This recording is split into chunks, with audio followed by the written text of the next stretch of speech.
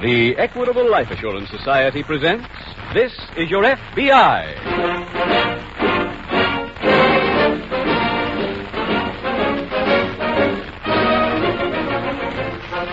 This is Your FBI, the official broadcast from the files of the Federal Bureau of Investigation.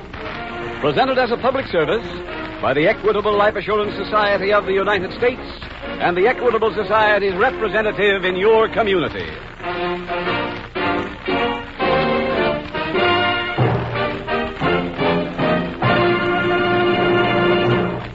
Now, a representative of our sponsor, the Equitable Life Assurance Society of the United States. Mr. Keating, I'm crowding 50.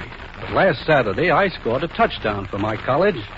The player who actually carried the ball was the son of my oldest friend, who died 2 years ago.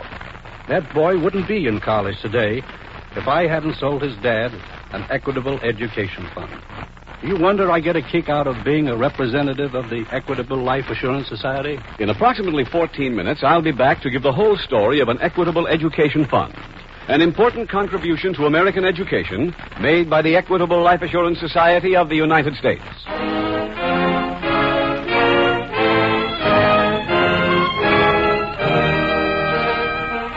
Tonight's FBI file, The Unhappy Firebug.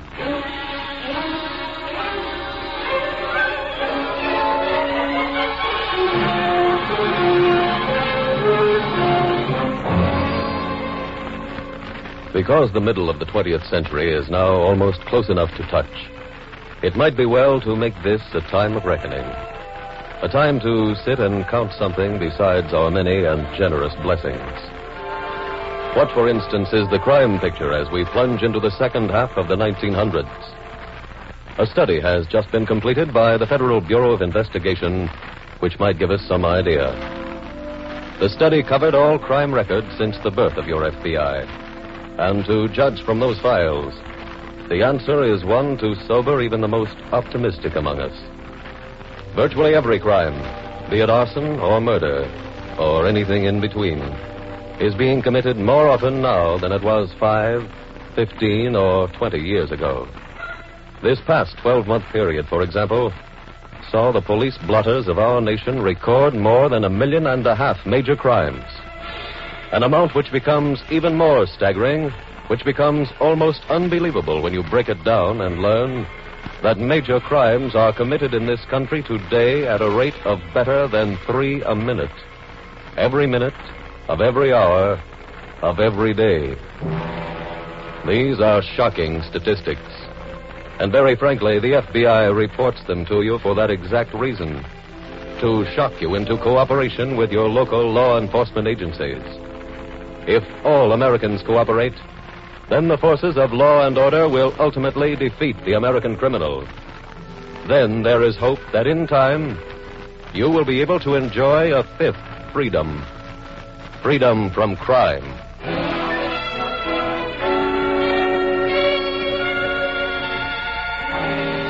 Tonight's file opens in the small living room of a railroad flat located in a cheap tenement house. It is early evening, and a young man in a faded bathrobe has just entered the room. Marge, I finally got it. Huh? Here, shuffle this deck. But, Red, I want to finish the funny. Oh, come on, shuffle. Yeah, that's it. Now, just shuffle them up good. Mix them all up. That's right. Now, put the whole deck on the table. Uh-huh. Fine, good. Now, cut them. Any place. Okay. Now, look at the top card. Got it? Make sure you remember it now. Uh-huh. Now, put it back in the pack and shuffle the whole deck again. Okay. Right. Get them mixed up good, though. Well, now, I haven't touched the cards at all, have I? No. Count down 3 cards. 1, 2, 3. Next card is yours. Turn it over. All right. Pretty good, huh? That's the wrong card. Huh? Oh, it can't be. But, Red, it is. But the book says that the... Is that you, Mom? Yes. Oh, Mrs. Davis. What's with the bathrobe? I was just resting. Resting?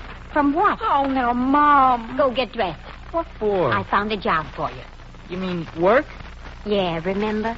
Well, now, I don't know, Mrs. Davis. I got 2 or 3 things lined up myself, Yeah. He really has, Mom. I've been hearing that same routine for the last 6 months. Meantime, the bite's on me for your food and rent. Now go get dressed. Well, what is this job? You know the warehouse at 5th and Bedford? Uh-huh. I just made a deal with the man who's tied in with it. Oh, now, look, I couldn't work in no warehouse. You don't have to work there. All you gotta do is go out there tonight and burn it down.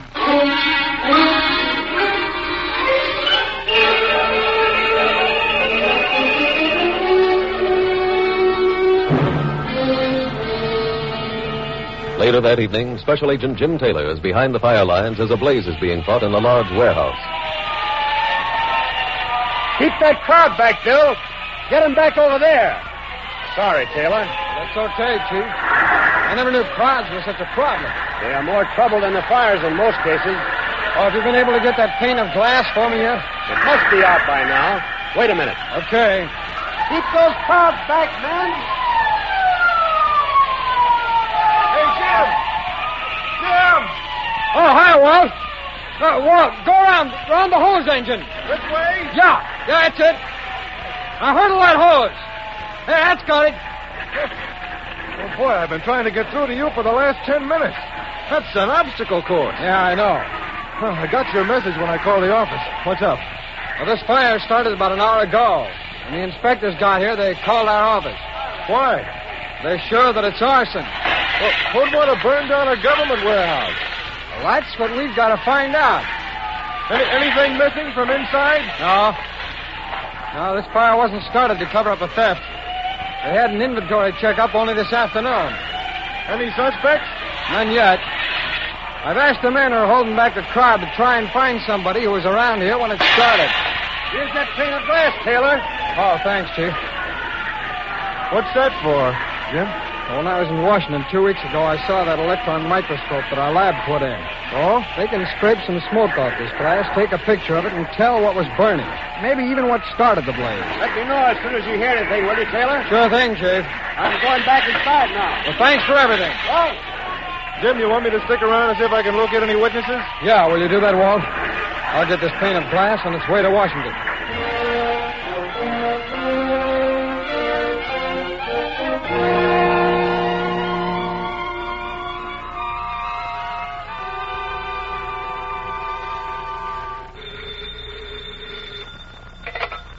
Hello?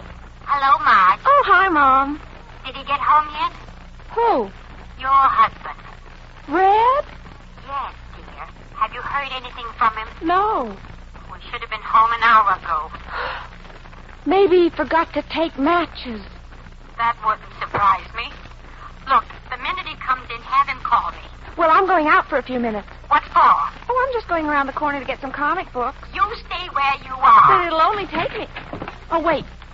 Is that you, Red? Yeah, honey. He's here, Mom. Oh, put him on. My mother wants to talk to you. Oh. Here you are. Hello, Mrs. Davis. What kept you? Where were you? In a magic store. Where? The magic store. That's what I thought you said. Yeah, the fella there just got in some new tricks, so I thought that Look, I'd... do you realize I've been waiting for the last 5 hours to hear how it went? How what went? The fire. Oh, it was okay. Well, tell me what happened. Well, I went to the place, I started the fire, and it burned. Did the place burn down? Must have. When I left, the whole sky was light. There were lots of fire engines. Did you have any trouble? No. Did anyone see you? Nope. Oh, Mrs. Davis, What? when do I get paid? I'm collecting from the man tomorrow morning. Well, would you mind bringing my share over real early? What for? I want to buy some new tricks.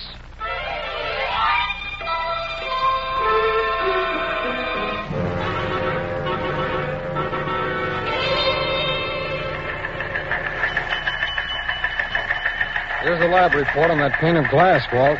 Already? How did we get it back so soon? The SAC was flying down to Washington. He took it with him. Ah, that's quick action. Yeah. Come on, let's go back to my desk, huh? Okay. Go ahead, Walt. Thanks. Well, what's in the report? It was magnesium oxide. That means fireworks, doesn't it? That's right. And there was nothing in that warehouse with a magnesium base. Oh, go ahead, sit down, Walt. Okay. You know, that magnesium oxide, I might just tie something in with that I got last night. Oh, from who? A kid who was watching the fire. He lives in the neighborhood. What'd he give you? Well, he and a pal of his talked to a man who was hanging around the warehouse about 6 o'clock last night. He was carrying some boxes.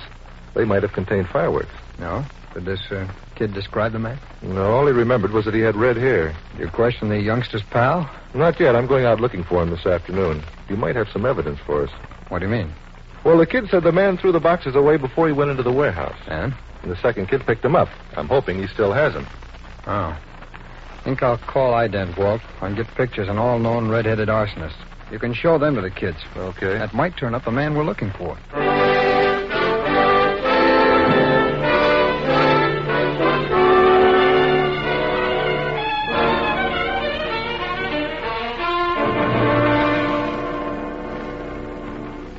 Marge, Huh?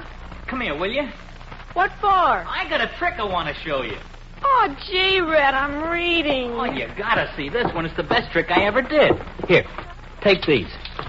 What are they? Mystery rings. They're inside each other, see? What am I supposed to do with them? See if you can take them apart. What for? That's the trick, Marge. Oh, Now, try. okay. I can't do it.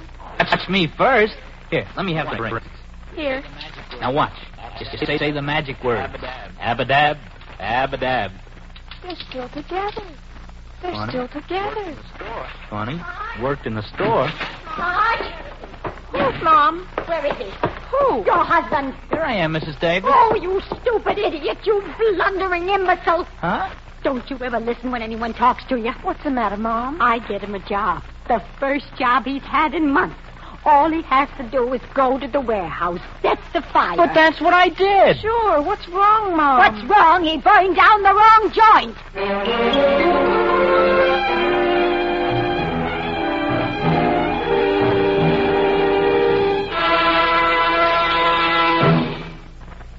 We will return to tonight's exciting FBI file in just a moment. Now let's turn to another type of thrill. One you'll probably be enjoying tomorrow afternoon when you listen to some exciting college football game. No. Newell kept the ball himself all the time. He's fooled everybody. Now he's streaking past midfield like a scared jackrabbit. He's going for a touchdown. After college days are over, what happens to these football heroes and their fellow classmates? Take the matter of earning power. Do college men earn more or just about the same as the average non-college men? College men earn much more. Actually, a college graduate is 15 times more likely to make a salary of $10,000 a year or better than a non-college man. In other words, the odds in favor of a college education are 15 to 1. Consider that figure, and you will understand why the management of the Equitable Life Assurance Society takes pride in its famous Equitable Education Fund. An Equitable Education Fund is a plan for far-sighted parents who want the satisfaction of knowing that their children will receive the higher education that means so much. First and foremost, an Equitable Education Fund is sure. Right. This fund combines planned regular saving with life insurance. So if the father dies or becomes permanently disabled, this plan makes certain that his children will still be able to get the education he was ambitious for them to have. Second advantage, an Equitable Education Fund is easy. That's because this plan spreads the cost of education over 10 or 15 years. Only a comparatively small monthly amount is required, and it eventually builds up into a sum ample to see a boy or girl through college. Remember, fathers and mothers, in the increasingly competitive years that lie ahead, the biggest prizes will go to college-trained men and women. Put your children in line for a more successful future by starting an Equitable Education Fund now. Get in touch with your Equitable Society representative soon. Or send a postcard care of this station to the Equitable Life Assurance Society of the United States.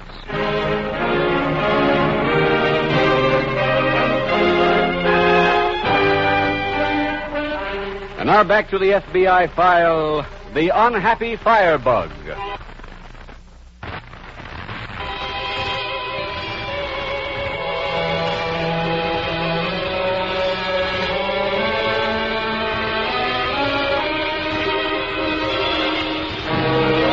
Earlier in tonight's program, it was mentioned that the police of this nation are using science more and more every day in fighting the war against crime.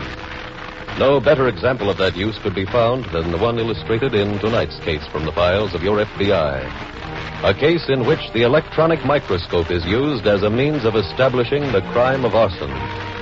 That microscope, which is powerful enough to magnify a specimen up to 20,000 times, is probably the most expensive single piece of equipment in the laboratory of the Federal Bureau of Investigation, for its total cost amounted to more than $15,000. When you consider that less than 20 years ago, there was no such thing as an FBI laboratory, when you consider that at its inception, it had as equipment one ordinary microscope, you begin to get some idea of the growth of the lab. At the present time, it has been estimated that the equipment in the lab, which is the finest of its kind in the world, cost more than $1 million. And the FBI would be the last to deny that that seems like a lot of money to be spent in so short a time for what might seem to the outsider to be theoretical aids. But ask any special agent how often he uses the lab to help him solve a case.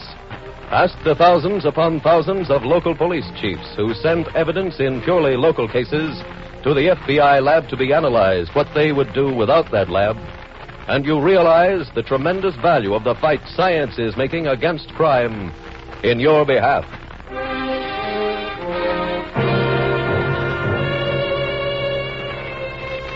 Tonight's file continues in the shabby living room of Marge and Red Wheeler.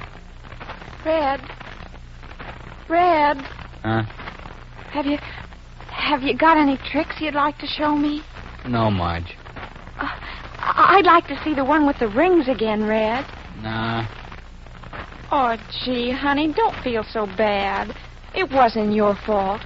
You just went to the wrong place. You said yourself that the fire was the best you ever saw. Oh, Marge, that don't help. I'm still a failure. Oh, you are not. Maybe I'll go look for a job. A regular job? Yeah. I won't let you do it. We can't just keep living off your mother. Especially now when she ain't going to give us no more money. Red. What? I got an idea. Mom's not mad at you because you didn't light a good fire. She's just sore because the fire you set was at the wrong place. Yeah, that's right. So why don't you go burn the right place? Huh? Then you'll be in solid with Mom again. Hey, that might work. Sure it will. Do you have the right address? Uh-huh, 5th and Bedford. Then why don't you go over there? You mean right now? Yes. Okay, I will. Oh, wait. Huh? Here, Red. Just for luck. Use my lighter.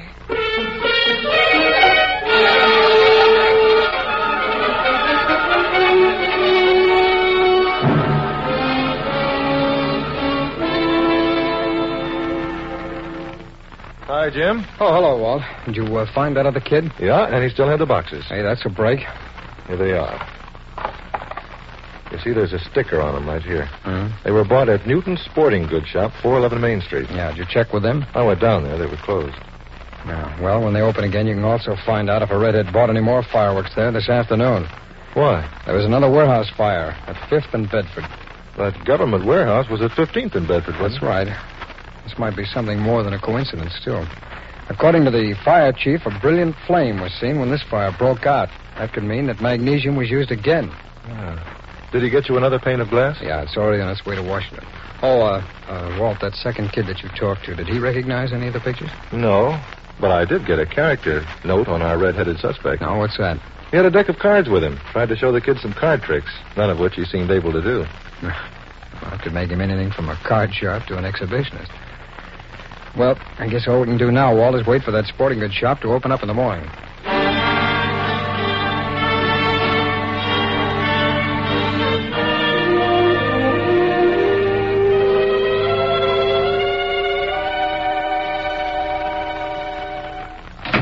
Who's that? Me? Oh, hi, Mom. Where's the genius? Still sleeping? If you mean Red, he's out. Picking up some new tricks, I suppose. You know, I got a great suggestion for that young man. Why doesn't he try to make himself disappear? Oh, Mom, you're always picking on him. He made one little mistake. One little mistake? I find a man who wants to pay to have his place burned down. The man who hired you owned the place? That's right. Well, then why did he want it burned? Well, I'll try to explain it to you. He buys a lot of stuff on consignment, puts it in the warehouse. Then, just before the fire, he has it moved out. Everybody thinks the stuff burned. Understand? Sort of. Well, then he goes bankrupt. He sells the stuff to a fence and keeps that money, too. Oh. Well, gee, we did the right thing then. What do you mean? That's why Red went out. What are you talking about? Well, you were mad at Red because he burned the wrong place. Now you're going to be proud of him. Will you get to the point? Well, he's out burning the right place this time. What? He's burning the warehouse at 5th and Bedford. You're kidding. No, Mom, honest. Oh. What's the matter? Oh, that mutton head. Red? Yes, Red. He's really fixed it now. Because he's out setting the fire? Yes. But why? When Red burned the wrong joint, the warehouse guy figured the deal was off. He moved all the stuff back in again. Now he's really bankrupt.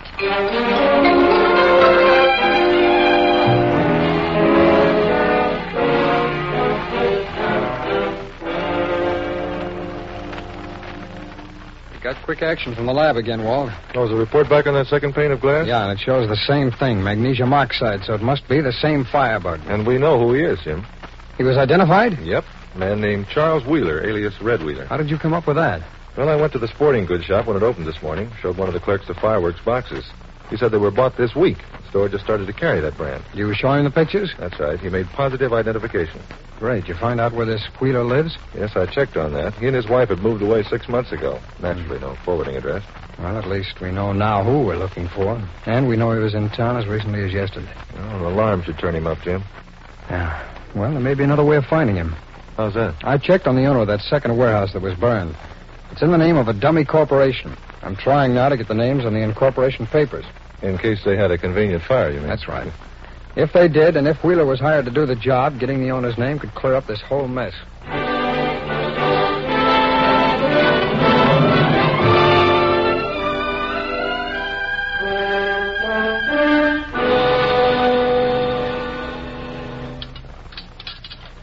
What's that, some new kind of game, Jim? No, Walt, these were sent up here by Fire Chief Russell. Oh. What are they? They're trick rings. They were found in the warehouse. It burned yesterday. Oh? If you hold them this way, they come apart. Oh. Hey, say, how come the fire didn't blacken that chrome? Oh, they were found underneath a packing case. I guess the flames never got to them. Mr. Taylor? Yeah. Report from ident. Oh, thanks very much. Well, this helps a little. What is it? Ident took some prints off these rings when I brought them in. The prints belong to Red Wheeler. That definitely places him inside the building before the fire. Yeah. Well, we just have to find him. Yeah, that's true. Walt, we'd better have copies of his picture made. We'll send them to the police in the 19th and 20th precincts. Well, why just there, Jim? Well, Wheeler's last known address was in the 19th, right? Uh-huh. And the place where he bought the fireworks is in the 20th. Yeah? Well, in the way I figured, Wheeler must still live someplace close by. If he didn't, he wouldn't go all the way back to his old neighborhood just to buy some Roman candles. That's logical. Well, Jim, we ought to be able to have the pictures Wait made a up minute, by... wait a minute, Walt. I just thought of something. What? Didn't one of the kids you talked to say Wheeler was trying some trick with playing cards? Yeah, that's right. Let's check one thing before we give the police those pictures. Come on.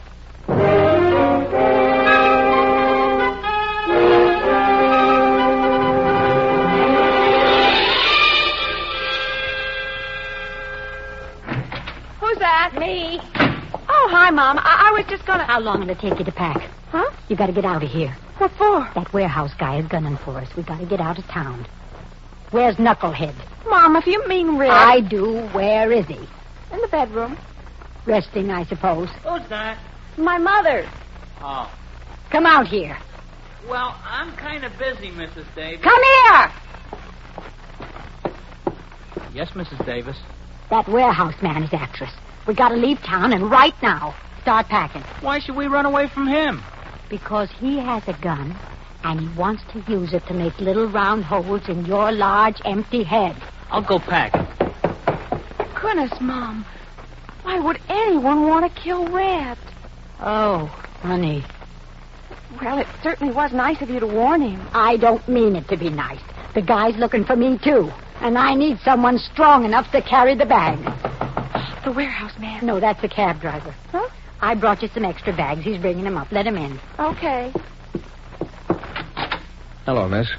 Are you the taxi drivers? No, we're special agents of the FBI. FBI? We're looking for a red wheeler. Oh, well, he's not here. He left town this morning. Hey, Marge. Marge, I got it. Oh. I finally got it, Marge. Here, honey, take a card. Yeah, honey. Take a card. This is the last trick he'll do for about 10 more years.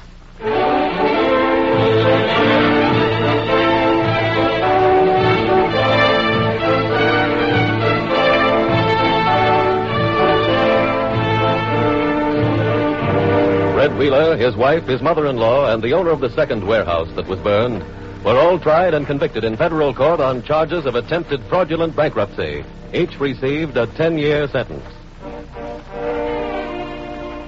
The idea which Special Agent Taylor got was to check one particular type of store in the neighborhood where Red Wheeler had purchased the fireworks. That type of shop is sometimes called a trick store or a magic shop. There were several in the 19th and 20th precincts, but a visit to the third one on their list brought the two agents the address they wanted, the address where Red Wheeler and his wife were living. After the arrest of the trio, an arrest you have just witnessed, further investigation divulged the name of the man who had hired Wheeler's mother-in-law. And so, through the latest in science, as exemplified by the electronic microscope, your FBI was able to close another file successfully.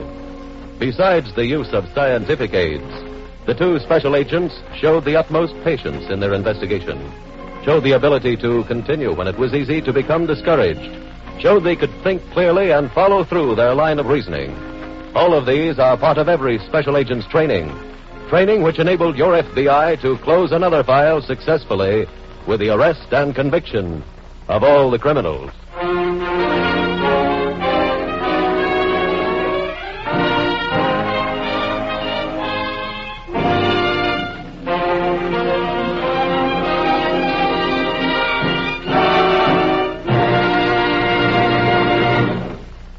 In just a moment, we will tell you about next week's exciting case from the files of your FBI. But first, an Equitable Society representative on the subject of an Equitable Education Fund. Fathers and mothers, the cost of a college education for your boy or girl can easily amount to more than $5,000. Why try to pay that whole amount in 4 years? Spread it over 16 or 17 years with an Equitable Education Fund. The man whose words you have just heard speaks for nearly 8,000 Equitable Society representatives from coast to coast, ready to give you friendly help and counsel.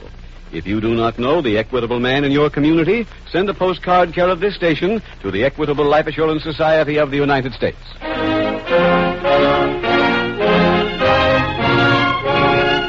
Next week, we will dramatize another case from the files of the Federal Bureau of Investigation. A case exposing the operations of a big-time jewel thief. Its subject, armed robbery. Its title, the musical Frameup. The incidents used in tonight's Equitable Life Assurance Society's broadcast are adapted from the files of the Federal Bureau of Investigation. However, all names used are fictitious, and any similarity thereof to the names of persons living or dead is accidental. Tonight, the music was composed and conducted by Frederick Steiner. The author was Jerry D. Lewis. Your narrator was William Woodson, and Special Agent Taylor was played by Stacey Harris. Others in the cast were Tony Hughes, Charles Maxwell, Jeanette Nolan, Mala Powers, and Gil Stratton, Jr. This Is Your FBI is a Jerry Devine production. This is Larry Keating speaking for the Equitable Life Assurance Society of the United States and the Equitable Society's representative in your community, and inviting you to tune in again next week at this same time when the Equitable Life Assurance Society will bring you another thrilling story from the files of the Federal Bureau of Investigation. The musical Frameup on This Is Your FBI.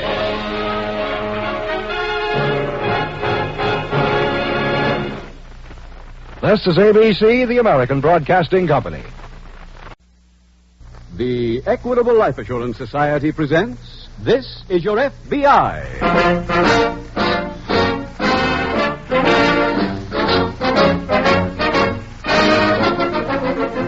This is Your FBI, the official broadcast from the files of the Federal Bureau of Investigation. Presented as a public service by the Equitable Life Assurance Society of the United States and the Equitable Society's representative in your community.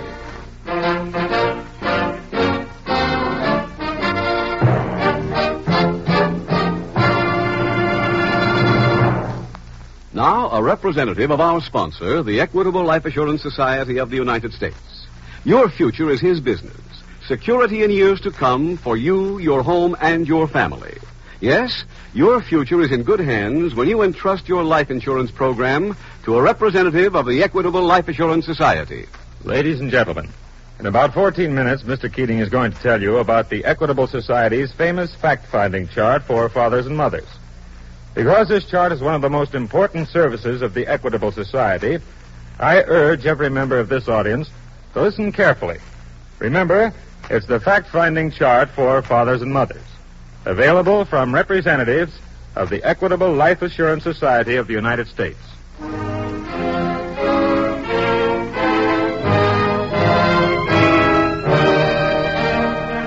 Tonight's FBI file, the musical Frameup.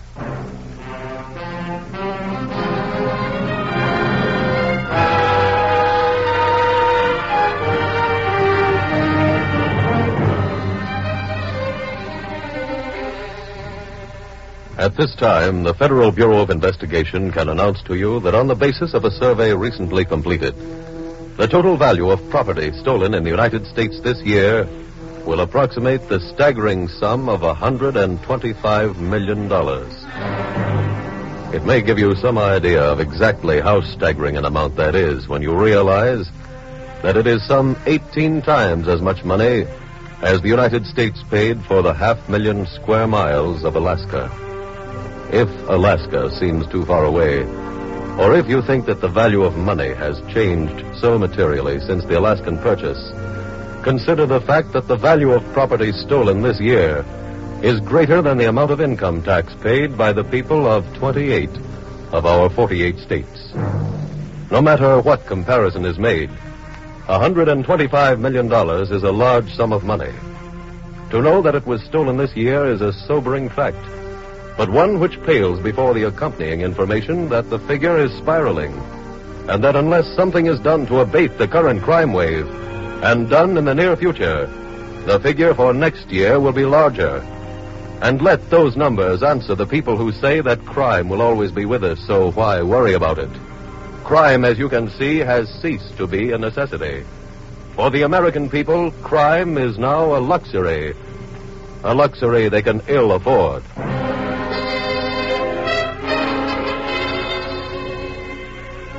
Tonight's file opens in the offices of a music publishing company in Tin Pan Alley. In the small rehearsal room of this establishment, a man is seated at a piano going over the lyrics of a song with an attractive young woman. You see, Ruthie? This is the chunk of the melody we want to sell. So kind of punch with the lyrics right there, will you, baby? Oh, sure, Marty. Shall we try it again? Okay. All right, sugar, right from the intro, huh?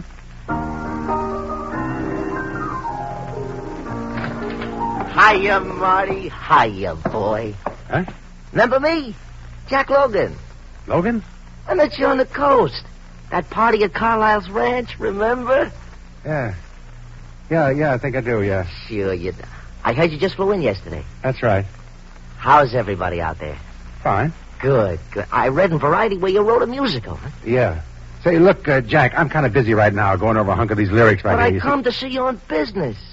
What do you mean? Well, that Variety story said you were going to audition the show tonight. You were using some rich dame's joint on Park Avenue, right? Yeah, Mrs. Adams. Trying to dig some backers, huh?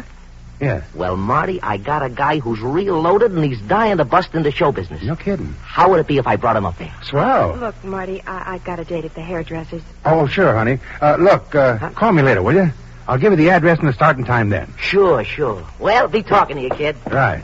I'm sorry, honey. Who's that character? I don't know. Just met him once. Sounds like it could be mob dough, Marty. Mob, schmob. These days you got to take any dough you can get. Come on, sugar. Let's make with this lyric.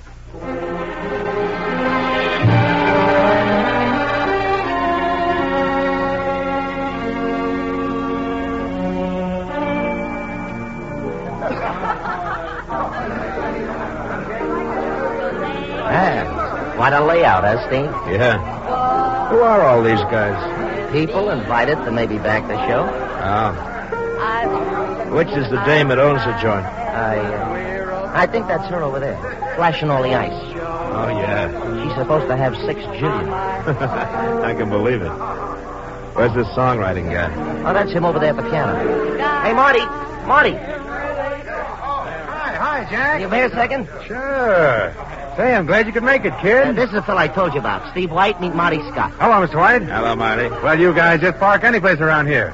We're going to get into action in just a minute. Oh, we're okay right Look, now, I suppose you know an audition ain't like doing the show in the theater. We just give you a rough layout on the book, hit you with the tunes, maybe a couple of dances. Marty. Yeah, honey? We're all set. Oh, swell. Look, now, we're starting. We'll take a break after we go through the first act, then we'll spread a little whiskey, huh? I'll see you later. Yeah, All right. sure. Right. Is this a regular custom, Jack? Yeah, sure. Sometimes these turkeys do more shows in apartments than they do in theaters. Oh.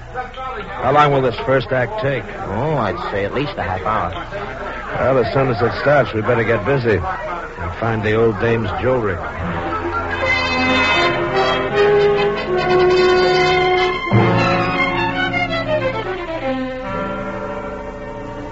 Meanwhile, at the local FBI field office, Special Agent Jim Taylor is seated at his desk when Agent Don Campbell approaches.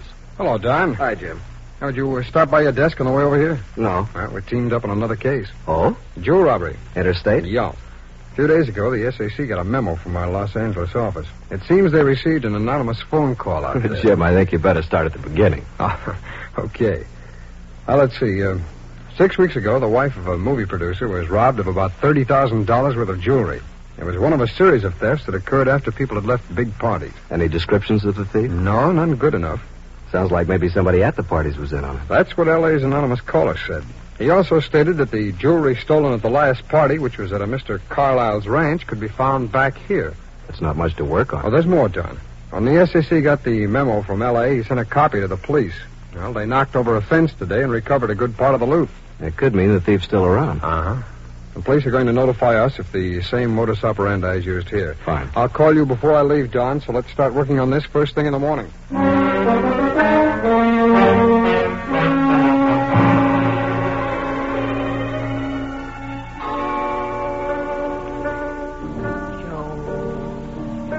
Is just another guy.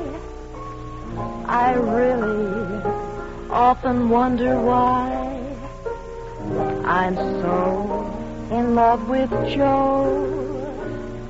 I'm so in love with Joe. Okay, everybody, okay. That's the end of the first act. Now grab yourself a drink or some food. We'll start the second act in 15 minutes. Oh, Ruthie, honey, you were terrific. Oh, thank you, Marty. How did Mrs. Adams like it? Hey, I'm not so sure she did. What do you mean? Well, she walked back there about 10 minutes ago and never showed again. Oh, well, that doesn't mean she didn't like it. Well, there's only one way to know. Let's go find her. Come on. Okay. Excuse me, please, ma'am. Certainly. Excuse me. Right here. Go ahead, Ruthie. Oh, thanks. Well, gee, guess this is the bedrooms and stuff back here. Yeah. Plenty of doors to choose from. Why don't you kind of call out to her? I don't know. It's kind of like yelling in a church. Let's see what this place is here. What is it? Well, where I live, it'd be a room, but here it's a closet. Let's try this one here. Okay. This is a kind of a den deal. Hey, look over there on the floor. Oh, Marty, it's Mrs. Adams. Yeah. Oh, she's really out. She breathing? Yeah. Hey, Marty, look. Look over there on the wall. Well, it's a safe. It's open. Uh-huh. Hey, she ain't got her jewels on either. She's been robbed, Ruth. Look, Marty, we'd better call the police. Yeah, go ahead. She only came in here a few minutes ago. Whoever did this must have been here when we started. Hey, wait a minute, Ruthie. I'll see you later. Where are you going? I think I know who did this, and I'm going to find him.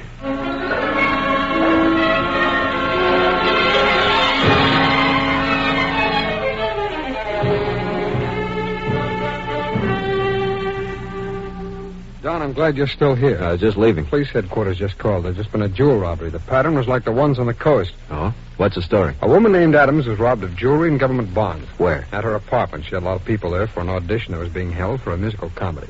How long ago was this, Jim? The report came in about 15 minutes ago. Any description on the thief? No, the woman was in her library. He came up behind her and knocked her out. The police able to hold the guests? All but one, a man named Marty Scott. He apparently had arranged the audition. What happened to him? Well, a girl was with him, and they discovered the robbery. Scott told her he knew who did the job, said he was going, and he left. Marty Scott? Yeah, he's a songwriter. You know him? No, but I got a rundown on him from the police. He's a bit of a character. He drinks a lot. Wonder if he's been in California recently. According to the police, Don, he just got back. Any criminal connections? Well, the police are checking on that now. Oh, one other thing. This Scott stole a car from in front of the apartment house when he left. Oh. The police have already sent out an alarm on it. Say, Jim, what about a teletype on Scott to the L.A. office? That's a good idea, Don. And we'll go up and interview that girl that was with him when they found Mrs. Adams.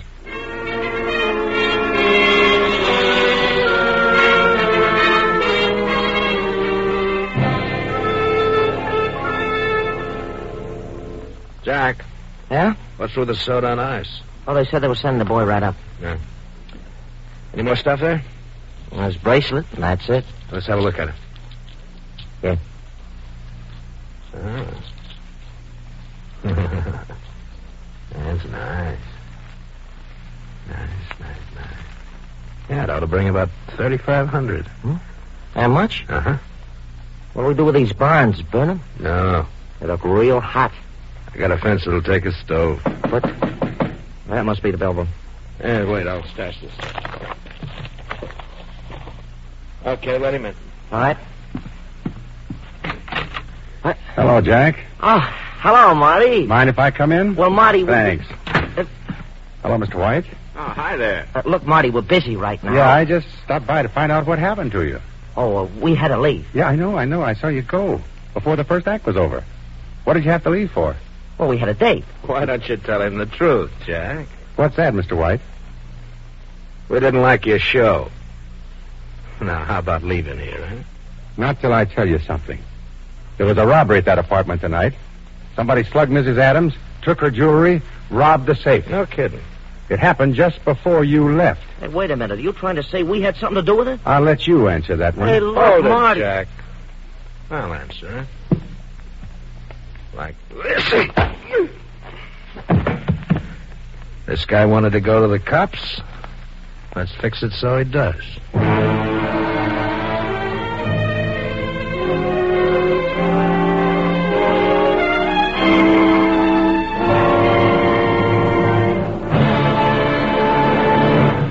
We will return in just a moment to tonight's exciting case from the official files of your FBI. Now a quick interview with a man sitting on top of the world. A man who got rid of a 10-year worry in 10 minutes flat. That's me, Mr. Keating.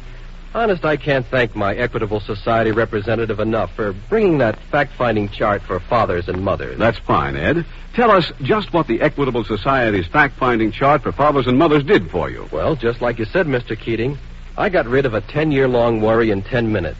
Before I got hold of this chart, I used to lie awake nights worrying what would happen to my family if I should die unexpectedly. And the biggest part of that worrying was I didn't have a ghost of an idea what income my wife and kids would need to live on without me.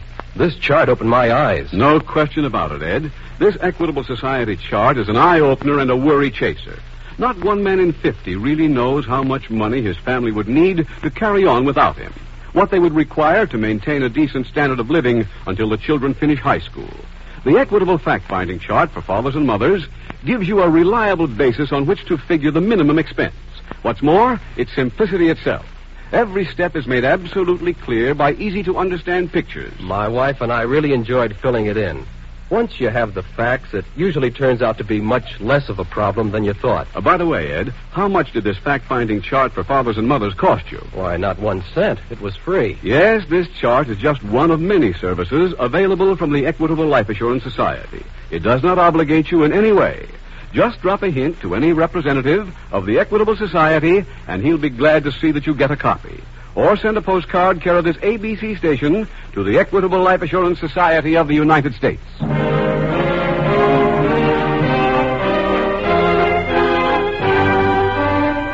And now back to the FBI file. the musical Frameup.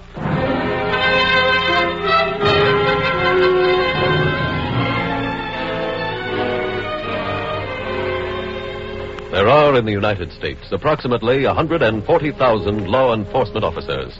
Their job, as their name indicates, is to enforce the law and to arrest those they find guilty of breaking that law. To repeat, that is their job, not yours. And therein lies the lesson the Federal Bureau of Investigation would like to bring home to you tonight. If you know of a case in which any crime has been committed, do not attempt to deal with the situation yourself. For the true criminal must be dealt with by those who are familiar with his tricks, by those who are equipped to fight him and to capture him. It is not that the local police and your FBI do not appreciate help from the public, for many crimes would remain unsolved without such help. But make sure your help will do some good, will help remedy the situation brought about by the crime. If those are your intentions, then your course is a simple and an easy one. It is, in fact, the only logical course for you to take. Merely pick up your telephone and call your local police. Give them the start, and they will finish the job for you. Tonight's file continues in a small room at police headquarters. Sorry to keep you waiting, Miss Graham. Oh, that's all right. My name is Taylor. I'm a special agent of the FBI. Yes, I know. The police told me you were coming. You're a friend of Marty Scott's. Yes. How long have you known him? Oh, off and on, about 5-6 years. Well, the police have given me a background report on him about his drinking. They say it's gotten him into quite a few scrapes in the past. Do you know about any of these? No. Have you ever been with him when he was drinking? A few times. But he seemed more like a paper hat drunk than a trouble guy. Mm-hmm. Or was he drinking at this audition tonight? Not that I know of. What were you doing there? I was singing some of Marty's numbers. Oh, I see. Now, when did you get to Mrs. Adams' apartment? About 8:15. And who was there? Marty, a dance team named Carrie and Ollie, Mm-hmm. a couple of chorus kids, and about a dozen squares who might put up some money. And you were with Scott when Mrs. Adams was found? That's right. Now, let's see. You've testified that he left stating that he knew who committed the robbery and was going after them. Mm-hmm. Did he mention any names? No, he... Pardon me, please. Special Agent Taylor speaking. Yes, Captain. You have? Where? Yes, I see. Yeah, thanks very much. That was a report on Marty Scott. What about him? He's just been found unconscious in a stolen car that he'd driven into a concrete wall. According to the police who found him, he reeked of whiskey, and in one of his pockets they found some of Mrs. Adams' jewelry.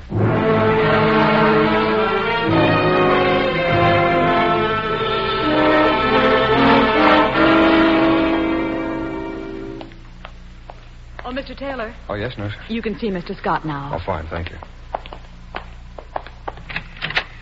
Go right in. Thanks. Who are you? I'm a special agent of the FBI.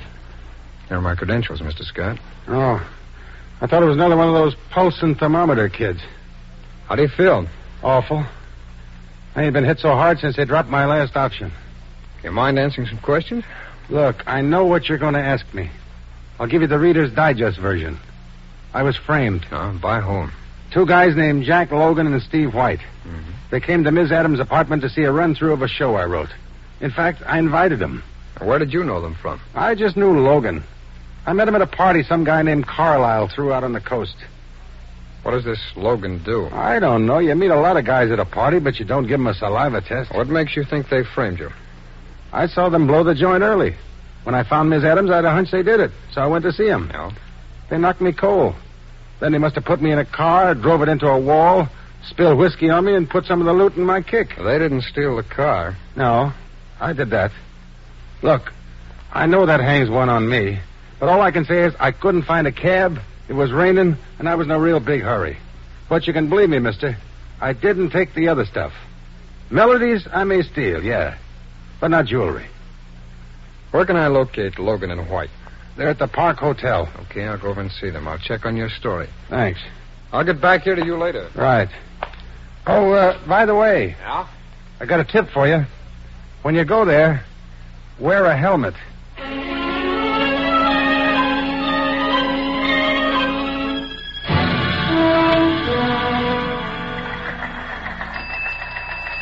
Jim. Yes, Tom? Teletype just came in from L.A. on Scott. Oh? He attended that party at the Carlisle Ranch. Yeah, I know. I just finished talking to Scott at the hospital. Got a confession? No, let's go back to my desk. Okay. Go ahead, then. Right. What was Scott's story? Yeah, he claims he was framed by two men named Jack Logan and Steve White. Did Scott admit being at the Carlisle party? Yeah, he said that's where he met this Logan. Why did these men want to frame him? Well, according to Scott, they're the ones that robbed Mrs. Adams. It's not a very strong alibi. I know, but we've got to go along with it until we prove otherwise. It's true.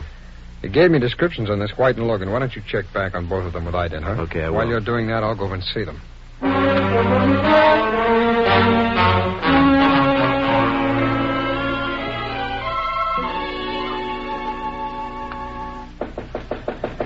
Should we answer that, Steve? Sure, why not? Okay. Yeah? I'm looking for Steve White or Jack Logan. I'm Jack Logan. I'm a special agent of the FBI. Here are my credentials. Oh. Who is it, Jack? Fella from the FBI. Well, have him come in. Come on in. Thanks. That's Mr. White. How are you, Mr. White? Hi. Think I know why you're here. It's about that robbery last night, right? Yeah. We were just going to get in touch with the police. Oh, really? Yeah, we got some information. Figured it might be useful. Yeah. Well, you can give it to me. Well, you are talking about the Adams robbery, right? That's right. We went to her apartment earlier for that, what do you call it, Jack? Audition. Yeah. I brought Mr. White there. Thought maybe he might want to invest in the show. Oh, I see. I didn't like the music, so we left.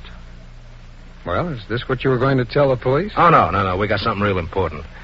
After we left that place, we came here to Jack's. About a half hour later, there's a knock on the door. Jack answered it. It's his friend. What's the guy's name? Marty Scott. Yeah. He'd apparently been hitting the grog real good. Yeah, he was staggering. Why did he come here? He said he needed some dough. We couldn't handle that, and then he digs in his pockets and comes up with a handful of rings and bracelets. Asked if we'll take him for security. That's right. Turned him down on that, and he left.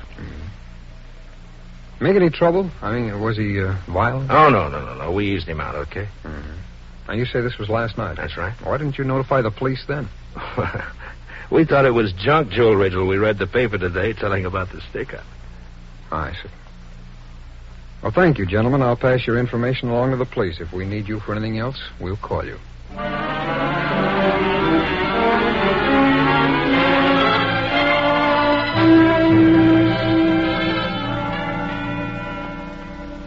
Jim, I just got a report from ident. On Logan and White? Yeah, they both have previous convictions. Yeah, I thought they might. White's for jewel robberies, Logan's for being an accomplice before the fact. Here they are. Thanks. This makes Marty Scott's alibi a little more valid. Yeah. Yeah, but truthfully, Don, right now I don't know who did the job. Did you see White and Logan? Yeah, I interviewed them. They admitted being at the party all right. They also said that Scott had visited them after the party, that he was drunk, and that he tried to sell them the jewelry. That would clear them. While I was talking to them, though, I noticed a spot on the rug that had just been washed. Did you question them about it? No, I went out and got a search warrant and returned to their apartment. They'd left. I applied a reagent to the spot. It turned out to be a bloodstain. That's one for Scott's side. Yes, especially since I'd been told there'd been no violence while Scott was there, that he'd just quietly left. Oh, I'll get it. Excuse me. Special Agent Taylor. Yeah.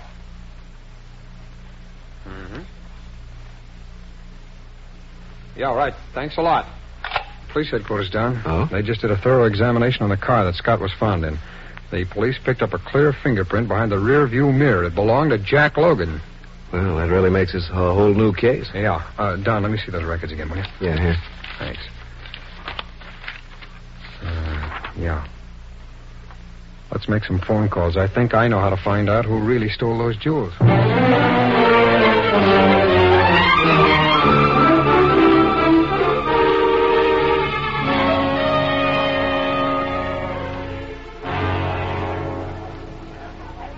Flight 84 ready for immediate departure for Philadelphia, Washington, Miami.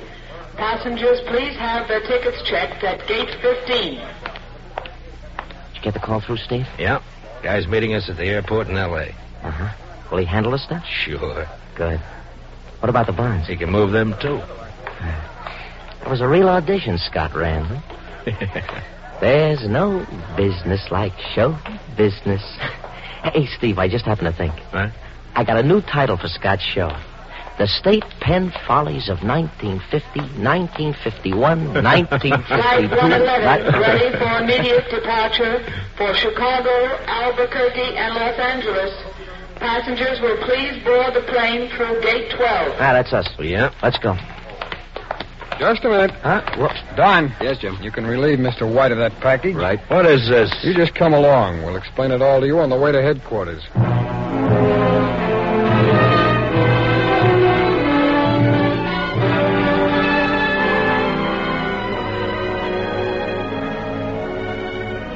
Jack Logan and Steve White were tried and found guilty of interstate transportation of stolen property and sentenced to prison terms of 20 years each.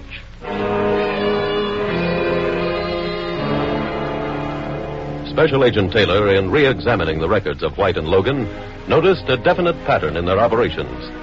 When they committed a jewel robbery on the West Coast, the loot always turned up in the East. On Eastern jobs, it was fenced in the West. While at their apartment, he also noticed that their luggage carried stubs from airline baggage checks. He therefore called all of the airlines, checked on reservations made for the West Coast, and obtained results you have just witnessed. The Federal Bureau of Investigation is more than ordinarily pleased with the outcome of this case from its files, not only because this time both criminals were removed from circulation for a lengthy period, but also because it was able to perform the highest function of a law enforcement agency. It was able to prove the innocence of a person who was justifiably under suspicion.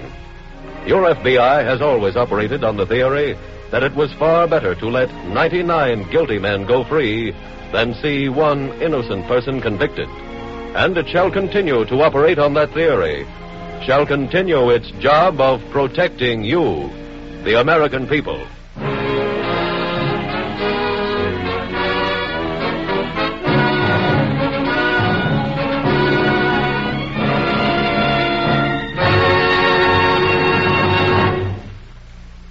In just a moment, you will hear about next week's exciting case from the files of your FBI.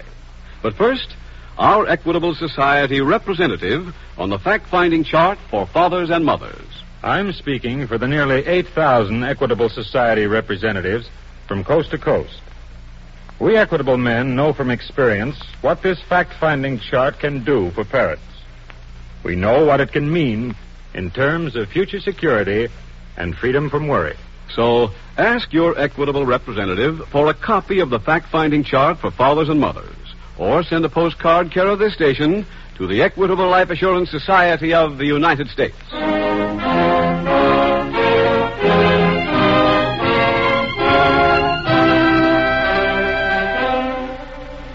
Next week, we will dramatize another exciting case from the files of the Federal Bureau of Investigation. A dramatic reenactment of crime at a county fair. Its subject, armed robbery. Its title, The Big Case Out.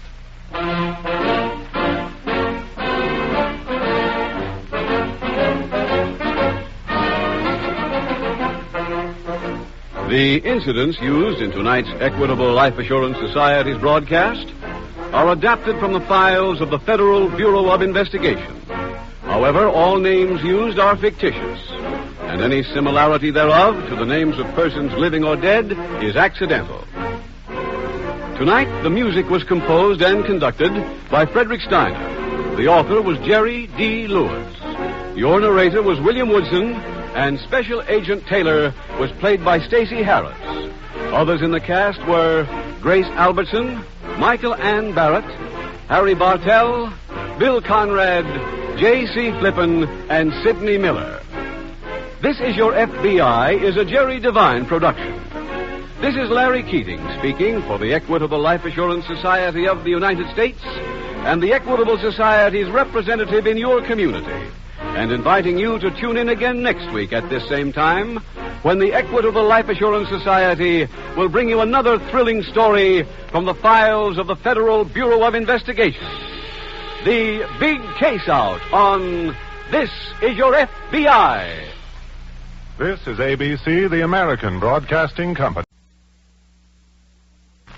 The Equitable Life Assurance Society presents This Is Your FBI.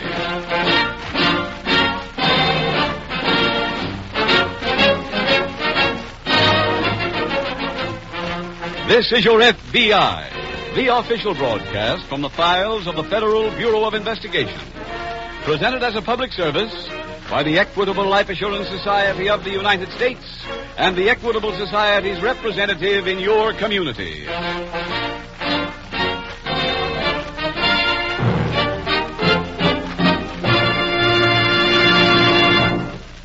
Now I should like to introduce a representative of our sponsor, the Equitable Life Assurance Society of the United States. Your future is his business. Security in years to come for you, your home, and your family.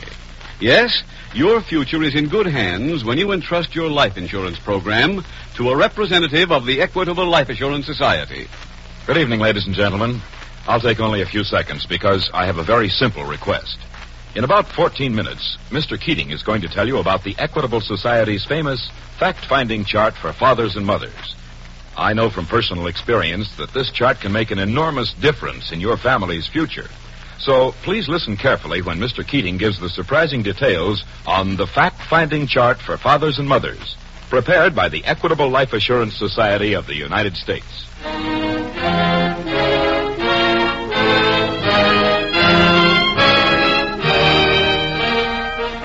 Tonight's FBI file, The Big Case Out.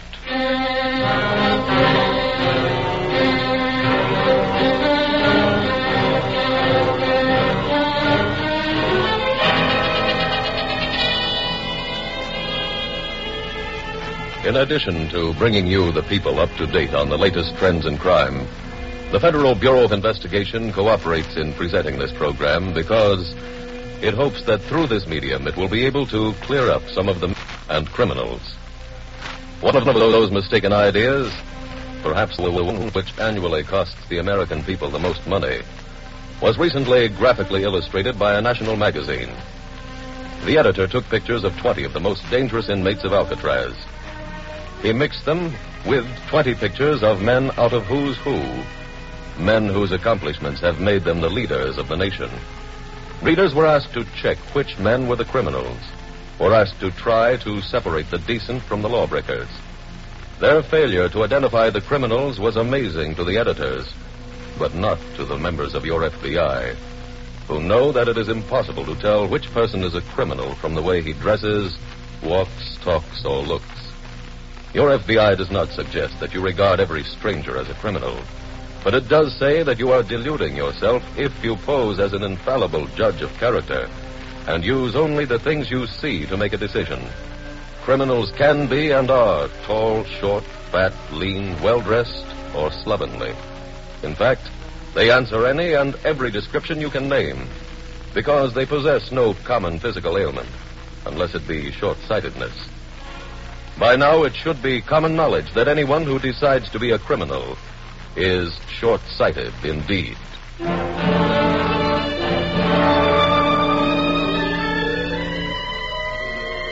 Tonight's file opens at a Midwestern county fair. It is late afternoon, and on the half-mile track beside the midway, trotting horses are warming up for the 7th race. A young woman sits in the grandstand watching as a man approaches. Nancy. Where you been? Just about every place in the fairgrounds. Come on, let's get out of here. But I got a bet in this race. I got $10 on number 5. You got a loser. How do you know? I passed through the paddock when they hooked up those things to the horses. Well? Every one of the drivers are old, but your man. They had to lift him to get him in. Come on. Oh, please, Gene, I want to see it. It'll only take a minute. They're all in line, ready for the start. See, they're starting right now. Well, okay. Here they come. And they're off. At the start, that's Fulton McCracken first, Perry Volo second, and Alan Axworthy third. Which one is yours? Number 5, Jim's boy. The one the man in green is driving. Pretty far back. He's moving up, Gene, look. Honey, I should be sending some wires right now. What? I've got to tell Brewer and Hudson to meet Down us. the back stretch, it's Perry Volo by 3 lengths. Fulton McCracken second by 2, and Jim's boy is third, a half length in front of Alan Axworthy. Come on, Jim's boy, come on! And that's Jim's boy now in the break. What? He's broken his stride. He won't win now. Let's go, Nancy. Oh, but Gene, my $10. Honey, we'll get it back tomorrow with interest when we stick up this joint.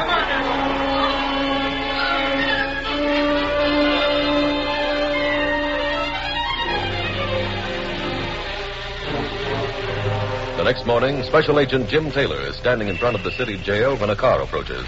A car driven by Agent Ken Wakefield. Jim. Oh, hi, Ken. Want a lift? Sure. Where you going? U.S. Attorney's office. Okay. What's doing at the jail? Well, we're one down and 3 to go on the Spencer mob. Who? The Spencer mob. They're the ones that... Hey, that's right. You weren't in the office when that came in, were you? I don't think so. Our bank messenger was held up and brutally beaten back east 3 months ago. Huh? After the doctors pieced him together, he identified all 4 of the bandits. Uh-huh. The head man is Gene Spencer. Long record. He's been charged with everything up to and including murder. And he's around loose? Well, the jury said the murder was self-defense. Oh, one of those. Yeah. 2 other times, he had an airtight alibi. Once, a witness who could have convicted him disappeared. Sounds pretty sharp. Oh, he is. And his wife is just as rough a customer. She's a fainter. What? A fainter. She can haul off and faint on order. Oh. The third one is a Louis Hudson, also a long record. And the 4th man was Charlie Brewer, alias the farmer. You say was? I just finished interviewing him. He was picked up by the police early this morning. Alone? Yeah, but he had a wire from Spencer in his pocket. It said, have job. We'll call you at midnight. Midnight tonight? No, last night. A strip of paper with a date line was missing, but there's a time stamp on the wire with yesterday's date. Too bad you don't know... Ken, green light. Oh, yeah.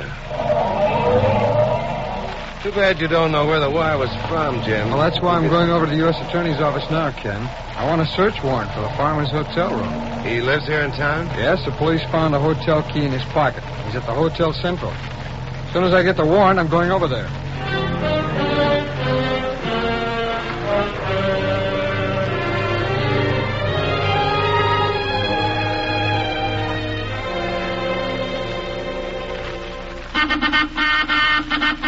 Okay.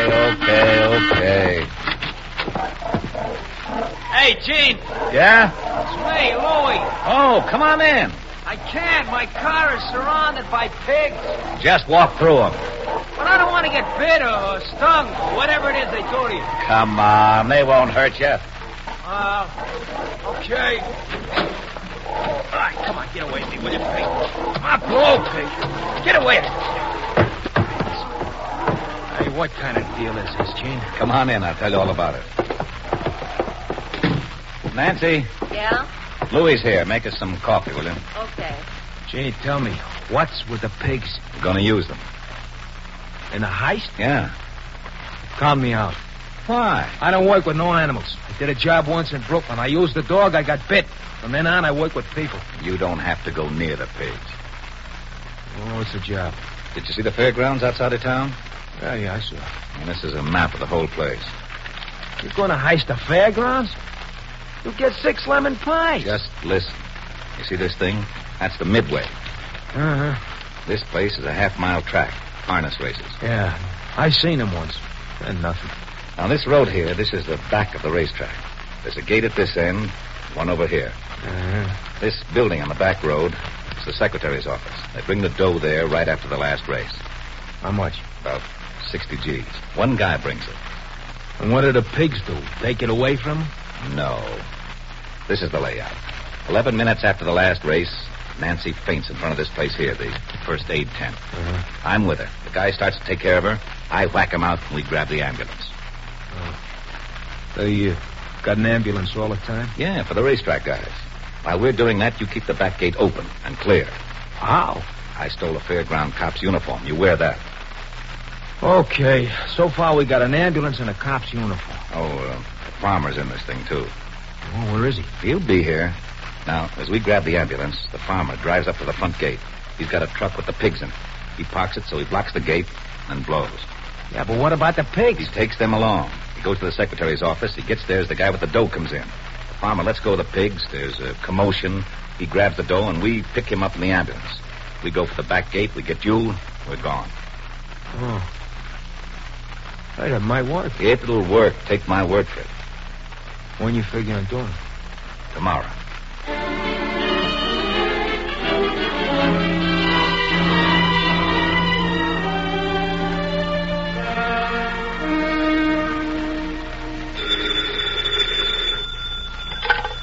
Special Agent Wakefield speaking. Jim Taylor, Ken. Oh, yes, Jim. I just finished searching the farmer's room.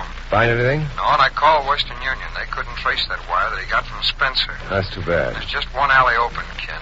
When he called the farmer here last night, the call must have gone through long distance. Uh-huh. The operator here at the hotel who took the call is off duty now, but the manager's trying to locate it for me. That'll be a help. Oh, Ken, will you check this license number for me? Sure. California 51X739. California 51X739. That's it. Now, whose car is it? It's the farmer's. I found it in the hotel garage. He was... Oh, pardon me, Cameron. Sure. Yes, sir? You have her. She died? Yeah. Yes, it might be. Yes, thanks very much. Oh, Ken. Yes? That car you had this morning, will you get it out of the garage again? Where are we going? The manager just located the operator who took that call from Spencer. He called from Aurora. Now, from the background noises the operator heard as he was dropping the coins in, he was probably calling from the fairgrounds. Now, you'd better alert the authorities in Aurora. Right. Then pick me up in front of the hotel. We'll get down there ourselves.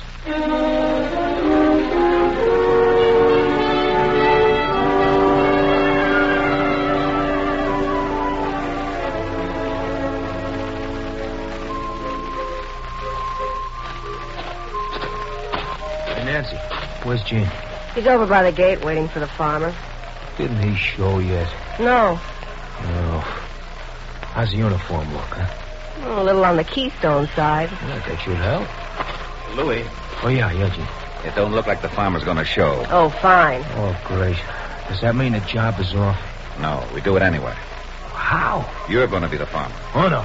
I ain't fooling with no pigs. Louis, I've already told you, those pigs wouldn't hurt anybody. Yeah, but how could I be a farmer? Look at this kisser, will you? You ever see a farmer that look like me? Louis, we put in too much time on the build-up for this job. You've got to do it. What about this uniform? Take it off. Put on your own suit. You want a zoot farmer? There's a straw hat in the truck. Wear that. Gene, we only got 10 minutes. Okay. Now, let's run over your new deal, Louis. In 5 minutes, you drive the truck over there and park it so that it blocks the front gate. You got it? Yeah, I think so. You think so? Well, let's make sure. In 5 minutes, I drive the truck over there. And park it so it blocks that front gate. I know. Then you take the pigs and get over to the secretary's office. Well, suppose the guy with the door is late. Stall inside the office. Well, how? Register the pigs for the show. Oh, okay. But don't go into the office until you see Nancy faint. I got it. Okay, start moving.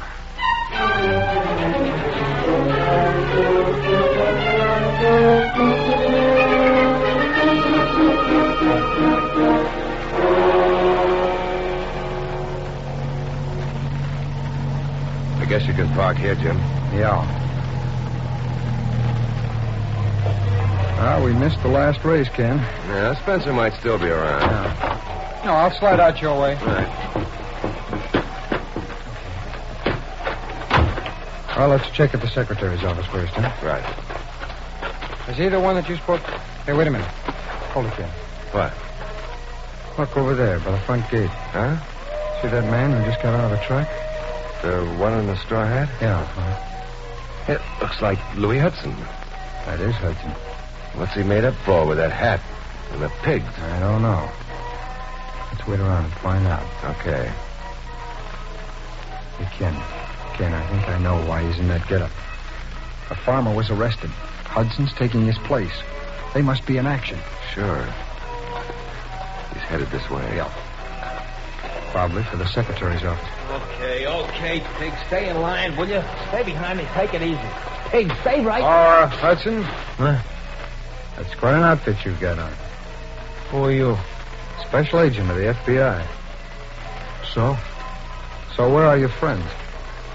I don't know who you're talking about, mister. I come here with these pigs, and they ain't hot. No, but you are. You and both the Spencers. Now, come on, where are they? Well, you're so smart, find out yourself. Oh, Gene, it's a pitch! Jim, the Spencers were in there. Yeah, I know, Ken. Take Hudson here, then send out an alarm. I'm going to follow that ambulance.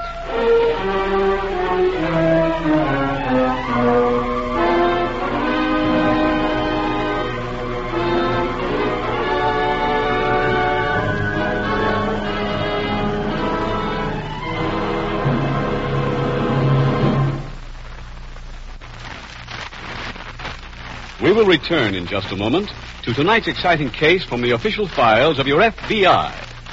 Now a quick interview with a man who's got a smile that's about a yard wide on his face. A man who's going to tell us how he got rid of a 10-year worry in less than 10 minutes. That's a fact, Mr. Keating. Less than 10 minutes after my Equitable Society representative handed me the fact-finding chart for fathers and mothers, I knew I had that 10-year worry licked. Frank, why not tell us what that worry was and how the Equitable Society's fact-finding chart for fathers and mothers helped you solve it? I guess the worry is one that's pretty familiar with most fathers. I'd say to myself, if I should die before my time, what's going to happen to my wife and kids? What income will they need to live the way I want them to? Now, I never realized it until my Equitable man brought me that fact-finding chart. But this question of the monthly income that my family would need is basic. It's the heart of the whole matter. You're right there, Frank. Not one man in 50 really knows how much money his family would need to carry on without him, and what they would require to maintain a decent standard of living until the children finish high school. The Equitable Fact-Finding Chart for Fathers and Mothers gives you a sound and reliable basis on which to figure up the minimum expense. What's more, it's simplicity itself. Every step is made absolutely clear by easy-to-understand pictures. My wife and I actually got a real kick out of filling it in. After we'd finished, I turned to Betty and said, "You know, dear, I guess we didn't have as much to worry about as I thought." That's the way it often is.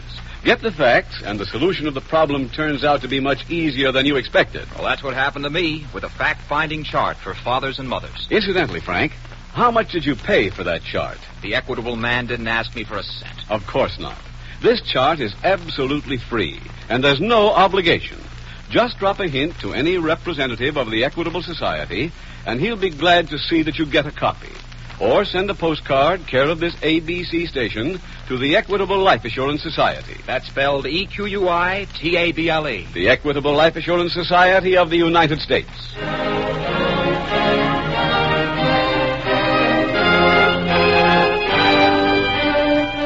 And now back to the FBI file, The Big Case Out.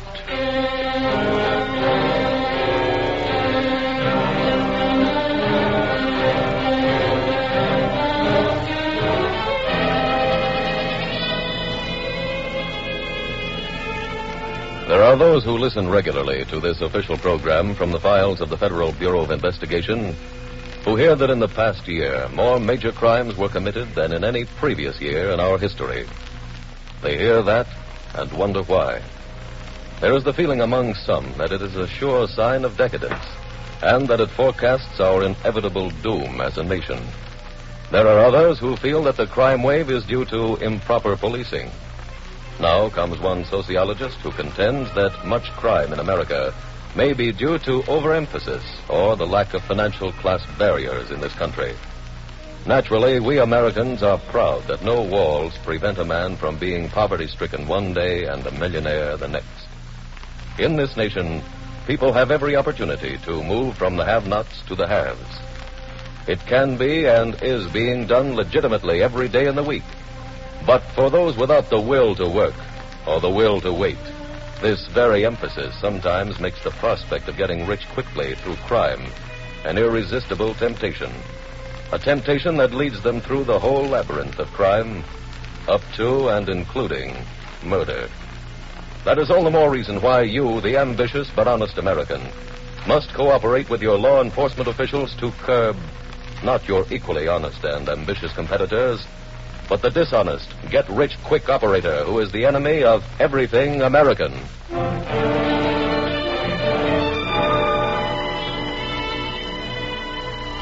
Tonight's file continues in a small room at the Aurora Fairgrounds. Special Agent Wakefield has just been called to the telephone. Wakefield speaking. Jim Taylor, Ken. Oh, any luck, Jim? No, the Spencers had too good a lead. I sent out the alarm, but they must be sticking to the back roads. How about Louis Hudson? He's locked up tight. Good. Did you talk to him? I tried to, but I did all the talking. No. We have no lead on where the Spencers are heading. No. I went through Hudson's pockets, but all he had beside a gun was a $20 bill and his railroad ticket stub. Oh, did you send out that alarm? Yes. Ken, I think the Spencers are too smart to stay with that ambulance. You better call the state police back. Okay. Have them check every out-of-the-way place on the theory that the ambulance will be abandoned. Right. And you stay where you are. I'll meet you back at the fairgrounds.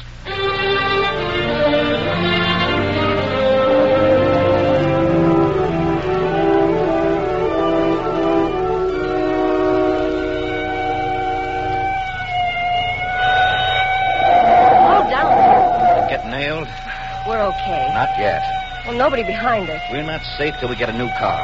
Where? Any place we can steal one. Well, if we get near a town. Yeah. Gene, look out! Hang on!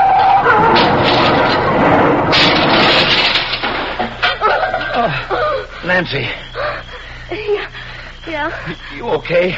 I don't know. Here. Grab my hand. Okay. Steady. You'll be all right. The cops. Come on. I'll try to run. No, we stay here. Jump into this ditch. Come on, jump.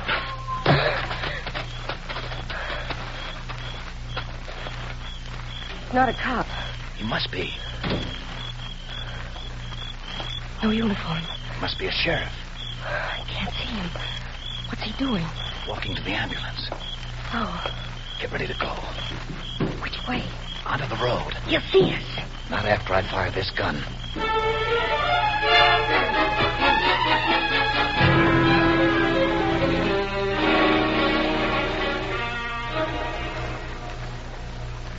Anything in on the Spencers, Ken? Oh, yes, Jim. That's bad news. Why? What happened? They cracked up in the ambulance at Route 61. Yes? One of the county sheriffs came to the scene of the accident. He got out to give first aid. Yeah? Spencer shot him and got away in the sheriff's car. Ouch. I sent out an alarm on the car as soon as he crawled in. Oh, good. I also had roadblocks set up on every one of the 4 highways he might have gotten to after he abandoned the Oh, ambulance. that's swell, Ken. Here. Look at the map, Jim. Yeah. The blocks are set up here on Route 61. Yeah. Here, here, and here. And then there are 2 down here. Yeah. And 1 over here. Mm-hmm. And we've got them contained in this circle here, huh? That's right. Yeah. Well, we still might not get them. Why not? Well, they might have a hideout inside this circle. The local police in each township are making a house-to-house search. Oh, good. In addition, there are 6 radio cars out cruising near the roadblocks in case Spencer tries to break through. Yeah. Ken, is there an extra radio car available? Yes, Jim. Fine. You take it, and I'll use our car. Come on.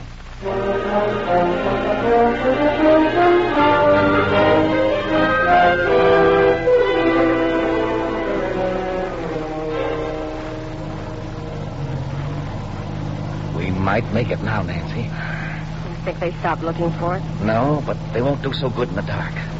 Where are we? Still on Route 111. Hey, What? I just thought of this. This guy's radio must be tuned in to get police calls. So? So we can find out if they're still looking for us. Car 83. There he is. Car 83. Yes, Jim. Come in. Ken, my radio was out for a few minutes. Any word yet? Just finished talking to all the roadblocks. No sign of the sheriff's car yet. They know about this car. I'll check back with you later, Ken. They've got roadblocks. What do we do? Look in the glove compartment. Okay. What do you want? See if there's a map. Mm-hmm. Oh, here's one. Good. What are you slowing down for? I want to stop and look at the map. Let me have it. What good will it do? They're going to be talking to each other again on that radio. Probably be talking to the roadblocks, too. Yeah? We can check off every road that's blocked, can't we? Mm-hmm. And if there's one that's not covered, that's the one we take. Don't you see? Those cops can lead us right out of this trap.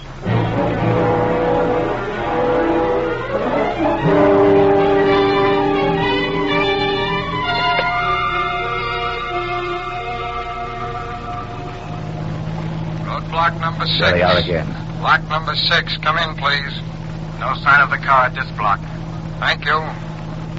Car 83. Car 83. Did you hear that? Yes, Jim. I think that means the Spencers have hauled up someplace. We'll make another check of all roadblocks and all cars in 15 minutes. Right, Jim. Unless I hear from you, I'll just keep cruising. Okay. Does that mean they already checked everybody? Yeah. They didn't say anything about Route 111. That's why we're staying on. Gene, we're gonna make it. Sure, I told you those suckers would lead us out. Uh-oh. What's the matter? I just passed a sign. Detour. You think it's a phony? Wait till I turn on the spotlight. No. It's all dug up, see? Uh-huh. What do we do now? Turn around, head the other way.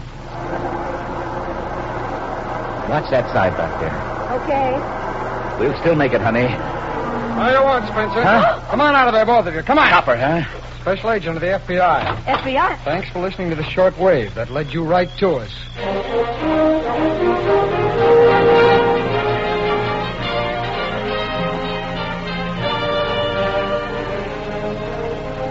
Gene Spencer, his wife Nancy, and Louis Hudson were tried and convicted in federal court. Each was given a 20-year sentence for bank robbery. When Special Agent Taylor learned that the deputy sheriff's car was equipped with two-way radio tuned to the same wavelength he was using, he decided it would be quicker to have the Spencers come to him. He therefore broadcast the list of roads that were blocked off and purposely omitted Route 111, hoping that the Spencers would take that road. He then stationed himself at the point where the legitimate detour began, with the result you have already witnessed. And so, another case from the files of the Federal Bureau of Investigation was closed. Closed with the arrest and subsequent conviction of all four of the wanted criminals. That is an important result, and one of which your FBI is justly proud. But it also is proud of the fact that the two special agents, by their alertness and speed, prevented the commission of another serious crime, and thus possibly prevented the death of any innocent people who might have tried to thwart the attempted holdup of the racetrack. It may appear to you that this case reduced the number of active American criminals by only a handful, but it is well to remember that each handful is important, for any reduction in their number is a help toward the ultimate goal, the goal of total victory, of total extinction, so that the time may come when the present army of American criminals is reduced to being only one thing, a very unpleasant memory.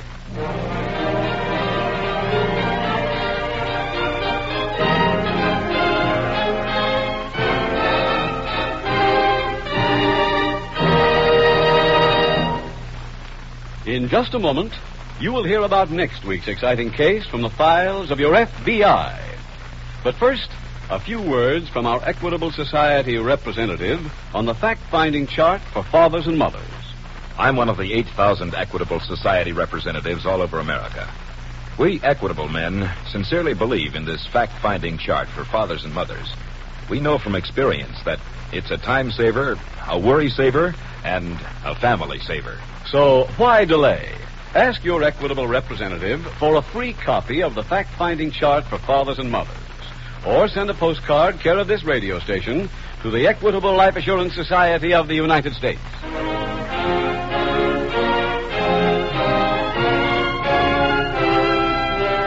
Next week, we will dramatize another case from the files of the Federal Bureau of Investigation.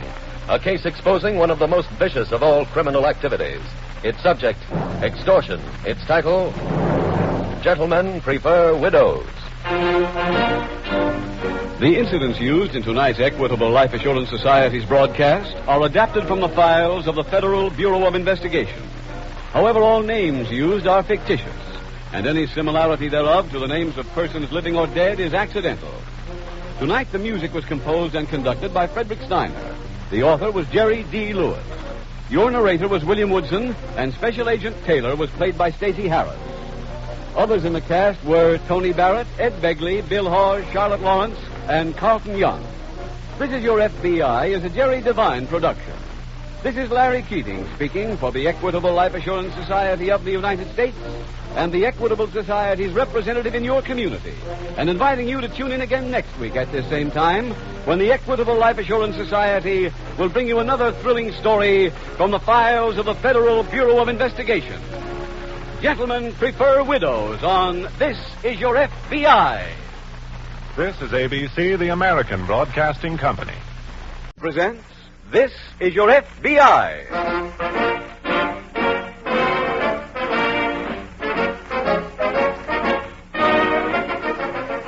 This is Your FBI, the official broadcast from the files of the Federal Bureau of Investigation.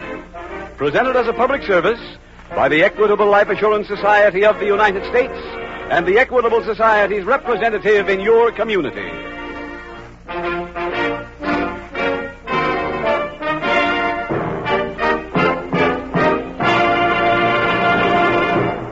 Now I should like to introduce a representative of our sponsor, the Equitable Life Assurance Society of the United States. Your future is his business, Security in years to come for you, your home, and your family. Yes, your future is in good hands when you entrust your life insurance program to a representative of the Equitable Life Assurance Society. Good evening, friends. I've come here tonight with just one purpose.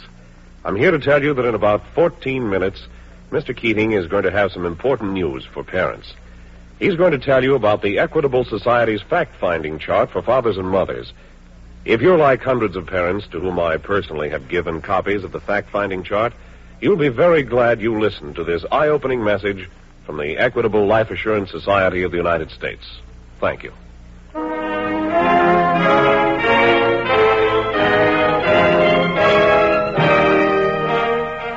Tonight's FBI file, Gentlemen Prefer Widows.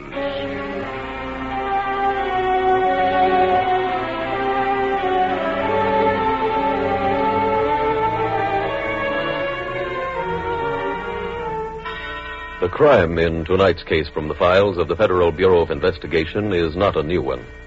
On the contrary, it is almost as old as time itself, for the crime is extortion. In ancient times, and this goes back to every civilization the world ever knew, it was the practice for a strong army to roam and capture those towns whose defenses were weak. After the capture, an agreement would be drawn between the leader of the victorious troops and the city fathers. An agreement whereby a good part of the town's income would be turned over to the army annually as a form of tribute. The penalty for not paying was a new attack, and when that was necessary, the town would be destroyed by fire after capture. That taught other towns to pay promptly, to pay for the privilege of living. Today, thousands of years later, extortion is still an important law enforcement problem. And the amount of money paid by the public each year to those who engage in that crime is impossible to estimate. No guess which went below the tens of millions, however, would in any way come close to the true figure. For pure viciousness, there is almost no offense to match extortion. For this is a crime based on fraying the nerves of a victim, on destroying the reasoning power by fear, on continuing the pressure until the victim pays or collapses.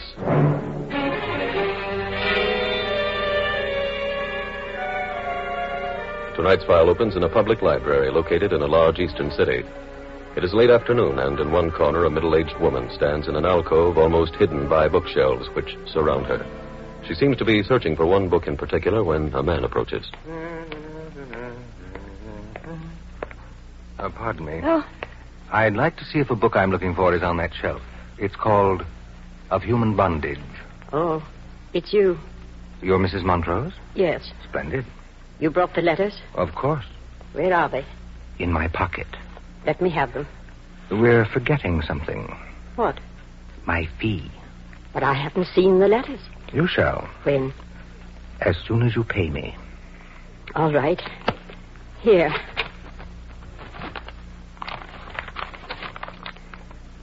Where are my letters, please? I'll give them to you as soon as I make certain the money is in this envelope. I know it's frightfully rude, but if I got home and found nothing but paper... Oh, this is very attractive. I shan't count it. I'm taking your honesty for granted. Here are your letters, Mrs. Montrose. I assume this concludes our business. Wait. Before you go, you do recall what I told you about going to the police? What would happen to your daughter if you did? I remember. Splendid. May I leave now? Of course. Good day, Mrs. Montrose. Oh, poor woman.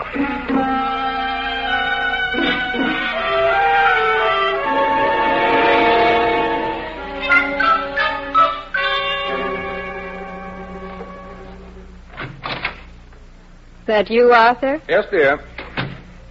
How did you make out? Everything was fine. She paid you the full amount? Yes. Then we should have asked for more. Lenore, every time we collect, you make the same comment. You must realize that up to a point, a client will pay and lick her wounds. Beyond that, she is wounded financially and driven into the arms of the law. Where'll I put these groceries? No, leave them on the table there. I still say this woman was good for another 5,000. Lenore, I don't wish to argue with you. This isn't an argument. It's a discussion. After all, I'm the one who has to run the accounts. I have to pay the bills. Well, today's collection should make that easy. Not at all. You spent over $1,000 preparing this job. That was necessary. Was it necessary to pay Wheeler $400? For the job he did, yes. I'm not talking about the job he did. He was broke. When a person's broke, he'll work for dirt. You overpaid him. We've been all through this before, dear. Let's let it rest, shall we? Has Leo been around? No, but he called. 3 times, as a matter of fact, wanting to know if you'd collected. Poor Leo. Now, there's someone who really has financial problems. Every time we pay him for a job, he already owes the entire amount. Well, I'm afraid he'll be in more trouble this time. Why? I'm cutting down his percentage. Oh, now, Lenore. 20% is far too much. I'm cutting him down to 10. Look, dear, I don't want to interfere with your handling of our finances, but I think you're being rather shabby with Leo. I've made up my mind. Have you told him yet? No. He might quit. Then we'd be in trouble. Oh, fiddlesticks. If he leaves, we'll just get somebody else to forge the letters.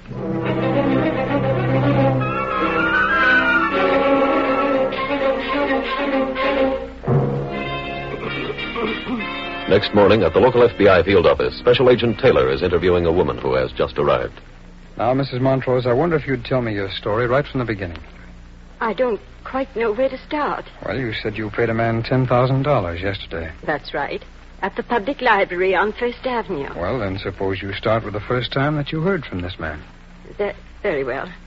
A week ago, I received a note from a man named John Smith. Oh, I think we'll find that's an alias. Mr. Smith said he had some letters written by my late husband. He said those letters would destroy the good name Henry left when he passed away. Is that note in this package? No, sir. Those are the letters I purchased. Oh, I see. Where is the note? I burned it. Oh? Well, with his note, Mr. Smith sent me a photostatic copy of one of the letters Henry wrote. And what was the nature of the correspondence, Mrs. Montrose? They're letters Henry wrote to Harvey Brooks. Hmm? He was president of the Allied Manufacturing Company when my husband was treasurer. Mr. Brooks has passed away, too. I see. And what makes these letters so dangerous? Well, they say that Henry... Oh, it seems impossible, Mr. Taylor. But right there in Henry's handwriting, he admits to Mr. Brooks that he stole $20,000 from the company. And you're sure this is your husband's handwriting? Yes, sir. Well, Mrs. Montrose, if you'd gone to the police when you got that first note, you could have saved that money. I know that now. But they threatened to waylay my daughter. I was worried. I finally told her last night. She made me come here today. You will help me, won't you, Mr. Taylor? I'd like to send one of these letters to our lab in Washington, along with your description of Mr. Smith. I'll leave the whole package of them here, if you like. Oh, I'm sorry, Mrs. Montrose, but you'd better take the others over to the police and tell them about it, too. Oh, must I? I'm afraid so. You see, without that original note, I have no way of knowing whether or not the FBI has any jurisdiction in this case. But, Mr. Taylor, that man is a criminal. Oh, I realize that, and you can rest assured of one thing. Even if we have no jurisdiction, we'll give the police all the help we can. And if it's at all possible, we'll get that money back for you, too.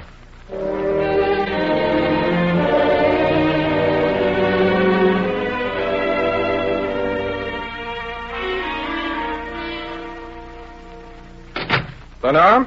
I'm in here. Oh. Oh, Arthur, I've just had an awful experience. What, dear? Leo Baker was just here. Yes? I told him about having to take the cut. He flew off the handle. He called me all sorts of names. I explained to him that it was purely a business matter, that it was nothing personal. Where did he go? Oh, I don't know, and I don't care. Well, I do. I want to see him. Now, you're not going to give him... No, dear.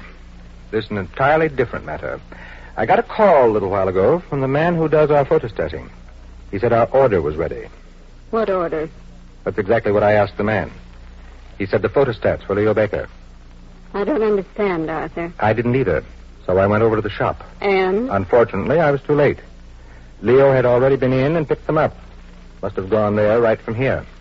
Did you ask the man what the photostats were? Yes. He said he wasn't exactly sure, but they seemed to be the same kind we ordered last week. Like the letters to Mrs. Montrose? Yes. Arthur, I don't like the sound of this. Neither do I. It could mean that he's forged some more Montrose letters and is going into business for himself. That little crook. We'd better put a stop to that. Come on, let's get over to his rooming house.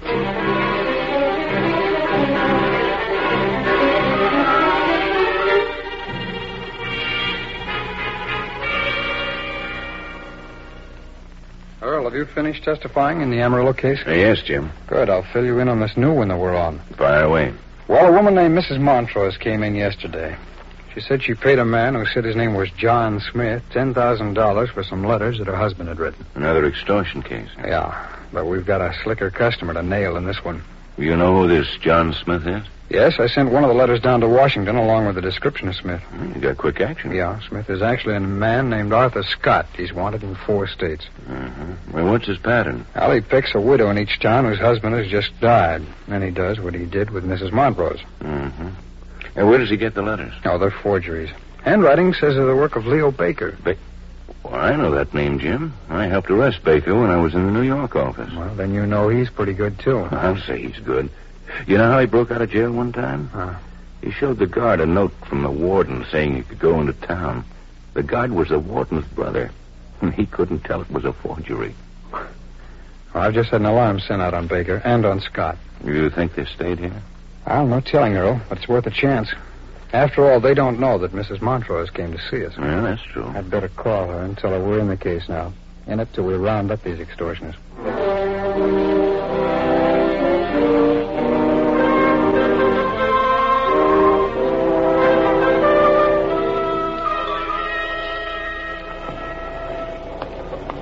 Was Leo there, Lenore? No, he's gone. Drive to Broadway and Main. What for? That's where he is. Feed a man for a year, you put the clothes on his back, and this is how he repays you. How do you know he's at Broadway and Main? Oh, I spoke to the landlady. Told her I was his sister. Told her I wanted to surprise him. She let me into his room. It's amazing how clever you are when there's money involved. Well, I found some scraps of paper in his wastebasket. I put them together. And do you know what they were? Obviously not. Parts of another extortion letter. So he is clipping us. Yes. Well, I don't like to reopen old wounds, Lenore, but you've only yourself to blame for this. Why? Cutting him to 10%. That's absolutely no excuse for disloyalty, Arthur. We turn left here. I know. While I was in the room, the landlady came in. Did she catch you going through the basket? No. She came in to tell me she just remembered Leo wouldn't be home for a while. How did she know that? She overheard him making a phone call in the hall. He was calling some woman. Did you get her name? Well, the landlady fished for it. Said it sounded like Morris. I said, Montrose? She said, yes, that's it. Leo is meeting her at Broadway and Main at 4 o'clock. Good heavens, it's 4 now. We'll make it. We're almost there. Let's see now. What'll be the best way to handle this? Let him make the contact. Then we'll follow him and collect. Should we make him split with us? Split with us? Arthur, Mrs. Montrose was our prospect. Anything he takes from her, we get 90% of. After all, we were... Arthur, what are you doing? Getting around the corner. But that was Broadway. I know. Arthur, do you want to be arrested for speeding? I'll take that chance. There. Now I guess we're all right. What in heaven's name is this all about? We're looking for Leo. I saw him. Is Mrs. Montrose there? Yes. He could be collecting from her. I doubt that, darling. The last I saw of Leo, he was in the arms of 2 large cops.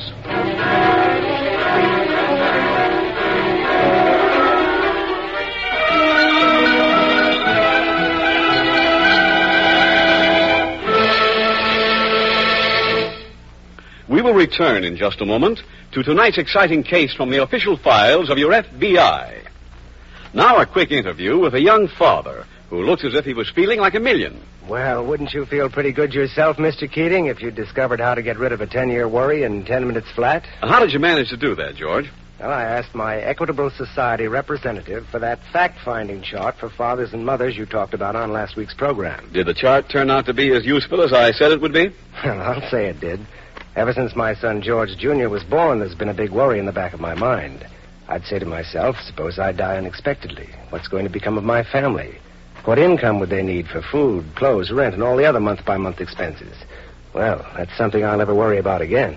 Briefly, the Equitable Society's fact-finding chart gives a man a sound and reliable basis for estimating the minimum income his family would need to carry on without him.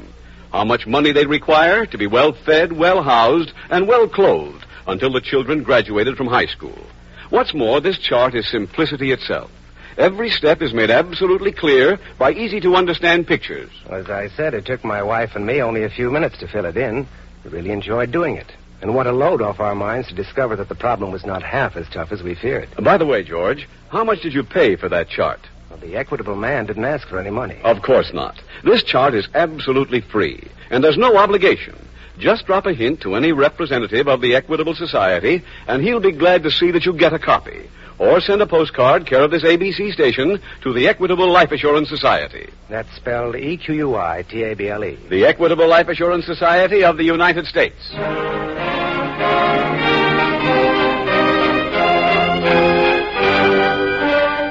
And now back to the FBI file. Gentlemen prefer widows.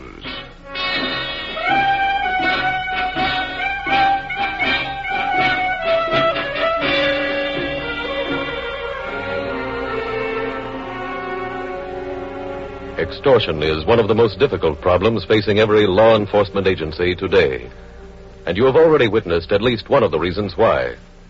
In most cases, the extortion victim is carefully selected, is chosen because the extortioner depends on the victim's silence after the crime has been committed. If that silence is maintained for any length of time, the criminals have such a head start that virtually no clue remains. If the victim never makes any complaint, and that happens more often than you think, the criminal is free to commit still more extortion. The Federal Bureau of Investigation prides itself on its ability to fight crime, wherever and whenever it finds it. But by itself, your FBI cannot wipe out extortion. The fight on that crime must be initiated by you, the potential victims. And without your help, the fight is lost. By your help, your FBI means that when you or anyone you know receives an extortion threat, notify your local police immediately. Given that aid by enough people, your law enforcement agencies will wipe out the vampires and parasites who practice this ancient evil. The laws to punish them are on the statute books, but those laws apply only to criminals who are apprehended. And extortioners cannot be caught without the cooperation of one important person, you.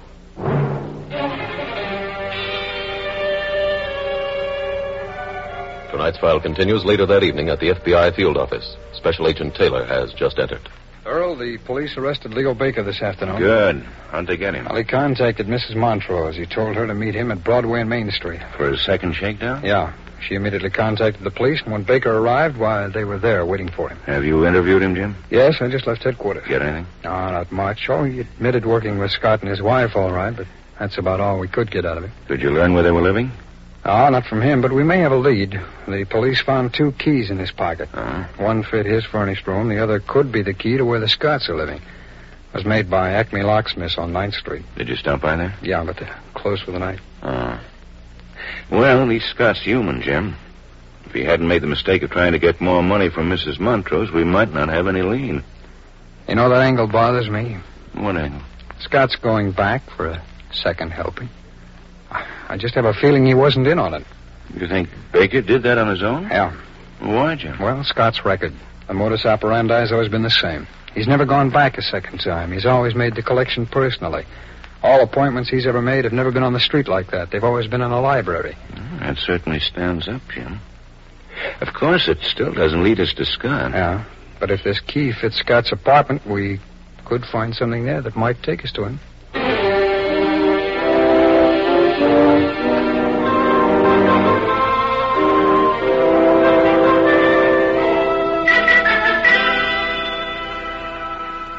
Oh, Lenore, Yes, dear? I'm going out now. I won't be back till dinner time. Where are you going? I've got to go to the library and brush up on my chess. You see, our next prospect, the late Mr. Jones, was a founder of the local chess club. Oh? After I've refreshed myself, I think I'll drop by the club. Perhaps play a few games. How will that help? Well, I thought I might find some specimens of his handwriting. You know, first draft of the club rules, maybe a letter recommending a new member. Oh, I see. Oh, by the way, dear, I've hired Charlie Putnam. To replace Leo? Yes. I never heard of him. He's been working in the South. I've heard excellent things about him. Everyone says he's a fine forger and honest as they come. Yeah, but will he work for 10%? Yes, I've already arranged that. But you're going to have to wire him $200. What for? Well, darling, he has to come here. I'll send him, and I'll need him in the next day or two to write the letters. But why 200? That's for his plane ticket. I'll wire him 75. Let him come by bus. See you at dinner, dear.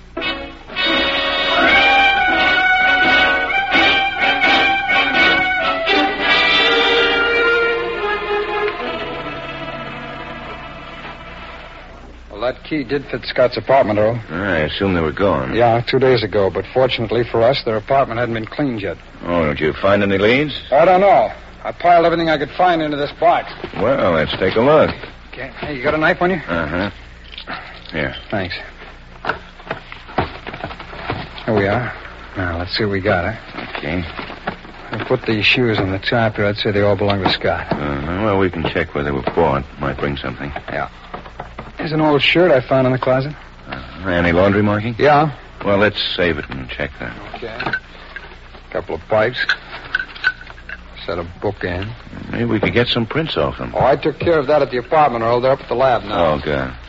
And these are assorted patent medicines and cosmetics that I found in the medicine chest. John? Yeah, I don't think they'll lead us anyplace. No. And these 2 newspapers. That does it. It didn't leave us much. Say, those out-of-town newspapers, Jim? Yeah, they're from Mid-City. Anything clipped out of them? No. Well, let's take a look at Scott's record, huh? That's it over there in the corner of the desk. I got it. There you are, Jim. Thanks. Now, let's see if we can find what Scott would want with newspapers from Mid-City. Yeah, he wasn't born there. He's never been arrested there. Hey.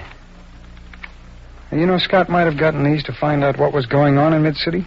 Let's call the police there. Have them keep an eye out for Scott and his wife. It's just possible that that's where he's going to do his next job.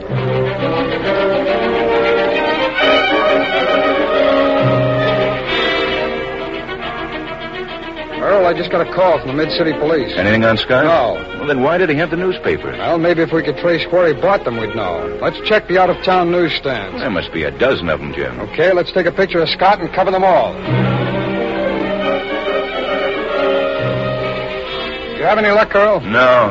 None of the stands I went to even carried the Mid-City Journal. Same here. You think we're betting on a dead horse? No telling. Hey, wait a minute. I just thought of something. I'm going to make one more phone call to Mid-City.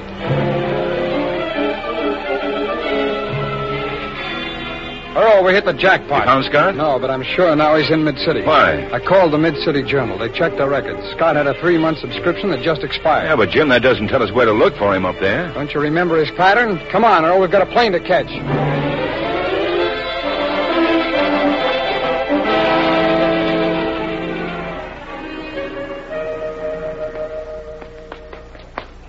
Quite an imposing library, isn't it, dear? Majestic pillars, ivy-shrouded walls. You know, I always enjoy these visits to the fount of learning. Go ahead, Lenore. Thank you. Let's go over this way. I wonder if she's here yet. I imagine so.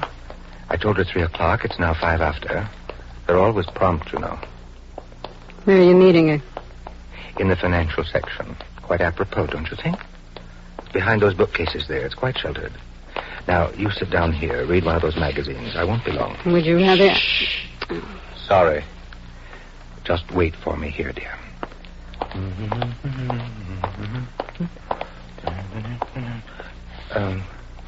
Pardon me, ma'am. I'd like to see if a book I'm looking for is on that shelf. What is it called this time? Huh? Remember me, Mr. Scott? Why, it's Mrs. Montrose. That's right.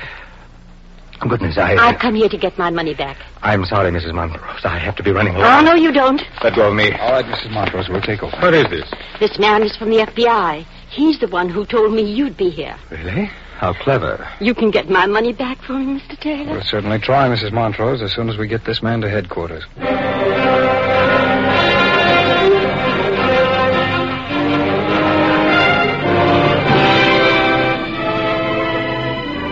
Arthur and Lenore Scott were tried and convicted in a federal court on a charge of extortion. Each received a 10-year sentence. Leo Baker and Charlie Hudson, the two forgers employed by the Scotts, were also sentenced to serve 5 years each in a federal penitentiary. Special Agents Taylor and Clayton were able to locate the Mid-City victim, from whom Arthur Scott intended to extort $10,000 by remembering his previous pattern of operations. Since the victim in each previous case had been a comparatively new widow, they reasoned that Scott had subscribed to the Mid-City Journal so that he could read the obituary pages. This would also give him a list of close friends and relatives who had attended the funeral and from whom some information might be obtained at a later date. Information which, by itself, might be harmless, but which could form the basis for a new series of forged letters. A check of the widows of all wealthy people who died in Mid-City while Scott had his subscription brought to light one widow who had just received a letter similar to the one received by Mrs. Montrose. For the purpose of making a positive identification of Scott, Mrs. Montrose agreed to come to Mid-City and to wait at the library in the alcove Scott had set up for his meeting with Mrs. Jones, the new victim. Mrs. Scott was arrested on the front steps of the library, and their newest accomplice, Charlie Putnam, was located at a nearby rooming house. And so, two special agents of your FBI, in cooperation with the local police in 2 cities, were able to round up and exterminate this well-oiled machine of extortion, to remove them, at least temporarily, from the criminal scene.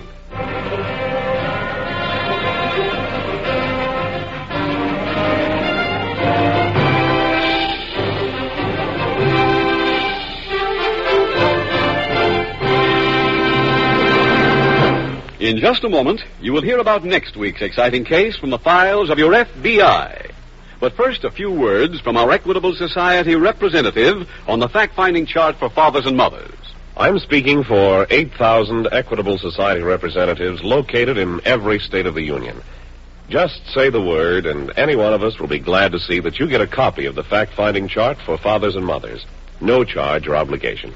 So why delay? Phone one of us Equitable Society representatives soon. Or send a postcard care of this radio station to the Equitable Life Assurance Society of the United States.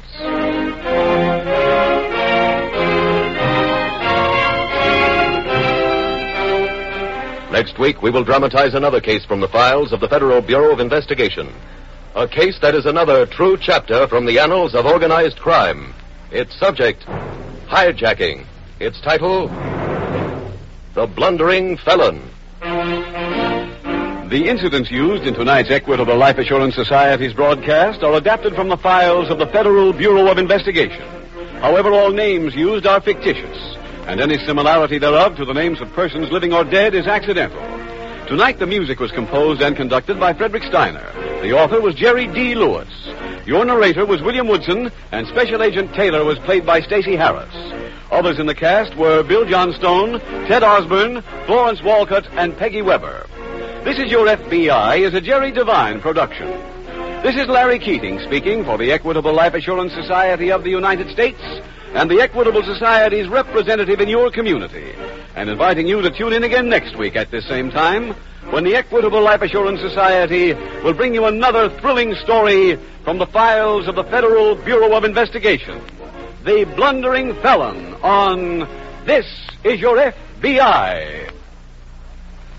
This is ABC, the American Broadcasting Company.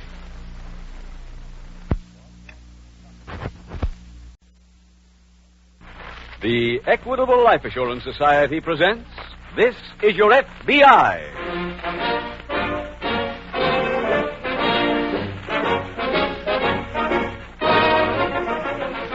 This is Your FBI, the official broadcast from the files of the Federal Bureau of Investigation.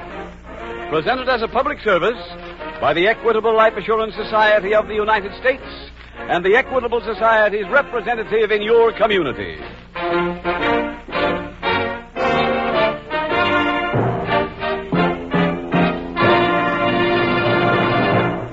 Now I should like to introduce a representative of our sponsor, the Equitable Life Assurance Society of the United States. Your future is his business. Security in years to come for you, your home, and your family. I'm here to say a word to the fathers and mothers of our great radio audience. In about 14 minutes, Mr. Keating is going to tell you about the Equitable Society's famous fact-finding chart for fathers and mothers. I know from personal experience what a difference this Equitable chart can make in terms of a family's future security and happiness. So, Mother and Dad, please listen carefully, won't you, to Mr. Keating's very interesting and stimulating description of the fact-finding chart for fathers and mothers. It's a special service available through the Equitable Life Assurance Society of the United States.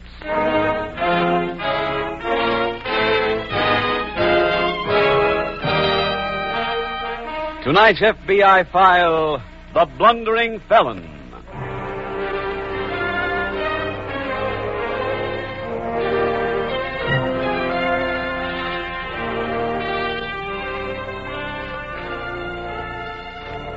There are styles in crime and seasons for them, too. Some predominate the arrest records of the nation in summer, others in winter. As a general rule, warm weather sees crimes against the person, while winter brings crimes against property. In addition, there are crimes that go out of fashion, like the stealing of horses or the badger game. But some acts of lawlessness resist the ages and remain a source of work for law enforcement agencies throughout the years. Such a crime is hijacking. While the word itself is comparatively new, dating back to the days of Prohibition, the crime is as old as our history. There is a record, for instance, in the annals of early New York, long before the Revolution, which shows that one of the prevalent crimes was the robbing of Indians as they were making their way into the city with goods. The robberies grew to such proportions, as a matter of fact, that the citizens banded together and appointed what they called a rattle watch, a small band of men who protected the Indians and who came to protect other citizens later. That rattle watch was one of the very first organized police departments in the nation. And while it cut down the number of hijackings, it could not obliterate the crime entirely. Now, hundreds of years later, hijacking is still with us. And a safe guess is that it will still be with us always, until one thing is changed. When men no longer covet what is their neighbor's, perhaps hijacking and all other crimes will vanish. Until then, remain prepared. Prepared to fight it to the very end.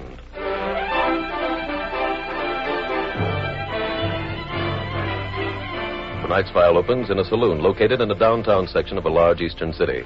A small, bespectacled young man is seated at a corner table drinking alone when a friend approaches. Hi, Eddie. Oh, hello, Bert. Well, you alone, kid? Yeah. Mind if I join you? No. Oh, what's the matter? You act like you got the downsies, kid. Bert, do me a favor. Don't call me kid. Okay. Let's have a drink. Sure. Waiter? Yeah? Bring me another double. What do you have, Bert? Just a beer. Coming right up. Hey, what's with the doubles? You trying to drown something? Well, yes. What is it?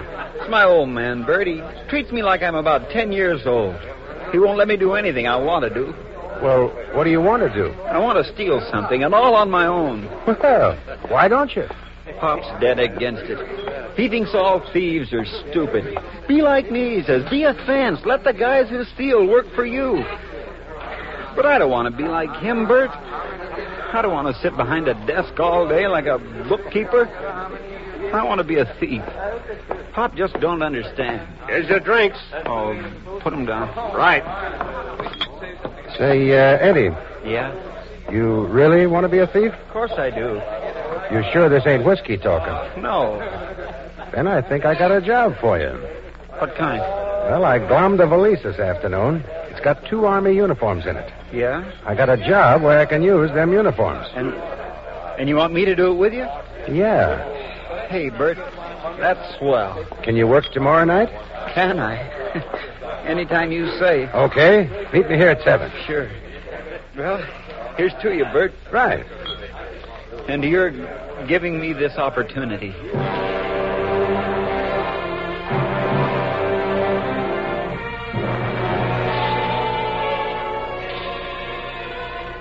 The next evening, at the local FBI field office, Special Agent Jim Taylor is seated at his desk when Agent Eric Howard approaches.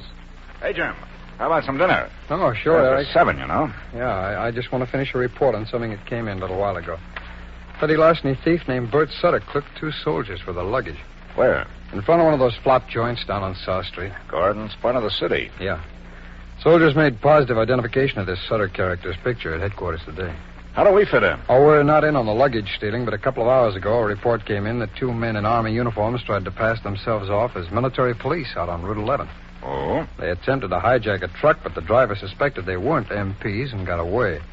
He identified Sutter's picture, but he couldn't give us anything on the partner. I assume there's an alarm, huh? Yeah. Well, have you got the Sutter's records? Yeah. Here you are. Oh, pardon me, right? Sure.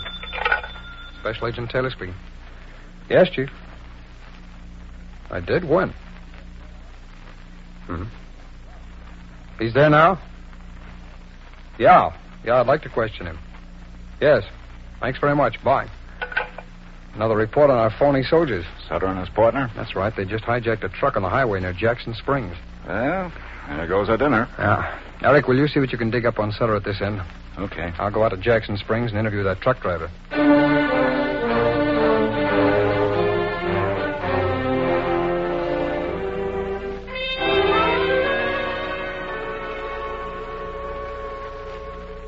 Pop?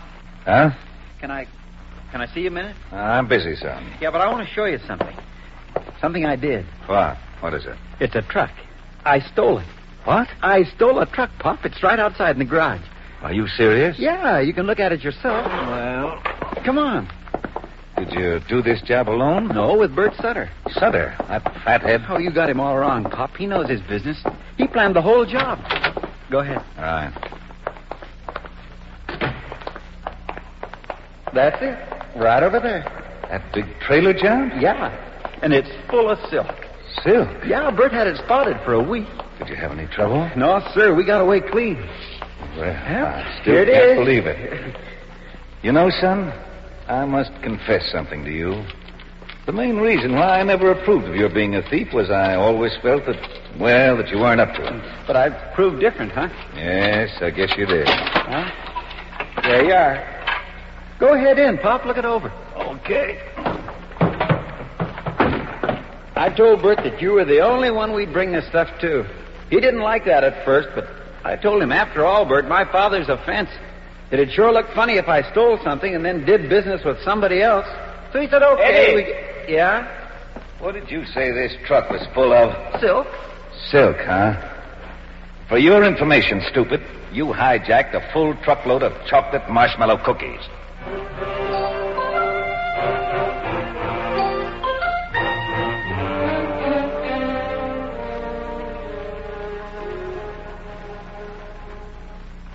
Morning, Eric. Oh, hi, Jim. Hey, haven't you been to bed? No, I spent the night up at Jackson Springs. Get anything from the truck driver? No, not too much. Oh, he identified Sutter, all right. I got a description of his companion. I went down to that flop house on South Street, Jim, where the Sutter guy clipped the soldiers' bags. Yeah? Dig up anything there? Sutter used to live in the neighborhood at a small hotel. I talked to the clerk. He checked out over a month ago. No forwarding address, I suppose. No, but I did get a little background on him. No? Hijacking's a pretty ambitious step for him, Jim.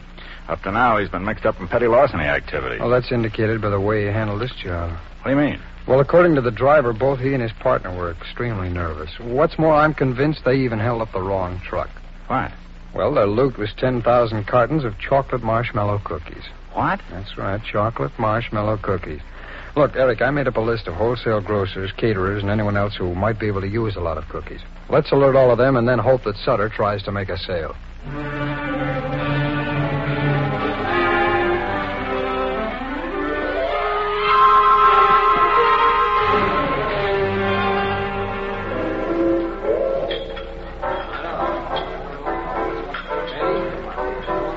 Waiter?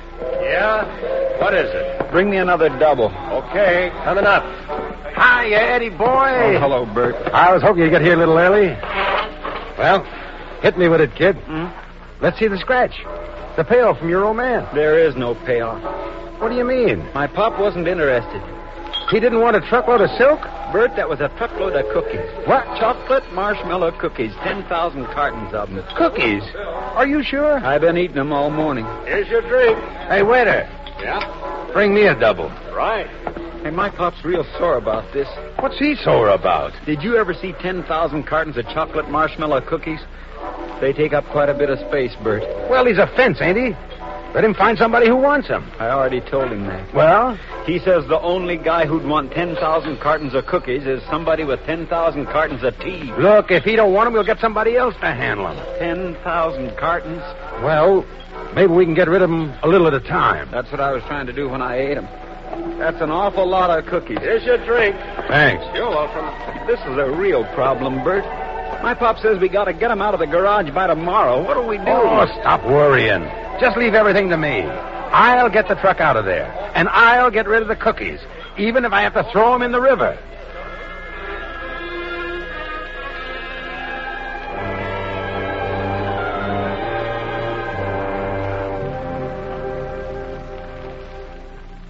Pop, What is it? can I see you a minute? What do you want? Well, it's about those cookies. Don't mention They're those... gone, Pop. Huh? Bert Sutter took them out of here, truck and all. Are you sure? Yes. Well, that's a relief. Sorry to interrupt your work. Oh, wait a minute. I want to have a talk with you. Sit down. Yes, sir. Now, I hope that you gain something from this experience. You see, son, the truth of the matter is I wish you could steal. If you did it successfully, look how much easier it'd be for me. You could steal, I could fence the stuff. We could keep the money in the family. Well, Pop, I could try it again. No, you've had it, boy. Now, my advice is that you make the best of what you got right here. You mean being a fence? That's right. And I can tell you right now, son, it's a business you need never be ashamed of. It takes just as much talent as any other line. Now, I'll give you an example. I bought a truckload of electric blankets last July. Nobody needed blankets then. I paid $5 a piece for them. Now it's wintertime. I sold them yesterday to Harry Jenkins for $20. A profit of $15 a blanket. Now, is that a bad deal? No, sir. Now, there's lots of things about this business that would appeal to you if you'd only get interested. And don't feel badly about the other thing. Some people just can't be thieves. You're one of them. It's nothing against you. It's like some people can't swim. You understand? Yes, sir. Now, run along. I got work here to do. Yes, sir. Hello. Hi, Harry. Huh? What? Well, that can't be. Yes. Yes, I see. Look, I'll call you back. Eddie. Yeah? Come here. What is it? That was the guy who bought the blankets. Blankets I kept for 6 months till I could make a profit on them. I get paid, I deliver them, and what happens? You ruin the whole deal. Me, Pop? What do you mean? He paid me for electric blankets, and he winds up with a truckload of chocolate marshmallow cookies.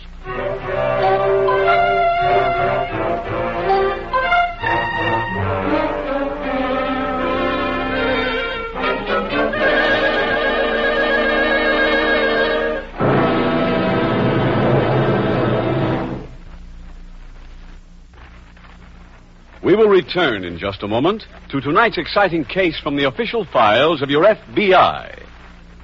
Now a quick interview with a man who's looking as pleased as if he's just heard that his ticket won a sweepstakes. Tom, I hear you discovered how to get rid of a 10-year worry in 10 minutes flat. Well, that's true, Mr. Keating. And all it cost me to do that was a penny postcard. I wrote to an equitable representative and asked him for the fact-finding chart for fathers and mothers. Before we go any further, Tom, let me tell our audience just what this fact-finding chart is. It was created by the Equitable Society to answer a question that most fathers ask themselves again and again. That question is, if I die before my children have finished high school, what happens? How much money will my wife need to take care of those kids properly? Yeah, I guess every father who really loves his family knows how that thought haunts you. But once a man gets hold of this fact-finding chart for fathers, it gives you a sound and reliable basis for figuring up the minimum income your family would need to carry on without you. Every item, food, clothes, amusements, and so on, is provided for. And every step of the way is made clear by simple, easy-to-understand pictures. Well, after my wife and I filled in the chart, it turned out that I'd been worrying over a problem that wasn't really too hard to lick. With my Social Security and the life insurance I already owned, only a moderate amount of additional insurance protection was necessary. My equitable representative worked out the whole thing for me. Just one thing more, Tom. How much did you pay for the fact-finding chart? Pay? Why, it was free. Yes, this chart is just one of many services available from the Equitable Life Assurance Society. It costs you nothing and does not obligate you in any way. Just drop a hint to any representative of the Equitable Society, and he'll be glad to see that you get a copy. Or send a postcard, care of this ABC station, to the Equitable Life Assurance Society. That's spelled EQUITABLE. The Equitable Life Assurance Society of the United States.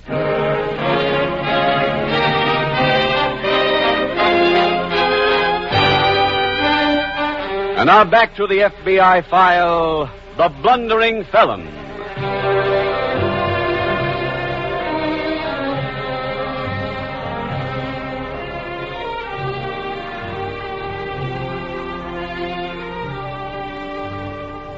The relationship between Eddie Tretton and his father in tonight's case from the files of your FBI is not a caricature, however much it may seem so to you who are law-abiding, decent citizens. These people see nothing wrong in a young man's aspirations to be a thief, nor in trying to raise a boy to live a life of crime. They see nothing wrong in it because, to them, that is not abnormal living. Their entire lives are surrounded by every kind of criminal behavior, and because it is all they know, it seems right to them. Their basic belief is that only the fit deserve to survive, and by the fit they mean those who can steal without being caught. To have these people as fellow members of society is bad enough, but even worse is the attitude of too many citizens toward them. For there are those who look upon these hoodlums as romantic and courageous. Your FBI cannot comment upon the romantic part, for that happens to be a matter of personal taste and preference. But every member of the Federal Bureau of Investigation can tell you without fear of contradiction that the courage of any criminal is made of metal. Metal in the shape of a gun. Take that away from him and watch the magic transformation. The snarling hoodlum with murder in his eyes becomes a cringing beggar, pleading for the one thing he never gave away in his career as a criminal. A thing called mercy.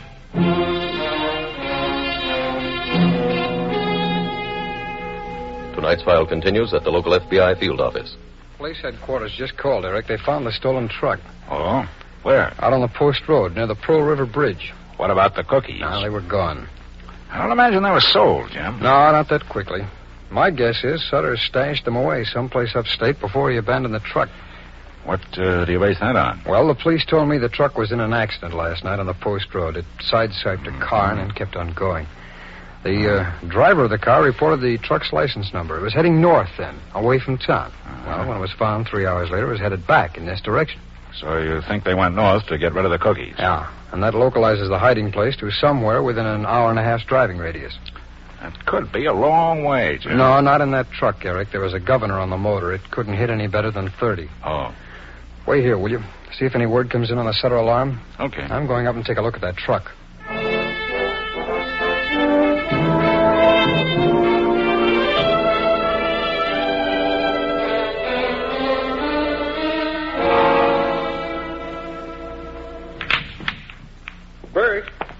Bert. Shh. I've been looking all over for you. Will you quit yelling? This is a pool room, not a ballpark. Trying out these bank shots. Bert, I've got to talk to you. What about? You took the wrong stuff. You took a load of blankets. And the guy who was supposed to get the blankets has now got the cookies. Well, how could that happen? I don't know, but it did. I took a big red truck. They were both in big red trucks. You took the wrong one. Oh. Now I'm in an awful jam. My old man's kicked me out. What for? What for? Because the blankets are at the bottom of the river. Now, where'd you get that idea? You told me that's what you were going to do with them. I said I'd throw them in the river if I had to. Well, I didn't have to. You mean... I mean they're okay. I stashed them in a barn upstate. Honest, Bert? Yes. A friend of mine's got a farm up there. He let me use the joint. Gee, that's wonderful. Let's go up there right now. Wait a minute. What's your hurry? I got to get squared with Pop. The guy he delivered the cookies to is really sore. He said he's going to bring them back and make Pop eat every one of them. Well, no, wait a minute. Going up there ain't that easy, kid. What do you mean? I did dump the truck. In the river? No, I left it on the highway. But the cops must have got it by now. Well, I'll get another truck. Where? From my pop's garage. I thought he threw you out. I'll sneak one. We gotta get that stuff back. Come on, Bert. Well, okay. Boy, if I ever get this mess straightened out, I'll tell you one thing. I'm gonna work for my pop, and that's all. Being a thief is too much trouble.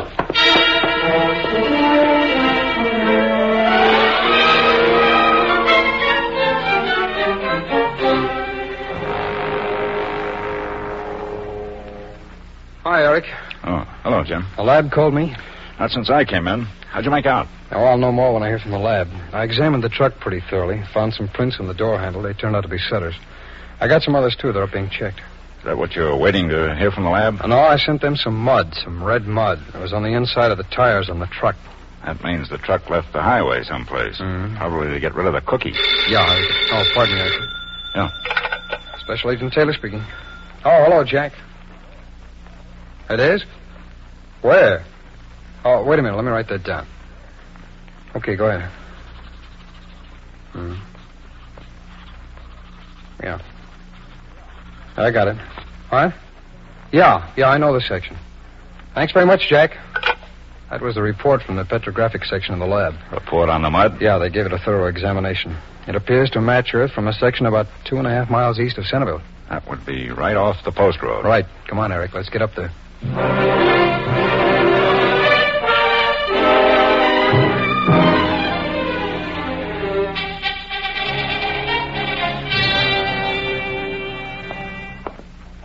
Well, Eric, we're certainly getting cooperation. From the chief of police? From every man on the Centerville force. They're doing what amounts to a house-to-house check. Good. Here, take a look at this map. This is the countryside surrounding Centerville.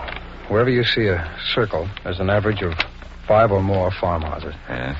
Now, each deputy is covering 2 of the circled areas. They plan to interview every farmer and check in as soon as they find anything that's at all suspicious. Jim, how long will this coverage take? Well, let's see. The men started at, an hour ago. Chief figures they can visit every area before it gets dark. I'll get it, Eric. Okay. Taylor speaking. Yes, Chief. He did? Well, how long ago was that? Yeah. What? No, I don't think you should. Well, I'll explain that to you. Yes, we'll come right into your office. That was our break, Eric. Come on. What happened? Chief said one of his deputies called in. He's located the cookies. They're in a barn about 3 miles east of here. Go ahead. Right. That's not all. As the deputy was leaving the property to call in, he reported 2 men pulled up to the barn in a truck. Well, let's get them. I don't think we should, Eric.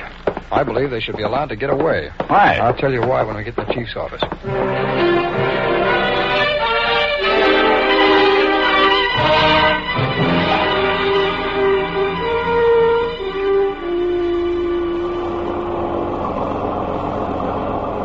That's the garage right there. I know. When you get to the door, blow the horn 3 times. Somebody will open up. Mm-hmm. I kind of hope my father isn't there. Why? Well, I'd rather get the stuff all unpacked and let him see that it's really the blankets this time. Somebody should put his head out of that little window. Oh, there he is. It's me, Charlie. Right. Okay, Bert, you can drive right in. Swell.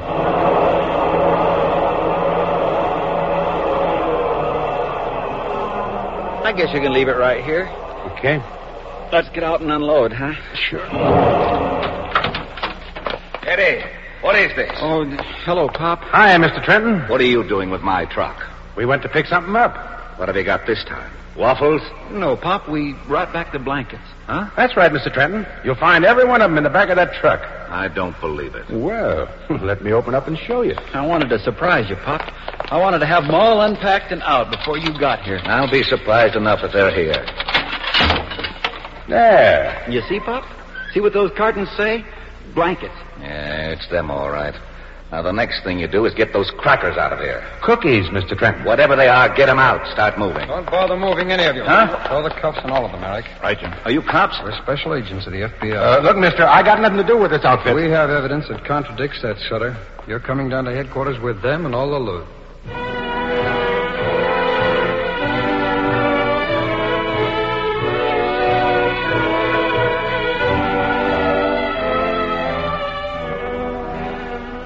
Pop Trenton, his son Eddie, and Bert Sutter were tried on the charge of larceny from interstate shipment. All 3 were convicted and sentenced to long terms in a federal penitentiary. The phone call which Special Agent Taylor received told him that the truck had been spotted. The truck containing stolen property and 2 wanted criminals. Special Agent Taylor's decision not to seize the truck and make the arrest was not a hasty one, for it was in line with the policy of the Federal Bureau of Investigation. That policy is based on patience, on waiting for the small fry to lead the way so that the more important criminals can be apprehended. For only in that way is any real advance possible in the war against crime. Underlings like Bert Sutter can be replaced by criminal syndicates with no trouble. But the arrest and conviction of offense seriously hampers the work of any illicit organization. There may be times when such a policy of watchful waiting may seem to allow criminals to ply their trade without hindrance. But over the years, which is the only way the results of any policy can be viewed, that patience has resulted in the capture of thousands of high-ranking lawbreakers, thousands who now form part of our tremendous prison population. And so, another case from the files of the Federal Bureau of Investigation was closed. Closed because of hard work by 2 special agents, by the staff of the laboratory, and also by the local police. Cooperation which daily pays off in greater protection for every decent citizen.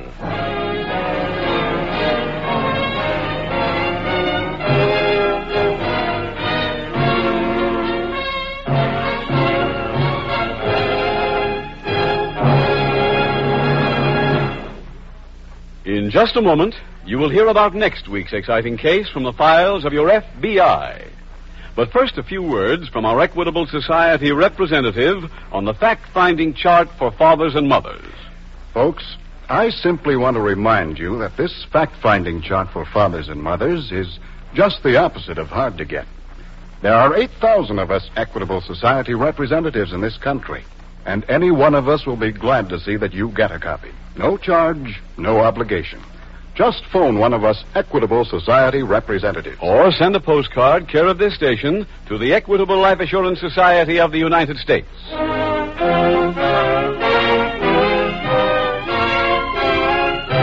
Next week, we will dramatize another case from the files of the Federal Bureau of Investigation.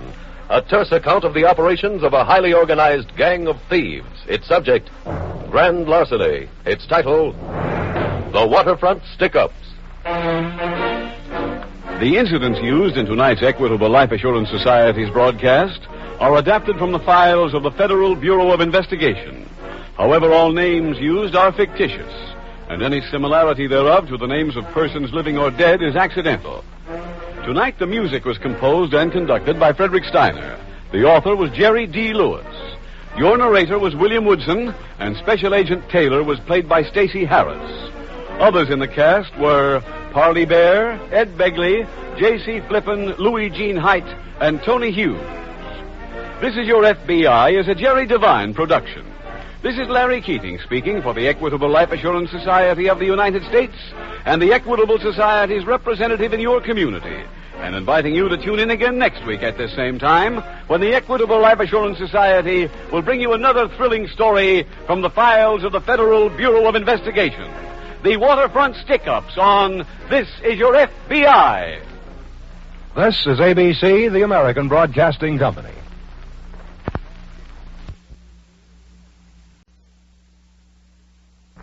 The Equitable Life Assurance Society presents This Is Your FBI.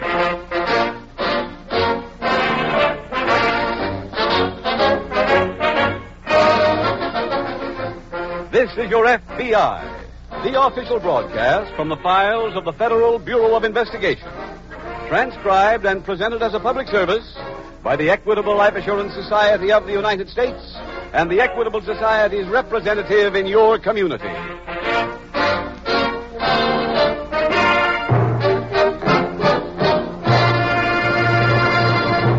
Now I should like to introduce a representative of our sponsor, the Equitable Life Assurance Society of the United States. Your future is his business. Security in years to come for you, your home, and your family. Yes, your future is in good hands when you entrust your life insurance program to a representative of the Equitable Life Assurance Society. I understand that about 10 million people are listening to my voice right now. Well, at least half of them want to be mothers and fathers. For those 5 million parents, we have a very important message tonight. It's about the Equitable Society's special fact-finding chart for fathers and mothers. Please listen carefully in about 14 minutes when Mr. Keating will be back to tell you more about this fact-finding chart. Available through the Equitable Life Assurance Society of the United States.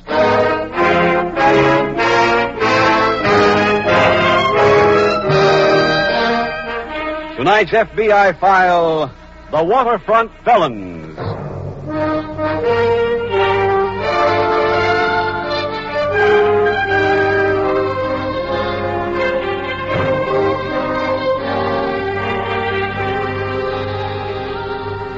Recently, in a West Coast city, a man was shot down in the street in full view of a woman who happened to be passing by, and also in view of passing traffic.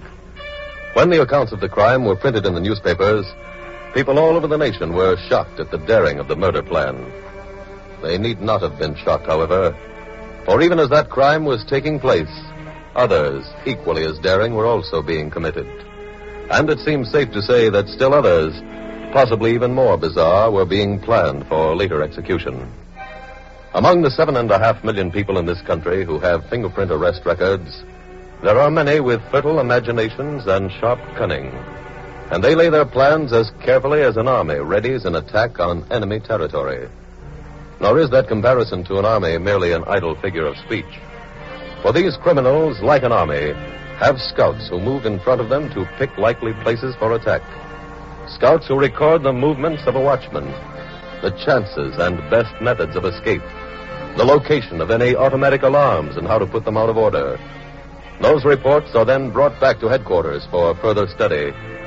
Criminals who work in that fashion are difficult to apprehend, for they wait patiently, and they keep preparing and rehearsing until the proper moment comes.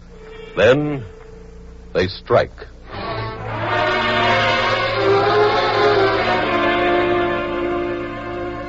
Tonight's file opens on a large fishing boat which is cruising on one of the Great Lakes. It is late at night. A heavy fog lays over the water. A group of men are gathered in the cabin of this craft.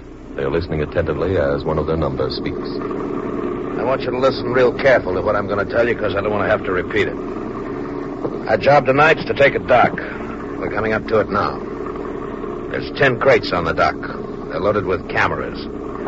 Could be a real good score. Have you all got your diagrams? Yep. All right, look at them. I'm going to hand out assignments. You see the X in the lower right-hand corner there? Yeah. That's the ladder we use to get up to the dock. Lou, you climb it. Wait till the watchman comes by. He makes a round of the whole place in 8 minutes. Once he gets past, you give the sign. I go up, then you guys follow. That clear so far? Yeah, sure. Yeah. All right. Now look in the center of the diagram. See the circle? Yeah. That's where the crates are. Turk. Yeah. You, Shorty, Johnson. Hit the pier and do the loading. Right. And Buck? Yep. You stay on deck. You operate the crane. It's a new one. Works the same as the old one did, but it lifts twice as much. Williams and Gaylor will help you unload. You got it straight? Right. Now, if we have any trouble with the watchman, just keep on working. I can handle him. Slim. Yeah. They're coming to the pier. All right, men. Let's go to work.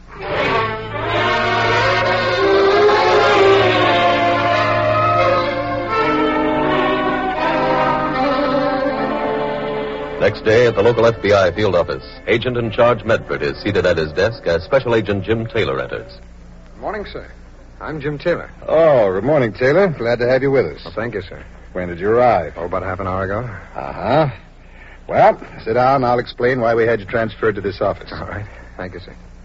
Now, there's been a series of waterfront thefts recently all along the lake. We're convinced it's been the work of one very well-organized gang. I see. Have any of these thefts come under our jurisdiction?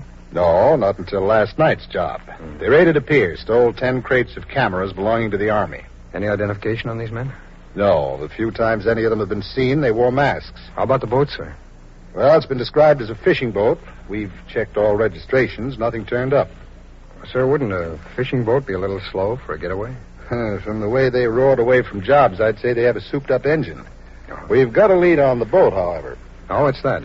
The police checked on boats at every fishing village on the North Shore. One boat had been out each night a dock had been raided, and those nights it had come in without any fish. Wow. Who owns that boat? A man called Slim Wilcox. His captain is one Harry Belmont. They also have a crew. Mm-hmm. Do we know anything about them? Yes, we checked. Wilcox and Belmont have criminal records. Have they been brought in for questioning? No. Why not, sir? Well, several reasons. First of all, their boathouse isn't large enough to hold their loot, so there'd be no evidence. What's more, they've been commercial fishermen for years, so they can justify their boat and their business. I see. Well, what about the cameras, sir? They could be traced through their serial numbers. We've already sent out a list of them, but that'll take time. We just got a break that might lead to a faster solution. Oh, what's that? A diesel oil truck had a minor accident this morning on Route 53. The police picked up the driver, questioned him, and learned that the oil was on its way to Slim Wilcox. Diesel oil for the boat? I think so, yes. In any case, the man who sold the oil is named Mac Franklin. We've sent a fake message from the driver of the truck saying the delivery would be delayed a couple of hours. That brings us to you, Taylor. You want me to deliver the oil? Well, it would be a volunteer job. I know, sir. I'll do it. Good. You sent for me, sir? Yes, come in. Gene Douglas, Jim Taylor. Hi, Jim. Glad to know you. Sit down, Douglas. I've just been briefing Taylor on those dock jobs. Oh? Sir, I assume Slim Wilcox has never seen the driver of the oil truck. No. Apparently, this Franklin hires drivers on a one-shot basis. Gives them a stolen truck. When the oil is delivered, the driver ditches the truck.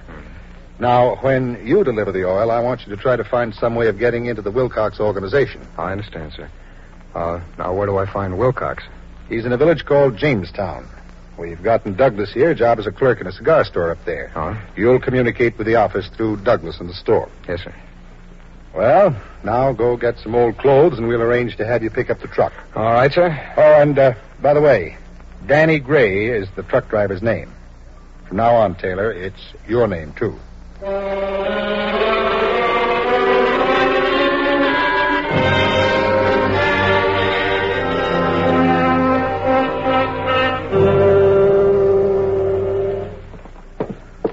Slim, just got a call from Centerville. Now, what's with the truck? Got through, fine. Any deal on the cameras? Yeah. Fence off at 8,500. That's not enough. Yeah. Come in, Buck. What is it, Buck? There's a guy outside. Well, who is he? I don't know. All he said is he's got some oil, and I said, what kind of oil? And he said, diesel oil. Oh, that's the stuff from Mac Franklin. Oh, Harry, call Centerville. Tell him we want 10 G's for the cameras. Yeah, sure. Slim, what about this guy? He's got oil, diesel oil. Yeah, I know. Okay, Buck, I'll see him.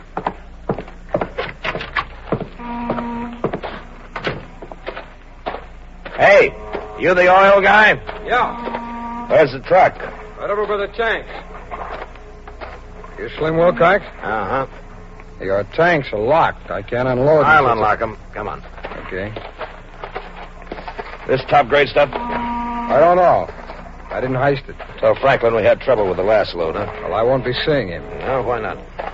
It's one-way haul for me. When I unload here, I'm going to ditch the truck. Oh? You know anybody that could use it? The truck? Yeah. But you know where a guy could catch on? No. Seems like I met up with a crap game on the way down here, and I got cleaned out. That's too bad. There we are. Both tanks are open. Here's a double saw for you. Should get you out of town. Look, I didn't want no hand out. Pay me back sometime. And when you get the oil unloaded, call Buck and he'll let you out.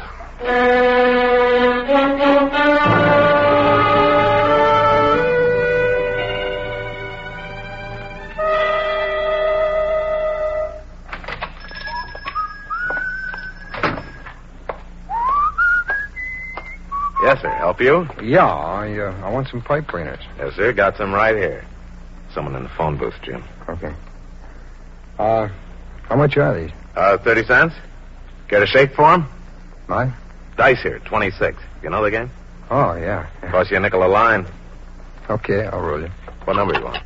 Oh, 6s. 3 and 1. Night. Good night.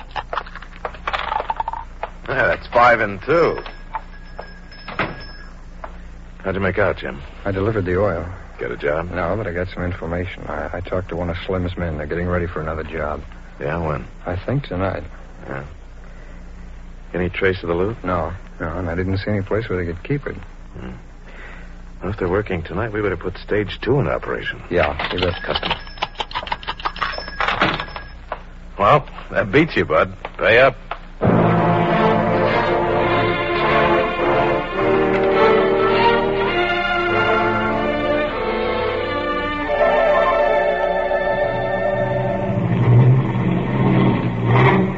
Eric! Yeah? Go get the men. We're ready to shove off. Okay. Harry? Yes, Slim. What about the truck? We're all set. Now, you know where we make the meet? Yeah, Williamstown Bridge. That's right. Be there at 11:30. If we don't show in half an hour, just pull away. Right. Hey, you guys! Who's that? I don't know. It's too Hey, dark Slim! to see you. No, it's the guy that brought the oil. Slim, I gotta see you. We're busy right now. It's important. Blow, will you? Look! We're gonna knock you guys off tonight. What? He said we're gonna get knocked off. Yeah. Come here! What'd you say about getting knocked off? The cops are out on the breakwater. They're going to search every fishing boat as it goes through. Where'd you get that? I ran into an old buddy of mine. He's got a way of knowing what goes on with cops. Told him the whole story, so I came right out here. How come you make me such a partner? I owed you one. What? You staked me to a double saw. Okay, I'm paying you back. Hey, Slim. There was a phone call just now from Big George. He said, is Slim gone? I said, I don't know. And he said, if he ain't, stop him. And I said, why? And he said, the cops are at the breakwater. And I said, I know, Buck, I know. Well, he said when the cops finish out there, they're going to go through every boathouse on the shore. What for? Big George said for boats with diesel engines in them. And I said, like ours? And he said, yes. And I said, what should we do? Okay, Buck, okay. Harry, go cut off the motor. Yeah. Buck, go get Joy. Tell him I want the motor taken out of the boat. Joey ain't around, Slim. What? He's out heisting a car for us to use tonight. Oh, yeah, that's right. You need some help? What? I can get that motor out for you. The big diesel? Yeah. I did the same job 2 years ago in Detroit. Took the whole thing out inside of an hour. You get a yard if you can do it now. $100 don't interest me. And what does? I told you this afternoon. A job. Do this thing clean and you got one.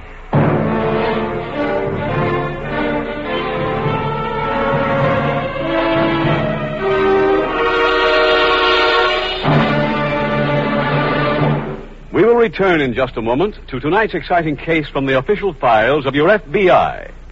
Now for a quick interview with a man who looks as if he didn't have a care in the world. A man who's going to tell us how he spent 10 minutes filling in a fact-finding chart and got rid of a 10-year worry. That's absolutely correct, Mr. Keating. It was as simple as ABC. A, I asked my equitable representative for the fact-finding chart for fathers and mothers. B, he brought the chart and we filled it in. C, right away the 10-year worry started to do a disappearing act. And just what was that worry, Irv? Well, I guess it's one that's only too familiar to almost every father. It's when you say to yourself, if I die while my kids are still young, what happens? What income will my wife need to support them until they at least finish high school? Irv, not one man in 50 really knows how much money his family would need to carry on without him. What they would require to maintain a decent standard of living until the children finish high school. That's where the equitable fact-finding chart for fathers and mothers comes into the picture. It gives you a sound and reliable basis on which to figure up the minimum expense. What's more, it's simplicity itself. Every step is made absolutely clear by easy-to-understand illustrations. Well, my wife and I really had fun filling it in. And when I got a trustworthy figure, I suddenly realized that there was something I could do about it. My equitable man showed me how to provide for the income my family would need at a price that didn't strain our present budget. One last question, Irv. How much did you pay for that chart? What do you mean, pay for it? Didn't cost a cent. Yes, this chart is just one of many services available from the Equitable Life Assurance Society. It costs you nothing and does not obligate you in any way. Just drop a hint to any representative of the Equitable Society, and he'll be glad to see that you get a copy. or send a postcard care of this ABC station to the Equitable Life Assurance Society. That's spelled EQUITABLE. The Equitable Life Assurance Society of the United States.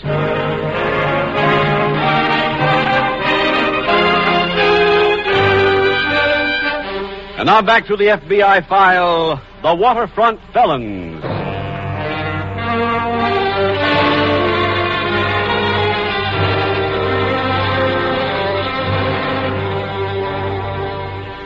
Tonight's case from the files of the Federal Bureau of Investigation is illustrative of how integral a part danger plays in the daily life of every special agent. The assignment given here to Agent Taylor, the assignment to infiltrate into a gang of thieves, is not in itself so unusual as to be newsworthy. For even now, as you sit listening to this program, it is likely that there are other special agents who are likewise trying to work their way into the confidence of other gangs. Discovery of any of them by the criminals they are attempting to trap means almost certain death. Death such as has come to other agents in the line of duty. Because of that possibility, every special agent being given any such assignment is also given the opportunity of refusing it. For in a democracy, no man in time of peace may involuntarily be given a job which places his life in jeopardy. Knowing that, it also might interest you to know that of the thousands of similar assignments placed before special agents of your FBI since the founding of the Bureau, the record shows not a single instance of any refusal. A record which tells you how unlimited is the devotion to duty of every member of your FBI, of the lengths to which he will go in fulfilling his oath to protect you, the American people.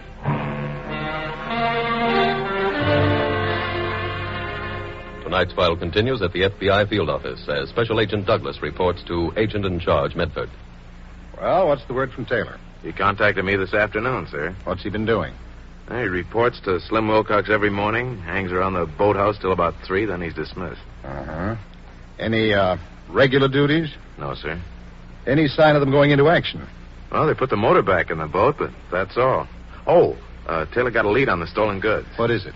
I heard one of the mob talking about the truck that took the loot to Centerville. Centerville? Well, that ties in. With what, sir? The police there raided a suspected fence this morning and found the cameras that were stolen from the government dock.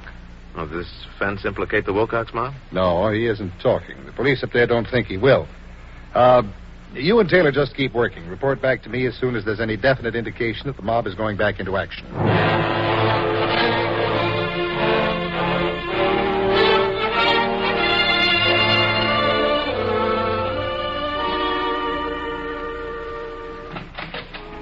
Hi.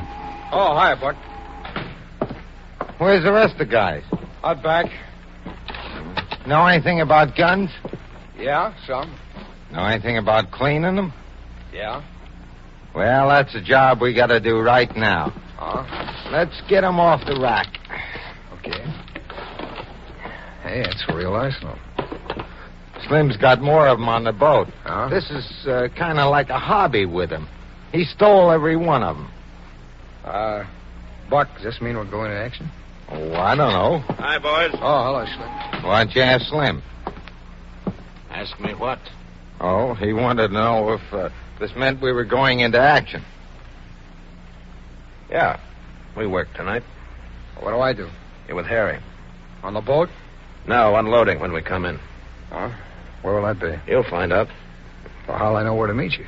Harry will bring you down in the car. So we'll be here tonight at 8 o'clock. Ready to go.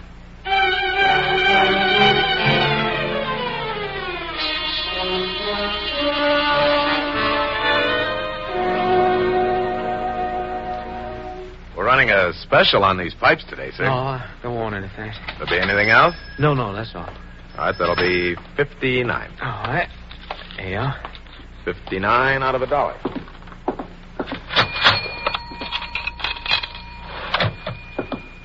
All right, that was 59. I'll make 60, 70, 75, and $1. Oh, thank you. Right, sir? Can I help you? Yeah. Let's see. I'd like a couple of cigars. You're late today. It's going to be action. Yeah, when? Tonight. These in the boat? Yeah. What time's the job start? I report back at 8. Are you on the boat? No, I'm going to be.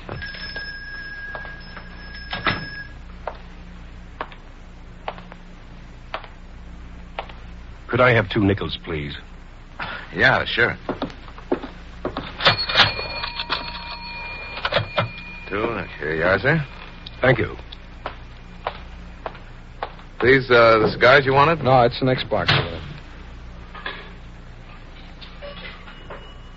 What's your assignment tonight? Unloading the boat. Where? I don't know. Stage 3 in operation? No, but it will be. You sit up? As soon as we hear from you, we'll be ready.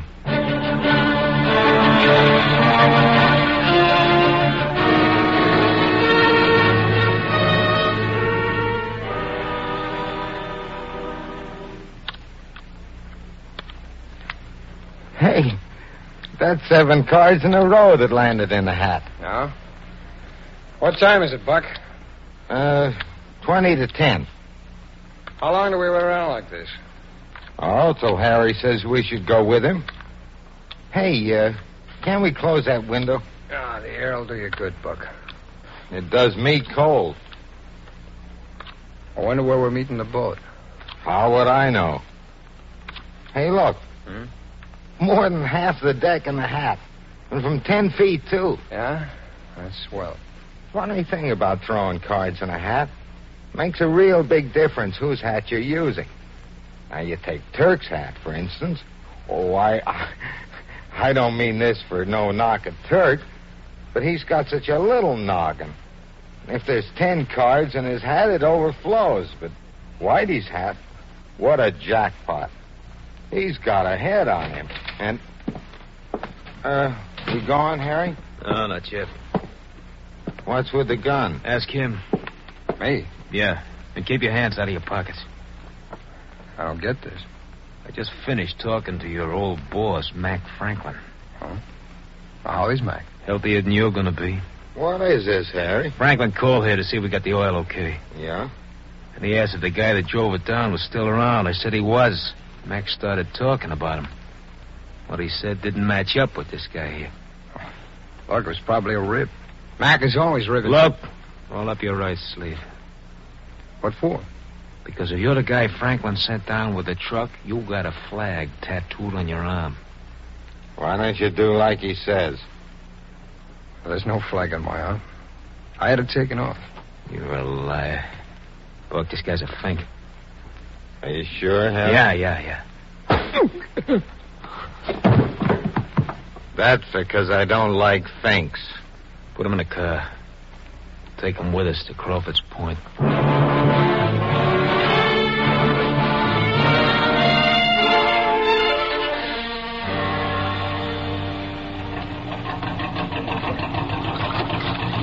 All right, back it up a little. No, a little more. Yeah, that's okay. Try to get up there with the line, tie us off, huh? All right. Okay, Joey, cut the motors. Okay. Slim. Yeah, right with you, Harry. Joey, you can start unloading now. Gotcha. Harry? Yeah. Where's the truck? Right at the end of the dock. Better leave it there. This dock might not hold it. How'd the job go? Oh, great. A little trouble at my end. Oh, what do you mean? Come on down, I'll show you. Show me what? Buck's got him in the car. What? That last guy you hired, he's a fink. How do you know? Mac Franklin called. He ain't the guy that Franklin sent. Must be a cop. Yeah, that's the way I figured. Buck, the guy's still out? Yeah, real cold. Yeah. What are we doing, Slim? Put him on the boat. When we get out in the bay again, we lose him. Okay. Come on, Buck. I'll give you a hand. Let's go. Stand where you are, all of you. Hey, what is this? Turn on the floodlights, men. Cover the dock of the boat. Hey, what's with those lights? Let's blow, Harry. Don't try anything, Wilcox. This whole area is surrounded. Now bring that man you're carrying over here to me. And get that crew of yours up off the dock. You're all under arrest.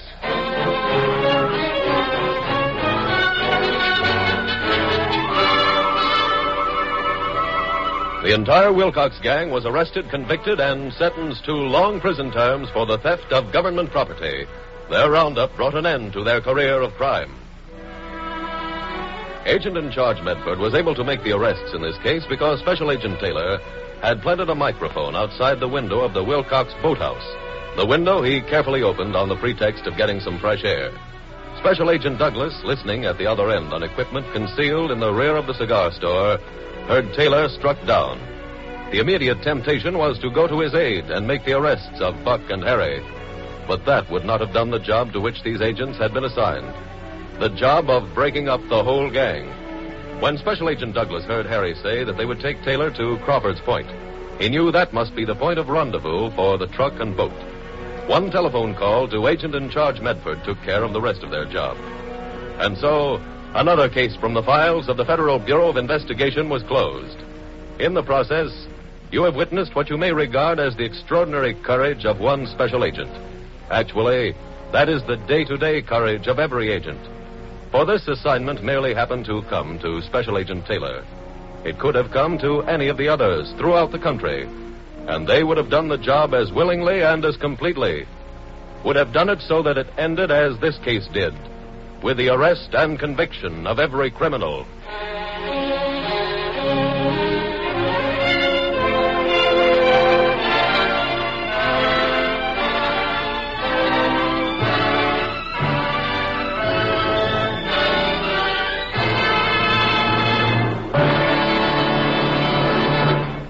In just a moment, you will hear about next week's exciting case from the files of your FBI. But first, a few words from our Equitable Society representative on the fact-finding chart for fathers and mothers. I'm speaking for nearly 8,000 Equitable Society representatives. Most of us Equitable men are fathers of families. And it's as one father to another that we recommend this fact-finding chart to you. It's been a big help to us. It will be a big help to you. So don't delay. Phone one of Equitable Society representatives soon. Or send a postcard care of this radio station to the Equitable Life Assurance Society of the United States.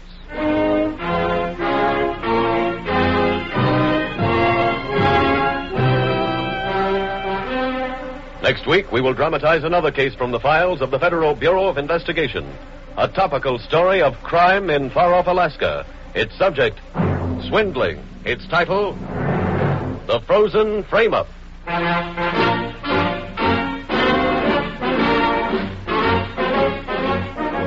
The incidents used in tonight's Equitable Life Assurance Society's broadcast are adapted from the files of the Federal Bureau of Investigation.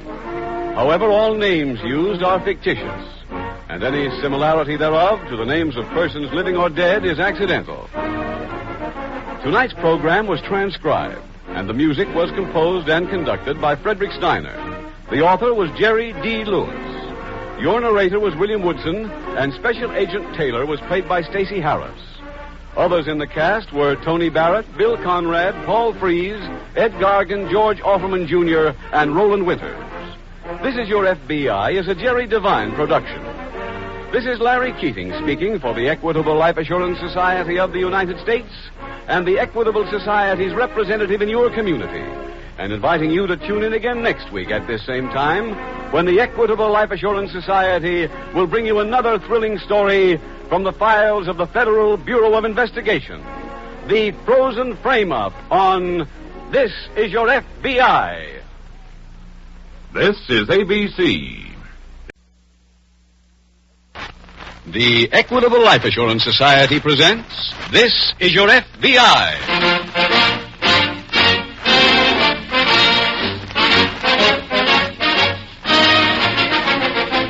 This is Your FBI, the official broadcast from the files of the Federal Bureau of Investigation. Transcribed and presented as a public service by the Equitable Life Assurance Society of the United States and the Equitable Society's representative in your community.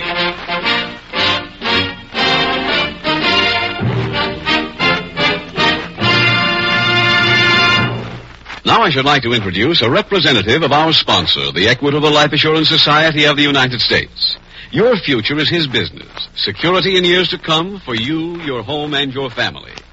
Tonight, our Equitable representative has a very timely message for the fathers and mothers of America. In this Christmas season, most of you mothers and dads come to realize that the happiness and security of your children are of more importance than anything else in life. For that reason, isn't this a most appropriate time to bring to your attention the Equitable Society's famous fact-finding chart for fathers and mothers? In about 14 minutes, Mr. Keating will be back to tell you what this equitable chart can mean in terms of the future security and happiness of your family. Please listen carefully, won't you?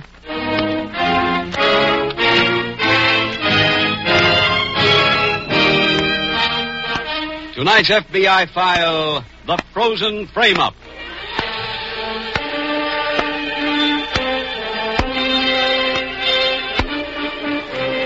Most words have a definite lifespan. Remember back to the First World War and the use of the word doughboy to describe a soldier?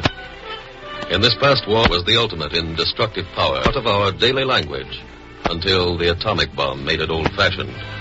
20 years ago, an automobile with a canvas top was called a touring car. Today, it's a convertible and nothing else. And so it has been with many words. They were born, they lived, they died. And anyone using them now is considered quaint, lost their original power. These old champions is the simple word gold. Gold. Since its discovery in the United States, has been the stuff that dreams are made of. Its very mention in a newspaper headline commands attention, for man has never ceased his endless search for new vein. An old mine that will yield still more under the pressure of modern machinery. A small plot of ground that could make its owner a millionaire. And such is the nature of man that if one man says he has made a strike, he starts a boom, even if that strike has been in the middle of nowhere. Even if that strike does not actually exist. Tonight's case from the files of the Federal Bureau of Investigation is only one story that came out of a recent cry of gold. A cry that once made echoes to the far corners of the world. A cry that brings men and women from everywhere. Men and women of every kind.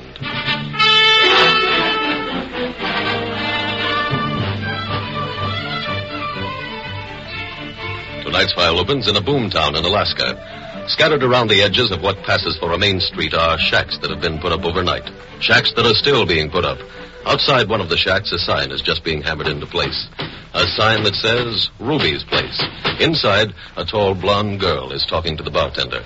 Now, you got everything you need? Everything but customers, Ruby. Oh, don't worry about that. Once we open those doors tonight, you won't have time to take a smoke. That's okay with me. I don't smoke. See that you don't drink either. And don't get your fingers caught in the damper. Charlie. What?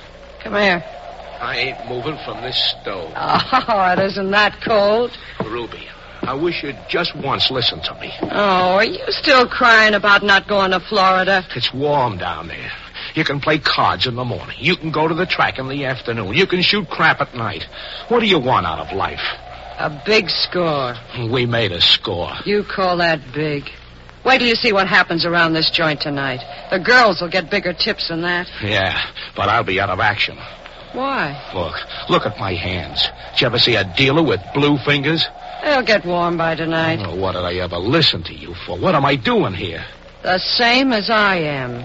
You're waiting for those old bums out there to dig up a lot of gold so we can clip them for it.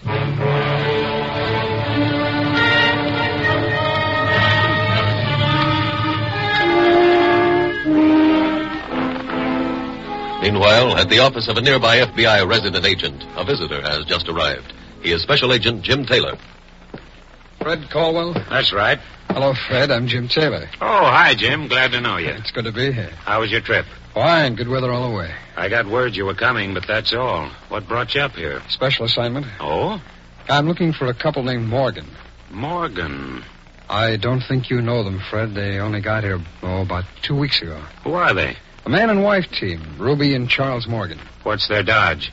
Well, a couple of months ago in the States, Ruby Morgan picked up a young man and a quick romance followed. Well, there's no law against that. Well, this young man was a bank messenger who delivered a factory payroll every Tuesday. One particular Tuesday, Ruby called him and told him to come to her place immediately. Matter of life and death. And she clipped him. Yeah, that's right. Only she did it by way of left field. He came by, and with the payroll, 5 minutes later, a man came in and held him up. The man, of course, was Ruby's husband. That's right. What'd they get? $11,000. Not a bad day's pay. No? Yeah, I wish I could go out with you, Jim, but... Well, you can see this desk. Sure, I understand. I'll tell you what I can do. I'll call the marshal's office and the chief of police. That'll be fine, Fred. If you'll make those calls now, I'll get going.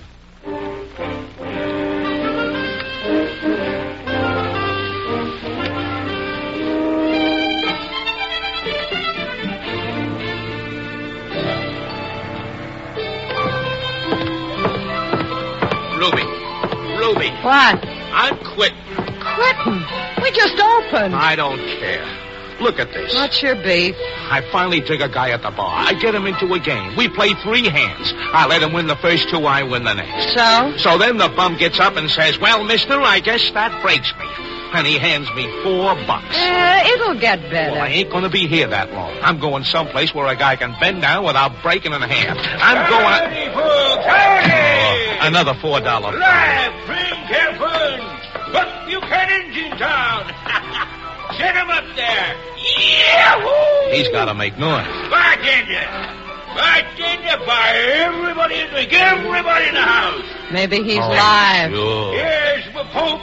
Full of gold. Real gold. And I got more. Charlie, go get him. I'm going. You call that whiskey? I taste it stronger milk. Something wrong here? You the boss? Uh-huh. Oh, Eddie. Yeah, Charlie. Give him the private stock. I was just bringing it. Here. Try this. To your health. Well, that's what I call whiskey. Just get into town, mister? Well, I ain't seen you around. I've been working my mind, working night and day on it. Just decided today to take a little time off and celebrate. Sure, that does you good. Feel like any particular kind of celebrating? Like gambling, maybe? Well, no, I just might. What do you got to offer?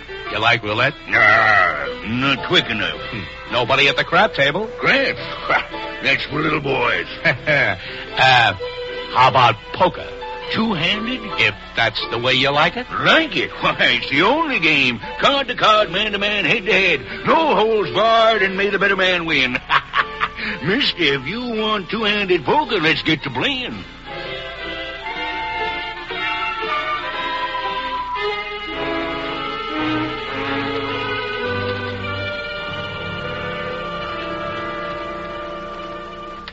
Busy, Fred? No, come on in. Look, I'm an artist. When'd you find out? A little while ago. I went to every hotel here in town, and the Morgans weren't registered any place, so I drew a picture of each of them on the back of this envelope. Let's see. Yeah. The bellboy in the Hotel Golden Nugget identified them. From this? Yeah. He said he heard Ruby Morgan say something about Moon River, too. Yeah, that place is a magnet for thieves. Where is it, Fred? I looked for it on the map. It's not on the map yet. They just struck gold up there a couple of months ago. Huh? Well, how do I get to the place? Well, I'll take you. Good. I've got to go there myself. Just got a report in that 2 men knocked over the Moon River Branch Bank. Huh? Hey, have you ever been there? Yeah, and it's like all other boom towns. Wherever there's gold, you find parasites. Well, then how to make our thieves easier to find. Yeah. How soon can you be ready to go? I'm ready now. Okay, let me make a couple of calls and we'll be on our way.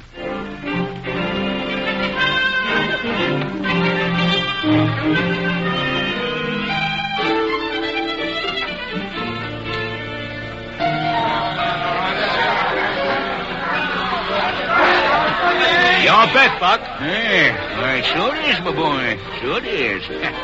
Well, now, let me see.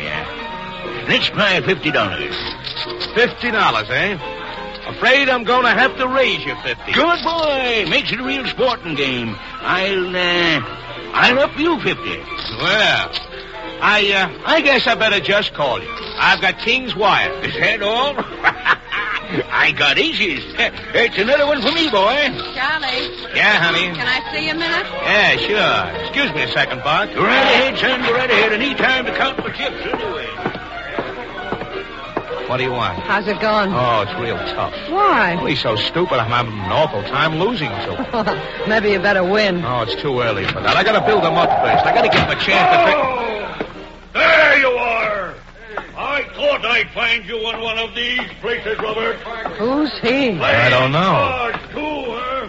And after all the promises you made, shame on you. He's talking to Buck. Get over there. You get out of that chair, Robert, and come right home. Do you hear me? Yes, Calvin. Hey, Buck, who is this guy? It's my brother, Calvin. Calvin, this is... I don't want to meet any of your gambling friends.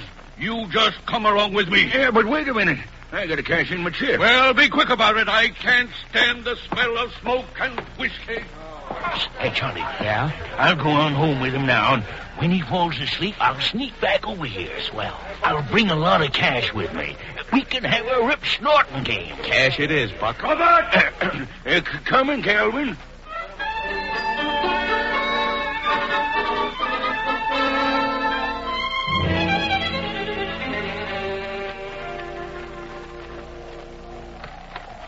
Well, where is he?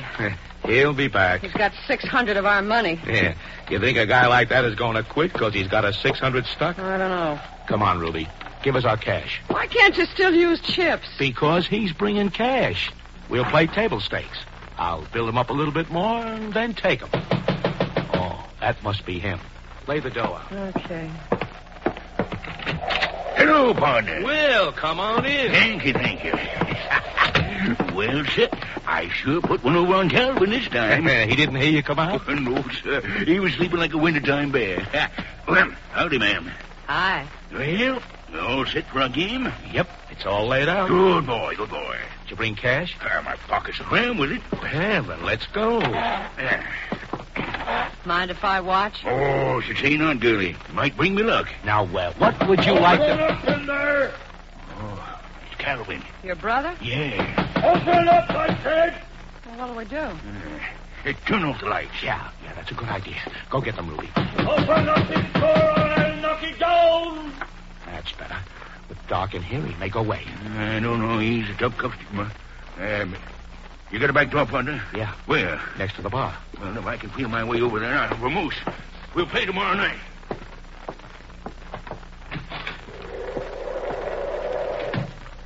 Charlie, what was that? Oh, Buck. He just went out the back door. Oh. I'll put on the light. You can go square the brother now. All right.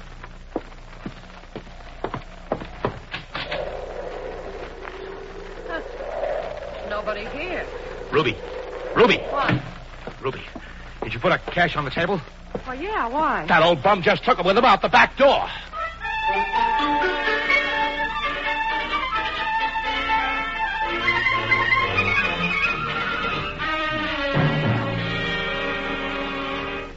We will return in just a moment to tonight's exciting case from the official files of your FBI. Now here comes an individual who seems to have all the earmarks of a happy man. Big smile, bright eyes, elastic step. Am I right, Paul? Is the world treating you pretty well these days? Well, Mr. Keating, you'd be happy, too, if you'd done what I've done. Got rid of a 10-year worry in less than 10 minutes. And you know what did it? This little chart an Equitable Society representative handed to me. You mean the Equitable's fact-finding chart for fathers and mothers? That's it. Okay, Paul. Now suppose you tell us just what that worry was and how this chart helped end it. It was this way, Mr. Keating. I'd be feeling perfectly cheerful, and suddenly the worry would pop into my head. Suppose you should die tomorrow, Paul Wilton, I'd say to myself. Here's your wife with 2 young children, your paycheck stops. And how much money is she going to need every month until those 2 kids finish high school? Paul, not one man in 50 knows the answer to that question. And that's where this fact-finding chart for fathers and mothers comes into the picture. 10 minutes with this chart, and a man knows what his family would need for a decent standard of living until the children graduate from high school. He has a sound and reliable basis on which to figure up the minimum expense. What's more, it's simplicity itself. Every step is made absolutely clear by easy-to-understand pictures. My wife and I really enjoyed filling it in. Paul, let me ask you this. If you'd had to buy that chart, how much would you be willing to pay? Well, I don't know, Mr. Keating. Peace of mind is worth a lot of money. Actually, of course, it didn't cost a cent. Yes, this chart is just one of many services available from the Equitable Life Assurance Society. It costs you nothing and does not obligate you in any way. Just drop a hint to any representative of the Equitable Society, and he'll be glad to see that you get a copy. Or send a postcard care of this ABC station to the Equitable Life Assurance Society. That's spelled E-Q-U-I-T-A-B-L-E. The Equitable Life Assurance Society of the United States.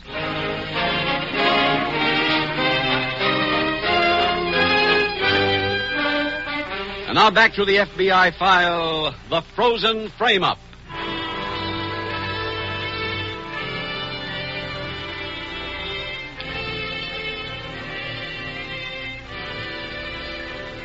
Tonight's case from the files of the Federal Bureau of Investigation once more illustrates an important point about crime. It knows no geography. No place, however barren, however remote, is free from crime or free from the depredations of our criminal population. They roam like prospectors for gold in search of a market for their crime. And wherever there are people, they find that market. 10 years ago, your FBI had a total of 4 million fingerprint arrest records on file. Today, those same files contain the records of 8 million people, an increase of 100%. 10 years ago, 1 person in every 35 had such a record. Today, 1 person in every 19 among us has been arrested for a violation of the law. That kind of an avalanche must be stopped, and it can be stopped. Your FBI has never given up hope that the criminal can be conquered. But to win this fight against him, law enforcement needs the help of every decent citizen. Needs help to see to it that there is an adequate police force available so that a situation such as exists in tonight's case, a situation where a single resident agent must patrol an entire town, will not occur again. Given the manpower and one other thing, law enforcement agencies can conquer the crime wave. That other thing, and victory cannot be won without it, is your moral support, so that police everywhere know that not only are they on the side of decent people, but also that decent people are on their side.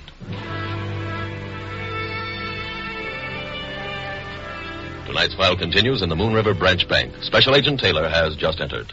Fred, I've got bad news for both of us. Oh? Those men you came up here to find, aren't they the Buchanan brothers? Yes, and I know your bad news. Huh? They left town last night and stole a ski-equipped auto to make the getaway.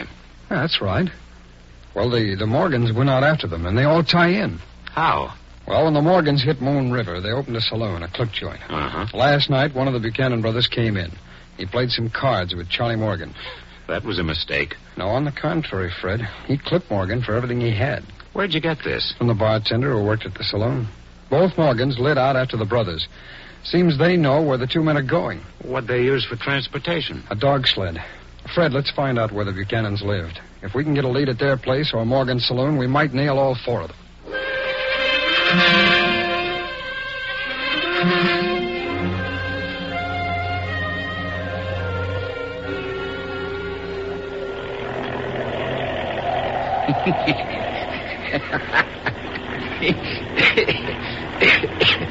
You know, Calvin, I just been thinking about that fellow we clipped.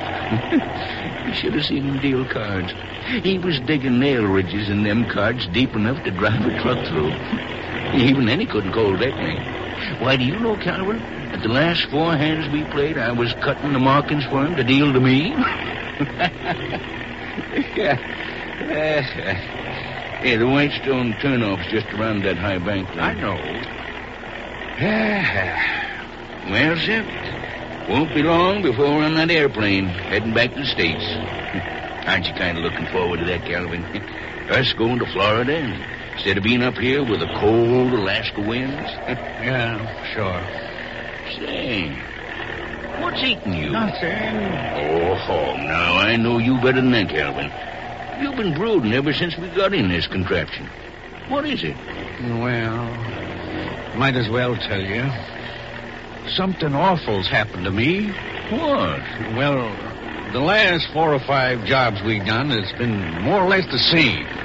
You've been drinking and carousing. I've been the mean brother who didn't approve of it. Yeah? Well, this morning, just before we left, I went for a good stiff jolt to sort of help this ride along.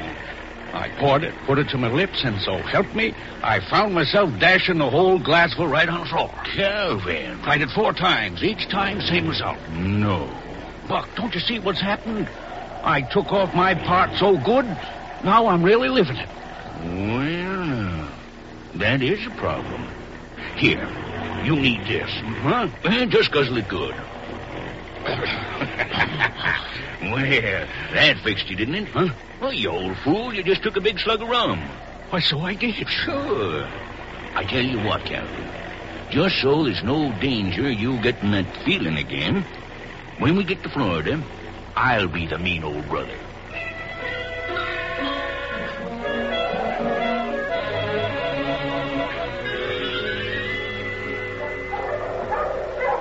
Charlie, can't you go any faster?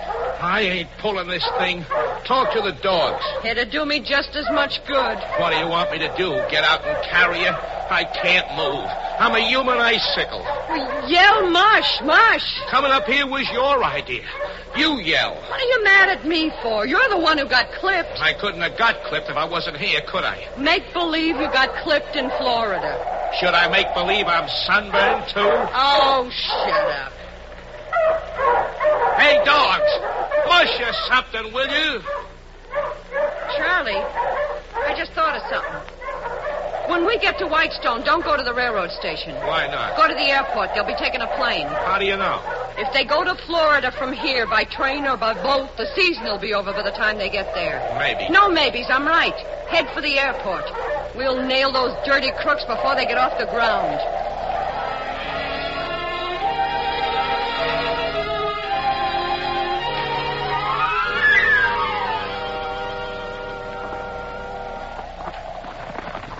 Jim, this must be the Buchanan shack. Oh? See those marks in the snow? Yeah. Nothing but the snowmobile could have left those tracks. Well, now that we're here, I can tell you something. What? You know, I wasn't so sure I could make it on these tennis rackets. Well, let's get them off. Well, that's fine with me. Yeah. Oh, boy, what a pleasure this is. Standing on my own feet. Come on, let's get out of this wind. Okay. Go ahead, Jim. Thanks. Ooh. Oh, here's the walkie-talkie, Fred. You want to call the office? I'll take a look around. Right. Boy, I wish they'd left a fire going. Yeah. Hey, Fred, there's some bags over here. What kind? In the bank. They've got Federal Reserve stamped on them. Empty? Naturally. Calling K62E. Calling K62E. Come in. K62E. Is that you, Fred? Yeah, Bill. Anything to report? That snowmobile was found a little while ago. Where? In a snowbank on the edge of Whitestone. Anything else? That's all. Thanks, Bill. So long. Did you hear that, Jim? Yeah. I think I know why they went there. Look at these things. Oh, travel folders. Yeah, and for Florida. That's where the brothers must be heading. Come on, Fred, let's get to Whitestone ourselves.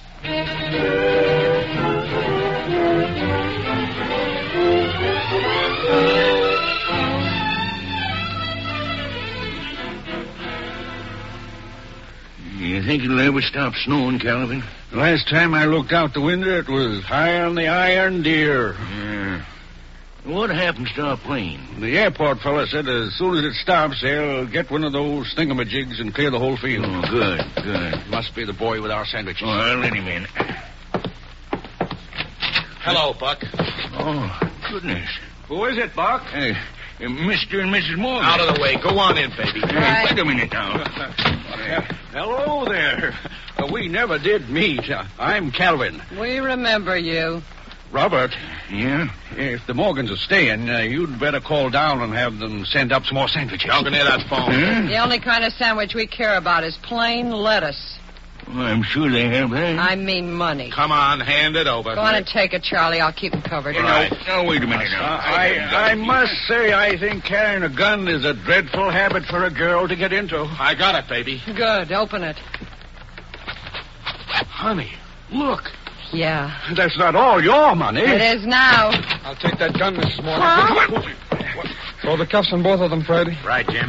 What is We're from the FBI. You're both under arrest. Those people came in and stole our money, officer. We know what this is all about, Buchanan. Oh. Well, Calvin, Yeah? we better call downstairs and cancel those sandwiches.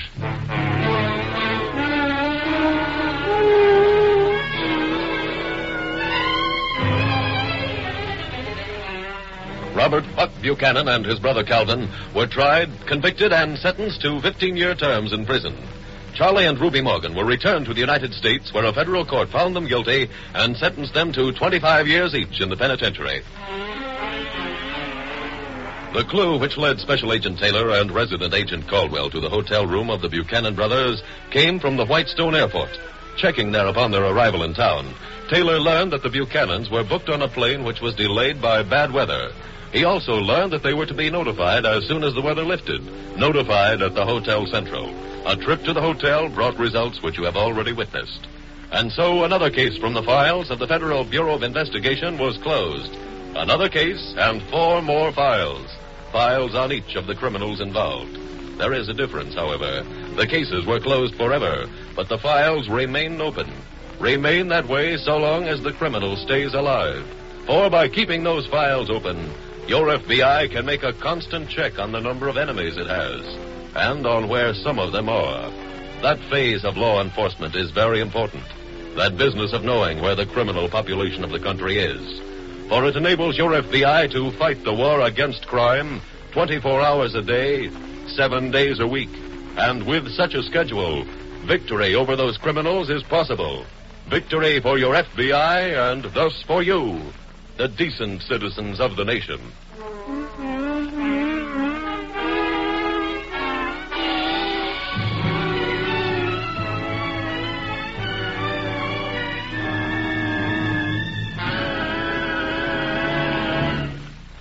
In just a moment, you will hear about next week's exciting case from the files of your FBI. But first, a few words from our Equitable Society representative on the fact-finding chart for fathers and mothers. Mr. Keating, I'd just like to tell our listeners that they don't put themselves under the slightest obligation by asking an equitable representative for this fact-finding chart. There are no strings attached to it. The equitable representative in your neighborhood will be glad to bring you a copy and help you and your wife fill it out. Make a note to phone one of us equitable men soon. Or send a postcard, care of this radio station, to the Equitable Life Assurance Society of the United States.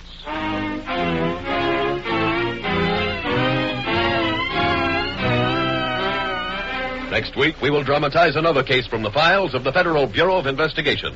A dramatic recount of an ex-convict who tried to go straight. Its subject, armed robbery. Its title, The Innocent Hostage. The incidents used in tonight's Equitable Life Assurance Society's broadcast are adapted from the files of the Federal Bureau of Investigation. However, all names used are fictitious, and any similarity thereof to the names of persons living or dead is accidental. Tonight's program was transcribed, and the music was composed and conducted by Frederick Steiner. The author was Jerry D. Lewis. Your narrator was William Woodson, and Special Agent Taylor was played by Stacey Harris. Others in the cast were B. Benaderet, Herb Butterfield, Ed Gargan, Bill Johnstone, Eddie Marr, and Henry Morgan. This is Your FBI is a Jerry Devine production. This is Larry Keating speaking for the Equitable Life Assurance Society of the United States and the Equitable Society's representative in your community, and inviting you to tune in again next week at this same time when the Equitable Life Assurance Society will bring you another thrilling story from the files of the Federal Bureau of Investigation. The Innocent Hostage on This Is Your FBI.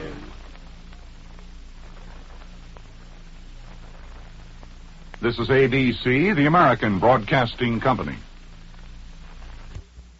The Equitable Life Assurance Society presents This Is Your FBI.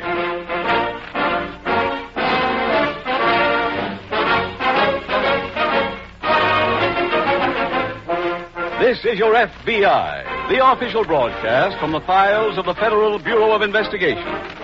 Transcribed and presented as a public service by the Equitable Life Assurance Society of the United States and the Equitable Society's representative in your community.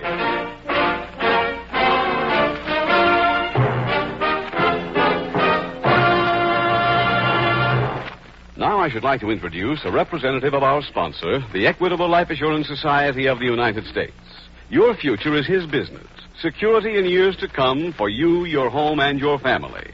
Tonight, our Equitable representative has a very timely message for the fathers and mothers of America. Mothers and fathers, as Christmas Day approaches, don't you find yourself thinking more of your children than at any other season of the year? The Christmas season is their season. That's why I think you'll be particularly interested tonight when Mr. Keating tells you in approximately 14 minutes about the Equitable Society's famous fact-finding chart for fathers and mothers. The facts this chart brings to light are vital to the future happiness of your family. Remember, it's the fact-finding chart for fathers and mothers, prepared by the Equitable Life Assurance Society of the United States.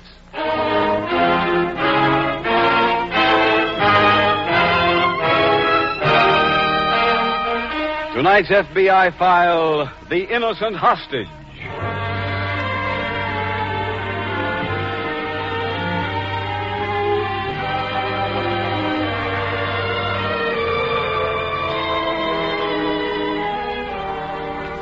This year, now almost completely written into the pages of history, saw a number of new records established. There were, for instance, more automobiles made and sold than in any previous year of our history. The number of people gainfully employed in a single period hit an all-time high. Those are concrete accomplishments of which we may all be proud, for they represent unmistakable advance. However, this past year, which saw the Identification Division of the Federal Bureau of Investigation celebrate its 25th anniversary, also saw it handle more fingerprint arrest records than in any previous 12-month period. A great number of the people represented by those cards were convicted and sentenced to pay for their crime by serving time in prison. The majority of those prison terms was less than 5 years, which meant that the convicted person regained his freedom still young enough to be active. He could then proceed to lead a decent life, or he could return to his criminal career. The choice was his, and his alone. Of the arrest records handled this year by your FBI, the percentage of those with previous records was more than 50%. That suggests a discouraging number of repeaters, suggests that perhaps the job of rehabilitation attempted in prison was a failure. But there are others who served their time and who then put crime behind them. Tonight's case from the files of your FBI is a story of both kinds of ex-convicts, of one who had enough of crime and one who would never have enough, not as long as he lived.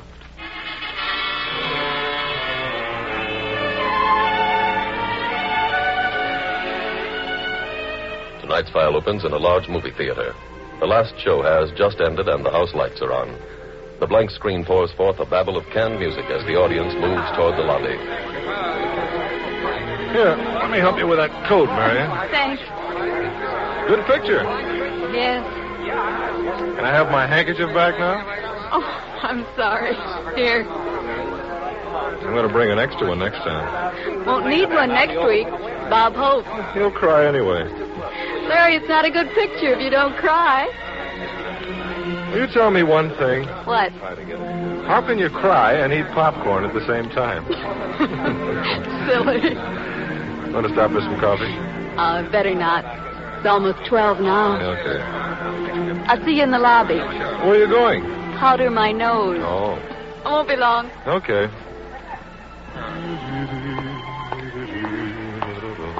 Keep walking.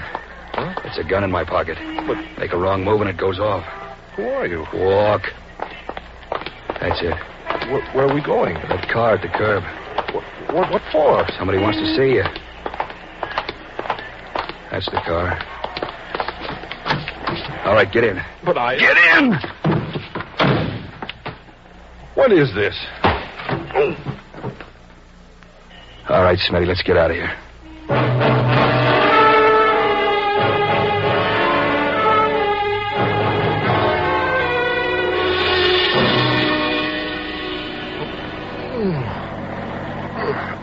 Guy coming around? Yeah, sounds like it.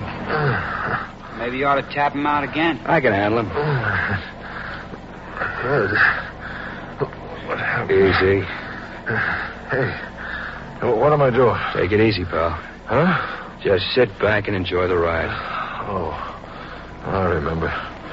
You're the one... guy with the gun, that's right. What's this all about? Frankie wants to see you. Frankie? Frankie Gordon? Mm-hmm. Oh, look. He's wasting his time. I told him yesterday that I couldn't help him on the store job. I work at that store. I have a legitimate job. I live a legitimate life. We already took the store. What? We did the job tonight. Oh. Well, then why should Frankie want to see me? There was trouble. Trouble with cops. Frankie's brother got shot bad. He figures you're the one who tipped the cops. Oh, that's a lie. Tell that to him. Shall I take the river road, Floyd? Yeah, okay. Can I have a cigarette? Sure. Got some right in here. Hey, Smitty, jump!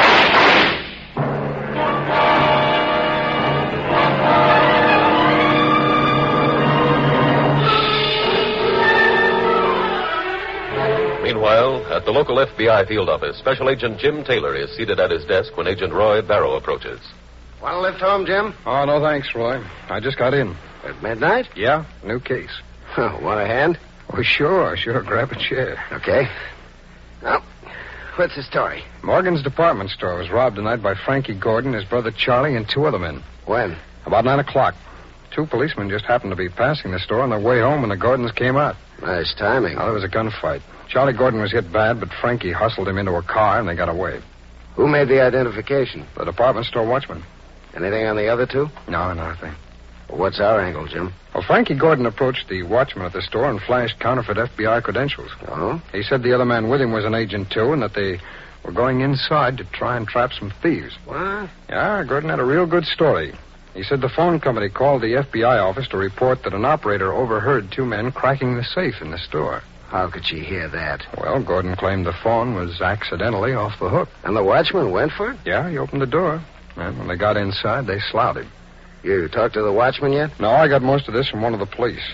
The watchman regained consciousness for a little while, then passed out again. What was the loot? The day's receipts? Blue chips. All blue. A little better than $23,000. How about the getaway car, Jim? Well, the police got the license numbers. It pulled away. There's an alarm out on that now. There's also an alarm out on the Gordon brothers. Well, if Charlie Gordon was badly hurt, Jim, we might get a lead alerting doctors. Right. Let's start calling them now.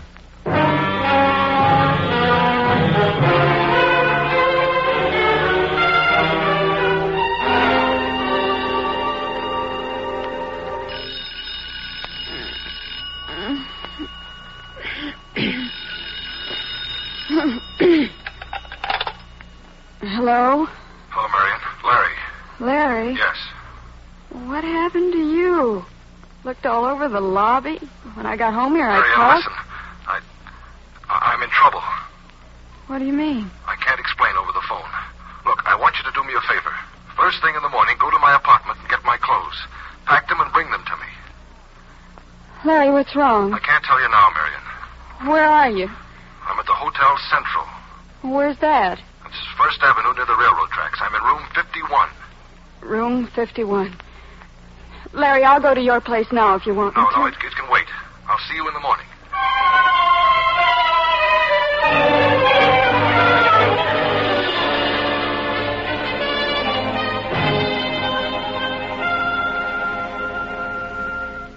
Anything come in on the Gordon alarm, Roy? No, not yet, Jim. I just came up with a new angle on this case. What's that?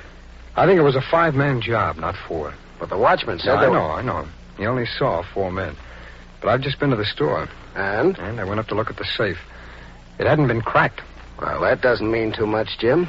While you were out, I've been going over Charlie Gordon's record. He's opened safes before without using anything but his hands. That takes time, Roy. And the Gordons were not inside that long. Your theory is it's an inside job. Could have been. I showed pictures of both Charlie and Frankie Gordon to all the clerks who work in or near the cashier's cage. 2 of them recognized him. Positive identification? That's right. They said they saw him in the store yesterday talking to somebody named Larry Webster. Who's he? An employee there. Did you talk to Webster? No, he didn't show up for work this morning. So I got his home address from the store and I went over there. He was gone. The superintendent took me up to his apartment, but it was empty. Not only that, the bed hadn't been slept in. The store tell you anything about this Webster? Yeah, but nothing that helps. He'd been with them 9 years, worked his way up from shipping clerk, well-liked and thought of as a valuable employee. All of which proves you can never tell who'll commit the next crime. Yeah. Did you send out an alarm on Webster? I called it in. Look, Roy, I'm going over to the hospital and see if I can have a talk with that watchman. When I finish, I'll see you back here.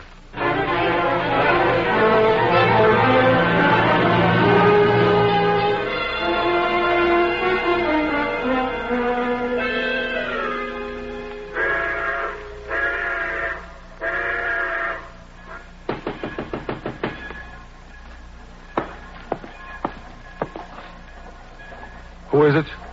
Marion. Oh.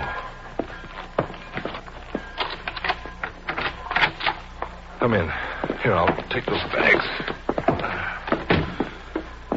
Thanks, honey. Larry, what's this all about? What are you doing in this hotel? I'm hiding. From who?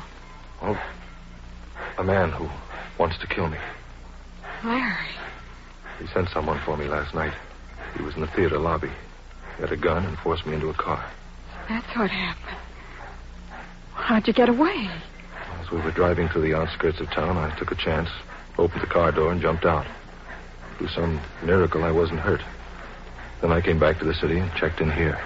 But who is this man? Why should he want to kill you? Well, he's someone I knew a long time ago, Marion. I haven't seen him in for years.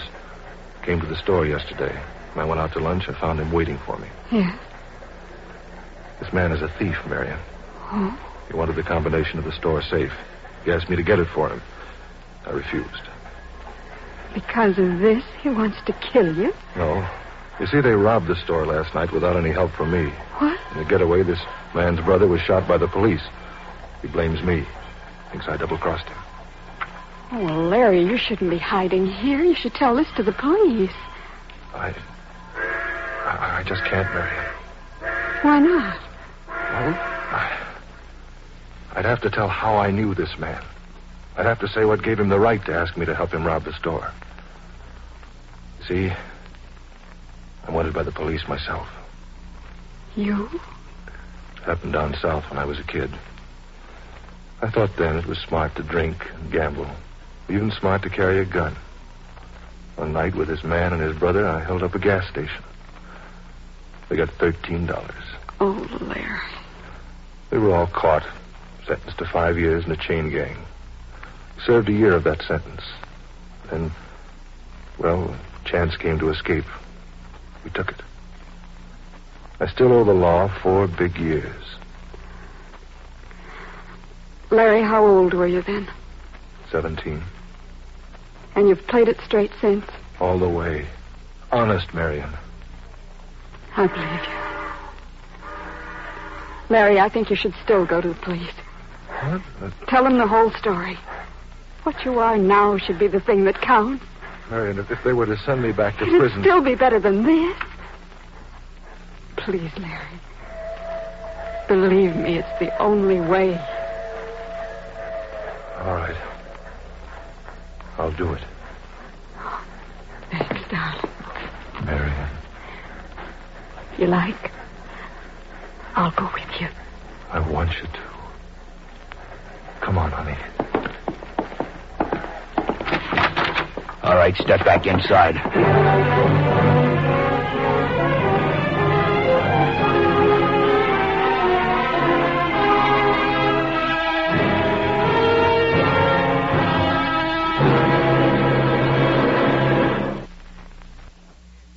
We will return in just a moment to tonight's exciting case from the official files of your FBI. Now we're going to take time out for a few moments to talk to a man who looks as if he didn't know the meaning of the word worry. Is that correct, Warren? Wrong, Mr. Keating. I used to worry and worry plenty. But that was before my Equitable Society representative brought me that fact-finding chart for fathers and mothers. And just what was it you'd worry about before you got this fact-finding chart? I guess it's a worry that few fathers of families escape. I'd been watching my kids playing or sitting at the dinner table, and suddenly the thought would hit me. What happens to them if I die unexpectedly? How much money would my wife need to keep the family together? Warren, not one father in 50 knows the answer to that second question. And that's the beauty of this fact-finding chart for fathers and mothers. 10 minutes after you sit down with it, you know exactly how much money your family would need to maintain a decent standard of living without you. In other words, you've got a sound and reliable basis for figuring up what the minimum expense would be until the youngest child finishes high school. What's more, this equitable chart is simplicity itself. Every step is made as plain as day by easy-to-understand pictures. Mr. Keating, my wife and I really enjoyed filling it in. And boy, what a relief when we finally got the final figure and our equitable man showed us how easily the whole problem could be solved. Would you mind telling us how much you paid for this fact-finding chart, Warren? Pay? Why, it didn't cost a cent. Yes, this chart is just one of many services available from the Equitable Life Assurance Society. It costs you nothing and does not obligate you in any way. Just drop a hint to any representative of the Equitable Society, and he'll be glad to see that you get a copy. Or send a postcard care of this ABC station to the Equitable Life Assurance Society. That's spelled EQUITABLE. The Equitable Life Assurance Society of the United States.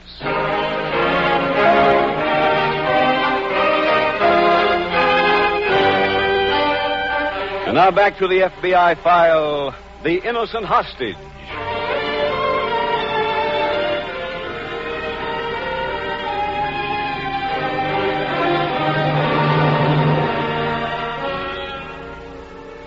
There are axioms about justice in almost every language.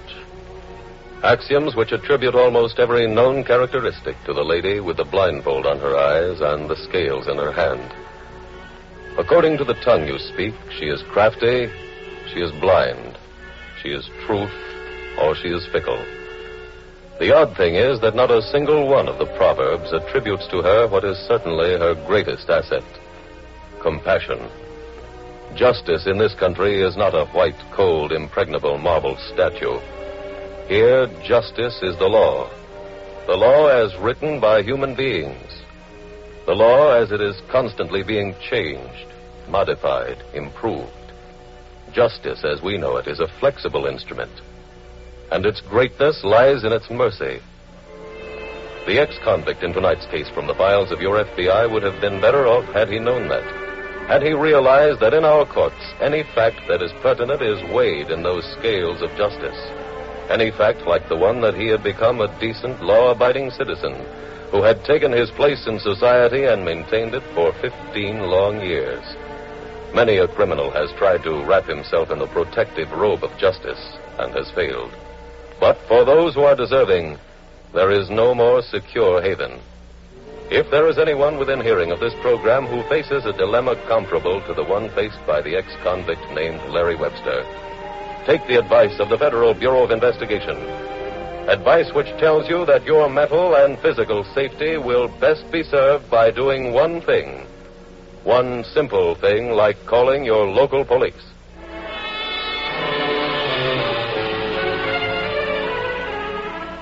Tonight's file continues at the FBI field office. Jim, we had some action while you were out. On the alarms? On one of them. Police found the car that was used in the robbery last night. Oh, where? In the park. There's blood on the floor in the back. Probably Charlie Gordon. Lab's checking on that now. No, how? Well, it seems Charlie Gordon was injured once before in a getaway, and the police took his blood type. Oh, Let me see it. I have it here. Yeah, type ABMNRH negative. Hey, that's pretty rare, isn't it? According to the lab, only about one person in 5,000 to 6,000 would have that same grouping. That'll be good enough. Meanwhile, we've got 2 new alarms out. On whom? George Smith, alias Smitty, and Floyd Crawford. Front of the car was loaded with their prints. Who were they, Roy? Police are sending up local records on both of them, and I teletyped Washington to see if they could give us anything. It's fine. I only wish I had as much to report on my interview with the watchman. You draw a blank? Yeah. All he told me was what we already know. How the Gordons got into the store, what happened to him, and what he told the police. We might be able to locate the Gordons through something in Smith or Crawford's record, Jim. Well, that's our best chance at the moment, Roy. Come on, let's get on to teletype and wait for an answer from Washington.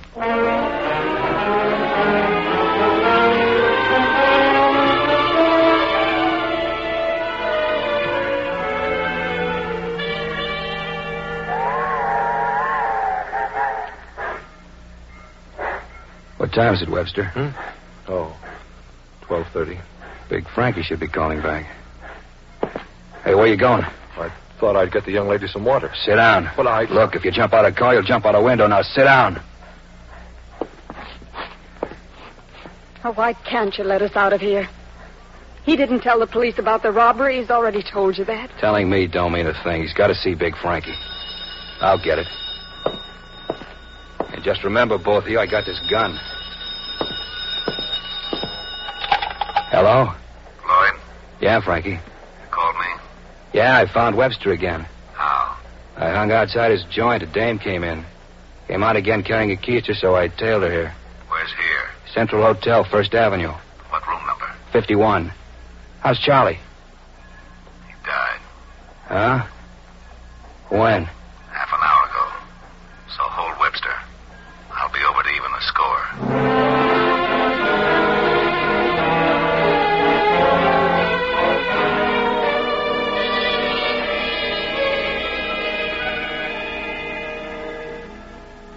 No luck with those addresses, Jim. You checked both of them already, Roy? Well, there wasn't much to check.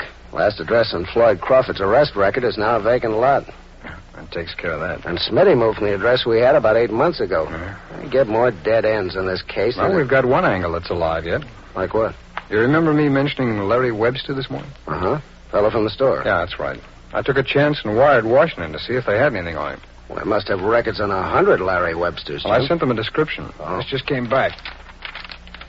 Webster escaped from a chain gang 15 years ago. That's the last entry? Yeah. Jim, 15 years is a long time. Maybe the description fit another Webster. Maybe no, it's the not... right one, Roy. Listen to this last line here. Webster effected his escape along with two of his fellow prisoners, Frank and Charles Gordon. Oh. How about a picture in Webster? The store didn't have one, but Washington is sending along the lineup photo from the files. I hope he hasn't changed too much since then. Well, we'll just have to take that chance. Have you talked to the SAC about this? Yeah, he says it's okay to give the papers pictures on Webster, the two Gordons, Floyd Crawford, and Smitty. That ought to pin them down if they're still in town. Yeah. Roy, why don't you check the stores and saloons in Webster's old neighborhood? Okay, Jim. While you're doing that, I'm going to try and breathe some life into a lead on Frankie Gordon.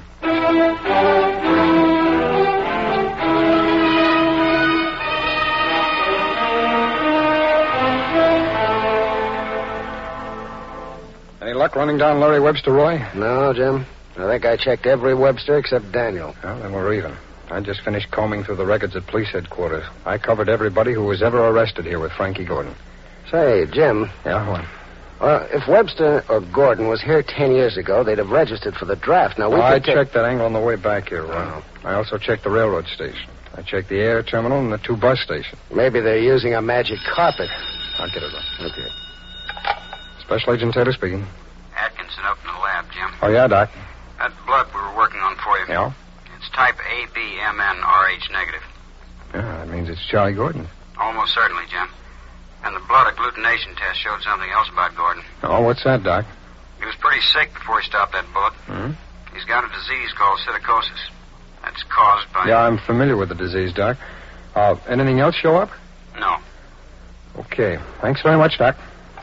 Come on, Roy. Where? To the file room. Let's get some pictures of Charlie Gordon. We might have that lead we've been looking for.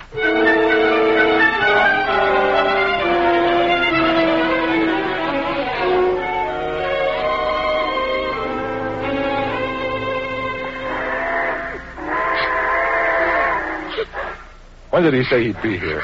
Big Frankie? Yeah. Getting anxious? I just want to get it over with. I think he'll take care of that for you. Could you let up a little on the crying lady? Leave her alone. Look at that old friend. Just stay quiet, both of you. Who is it? Me, Frankie. Oh. Come on in. Right.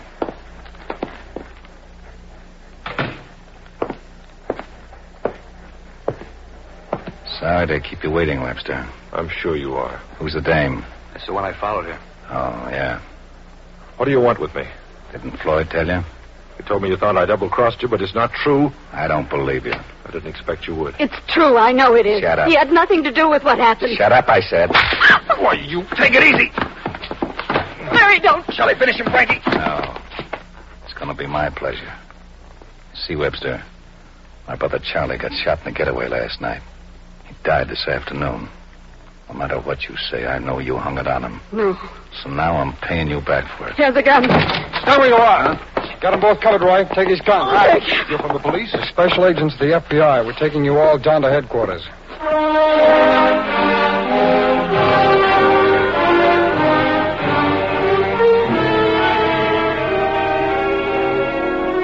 Frank Gordon, Floyd Crawford, and George Smith, alias Smitty, were turned over to local authorities. They were tried and convicted of armed robbery and each received a sentence of 25 years. Larry Webster was released on probation and allowed to return to his fiancée and to his life as a decent, law-abiding citizen. The phone call from the FBI laboratory, which told Special Agent Taylor that Charlie Gordon had psittacosis, was the clue which led to the solution of tonight's case. Agent Taylor was familiar with the fact that the disease can be communicated to a human being only by an animal, by a parrot in virtually every instance. He and Agent Barrell, therefore, took pictures of Charlie Gordon and visited every pet shop in the city. At one, they were informed that Gordon had recently bought a parrot which he had asked the shop to deliver. As the two special agents approached the address, they saw Frankie Gordon drive away, accompanied by the man they recognized as Smitty. The two agents followed Gordon, followed him to the Hotel Central. And so, once again, the crime laboratory of the Federal Bureau of Investigation, a lab which renders its services to every special agent and also to every local police department in the nation, was able to supply the vital clue which led to the apprehension of dangerous criminals. An even more important result in tonight's case, of course, was the fact that the lives of two innocent people were saved. Two people who owe their very existence to the tireless workers in the FBI lab, who have made science perform the same function as every department of the Bureau. The function of protecting the lives and property of you, the American people.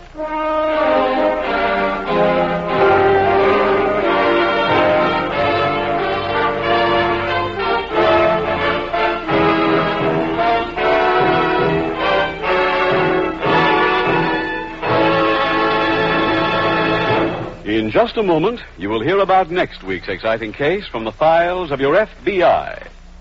But first, a few words from our Equitable Society representative on the fact-finding chart for fathers and mothers. Mr. Keating, right now, I figure that a lot of fathers and mothers are sort of on the fence about sending for the fact-finding chart. Well, all I've got to say to those folks is this. What have you got to lose? There's no charge, no obligation. On the other hand, there's a very good chance that this equitable chart can be of real and permanent benefit to you and your family. Phone one of us Equitable Society representatives. Or send a postcard care of this radio station to the Equitable Life Assurance Society of the United States.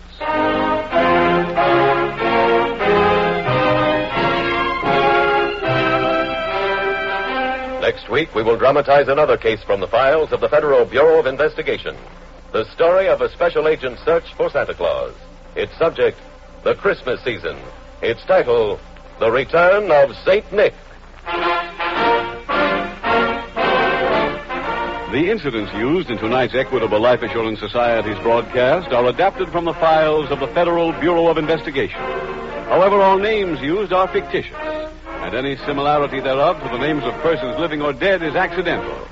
Tonight's program was transcribed, and the music was composed and conducted by Frederick Steiner.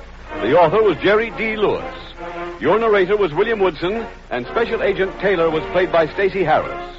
Others in the cast were Ed Begley, Tom Brown, Sam Edwards, Herb Ellis, Charles Maxwell, and Peggy Weber. This Is Your FBI is a Jerry Devine production. This is Larry Keating speaking for the Equitable Life Assurance Society of the United States and the Equitable Society's representative in your community, and inviting you to tune in again next week at this same time when the Equitable Life Assurance Society will bring you another thrilling story from the files of the Federal Bureau of Investigation. The Return of St. Nick on This Is Your FBI. This is ABC, the American Broadcasting Company. The Equitable Life Assurance Society presents This Is Your FBI.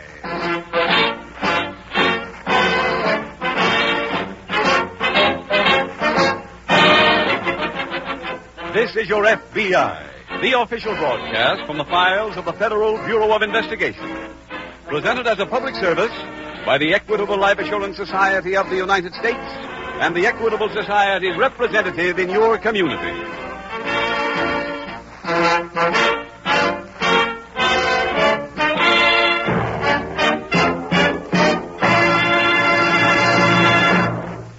Now I should like to introduce a representative of our sponsor, the Equitable Life Assurance Society of the United States. Your future is his business. Security in years to come for you, your home, and your family. Tonight, our Equitable representative has a very timely message for the fathers and mothers of America. New Year's Day is a time for good resolutions. A time for mothers and dads to face facts and plan a better future for their children. To help you do just that, the Equitable Life Assurance Society has prepared its famous fact-finding chart for fathers and mothers. In about 14 minutes, Mr. Keating is going to tell you just what this equitable chart can do for you and your children. May I suggest that you listen carefully? Don't miss a word of this interesting and important message from the Equitable Life Assurance Society of the United States.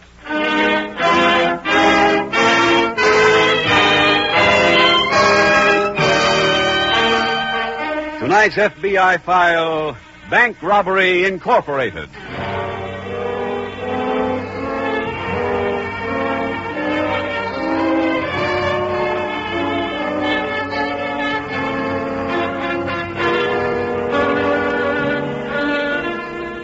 This despite the fact that American newspapers, magazines, and radios give the public more information about crime than the people of any other nation receive, there are still those among us who believe that criminals hide in dark alleys and plot their infractions in the light of glittering candles in dark basements.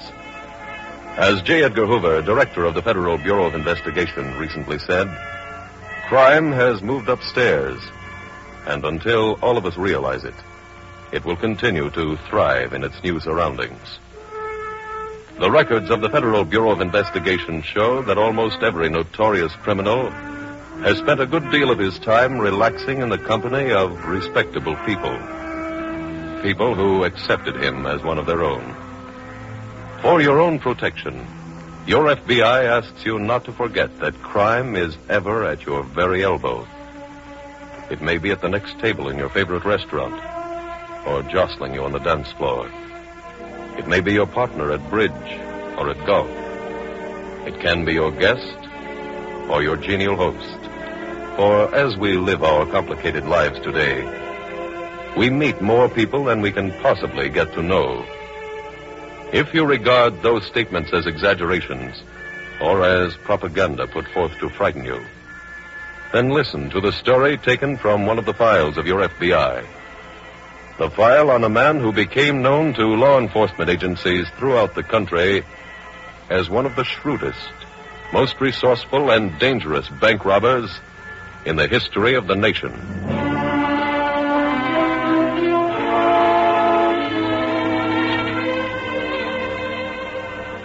Tonight's file opens in the office of the Henderson Importing Company, an office located in a downtown skyscraper. Two men have just entered and approach a desk at which is seated a gray-haired, distinguished-looking man. He greets them. Good afternoon, gentlemen. Hello, Ed. This is Artie Davis. Hi. Hello. Davis is okay, Ed. He was sent to us by Fat Webster. That's enough recommendation. How is Fat? Oh, he's swell. Comes out for parole next year. Good man, Fat. Yeah. He told me just before I got out to come see Pete here. He said that you could set up a job for me. I might. What did you have in mind? A bank. How big? Well, not too big, but not too small. Uh-huh. Just a minute. I think I've got just the thing for you. Uh-huh. Here it is. Oh, let me see that. Not yet. We have something to discuss first. Sure. Ed ain't doing this because he likes Fat, you know. Oh, yeah. You're in, huh? Exactly. Now, my fee for this job is 20%. Well, how much is in this jug? Oh, on a weekday, you should get about $23,800. Well, that would mean your cut is... $4,760. That's a lot of money. I have expenses. You know, it takes time to draw up these maps, to set up getaway charts, to fix a plan. Yeah, look, could you make it 10%? I'm sorry, I have one fee. Take it or leave it. Well, okay, I'll take it. Fine. Now, here, this is the layout of the bank.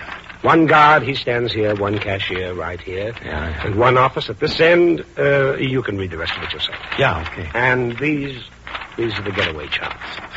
They look big. They are. Here are the roads leading away from the Crawford National Bank. Every curve is marked. Every obstruction, every detour. Mm-hmm. Double X means a dangerous curve. The number tells you how fast you can take it. Triple A means a back road. Use them unless it rains. Now, here. You take this, go home, and set it in both. Okay. When do you figure on doing this job? Tomorrow.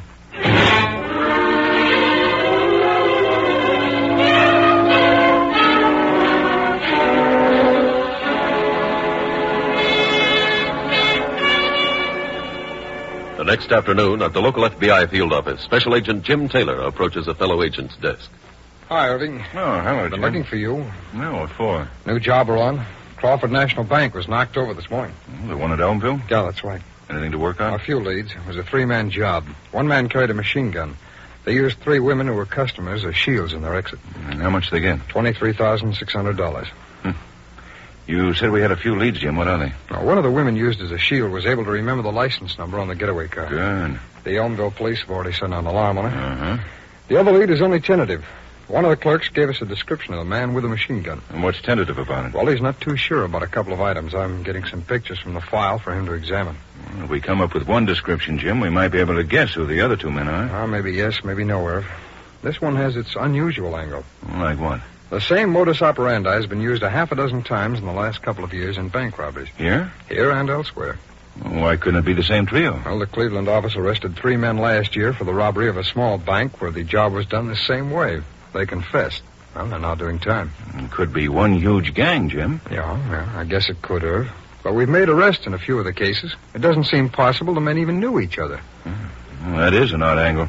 You know, at first I thought maybe it was a mastermind who hired different thieves to do each job, but, well, that went out of the window, too. Why? 2 jobs were pulled within an hour's time of each other, 1,000 miles apart. Oh. Irv, your desk clean? Well, as soon as I finish that report on the stolen car ring. Okay, can you finish that up today? Mm-hmm. Good. I'll go out and show the pictures to that bank clerk. If he makes a positive ident, we'll start from there.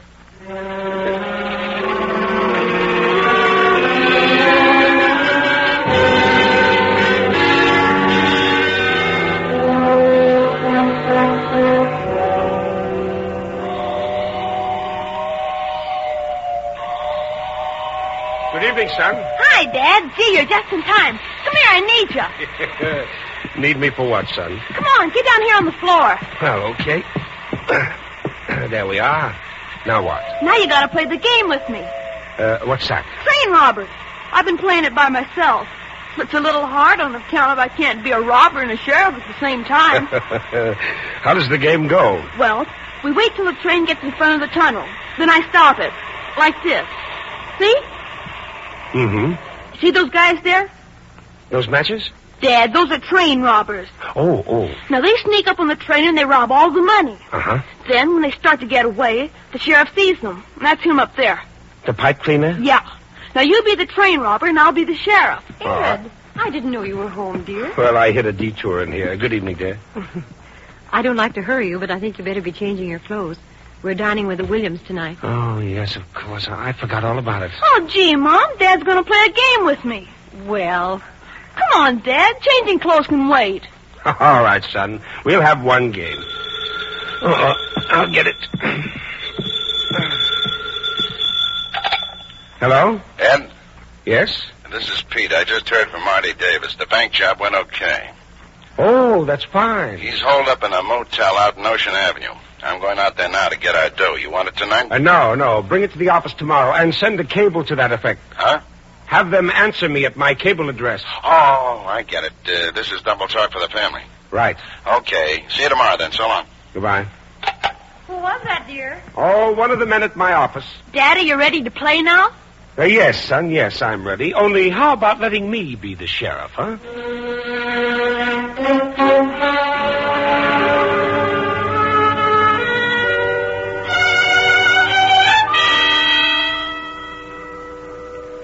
Irv, I think we made some progress on the Crawford bank robbery. So did the police. They found that getaway car. Oh, where? Abandoned on Route 63. Had a flat tire and no spare, so I guess the bandits just up and left it. Any prints in it? A few. They're being checked by ident. But we got more than prints, Jim. We found the whole setup. You mean the loot? No, but everything else. The machine gun and the plans for the robbery. The written plans? Mm-hmm. Full specifications. Wait till I show you. Take a look at these. Oh. These things look like they were drawn up by an architect. Wait till you see the getaway charts. They're even more complete. Irv, this doesn't add up. Add up to what? You remember those pictures I took out for the bank clerk to examine? Mm-hmm. Well, he identified one. Said it was definitely one of the bandits. Well, whose picture was it? Well, that's what puzzles me. He identified a Louis Green. Louis Green? Yeah, Green is a petty larceny $2 crook who never got beyond the 8th grade. Oh, then he didn't make up those charts. No, and neither did anybody he was ever arrested with. I checked a complete record. Well, that kind of makes your theory stand up a little better, Jim. Oh, you mean the mastermind? Mm-hmm. Yeah, it also makes that theory look ridiculous. How can we reconcile a mastermind hiring Louis Green? I see what you mean. Well, Irv, I'm having an old address of Green's checked now. If we pick him up, maybe we can get the answers to some of these questions.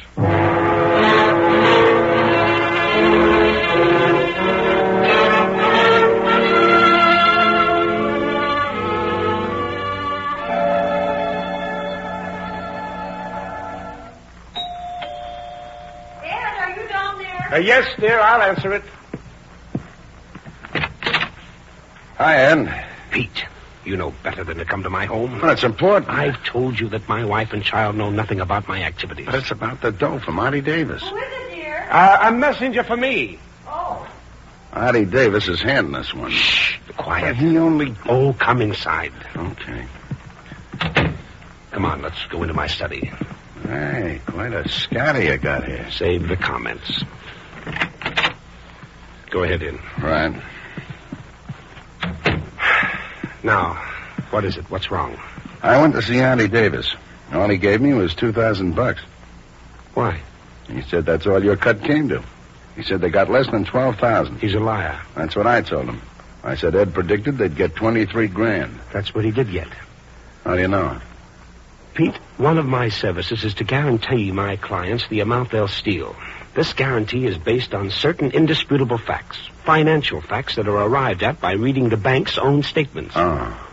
Now, go back and see Auntie Davis. Yeah, but what'll I tell him? Well, say that I want the rest of the money. And if he don't pay? Use other means. Well, how far can I go? If necessary, you can kill him. Ed? Yes, dear?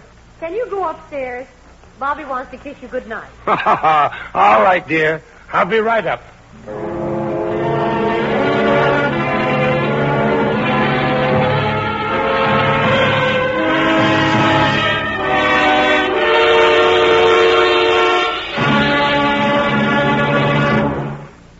We will return in just a moment to tonight's exciting case from the official files of your FBI. Now a quick interview with a man who's looking as happy as the proverbial king. A man who's going to tell us how he got rid of a 10-year worry in 3 easy moves. It was that easy, Mr. Keating. Move number 1, I asked my Equitable Society representative for the fact-finding chart for fathers and mothers you've been talking about on this program. Move number 2, I got the chart. Move number 3, I took 10 minutes to fill in the chart according to directions. And right then and there, I realized that 10-year worry had been nothing but a 10-year bluff. What do you mean, Dick? Well, like most fathers, Mr. Keating, I was worried about what would happen to my family if I should die unexpectedly. And like so many fathers, that worry had me so thoroughly bluffed that I just dodged the whole issue. For instance, I never even figured up what my monthly income my family would need without me. That's why the Equitable Society's fact-finding chart was just what the doctor ordered for me. Let me explain to our listeners just how this fact-finding chart works. It was designed to give a man a sound and reliable basis for figuring up the minimum income his family would need for a comfortable living in case of his death. Every item, food, rent, clothes, amusements, and so on, is provided for. And every step of the way is made clear by simple, easy-to-understand pictures. Well, after my wife and I filled in the chart, it turned out that I'd been worrying over a problem that wasn't really hard to lick. As I said before, I'd been bluffed into doing nothing. Actually, with my Social Security and the life insurance I already owned, only a moderate amount of additional insurance protection was necessary. My Equitable representative worked out the whole thing for me. Just one thing more, Dick. How much did you pay for the fact-finding chart? Pay? Why, it was free. Yes, this chart is just one of many services available from the Equitable Life Assurance Society. It costs you nothing and does not obligate you in any way. Just drop a hint to any representative of the Equitable Society, and he'll be glad to see that you get a copy. Or send a postcard care of this ABC station to the Equitable Life Assurance Society. That's spelled EQUITABLE. The Equitable Life Assurance Society of the United States.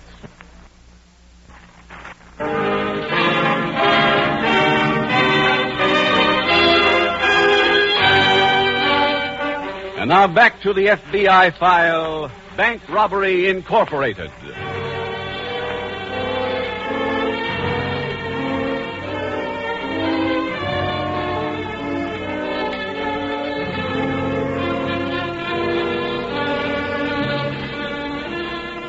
Every law enforcement agency has a multitude of problems. But perhaps the one which is most difficult is their attempt to make the public understand the workings of the criminal mind. The average person does not believe the truth, which is that the criminal among us does his reasoning by entirely different standards than the decent citizen. It should be remembered that a true lawbreaker, a man like the one we call Edward Henderson in tonight's case from the files of your FBI, is nearer to the instincts by which beasts live, the predatory habits, the inherent instincts of escape. In animal life, they take the form of visual camouflage. In the criminal, the transposition is mental. He changes his viewpoint to suit his desires, to suit his ego. And while his attitudes change, his goal in life remains constant. He wants to get something for nothing, something that does not belong to him. Because he thinks the way he does, the answer to his problem quickly comes to mind. He wants something, he takes it. That's where his ego helps. For now, he justifies taking what didn't belong to him, justifies it on various grounds. Justifies it even when he is apprehended by saying, "I did not stop to think." That alibi has been used so often it has virtually become the criminal's motto. Actually, it is incomplete. For the complete criminal motto should read, "I did not stop to think of anyone but myself."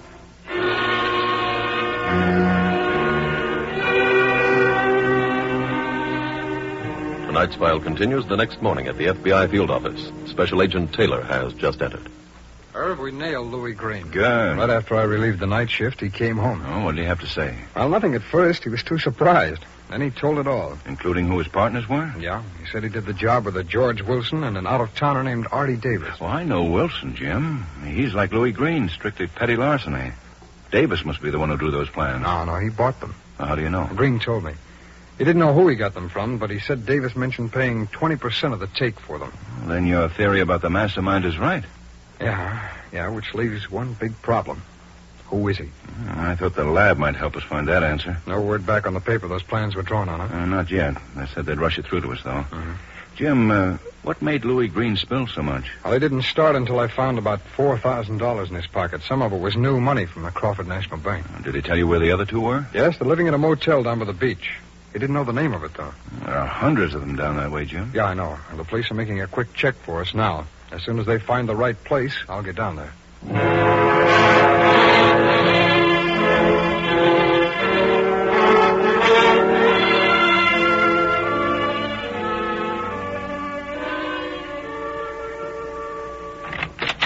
Busy in? Oh, hello, Pete. Come on in. Right. Well, how'd you make out? See this bag? Yes? It ain't full of sawdust. Good boy. Did you have any trouble? A little. Had to slam. How bad? Nothing serious. Just tap them out. Yeah, take a look at this. Well, is it all in ones? No, those are big bills. That's more than $4,700. Sure, I took the whole thing. That was wrong. Huh? I've got $4,760 coming. Count out that amount, and I want the rest returned. Are you kidding? No. Well, look, I don't get this. Have I ever shortchanged you? No. Or anybody you know? No. Pete, I'm not in the cheating business. That's why men like Fat Webster don't talk to cops about me when they're caught. They know I'm on the level. I can't afford to lose that reputation. Yeah, but you told me to kill the guy if necessary. That has nothing to do with principle. Now get the rest of this money back to Davis.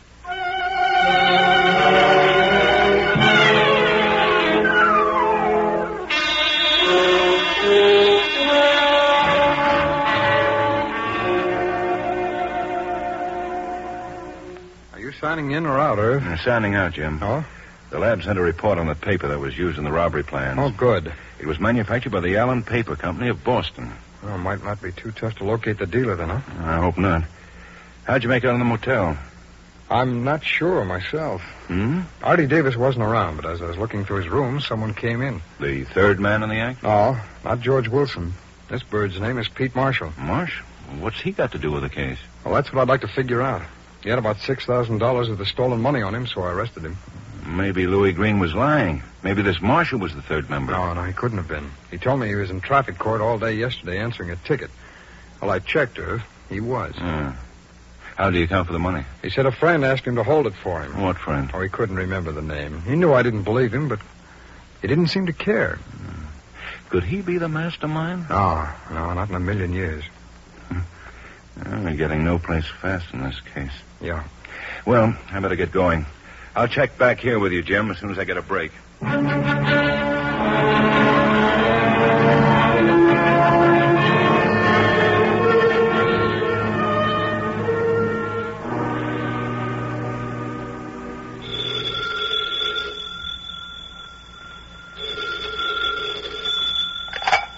Hello? Ed. Yes, Blanche. Ed, something terrible is happening. What is it? A man came to see you. A very hard-looking man. When? About half an hour ago. What did he look like? Oh, I don't know. He was tall, had a badly broken nose. Artie Davis. Who is he? Oh, a fellow importer. But he acted like a gangster. He didn't believe me when I told him you weren't here. Is he still there? Yes. He's in his car. It's parked across the street. He said he'd wait for you. Oh, Ed, I'm frightened. It's all right, dear. But, Ed... Blanche, if it'll make you feel any better, I'll come home right now.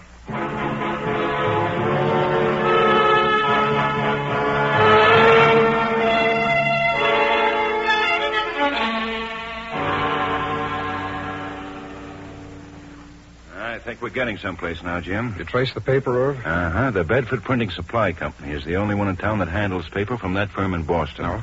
I checked their books with them and found that the paper with the plans on them was from a new shipment. Hey, that's a good break. It had only been sold to 3 stores so far. I checked them and found that a man answering to the description of that Pete Marshall picked up 2 packages of the paper a couple of days ago. Well, that ties him in. But we're still at least one link away from the central figure in this thing. Who are Marshall's friends? Well, if you mean who has he been arrested with, I can tell you. His record shows 4 arrests, all with a Fred Jenkins. Could Jenkins be the man we're looking for? I checked on him, Irv. He's been in jail for 3 years now. Oh, and that takes him off the list. Well, let's face it, Irv, we've got no list of suspects. Mr. X in this case could be anybody. Have you talked to Marshall again? Yes, he's not telling anything to anybody. Now, if we want to find out who he works for, we've got to get it from these things here on my desk. Oh, what are they? Oh, this is stuff that Marshall had in his pockets when I arrested him. Oh, let me look. Driver's license, gasoline credit card. That letter you got there is from some girl. I checked on her. She's a car hopper to drive it. Oh. So, wait a minute. What's this written on the back of the envelope? Oh, as close as I can make it out, it says, Hen-Imco. Well, what could that mean? Your guess is as good as mine. Could be anything. Hen-Imco. Well, it's not a word. No. Hey, wait a minute. Why didn't I think of this before? Is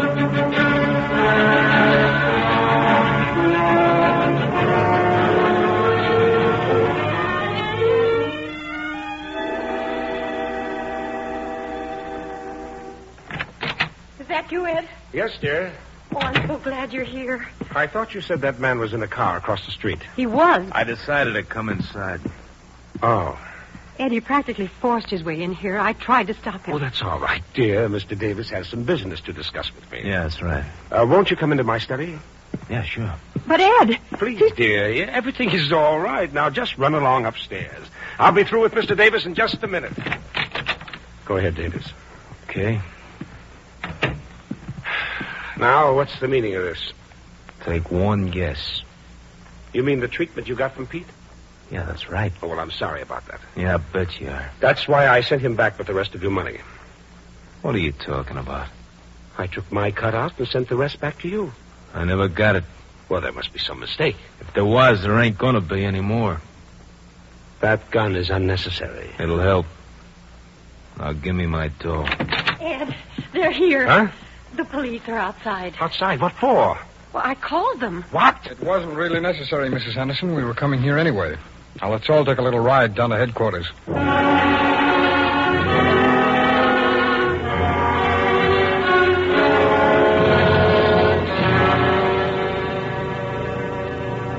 Edward Henderson was tried and convicted for bank robbery and sentenced to 25 years.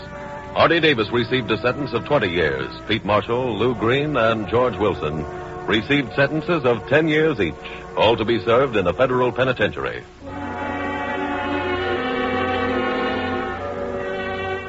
The clue which led to the solution of tonight's case from the files of your FBI was the complicated word Hen-Imco, spelled H-E-N-I-M-P-C-O. Special Agent Taylor surmised that it might be a cable address, and a call to the cable company proved him to be right. Proved the word to be the cable address of the Henderson Importing Company. Investigation at the office of the company showed 2 sets of files, one containing legitimate business correspondence, the other filled with plans for still other bank robberies, plans which Edward Henderson would now never get to sell. Henderson's failure, and the failure of many thieves, confidence men, murderers, and other assorted criminals, is a mirror of the success of the Federal Bureau of Investigation and of the men who comprise that organization. This week, one of those men, a man named J. Edgar Hoover, celebrates his birthday. The 33rd birthday he has spent in the field of law enforcement, in the service of his fellow citizens. In fact, since his graduation from school, he has had no other employer than you, the people. His rise through the ranks to become the director of your FBI has been the rise of one who did his job, who did the work assigned to him, and more besides. On this occasion, then, we would like publicly to thank Mr. Hoover for those years of service in our behalf, and to offer him as a birthday salute the simple phrase, "You have served your people well."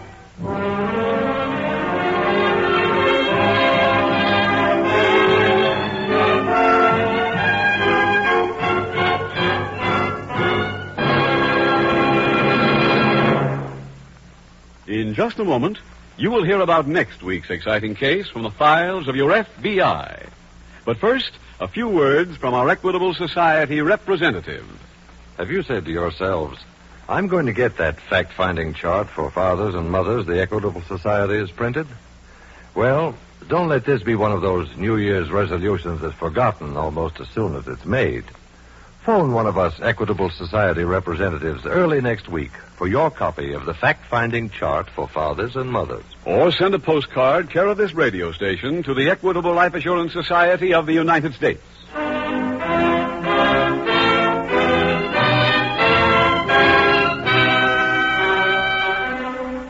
Next week, we will dramatize another case from the files of the Federal Bureau of Investigation. A retelling of crime in the turbulent 20s. Its subject, gang war. Its title, Yesterday's Killers.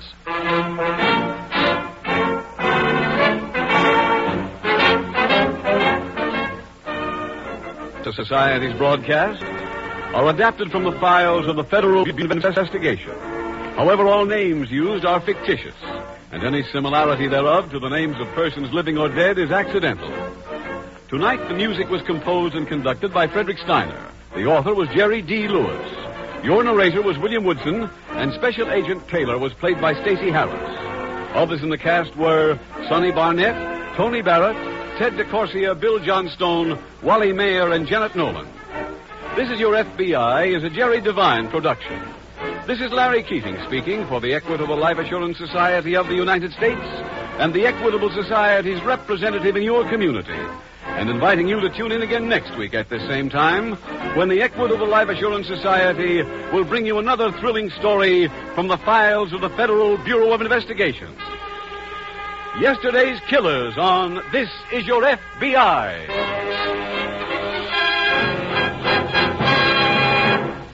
This is ABC, the American Broadcasting Company. This is your FBI.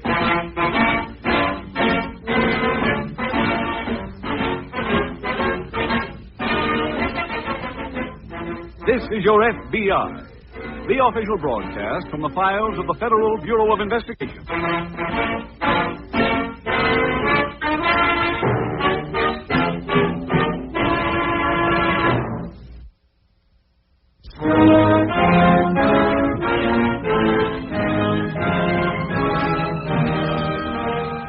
Tonight's FBI file, Yesterday's Killers.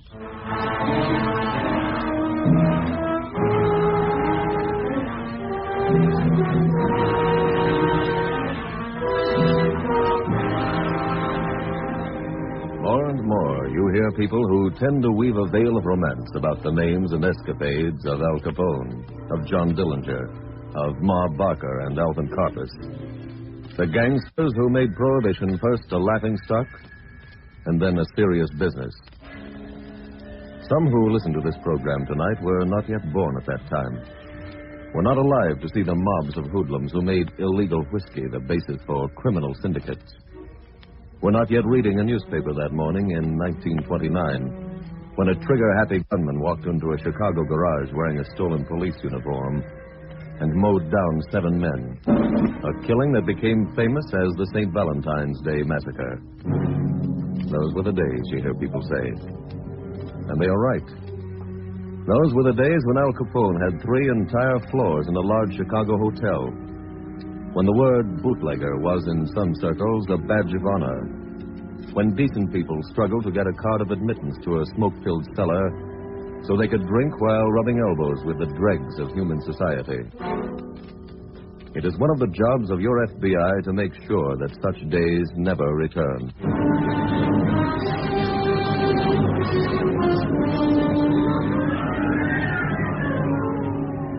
Tonight's file opens as Special Agent Jim Taylor, driving up a lonely country road through a heavy storm, stops at a farmhouse.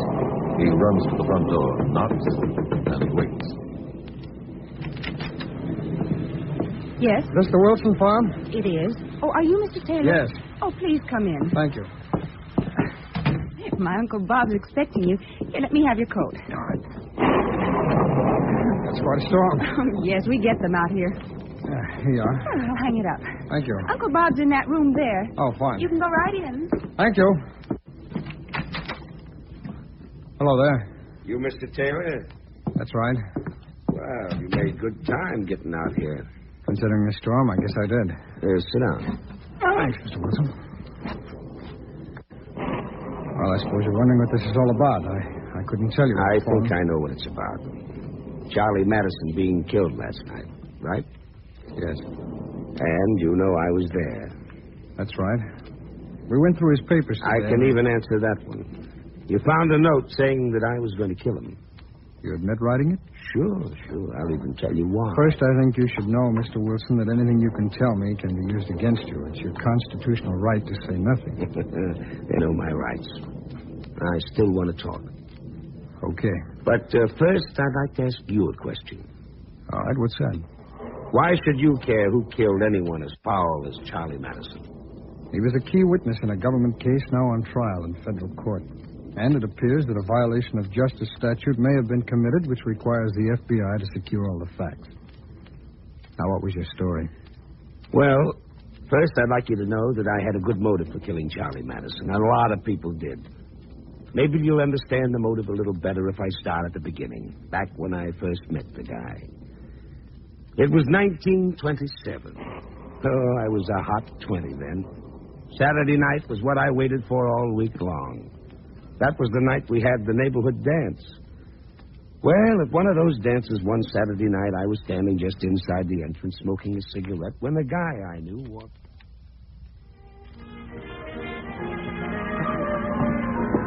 Hi, Bob. Oh, hi, Al. Hey. Wanna make some exercise? That under the club banner, you see it? Uh-huh. We're gonna work him over. You wanna play? Nah, not tonight. Okay. You pass. Bobby. Bobby, I'm so glad I found you. Mary, what's the matter? I was just down powder in my nose, and I heard Peggy Austin say the fellas are all going to gang up on my date. Was he the one over there? Yeah, right under the banner. Look, Al, George, and Willie are all closing in on him right now. Just because he isn't from the neighborhood. Well, that's his tough luck. Oh, Bobby, do something. Oh, please. Well, why? For me, Bobby. Help him for me. Well... Please. Oh, okay.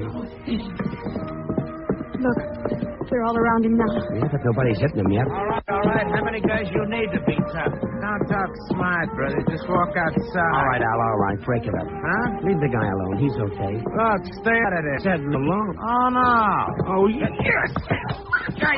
Come on, buddy. This is your fight. You better help me. Okay. We're going to have to punch our way out of here.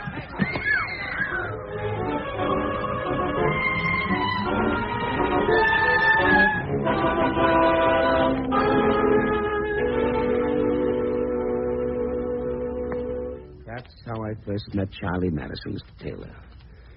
I look back now, I know that was the tip-off. I was always going to be the guy to get him out of a jam. Say, you want a drink or maybe some coffee? No, thanks. Go on with your story. Well, the next time I saw Charlie was the night of the Dempsey-Tunney fight.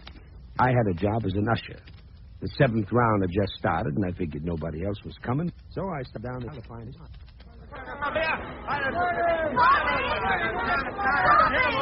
Oh, hi, Mary. Come on, Gene. You remember Charlie Madison, don't you? Yeah, sure. Hello, Charlie. Hi. Oh, you're the guy. Yeah. Well, I'm glad I run into you. I never got a chance to thank you. Oh, that's okay. Come on, Gene. The left. Gene! Oh, that Tony looks great, doesn't he? I bet on Dempsey. Oh, you're gonna blow it. All Dempsey needs is one punch. Get him, boy! Put it in the one. Come on, Jack, come on, nail him, nail him. Tony's got too much legs. Look at him. Stab and run, Gene! Stab and run! Come on, Jack, catch up with him, catch up with him. I told you I go to one punch. Oh, but... He can. Come on, Gene, get up. Come on, count with your referee. Start the count. Come on, Gene, get up. He's getting up. He can't. Look at him. He's up. Look at Dempsey waving for him to come in. Why don't Sonny go in and fight? Dance, Gene, dance. That's the ball. Come on, Dempsey, come on.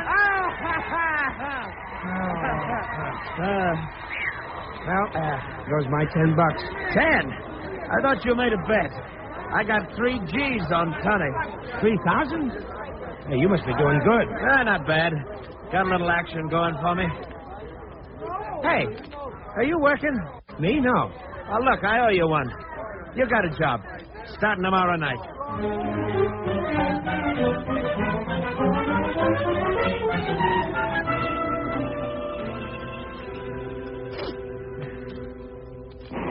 Well, that's how you went to work for him, huh? Yeah. He wasn't my kind of a guy, Mr. Taylor. But he gave me a chance to see Mary. You probably figured it out already. I was in love with Mary. But to her, there was nobody but Charlie. Well, he had a roadhouse out on the turnpike. I started as doorman at the place. Then one night I was at the bar when I heard the guy say Charlie wanted to see me in his office. I started right away because Charlie didn't like me. You sent for me, Charlie? Yeah, Bob. Sit down. Okay. You remember I told you last night I was tired of being a penny ante guy? Well, I did something. I'm moving up. What'd you do, by Lake Michigan? No, better than that. I bought 4 guys from Lefty Banning's mob. What for? They're crossing him. He's got a shipment of booze coming in, but he's not going to get it. We are. Charlie, just in case you're interested in some advice, I don't think it's a good idea. Why? If you can buy those guys, Lefty can buy them back. Then we got a war. You afraid of war? No. I just think if you want that booze, let's go take it ourselves. You always do everything so you'll get punched in the nose. It saved you once. That was different. Lefty's got a boat coming in. Well, we got a boat, too. I picked it up today. We'll use it to hijack Lefty. We move tonight.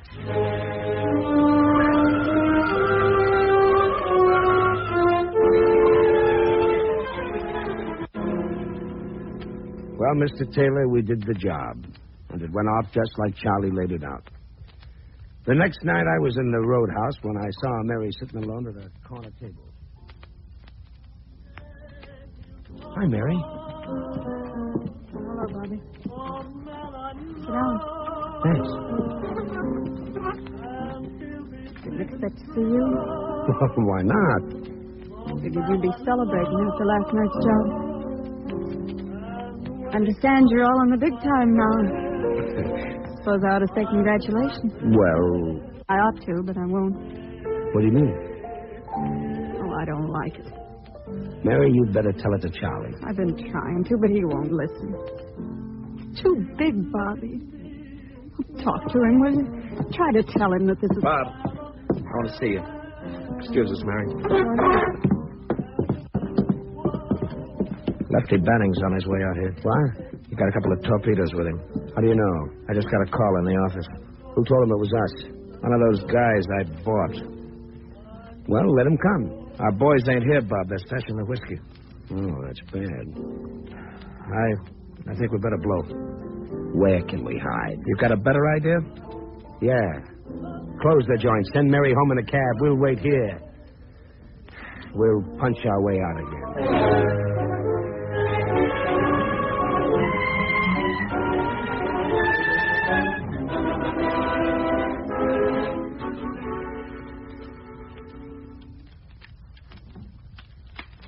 What are you doing? Checking my gun. Well, don't get too frisky with it. What do you mean? If we stay behind these fools, be the targets, not us. We don't waste bullets till we get a real good shot. Hey, what about the windows? What about them? Suppose they start shooting through them. They'll have to break them first, then we'll see them. They won't see us without lights. Well, maybe we've got... Hold it. Car coming in. Uh-huh. Stop. Yeah. Could be Banning. Uh-huh.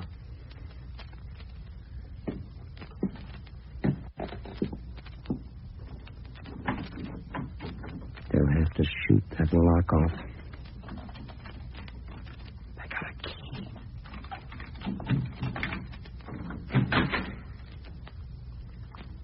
All right, Madison, come on out. That's Lefty. I know you're in there. Don't answer him, Charlie. If you don't come out, we're coming in. Charlie? Where are you? Giving you one more chance, Madison. Now come out with your dukes up or we're coming in. He's gone. He left me. Okay, Madison, you had your chance. Madison ain't here. But I am, and here I come.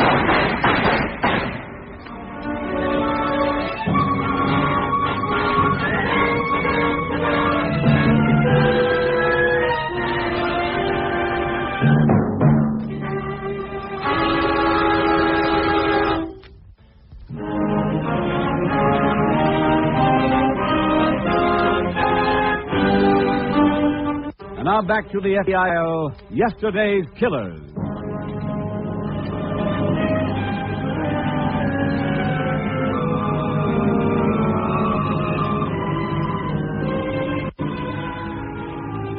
Life in the United States has changed so much since the 1920s that comparisons are needless to prove the point.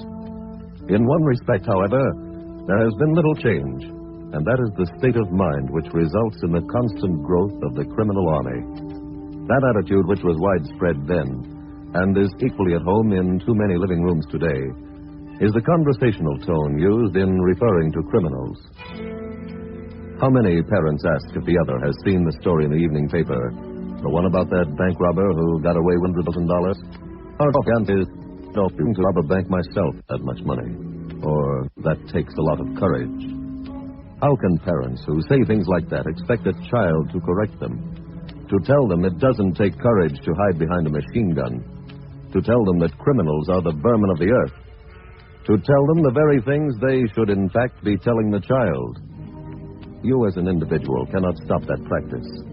All you can do is make sure of one thing. Make sure it doesn't happen in your home.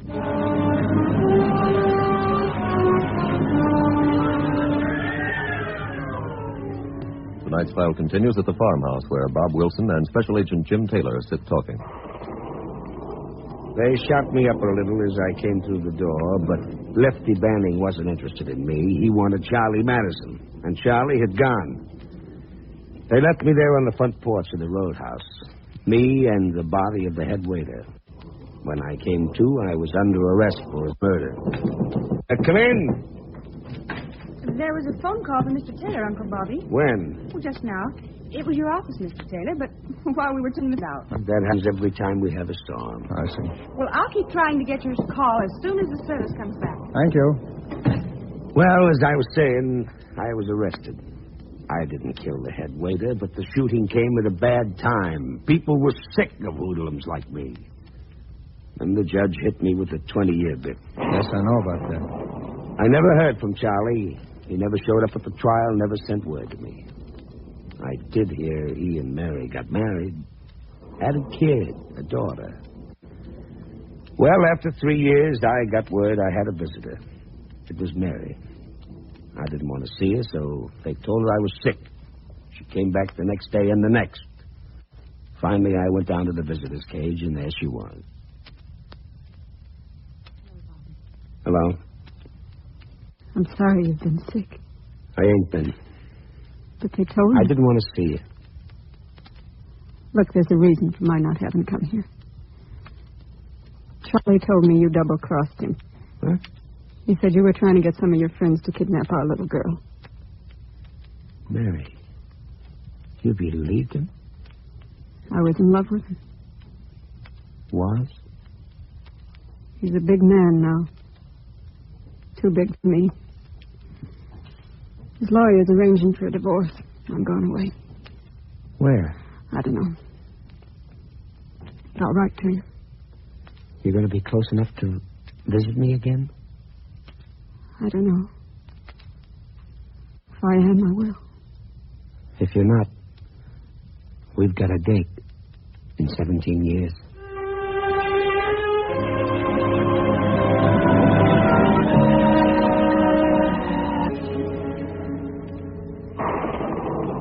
Well, if I hated Charlie before, I hated him.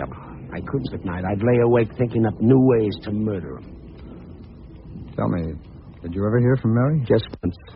She sent me her address, but asked me not to write. Well, finally the day came. My sentence was up. I headed for Mary right away. But I was too late, Mr. Taylor. She'd been dead for 3 years. What about her daughter? I found Alice. Charlie had never sent them a dime. Mary died broke. Well, that brought all the hate back again. I started to look for Charlie. I found out he was in Europe. So I rented this farm and kept my eyes on the paper. Finally, he came home. When he did, I wrote him that note you found. He never answered it, so last night I went to see him. I climbed in a window. He wasn't home, so I...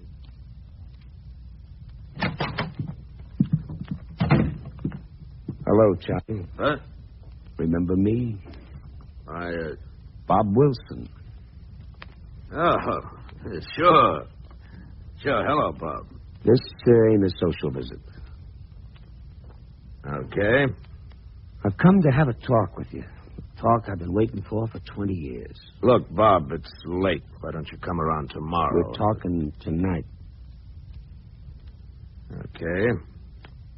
What are we talking about? Your wife and your daughter. My wife's dead. I know.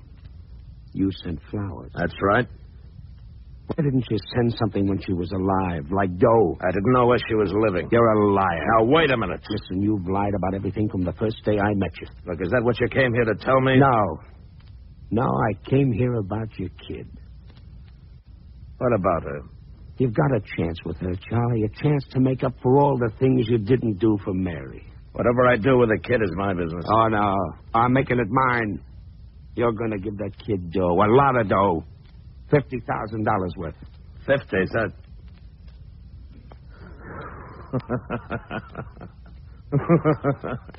What a cheap shake this is. What? Using my kid as the front to take me for 50 grand. No, I'm leveling. Get out of here. Oh, no. Look, if you don't get out of here... You'll do nothing. You remember that note I wrote you? You remember what it said? It said I was going to kill you. Well, now, Charlie, I'm going to. Let go. Not with a gun, Charlie. I don't need one. I'm going to do it with these hands. Let go. These hands are strong, Charlie. They got strong in prison. Strong from working a drill press and breaking rocks. But now they're going to... Don't you bloody...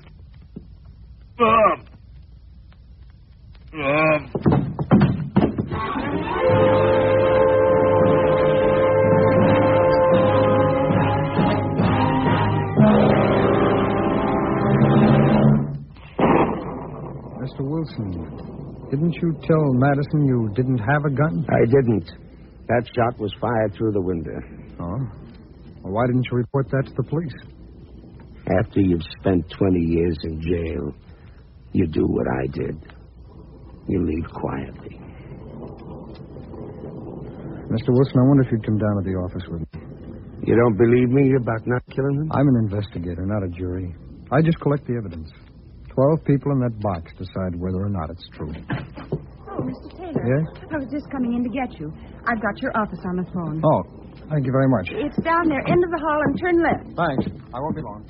Oh, you going out, Uncle Bob? Yes. I have to go into town with Mr. Taylor. Oh.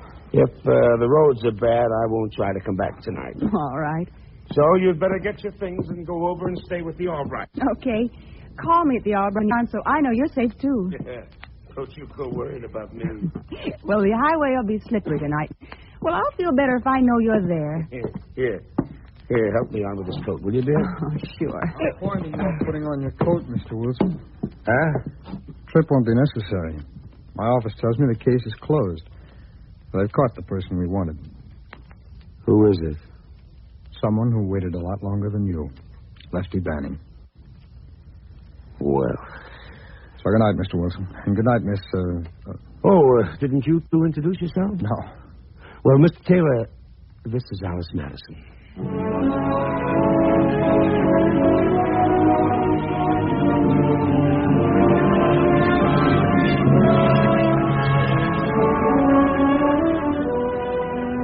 As Jim Taylor said, the FBI secures the facts.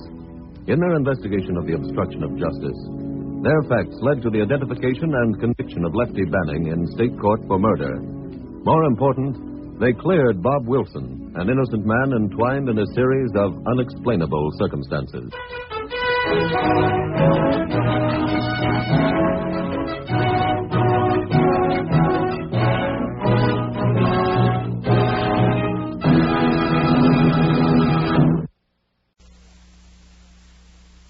The Equitable Life Assurance Society presents This is Your FBI.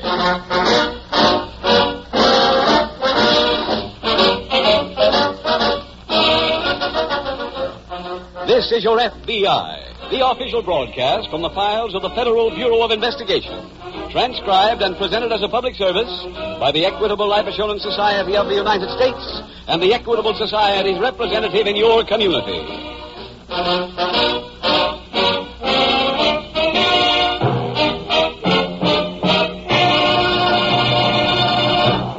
In the morning mail, did you receive a postcard from your Equitable Society representative? If so, consider yourself highly complimented. Your Equitable man picked you as a man or woman who's most likely to succeed. A person who's sure to be interested in the Equitable Society's plan for men and women on the way up. In about 14 minutes, I'll give you full details on this special plan for every person who has faith in himself and his future. It is offered by the Equitable Life Assurance Society of the United States.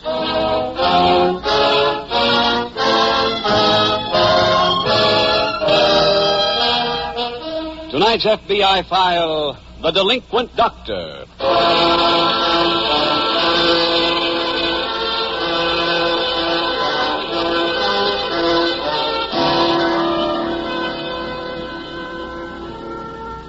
If a gong should ring throughout America every time a major crime is committed, perhaps it would bring home more graphically the tremendous number of crimes inflicted upon us by our legion of criminals. Last year, the total of those major crimes exceeded the 1.5 million mark, which means they came at intervals of more than 3 a minute, every day throughout the 12 months. Now we are beginning a new year, a year which can start the decline in the price of crime for the decent people of the nation.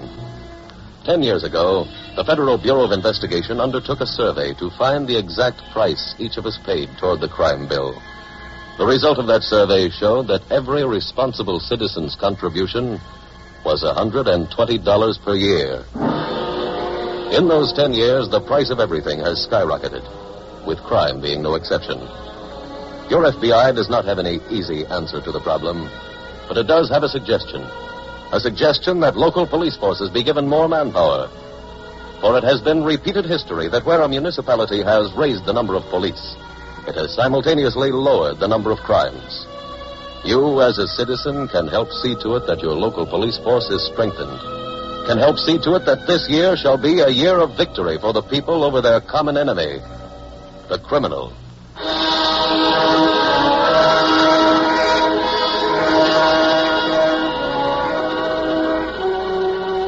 Tonight's file opens in a Midwestern city. It is early afternoon. On the main street of this community, a blue sedan is cruising slowly. The woman driving turns to the two men seated beside her. Ain't no place to park, Clint. Go around the block again. Seems like we have this trouble every time we come into town. Hey, hold it, Sarah. There's somebody pulling up. Oh, good. What time is it, Willie? It's 10 before 3. How am I doing? Okay. That's it. Come on, Willie. Right. Got a nickel for the parking meter? Yep. We'll be right back, Sarah. I'll be here. Seems a shame to waste a nickel on this. We better. No sense getting in trouble with the law. There's a boy with papers, Clint. Yeah, see him. Extra. Big fire uptown. Read all about it. The paper, mister? Yeah, give me all you got. All of them? That's right. Gee, what a break. Here's a $20 bill. Oh, well, I ain't got change for that. There's a bank, Clint. Why don't we go in there and change it? Okay. Come on, son. You too, Willie. Mister, what do you want with all the papers? Got my picture in them. Oh, no kidding. How come? Best farmer in Harris County. All right, go ahead, both of you. Okay. Right. You can get change at that window there. Never mind that. Come here, you. Huh? Stand still. Start talking, Willie. All right, everybody, just stay put. This is a stick-up. Anybody moves a peg, this boy gets shot.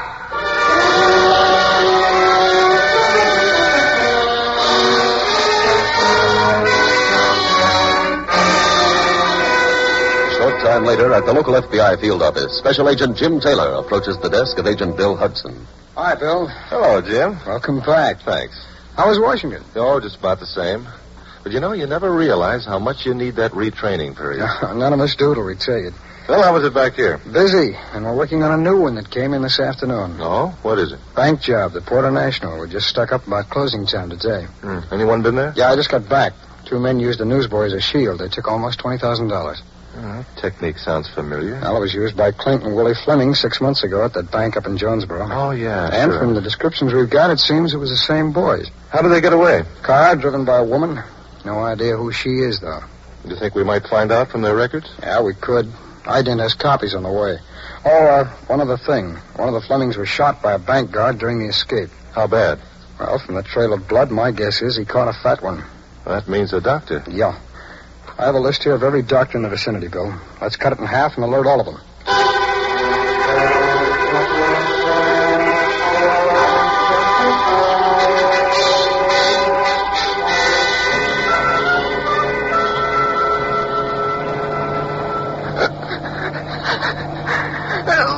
How you feel, Willie? Not so good. It's not bleeding like it was. Want another smoke? No. They don't taste good.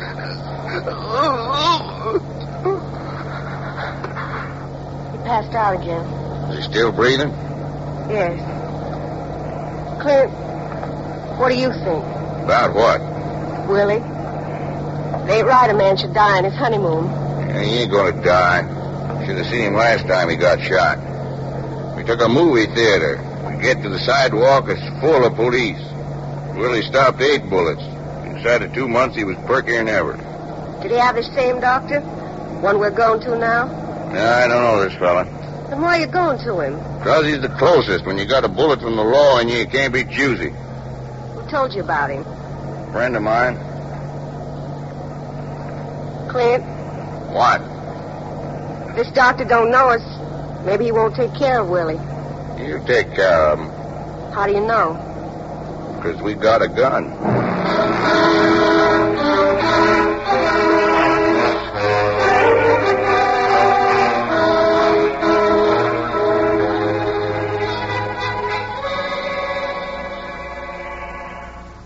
Say, Jim, on this list of Oh, doctors... you can forget that, Bill. Huh? A call came in from my resident agent in Thomasville. The police there located the getaway car. In Thomasville? On the outskirts. There was blood on the back seat, fingerprints all over the car. They didn't happen to leave the loot, too, did they? No, they... Oh, pardon me, Bill. Sure, Jim. Special Agent Taylor speaking. Yeah, Frank. What? Wait till I take it down. Okay, shoot. Station wagon. License number 5231. Hey, that last number on 9? Yeah. Yeah. Okay, got it. Broken right front headlight. Yeah. Right away. Yeah, thanks, Frank. Bye. That was the resident agent again. What did he have? The Flemings abandoned their getaway car, all right, but they stole a station wagon and kept going. How did he come up with that? Trail of blood that led from the getaway car to the lot where the station wagon was parked. Come on, let's get down to the teletype room and send out an alarm.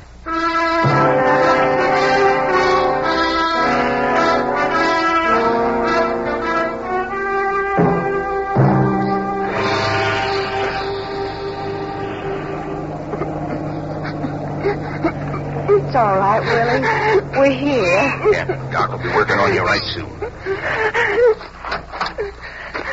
Go ring the bell, Sarah. I'll carry Willie. All right. All right. Here we go, Willie.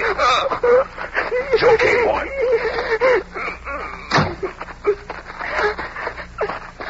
No lights on inside, Clint. You ring the bell? Yeah. What's his name? Adams, Doc Adams. Easy, boy, easy. A light went on. Someone's coming. Yeah. What is it? Who's there? We want Doc Adams. That's me. You're the doctor? I'm the doctor. Clint, he's drunk. That's correct, ma'am. Well, what do you want? My brother here's been hurt bad. Joe Cleveland said if I got in trouble to come see you. Joe Cleveland? Joe Cleveland has long since ceased to mean anything in my life. Go someplace else. Wait a minute. Hold that door open, Sarah. You're right. No, wait, Doc. We're coming in. Now, see here.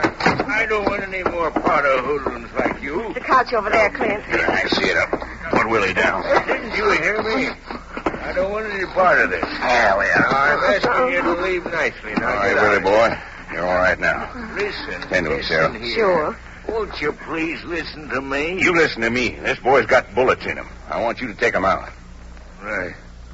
I can't. We got money. I'll pay you. It's not that. I just couldn't do it. Why not? Well, look at my hands. Look at them. You think they could hold a knife? Clint is right. We better go someplace else. There ain't no place else. Now, listen to me, you drunken old bum. You're going to get in shape so you can fix Willie. Now, go here. No. You hear? Stop it. No. What do you hit me for? Sarah. Yes? I didn't do anything. Find the What's kitchen. idea? Make some coffee. He's going to sober up and get them bullets out of Willie.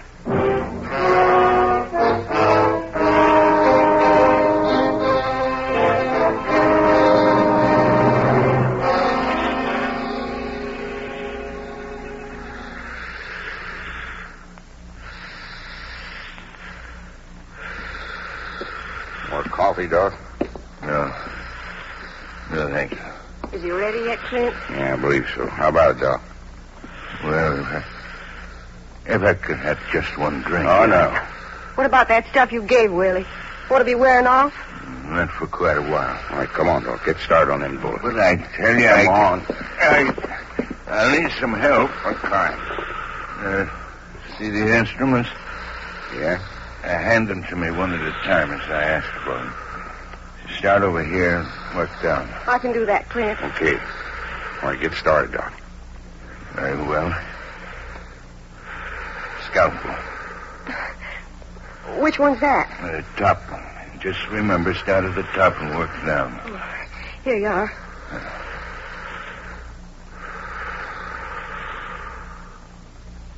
What's that bag moving up and down? Helps him breathe. Oh. Forceps. These? Yes.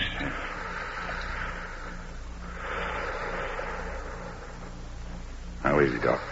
It's pretty weak. Sponge forceps. This right? Yeah.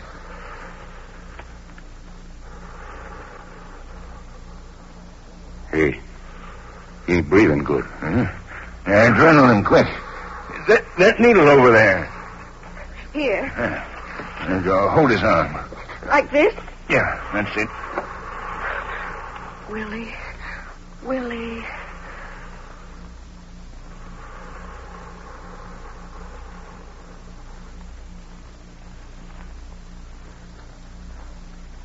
Doc, what does that mean?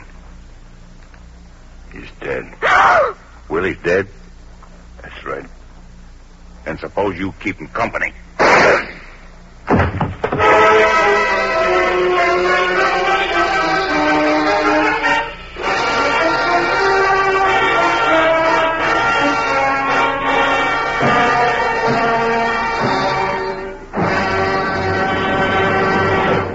We will return in just a moment to this exciting file which shows how your FBI helps protect the security of America.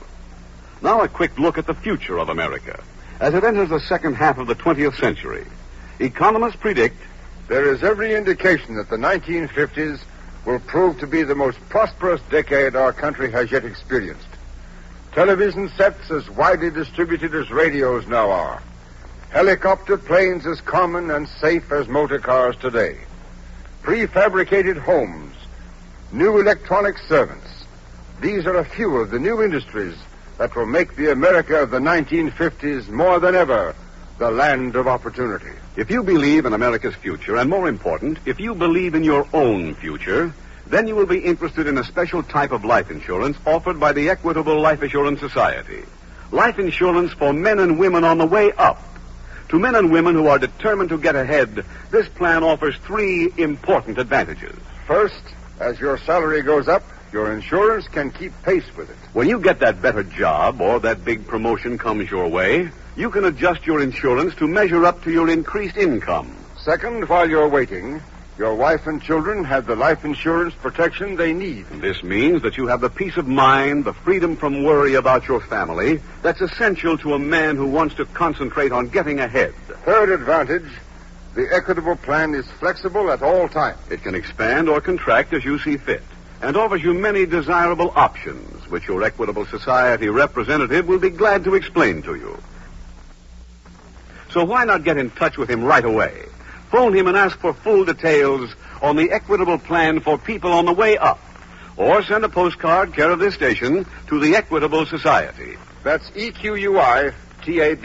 The Equitable Life Assurance Society of the United States.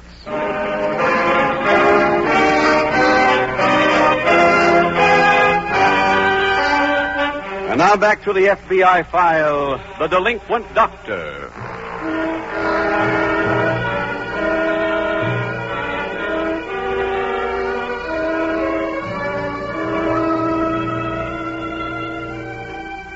The 2 brothers in tonight's case from the files of the Federal Bureau of Investigation may appear to those unfamiliar with the world of crime to be unusual criminals. Unusual because they are not the products of a big city slum. The fact, however, is that men like the Flemings and women like Sarah Fleming become lawbreakers not because of their environment, but because of their outlook on life. Because of their attitude that anyone who works for a living is wasting time. It would be idle to deny that slums do breed crime, and that the nation would be far better off without them. But it is equally true that many of our front-page criminals, the John Dillingers, the Alvin Coppices, the Ma Barkers, came from the small towns of the nation. They never knew what the word slum meant, and yet they became the most dangerous, the most keenly hunted criminals in the history of your FBI.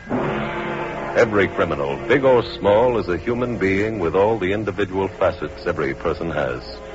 But while they enjoy a multitude of differences, they also have one thing in common: the criminal viewpoint. The belief that becomes a conviction that they can get away with it, can get away with anything, up to and including murder.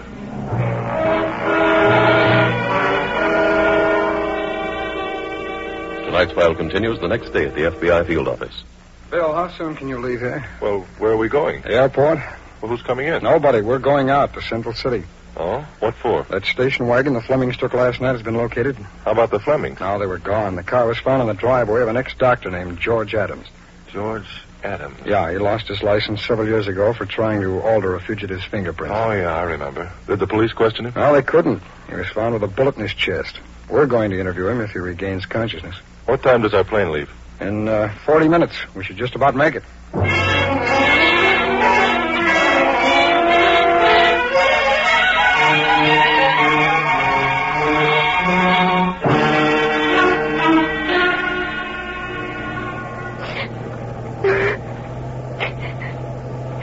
You quit that, Sarah?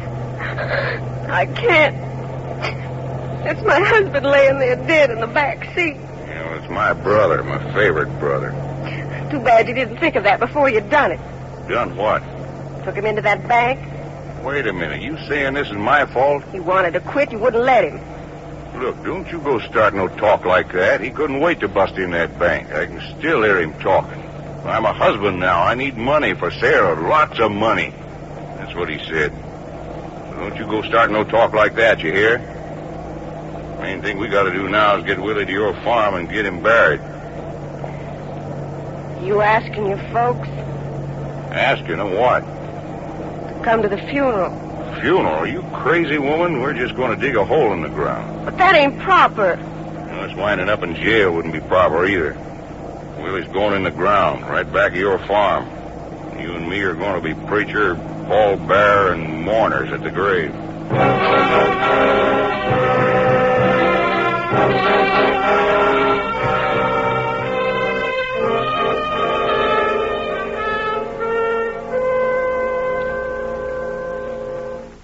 Mr. Adams, do you feel well enough to talk?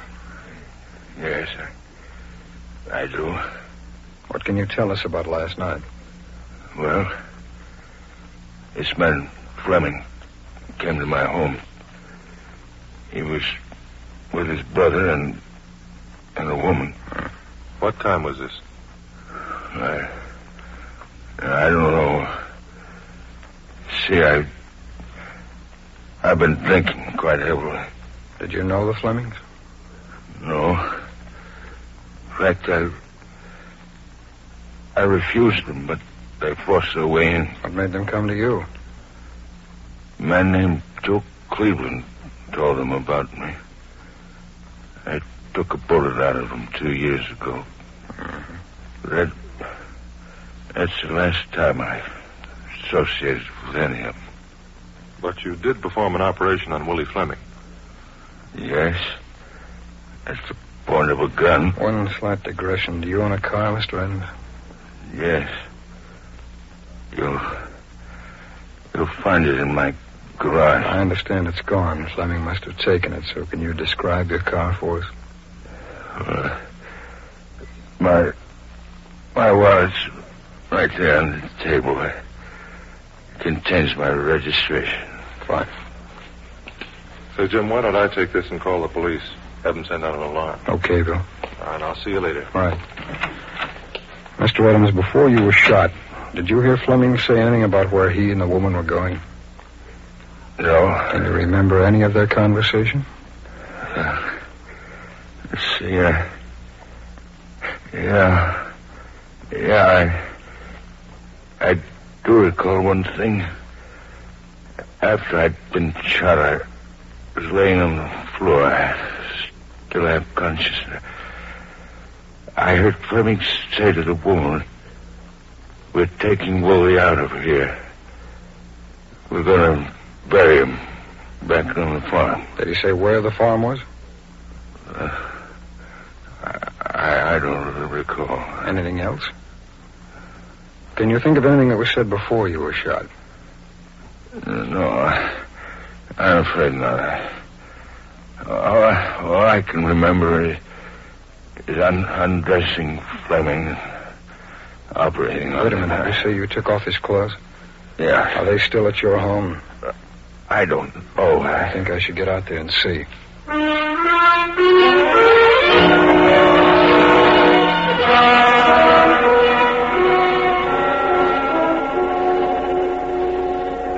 Bill? Yeah, Jim? Come here, will you? I found Fleming's clothes. Oh, that's a break. Anything in them? I haven't looked yet. Let's see. Well, this label on the jacket is from a store in Watkins Grove. I came up with something. I don't know whether it means anything. What is it? This wedding ring. Ah? I found it on the sink in that room Adams used for the operation. There's an inscription, you see. M.W. to R.D.W. 1-23-14. M.W. R.D.W. Well, those initials don't tie in with anyone on this case. No. 1914 was a long time ago. Well, I'll check with Doc Adams, see what he can tell us about it. All right. You seem to be coming up with empty pockets. Yeah. Well, that's all of them. Bill, let's get back to the hospital. Okay. I'll put in a call to the Watkins Grove police. This jacket came from there, so maybe they'll know something about the Fleming brothers.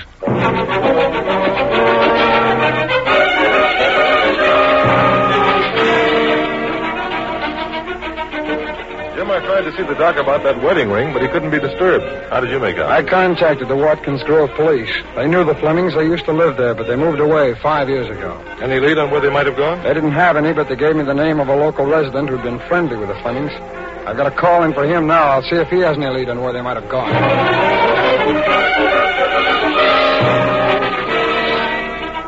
Bill, I talked to that guy who knew the Flemings. Any luck? Some. He hadn't seen them in 2 years, but he'd heard from them. Willie Fleming got married a month ago to a girl named Sarah Williams. Ah, she's the one that traveled with him. Sounds like it. I learned that they were living on a farm up in Elm County. A farm that the girl had inherited when her parents died. Any address? No, I've got to call in now for the county agent.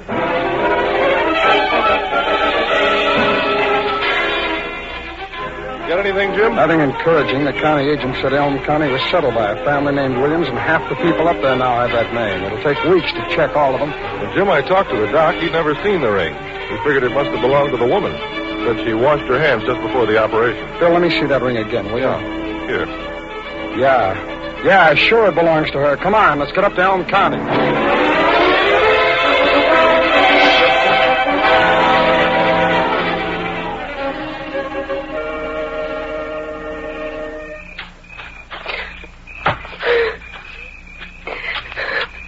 Ain't you never going to quit that? I can't help it.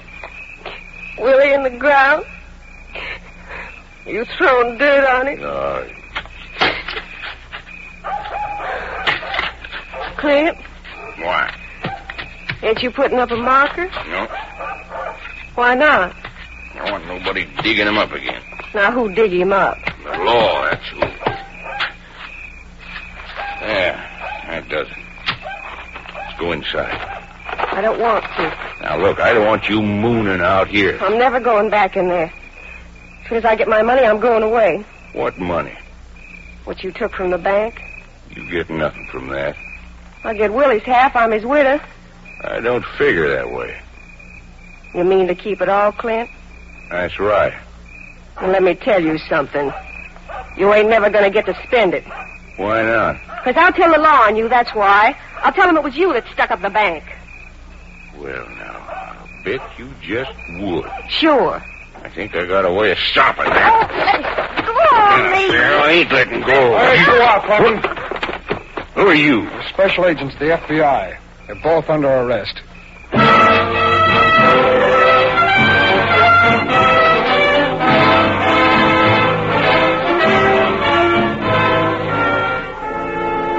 Because the former Dr. Adams subsequently died in the hospital, Clint and Sarah Fleming were found guilty and sentenced in the federal court.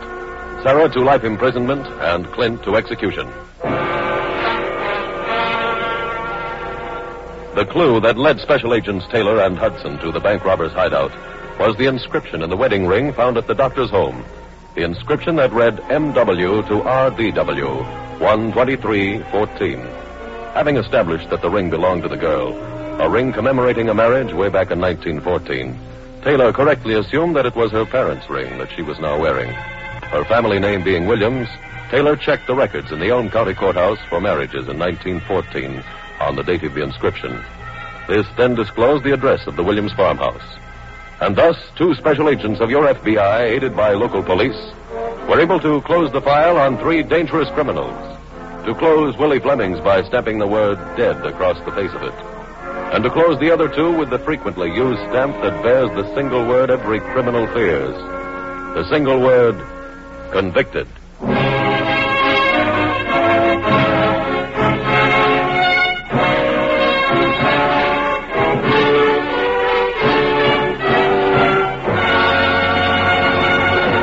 In just a moment, we will tell you about next week's exciting FBI file. Now, one last word on the Equitable Society's plan for men and women on the way up. It's a plan for the man who's confident that someday soon his boss is going to call him in and say, Ed, you've been doing a great job. An outstanding job. From now on, you're in charge of your department. If you're that kind of man, then the sooner you get in touch with an Equitable Society representative, the better. Ask him for full information on the Equitable Society's life insurance plan for men and women on the way up. Or send a postcard, care of this station, to the Equitable Life Assurance Society.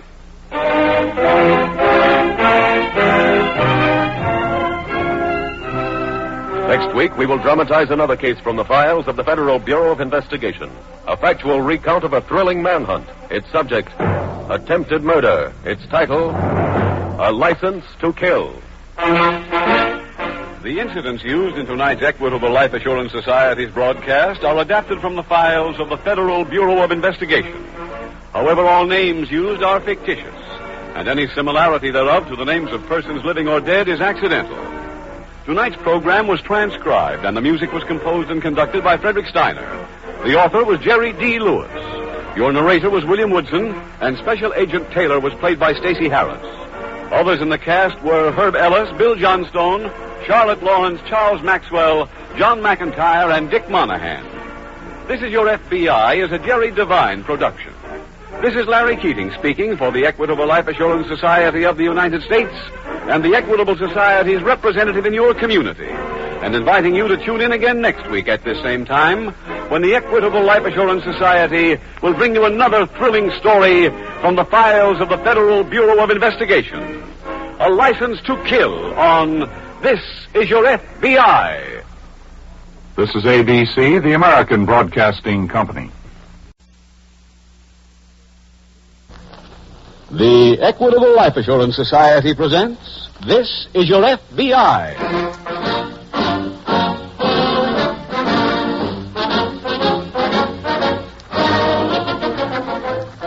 This Is Your FBI, the official broadcast from the files of the Federal Bureau of Investigation. Presented transcribed as a public service by the Equitable Life Assurance Society of the United States and the Equitable Society's representative in your community.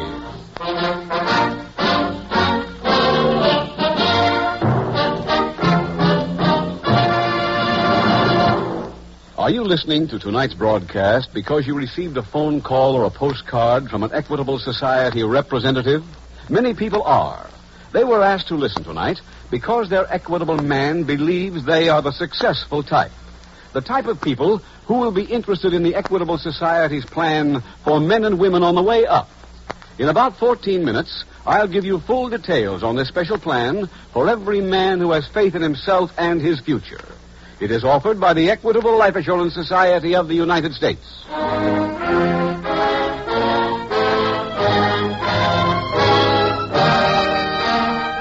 Tonight's FBI file, A License to Kill.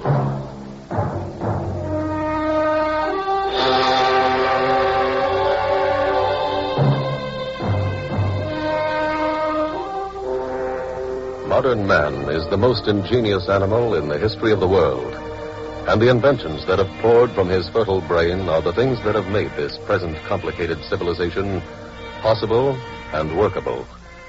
Most of those inventions have served to speed production on farms, in factories, in stores. Others have the job of entertaining. And here, too, speed has been the keynote. For relaxation has to be jammed into a few hours. Has to be jammed so that it sometimes fails to relax, but only serves as an escape. Even music has been mechanized with the birth of the jukebox, the coin-operated phonograph where you insert your money, push a lever, and then press the buttons that bring the music you want. Now the jukebox has been modernized, brought to the point where you no longer exert any effort in pushing levers and buttons. You simply drop in a coin, and an operator at the other end asks what songs your current taste demands. In time, perhaps even that amount of exertion may not be necessary. But for now, it seems a small enough amount of work to do. This much time has been taken to describe those newer jukeboxes in order that you might better understand the case from the annals of your FBI, which you are about to hear. For the machine, the customers, and the operators who take the calls all play a part. A very important part.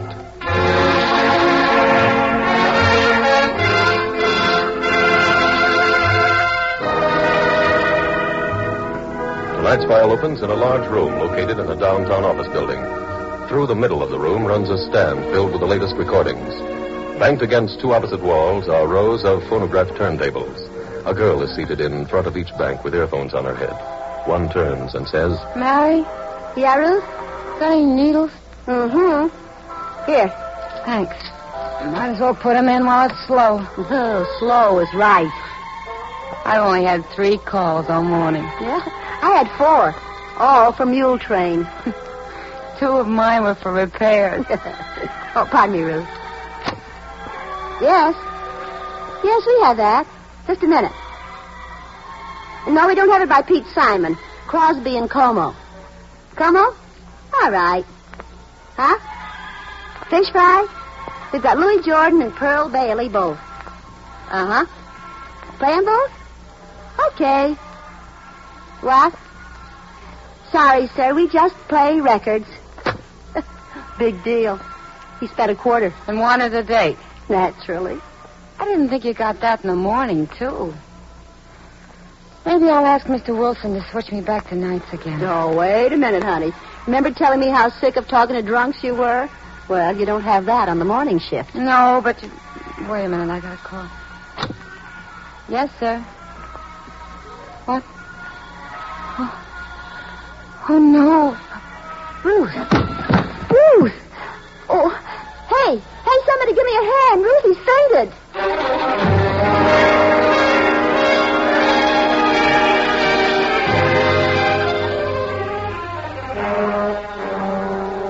Meanwhile, at the local FBI field office, Police Detective Bill Sherman approaches the desk of Special Agent Jim Taylor. Oh, Jim. Hi, Bill.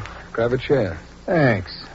Oh, yes, he said you were coming back to see me. He didn't say what for, though. Do you remember the case about a year ago the papers called the Hangover Murder? Hangover Murder? No, can't say that I do.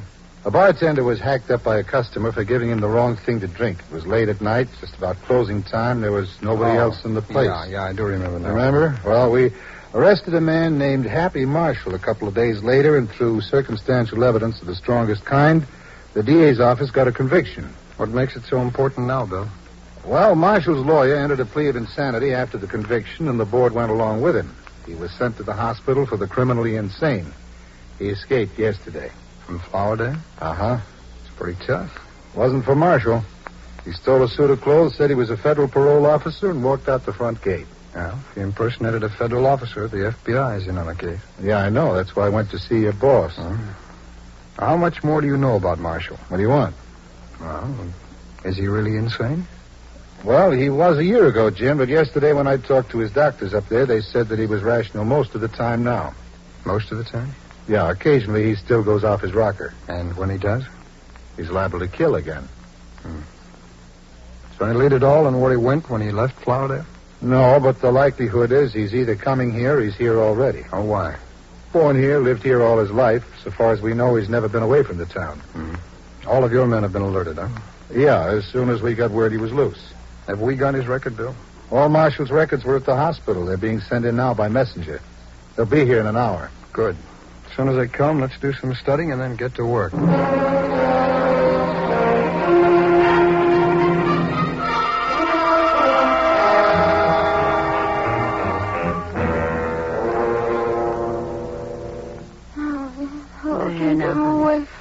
There, honey. I'm away. It's all right, Ruthie. Nobody's here. Where am I? We're in Mr. Wilson's office, Ruth. Oh, okay. Now. Everything is all right. What are we doing here? You fainted. Fainted? Yeah. One of the lights on your board lit up. You answered, and the next thing I saw, you were on the floor. Oh, I remember now. Oh, what happened, Ruth? The call. It was from Charlie's Tavern. When I heard that voice, I... What voice? A man called Happy Marshall. Well, who's he? Don't you remember? Oh, no, you weren't here then. When? Last year. This Marshall killed Joey Thompson, the bartender at Charlie's Tavern. I heard the whole thing. You see, Joey and I used to go out sometimes when we got through work. I was calling to tell him I'd meet him. I plugged in Charlie's Tavern, and I heard Joey fighting with Marshall. It was awful. I heard them hit each other, then I heard Joey groan. Then I heard Marshall keep hitting him. Well, how did you know it was Marshall? I knew his voice. He used to call in all the time to have his place stardust. Well, they made me tell about the fight when he was tried. My story seemed to be the thing that swung the jury. But, Ruth, what's he doing out of jail? I don't know, but he'll come here. He'll want to get even. Oh, no, don't you worry about that, Ruthie. I'll call the cops. No, Mary, don't, please. Well, why not? I don't want to tell the cops anything. Well, if this man... Please, Mary, you don't know what it's like getting mixed up with something like this. I I couldn't sleep for a month. I couldn't eat. Now, look, honey, look. You just lie still now till the doctor comes. I don't need any doctor, Mary. I'm better now. I'm going home. Tell Mr. Wilson thanks. And say I'll be into work in the morning.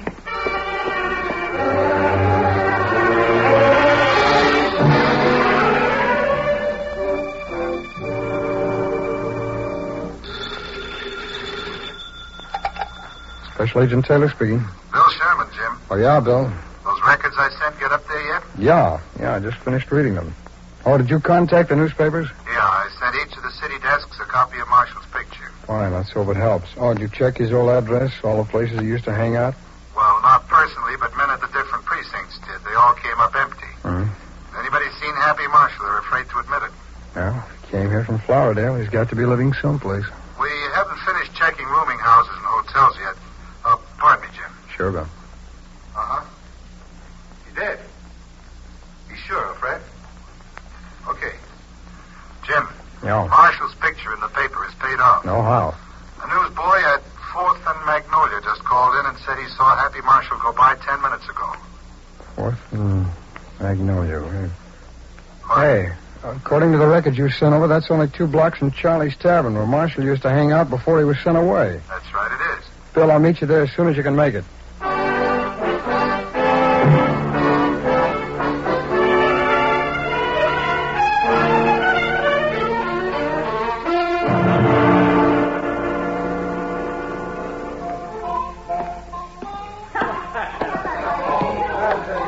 Mr. Bristol?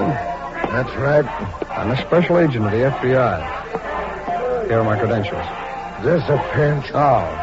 Now, the bartender told me you were head man here. I'd just like to ask you a few questions. Go ahead. Now, can we go someplace else? I got no office. My office is in my hat. What's on your mind? You remember Happy Marshall? What about him? He's escaped. Now, look, he killed my bartender. That don't make him my friend, does it? I didn't say it. I just wanted to know if you've seen him. No. Have you heard from him? No, I told you he ain't my friend. He used to hang out here. A lot of guys hang out here. Look at him at the bar. Maybe I know what their names are. You gonna pinch me for that? No, Mr. Bristol. It just happens that Happy Marshall was seen in this neighborhood a little while ago, and I thought Jim. that... Oh, hi, Bill. Another cop. That's right. What are you guys trying to do? Put me out of business? Jim, step over here a minute, will you? Sure. Jim, I got a message from headquarters on my radio just before I parked the car. It's about Marshall. Oh? You see that jukebox in the corner? Yeah? A year ago, Marshall was convicted on the testimony of a girl who heard the fight from the other end of the line. Yeah, I know. I saw that in the transcript of the trial. Well, her name was Ruth Clinton. Headquarters just got a call from the jukebox office that the same girl heard Marshall call in from someplace this morning and fainted. Did you talk to this Clinton girl? No, from the report I got, she'd already gone home. I've got her address and phone number, though. Good. Well, why don't you call her and see what she has to say? Okay, Jim. While you're doing that, I'll run up there. We'll meet at her place.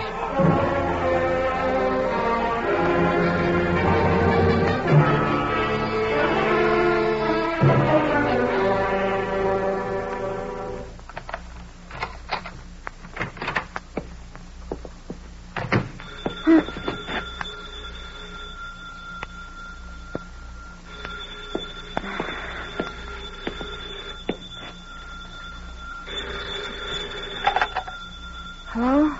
Miss Clinton? Yes? This is Detective Sherman of Police Headquarters. Police? Yeah. What do you want? I understand you spoke to a man named Happy Marshall, Miss Clinton. Is that true? Yes. When? This morning? Do you remember where he was calling from? Yes? Charlie. Charlie's Tavern? That's right. Why didn't you call the police? I was afraid to. I don't want to get mixed up with him again. That's all the more reason why you should have called. With your testimony having convicted Marshall, he might make trouble. He's coming here? Well, we don't know. He's loose somewhere in the city. Can you help me? Yes, if you'll follow my instructions. Oh, I will. Now, listen to this. A special agent of the FBI named Taylor is on his way to your room. I want you to be sure not to answer the door for anyone except him. And make Taylor identify himself. You understand? Yes. I'll be up myself later on. And remember, be careful. I will. I'll be careful. Goodbye, Mr. Sherman. Goodbye.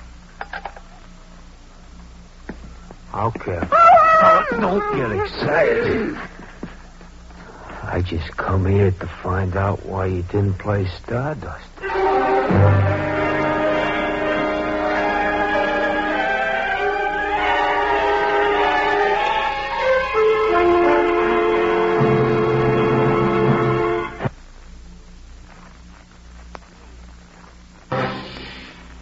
We will return in just a moment to this exciting file which shows how your FBI helps protect the security of America. Now a quick look at the future of America as we stand at the halfway mark of the 20th century.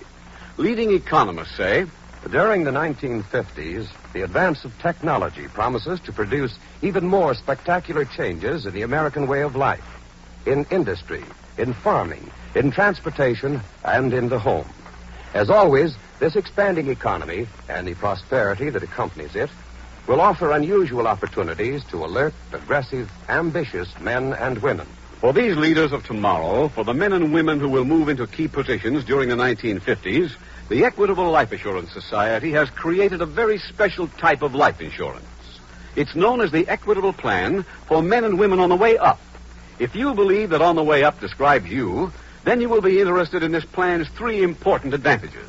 First, as your salary goes up, your insurance can keep pace with it. When you get that better job or that big promotion comes your way, you can adjust your insurance to measure up to your increased income. Second, while you're waiting, your wife and children have the life insurance protection they need. This means that you have the peace of mind, the freedom from worry about your family that's essential to a man who wants to concentrate on getting ahead. Third advantage, the Equitable Plan is flexible at all times. It can expand or contract as you see fit and offers you many desirable options which your Equitable Society representative will be glad to explain to you. So why not get in touch with him right away? Phone him and ask for full details on the Equitable Plan for people on the way up. Or send a postcard care of this station to the Equitable Society. That's EQUITABLE. The Equitable Life Assurance Society of the United States.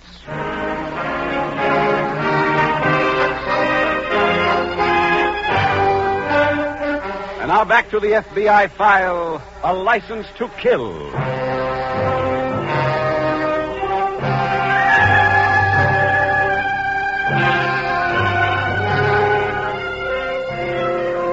Democracy, as we in this country know it, is unquestionably the finest system man has yet devised for self-government. And it enjoys that superlative because of one word, the word choice. Democracy is bound on every side by the word. For here, a man is free to choose his politics, his religion, his career, his home, and many other things. That freedom to choose is what gives him dignity as a human being, is what makes him different from the citizens of totalitarian states. Among the many choices open to those of us fortunate enough to live here is the choice of listening to any and every kind of advice, and just as promptly ignoring it, no matter from what font of wisdom it spurts. That right is both a strength and a weakness.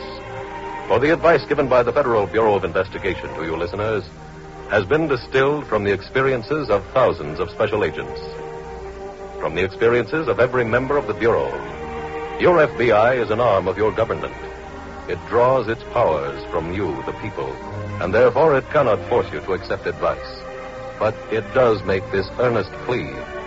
This plea which may at some time keep you from the situation in which the young lady in tonight's case finds herself. The advice your FBI would like to give you, each and every one of you, is short, simple, and logical. When in doubt as to whether or not to call the police, always decide one way. Make the call.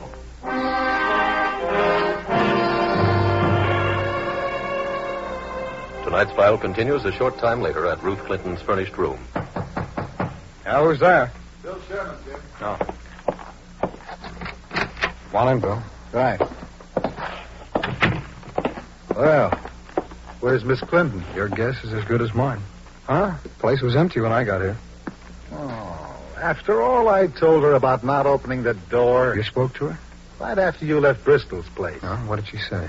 The call she got from Marshall this morning came from Charlie's Tavern. Now, that's not too surprising. And she said she wouldn't open the door for anyone except you. Well, when I got here, the door was unlocked. I came in, found that chair turned over, the wastebasket kicked out here in the center of the room. Lamp was knocked off the desk. Shambles. Bill, my guess is she didn't open the door. I think Marshall was here when she got your call. Yeah, why? Well, the light was off when I arrived. Maybe she never got a chance to turn it on. Yeah, that's possible. Well, she obviously left here alive, Jim. Yeah.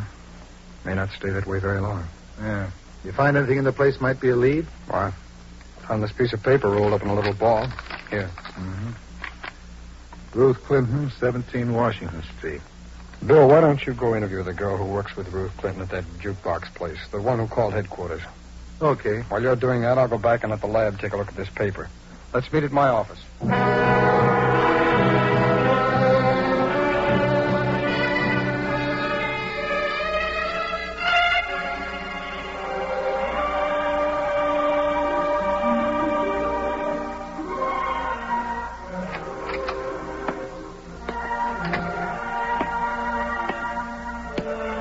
Hi, Charlie. Sit down, kid. Listen to a good record. Well, how'd you get in here? Oh, I got ways. Aren't you glad to see me? Sure, happy, real glad. Only what? You're red hot. Pictures in the paper, every cop in town's looking for you. So? So, if they find you in my apartment, I'm sloughed, too. You sound scared. Oh, please, will you listen to me? Remember that dame who nailed you last time? She's going to talk again. No, she ain't. She's already called the cops. Told them you used the jukebox in my joint. Now, look, Happy, I'll give you some dough. You can go any place you want. That way, the dame can't make no trouble. She can anyway. But the cops want to see her. I got to see her first. Huh? She won't talk. You don't believe me? Go take a look on the floor in your bedroom.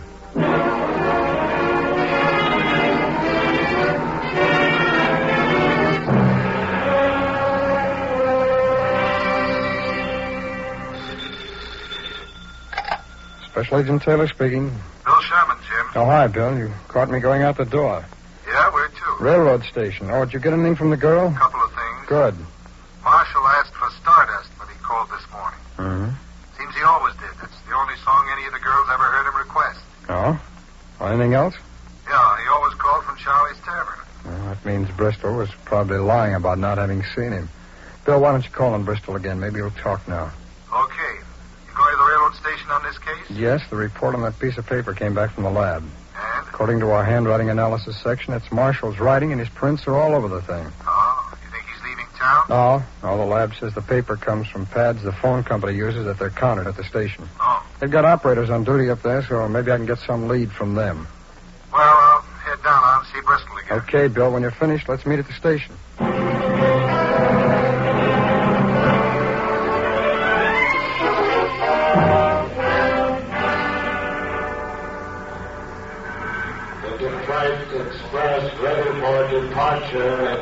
Any luck yet, Jim? No. Hi. No, I spoke to the chief operator when I got here. She's checking through this morning's records now. Yeah, what for? Well, I figure maybe Marshall called Ruth Clinton when he got off the train. If he did, I'd like to know if he called anybody else. Well, that'll be tough to tell. Well, she's checking to see if she can find Miss Clinton's number. If she does, she's going to check on the 10 calls following that. How'd you make out down at Bristol's place? I drew a blank. How come? Bristol wasn't there. The bartender said he went out of town in a hurry. Got a phone call or something. Sounds fishy. Oh, sure, it did to me, too, but I don't know how we can prove it. I asked him for Bristol's home address. He said he was new on the job and didn't know it. That makes it sound double queer. Sure. I looked in the phone book. Bristol's not listed. How about the liquor control board? Closed for the day. Oh, fine. Oh, pardon me, Mr. Taylor. Oh, yes, Miss Jordan? Here's your list. Oh, thanks. Thanks very much. Okay, let's take a look at this thing, Bill. Mm-hmm. You see? Yeah. Yeah, this first one is Miss Clinton. Uh-huh. Hey, look at that next call, Charlie's Tavern. Yeah, that takes care of Bristol's story for sure. Oh, but these next ones, Jim. P&M Radio Store, Adams Beef Market, the Old English Hat Shop, they're probably somebody else's calls. Yeah. Well, let's call them anyway and check.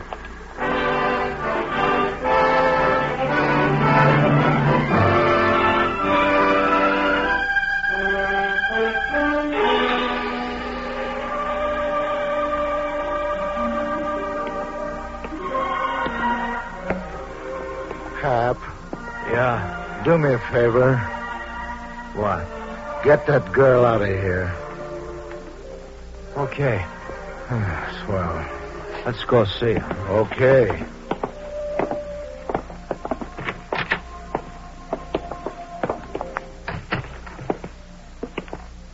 Hello, Miss Clinton. Prop her up, Charlie. Okay. That's good.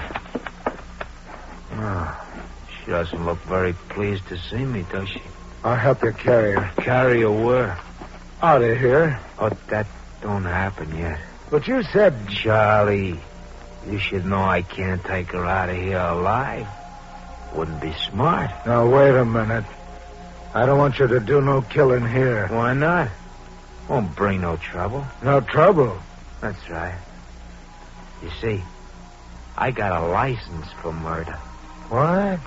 Don't you remember? The court said I was crazy. Now I bust out of the hospital, I kill somebody. I'm still crazy. Miss Clinton knows that, don't you, honey?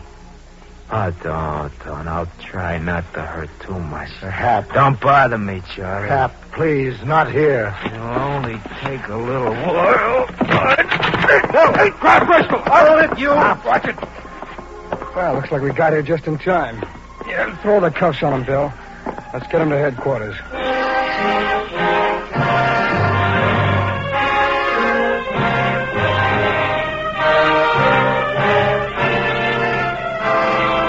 Happy Marshall was convicted of attempted murder in state court and sentenced to life in prison. His confederate, Charles Bristol, was convicted as an accessory to a murder attempt and sentenced to 25 years. Special Agent Taylor's theory that one of the next few calls from the railroad station might provide a lead to Happy Marshall's whereabouts proved to be correct. A call to the radio store revealed that it also sold records, but the shop owner told Agent Taylor that he received approximately 100 calls an hour through the store switchboard and that it would be impossible to know whether or not Marshall had called. Taylor then remembered Happy Marshall's loyalty to the tune Stardust, and a check of sales slips at the radio store showed that a record of that song had been ordered over the phone, had been ordered for delivery to the apartment of one Charles Bristol. And so another case from the files of the Federal Bureau of Investigation was closed. Closed in a matter of 9 hours after the file was opened. Not all files can be closed that quickly, but all received the diligent investigation this one did. It was perhaps no more than simple justice that Special Agent Taylor and Detective Sherman each grabbed one of the criminals as they burst into Bristol's apartment. For in this case, as you have seen, there was tightly knit cooperation between a local police department and your FBI. The kind of cooperation that goes on in every section of the country, every day of the year. The kind of cooperation that pays off in protection for you and in convictions for the guilty.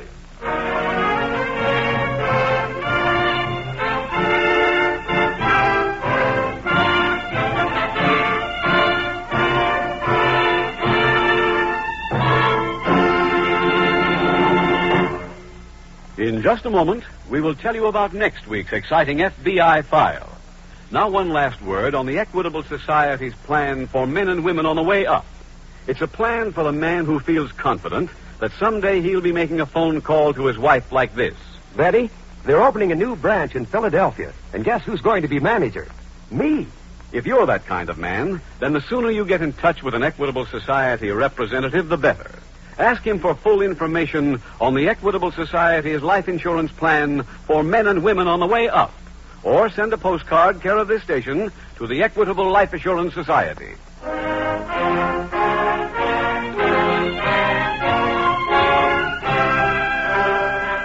Next week, we will dramatize another case from the files of the Federal Bureau of Investigation. A crime file unique in FBI annals. Its subject, piracy. Its title, Larceny Goes to Sea. The incidents used in tonight's Equitable Life Assurance Society's broadcast are adapted from the files of the Federal Bureau of Investigation. However, all names used are fictitious, and any similarity thereof to the names of persons living or dead is accidental. Tonight, the music was composed and conducted by Frederick Steiner. The author was Jerry D. Lewis. Your narrator was William Woodson, and Special Agent Taylor was played by Stacey Harris. Others in the cast were Tony Barrett, Georgia Ellis, Bob Griffin, Florence Lake, and Roland Winters. This is Your FBI is a Jerry Devine production. This is Larry Keating speaking for the Equitable Life Assurance Society of the United States and the Equitable Society's representative in your community, and inviting you to tune in again next week at this same time when the Equitable Life Assurance Society will bring you another transcribed thrilling story from the files of the Federal Bureau of Investigation. Larceny Goes to Sea on This is Your FBI.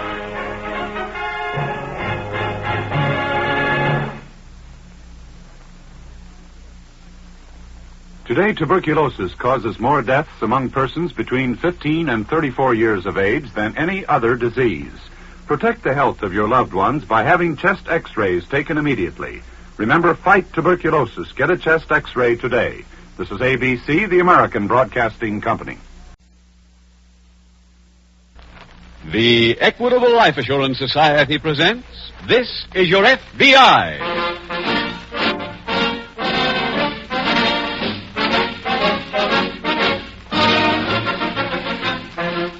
This is Your FBI, the official broadcast from the files of the Federal Bureau of Investigation. Transcribed and presented as a public service by the Equitable Life Assurance Society of the United States and the Equitable Society's representative in your community.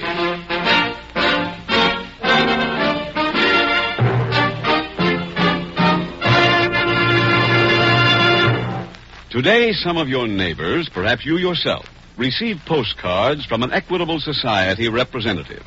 The men and women who receive these postcards should be pleased to hear that they were sent to people classified as most likely to succeed.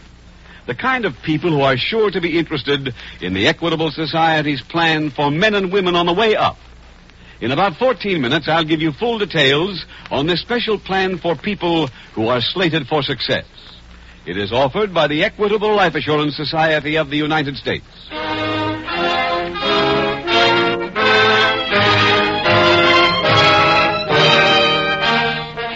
Tonight's FBI file, Larceny Goes to Sea.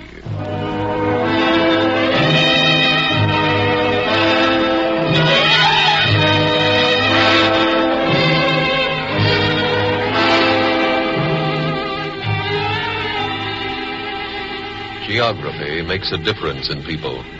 Not deep down, for all of us are one breed in the last analysis. But it is true that the farmer in Kansas looks at life a little differently than the factory worker in Georgia or the fisherman in any desolate village on one of our secluded coastlines. Of the three, probably the citizen in the small fishing village is the one with whom city dwellers have the least in common. For him, the tides are not haphazard movements of the ocean. The water is not an inanimate thing, and the weather is more than just a topic of conversation. The tides tell him which way schools of fish are moving. The water is alive, is his friend, or his enemy, and it gives him his livelihood, or refuses him his daily bread. And the weather, the daily fluctuations on his barometer that tell him whether or not he can ply his trade that day. The sudden storm that comes and wrecks his boats, his home, his dreams. Yes, even the young know that good weather can bring fortune. And bad weather, well, bad weather in the fishing village can bring anything. Even a crime wave.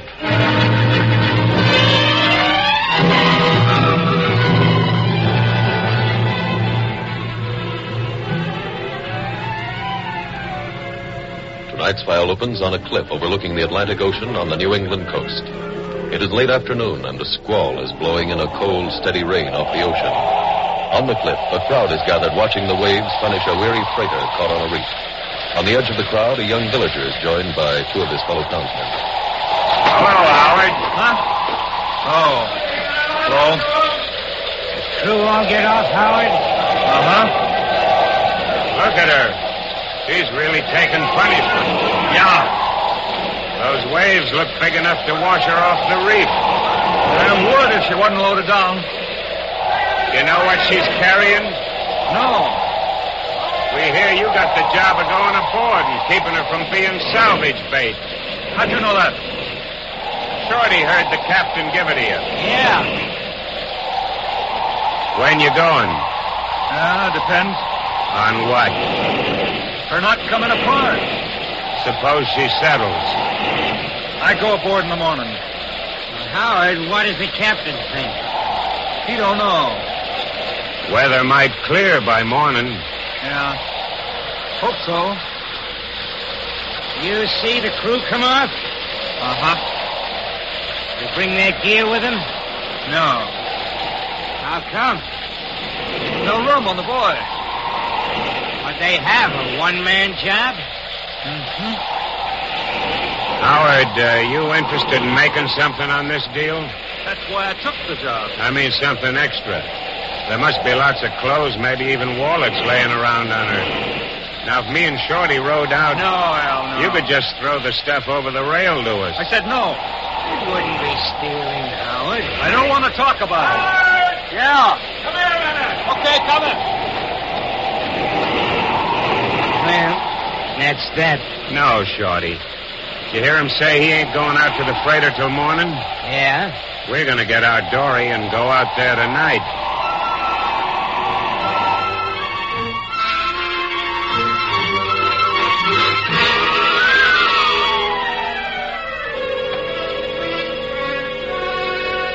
Later that day, Special Agent Jim Taylor enters the office of the local chief of police. Chief Ridgway? Yes? I'm Jim Taylor. Oh, hello, Jim. How are you? You made good time from the station. Oh, I got a lift right after I called you. Take off that coat and sit down. Okay. All right, if I just toss it over here? Yes, sure. You ran into weather, eh? Yeah, plenty. Anything I can do to help you? Well, I think all I need for the present is some transportation, Chief. Where to? Cliffside Lighthouse. What's doing out there? Some vandals broke in last night and ransacked the place. Well, there's no one there at night now, is there? No, it's on automatic equipment. They stole, let's see, 2 pair of binoculars, 20-power spyglass, and a radio transmitter receiver. How much you guess the whole thing's worth? Oh, several $100s. But the government isn't so much concerned with what was stolen as it is with the vandalism, Chief. There was a diaphone fog signal in the lighthouse that was dismantled and smashed. See, those things are expensive. Yeah. This one cost more than $20,000 just to install. You figuring on running out there now? Yeah, that's right. I hear the storm may get worse. Well, I'll just have to take that chance. I'll get a map and mark the route for you. Will you? Thanks very much. Instead of using our radio car, I think maybe you'll have better luck with the Jeep. Oh, fine. I'd go out there with you, but we had a freighter go on a reef down the other end of Cliffside. Oh, it's too bad. Well, if you'll just make up the map and show me the Jeep, I'll get started.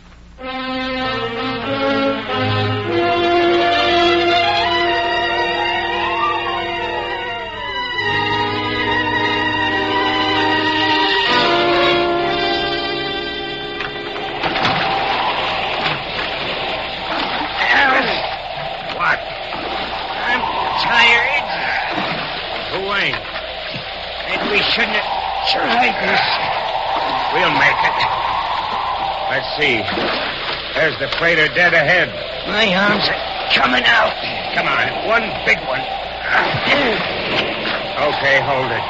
We'll ride the next wave up to the hull. Now, when it starts, pull hard against it. Do you hear? Yeah. All right, here it comes. Now, pull.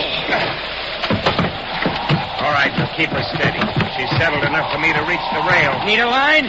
I got one. There. That'll make her fast. Come on up here. I'll climb aboard first.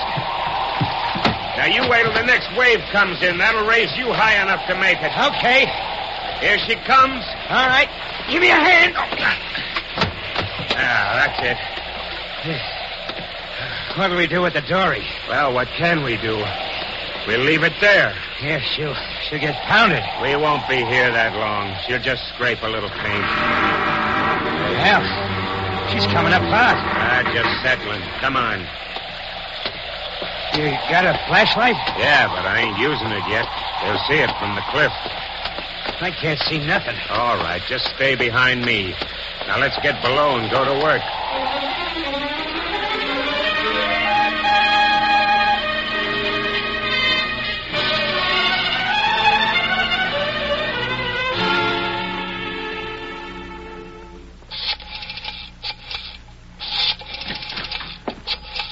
With you in a minute, Jim. Okay, Chief. Is this you, Howard? Chief Ridgway. I just got a call from the captain. He's back out the cliff. With the storm letting up, he wants you to go aboard the freighter tonight. Uh-huh. Yes. As soon as you can make it. Night, Howard. Oh, sorry, Jim. I had to get a man aboard that foundered freighter. Oh? How'd you make out at the lighthouse? Oh, I found a couple of leads. Good. What were they? Well, these flecks of gray paint, for one thing. I found a rock just outside the lighthouse. It had quite a few chunks of this stuff on it. Looked like a boat was dragged up onto the rock. It's a pretty common shade of gray. Yeah, I know. Also found this little piece of cloth. Where? One of the windows was broken on the side where the boat had been pulled ashore. That's the way one of the thieves got in. One of them? Yeah, I found 2 sets of footprints leading away from where the boat was beached. Oh. I've got plaster of Paris cast of the prints. Here. Good. Where'd you find the cloth? Oh, it was caught on a piece of the broken window. And it was folded that way? Mm-hmm. Resembles part of a trouser cuff, doesn't it? Huh, just going to say that. Look at this little stuff here. This metal adhered to the cloth. What's that? It's metal of some type. I wouldn't even try to stab it. What kind, though? I thought I'd send all this into the lab. I've got a man going into town in an hour, Jim. Yeah, fine. If we get it there tonight, maybe we can have a report by late tomorrow.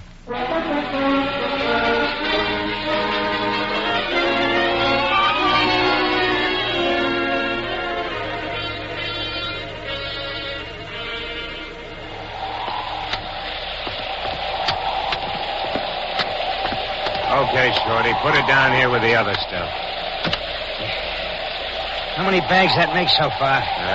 6. Well, we got enough, Al. Let's load the dory and go back. What's your hurry? We ain't finished yet. Come on. Where are we going now? Captain's cabin, right over here. Go ahead. Okay. Wait till I turn on the flash. Hey, lots of stuff here. Yeah. Look at that chest full of clothes. Uh-huh. Hey. Huh? There's a safe. Shorty, it's open. Yeah. We may not bother with clothes. What's in there?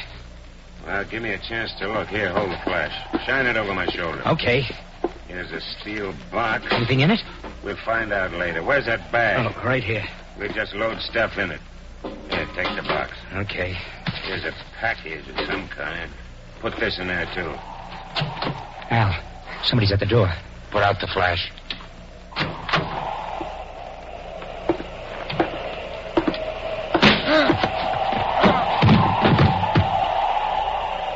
Flash the light.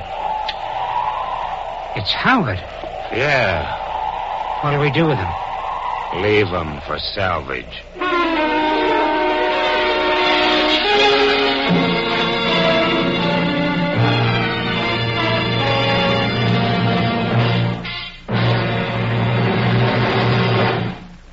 We will return in just a moment to this exciting file which shows how your FBI helps protect the security of America.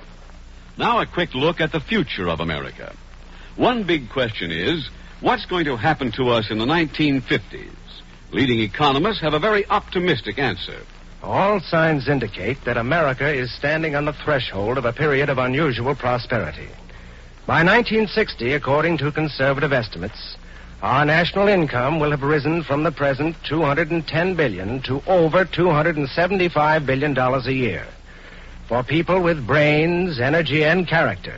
In other words, for those who possess the qualities that make for leadership, the America of the 1950s should be more than ever before the land of opportunity. For those leaders of tomorrow, the Equitable Life Assurance Society has created a very special type of life insurance. It's known as the Equitable Plan for Men and Women on the Way Up. If that describes you, if you are looking forward to substantial salary increases in the next few years, then you will be interested in this plan's 3 important advantages. First, as your salary goes up, your insurance can keep pace with it. When you get that better job or that big promotion comes your way, you can adjust your insurance to measure up to your increased income.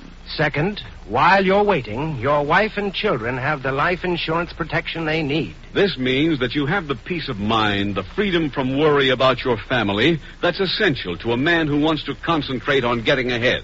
third advantage. The equitable plan is flexible at all times. It can expand or contract as you see fit, and offers you many desirable options which your Equitable Society representative will be glad to explain to you. So why not get in touch with him right away? Phone him and ask for full details on the Equitable Plan for people on the way up. Or send a postcard care of this station to the Equitable Society. That's EQUITABLE. The Equitable Life Assurance Society of the United States.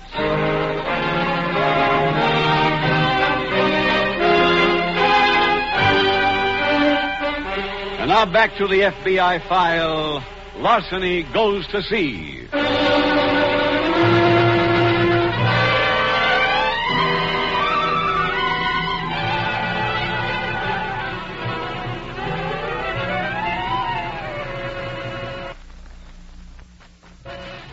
Tonight's case from the files of the Federal Bureau of Investigation involves the theft of some relatively inexpensive equipment from a government lighthouse and an accompanying case of vandalism.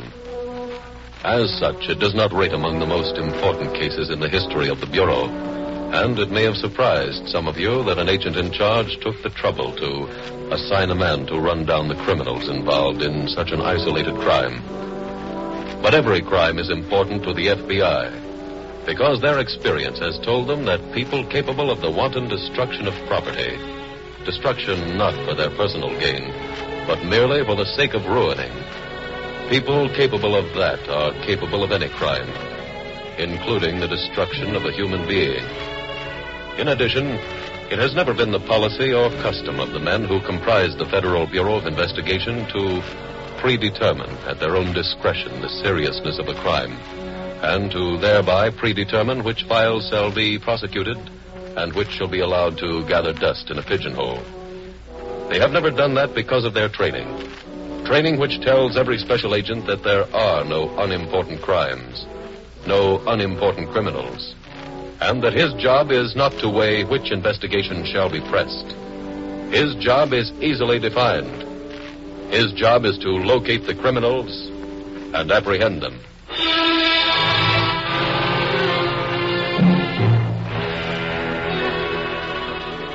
Tonight's file continues in the office of Chief of Police Ridgway. Special Agent Taylor has just entered. Morning, Jim. Morning, Chief. Any word yet from the lab on those things we sent on? No, but I have got something else for you. Oh? Remember that freighter that was caught on the reef? Yeah. Seems they hired a young fellow named Howard Albright to go aboard and keep watch. Well, he went last night. This morning, when his relief took the butcher's boy across to the ship, Albright was missing. Every cabin had been gone through and the safe had been rifled. He hasn't used the boy to get off? No. You know this, Albright? Yes, and that's what puzzles me. He's always seemed okay. Well, looks like you've got a new case on your hands. So have you, Jim. Huh? You're in on this, too. Oh, how come? I got the manifest from the captain a little while ago. One of the things missing from the safe is a package of jewels, military precision instruments, government property. Well, that gives the FBI jurisdiction, all right. I've already sent out an alarm on Albright. Good. Have you been out the freighter yet? I was just leaving. Okay. I'll go along with you.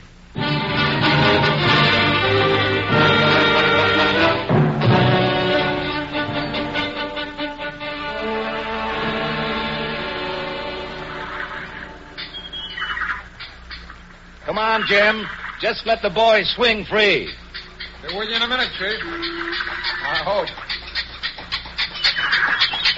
Oh, not a bad ride, is it? It's better than walking. Here, grab my hand. All right. That does it. Thanks. Now, let's go down. Oh, just a minute, will you, Chief? I saw something as I was crossing. What? It's down here on the side of the freighter.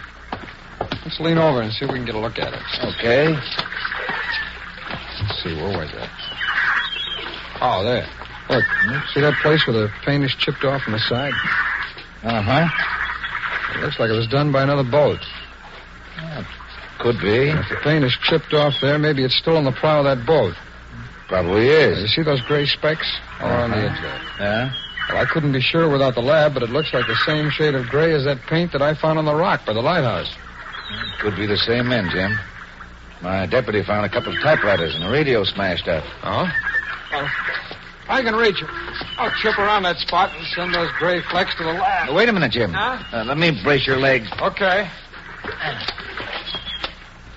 How's that? That's fine. Make it easy. You getting it? Yeah. That does it. Should be enough. Are you coming up? Yeah. All right. Okay. Thanks. Where's your deputy now, Chief? He's in the hold. Huh? Has he examined the safe yet? Yes. Tried to get some prints, but there were so many overlapping he couldn't get any clear ones. Huh? Let's go take a look at it ourselves, huh? All right. Chief, you ever have any complaints about local vandalism around here? Now and then, but nothing we could match against these. Young Albright ever been a suspect? No. Tell you, Jim, I know the evidence points to him, but it's pretty tough for me to even think this... Yes, Bill? We just found young Albright. Where? In the hole. He's still alive. Come on, Jim. Let's take a look at him.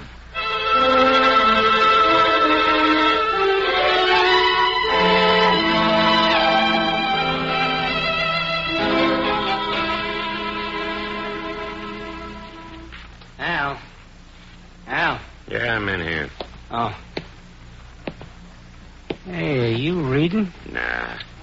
Oh, it's a book in your hand. That's a dictionary. Where'd you get that? In a box of stuff we took up at that cottage. What do you want with a dictionary? I'm looking something up. B-O-R-T. Yeah, here it is. B-O-R-T? What's that? It's the word on the box. What box? The box we found in the safe, the one with them little stones in it. Hey, listen to this. B-O-R-T. Coarse diamonds. Diamonds? Yeah, that's right. Hey, they should be worth plenty. Sure, if we can sell them. Well, why not? Well, it's something we never done before, Shorty. There's a jewelry store in Elmdale. That's no good. We got to sell them to some fella that won't ask questions like we did with the clothes. Where would you find him? In the city. I'll take a bus down there in the morning.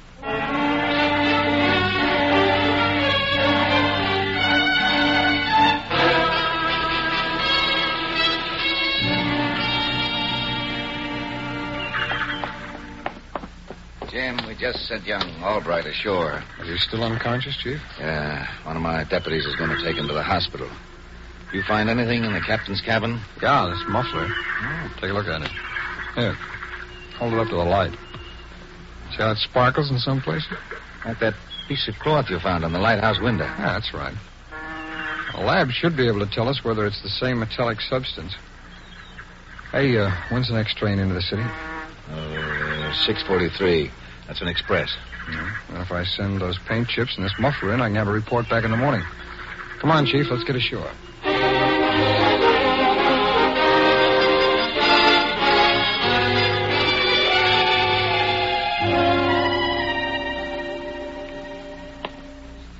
Morning, Chief. Morning, Jim.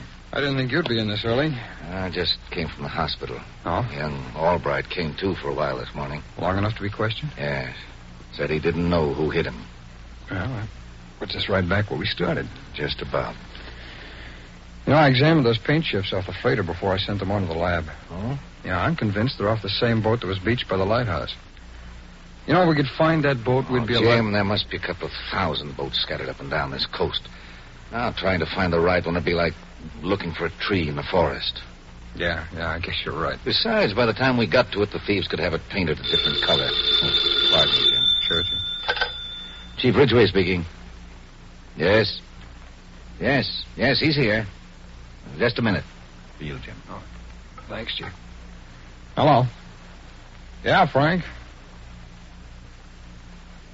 On both, huh? Wait a minute, will you repeat that? Go ahead. Black steel, tin coating, plus enamel. Electrolytic plate, huh? Oh, Frank, just a minute, will you? Chief, it's a report from our lab. Tell me, do you know what everybody in town here does for a living? Just about. Fine.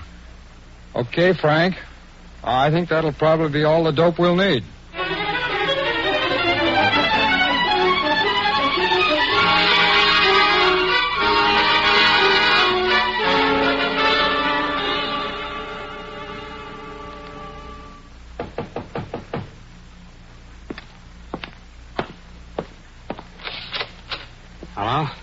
Mr. Milton?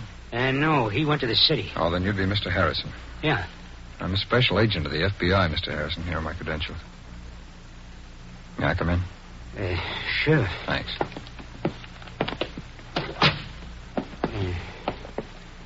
What do you want? I'd like to ask you a few questions.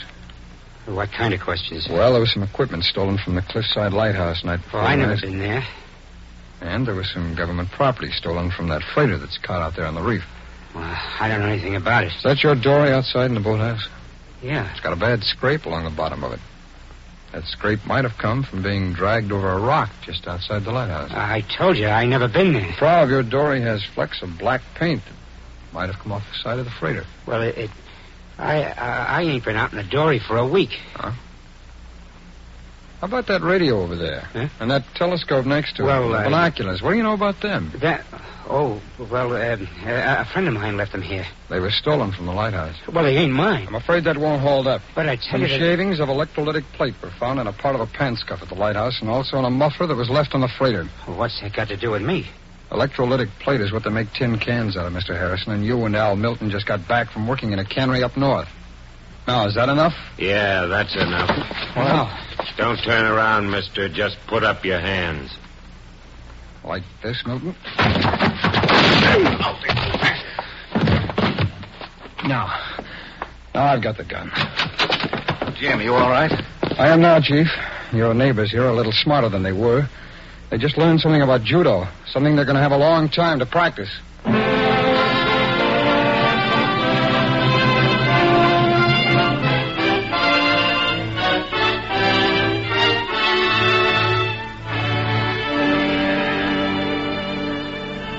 Al Milton and Shorty Harrison were convicted for theft of government property and sentenced to 10 years each. In addition, the state obtained a detainer on both men for the assault of Howard Albright. The knowledge of a special agent of your FBI, plus the knowledge of a local small-town chief of police, was what closed this case from the files of the Federal Bureau of Investigation. Special Agent Taylor knew that electrolytic plate was the material used in making tin cans. Chief Ridgway knew the people of his town well enough to be able to name Al Milton and Shorty Harrison as the pair who had just returned from their seasonal jobs at the cannery. That type of cooperation, the ability of special agents and local police all over the nation to work together as one well-knit unit, is representative of the job that is being done every day and every night. The fact that the FBI Crime Laboratory received an exhibit at midnight and was able to report on it early the next morning should not come as a surprise to anyone. For the men of the lab do the same job as the men in the field. Help fight a 24-hour-a-day war against crime.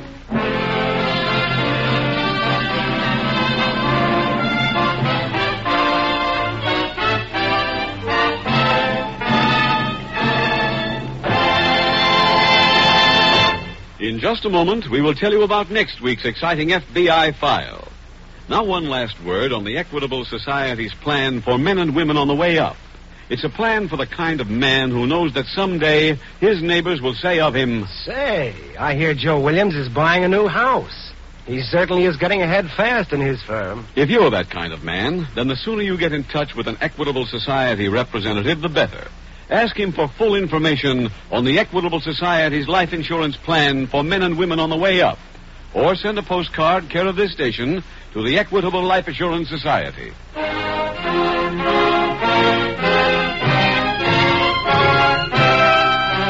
Next week, we will dramatize another case from the files of the Federal Bureau of Investigation. An unusual recount of organized crime within prison walls. Its subject, extortion. Its title, Ladies of Larceny. The incidents used in tonight's Equitable Life Assurance Society's broadcast are adapted from the files of the Federal Bureau of Investigation. However, all names used are fictitious, and any similarity thereof to the names of persons living or dead is accidental. Tonight, the music was composed and conducted by Frederick Steiner. The author was Jerry D. Lewis. Your narrator was William Woodson, and Special Agent Taylor was played by Stacey Harris.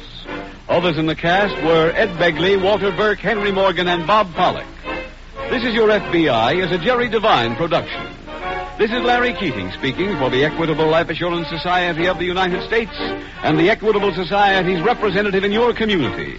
and inviting you to tune in again next week at this same time when the Equitable Life Assurance Society will bring you another thrilling transcribed story from the files of the Federal Bureau of Investigation.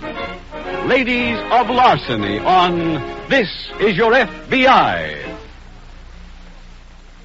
Open your heart. Give to fight heart disease. Every year, diseases of the heart and blood vessels take a death toll of more than 600,000 men, women, and children. Give generously to this campaign now. The Adventures of Ozzie and Harriet, fun for the whole family, follows immediately over most of these ABC stations. So stay tuned. This is ABC, the American Broadcasting Company. The Equitable Life Assurance Society presents This Is Your FBI.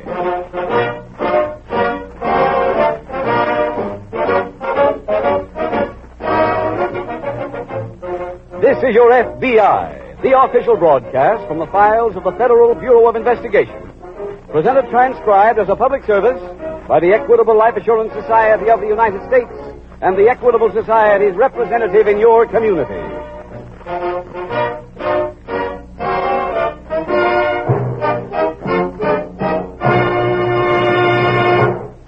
Many people in tonight's audience are listening in by special request.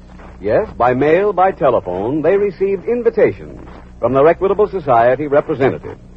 These men and women were selected because they are the type destined to go places in life. People sure to be interested in the Equitable Society's plan for men and women on the way up.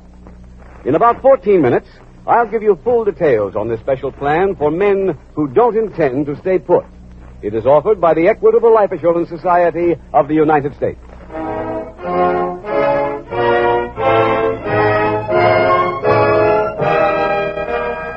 Tonight's FBI file, Ladies of Larceny.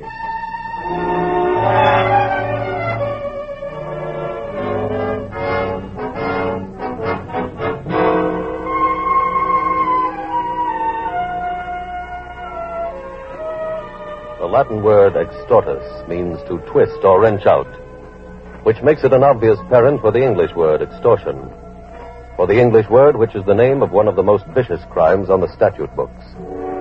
In ancient times, the penalty for extortion was death, and it remained so until comparatively recent days. But while the laws change, man doesn't. And what was true in every era before this is still true today. There are people who try to benefit because they have some knowledge another person does not want made public. It is doubtful if, in any age, there was ever any justification for the extortion victim to pay his tormentor. But if ever there was such a reason, it does not exist today. For throughout the nation, there are law enforcement agencies within a telephone call's distance. Agencies who will come running at your slightest hint of an extortion scheme. The police would like to remove from circulation every criminal of any description, whether they be purse lifters or killers. However, it is safe to say that every officer in the country, and this goes for all of them from the small-town one-man force to the special agents of the Federal Bureau of Investigation, would pick one particular criminal to exterminate first if he had his choice. That criminal is the calloused, merciless vulture who practices extortion.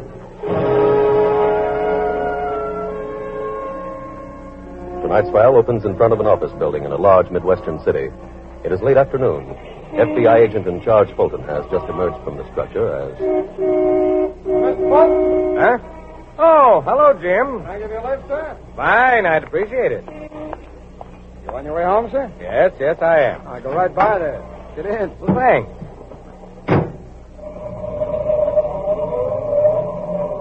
Well, Mr. Fulton, I understand that congratulations are in order. Well, thanks, Jim.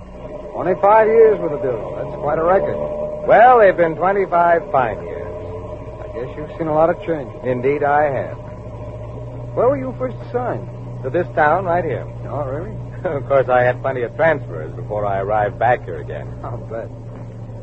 How big was our office here then? There were just 7 of us. Say, Mr. Fulton, can you remember your first case? Indeed, I can. What was the crime? Extortion. And from a very unusual source. Oh, what do you mean? Well, the extortioner was a woman, and she operated from inside a prison. You mean she was a prison inmate? That's right. I can't believe it. Things were much different here 25 years ago, Jim. This city reeked with corruption and graft. Yeah, so I've heard. Local law enforcement officers were completely shackled. What was this woman's pattern? Well, I'll see if I can remember the facts. We got into the case when the wife of a wealthy oil man in a neighboring state committed suicide. 2 extortion notes were found among her papers threatening her life if she didn't pay a sum of money. And these notes were mailed from the prison? No, but they were mailed here in town. I believe they requested that the payoff be made to a certain post office box. We contacted the post office, found that the box had been rented by a woman named, Ann Merchant, I think it was. We checked on her. She had no record, so the box was put under surveillance. And we went to work on the notes. They're written by hand or typed? Neither. Each word had been clipped out of a paper and pasted on the stationery. The print, the type, was a kind we'd never seen before, so we tried to locate the source. You had no idea at this time that the woman in prison was mixed up in this? Oh, no. And by the same token, she had no idea that we were checking on her.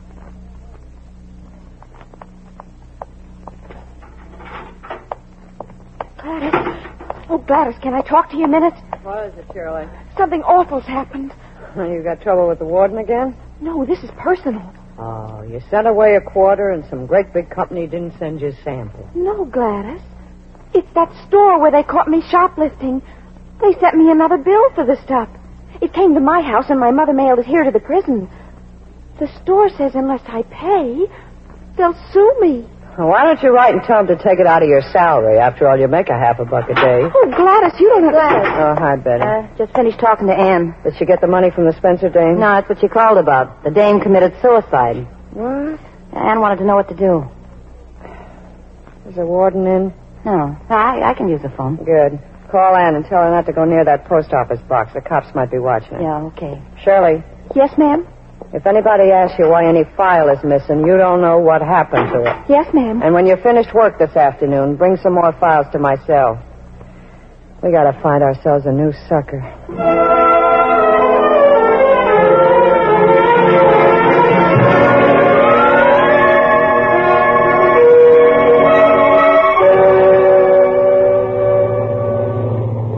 Mr. Fulton, what was the lead that took you to the prison? The type that was used in the notes. Oh. I went to the printer. He told me it was a kind that none of the local papers used. He suggested that I contact some job printing houses, the kind that prints high school and organization newspapers. Oh, you can turn left here, Jim. Yes, I know, sir. Well, one of the printing houses recognized an imperfection in the type. It had come from one of their machines. They then told me that the only newspaper they printed was the one circulated at the woman's prison. That must have been quite a surprise. Oh, not too much, Jim. I told you what the city was 25 years ago. And there was no reason why there should be any less corruption in the woman's prison than there was in City Hall. No, I guess not. What? Hey. Well, I guess he wants both lanes. Yeah. Well, what was the next development? This woman who was the contact, the one we set up a surveillance for at the post office, was picked up. Oh? You get anything from her? No. All we knew was that the extortioner was someone in the prison. But that still left us 1,100 suspects. And it left our extortioner, Gladys, free to continue her operation. Shirley, give me a hand opening these boxes. What's in them? New uniforms. More new uniforms? Now, we got a shipment of new prisoners coming in tomorrow morning. Where are they going to sleep? Oh, that depends on how much they can afford to pay me. Now, let's take them out of the boxes and pile them up on the shelves. Hey, Gladys. Yeah, Betty? I've been going over the files. I think I found a new customer. Good. What's the story? Banker's daughter. She did a 6-month bit 2 years ago. What was the rap? Well, they nailed her with some hot jewelry. According to the record, she got mixed up with some guy, and when he got nailed, she took the fall with him. She's probably back home now, helping Pop take care of the bank. Shirley. Yes, ma'am? You know those forms you got up in the file room? Huh? The ones where the warden asked the parole board for a report on somebody who used to be here. Uh-huh. Get one. Find out where this dame is now and what she's doing. How? Just bring it up to the warden's office. Betty will fill it in and sign it. Okay. And then you take it down to Alice in the mailroom. And don't forget to tell Alice to keep an eye out for the parole board's answer. Oh, I won't. If we can get lucky with a few more dames, We can leave this joint real rich.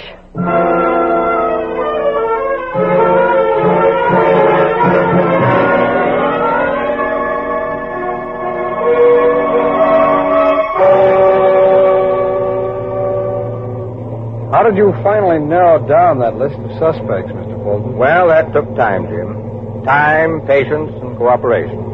Cooperation from whom? The man who was chief of police here then. No, I gather he wasn't part of the machine. No, I went to him, told him the whole story. We both decided that the best way to handle the case was from inside the prison. That must have presented quite a problem. It did. We knew we wouldn't get any place questioning the inmates, so we hit on an alternative. Planning a policewoman in the prison to see what she could find out. But that had its drawbacks, too. Oh? Why? Well, the political boss here was a man named Shelby. He had pipelines everywhere. And the chief knew if he sent a policewoman into the prison, Shelby would find out about it within an hour. Was the chief afraid of this, Shelby? No. He wanted us to break the case. He knew if we could get a federal conviction against somebody in that prison, Shelby couldn't help them. And without his help, they might start talking all the way up the line to Shelby himself. What did the lights change, Jim? Oh, yeah. What did you finally decide? We gambled on finding the policewoman. The following morning, when a new batch of prisoners arrived at the jail, the policewoman was among them. All right. Come on, keep this line moving. Hello, girlie. Blouse? Huh? What size blouse do you wear? 38. No 38 left. Take a 40. But I'd like a 38. You can buy one from me later. What size skirt? 32 waist. Oh, here. Size shoes? 8C. Wait a minute. There's some 9s. Now go over there, put on these clothes, and bring back the ones you got on now. Betty, where's them blouses? Right here. Hey, nice stuff she was wearing, Gladys. Yeah. I should get at least a fin for a dress. Shoes will bring another fin. Come on, girls. Keep this line moving. Size 34 blouse, 24 skirt, and 6B shoes. You talk like you've done this before, sister. I've been around. Are you big, Gladys? Yeah. I understand you run this joint. Who told you that? I've been around. Can I talk to you? About what? I got some information. See that dame at the end of the line? The one in the brown dress? Yeah. What's your information? She's a cop. How do you know? She arrested me 3 years ago. Thanks. Here's your clothes. Go change. I'll see you later in the recreation yard. That's a date. Gladys, you think she's on the level? We ain't taking any chances. Well, what are you going to do? You're going upstairs and call Shelby. Tell him to get that dame out of here unless he wants a dead policewoman on his hands.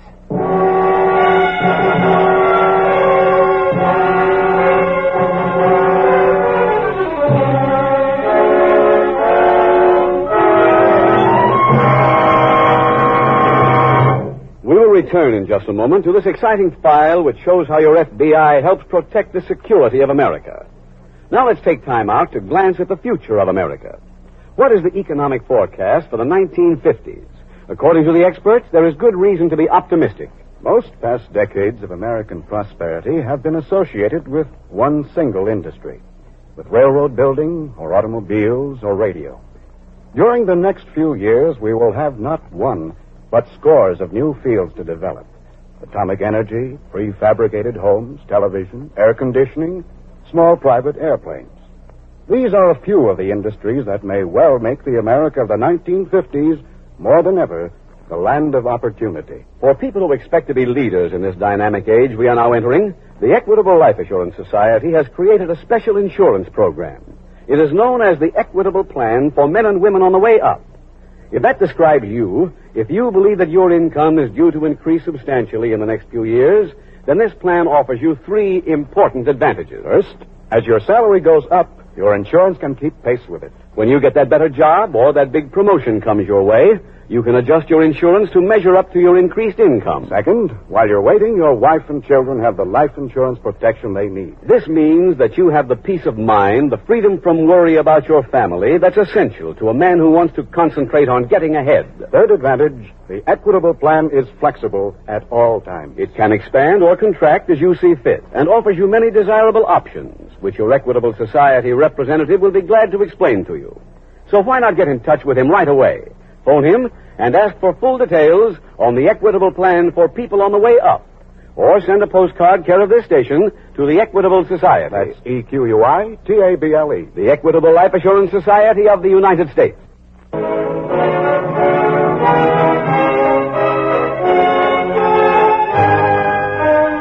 And now back to the FBI file, Ladies of Larceny.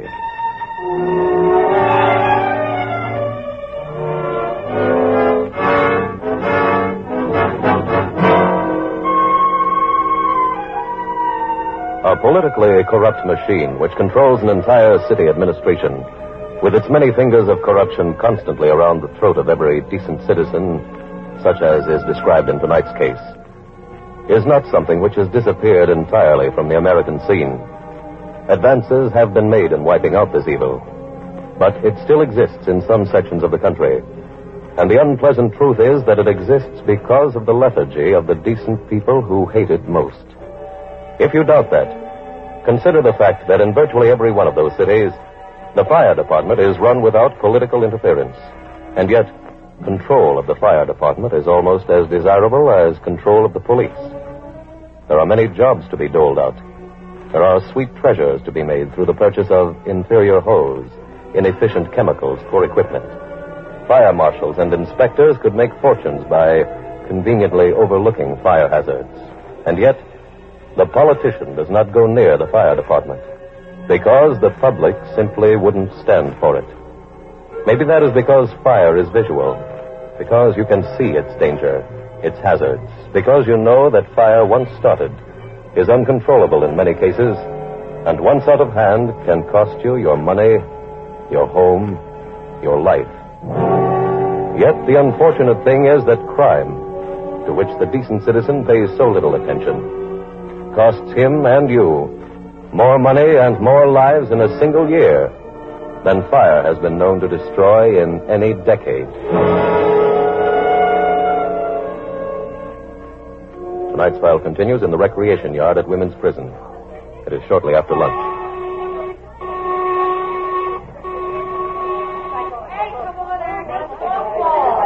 Daddy, did you call Shelby?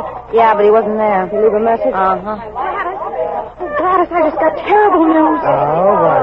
I got another letter about the stuff from the department store. They're really suing me. Well, I'll tell you what you do, honey. When you get out, don't ever go in that store again. Hello, Gladys. Huh? Oh, hi, Kid. This is Betty and Shirley. Hello, how are you? Hi. I'm Edith. What are you in for? Jewelry store heist. Gladys, can I talk to you for a minute? Sure. Alone? Well, you can talk in front of me.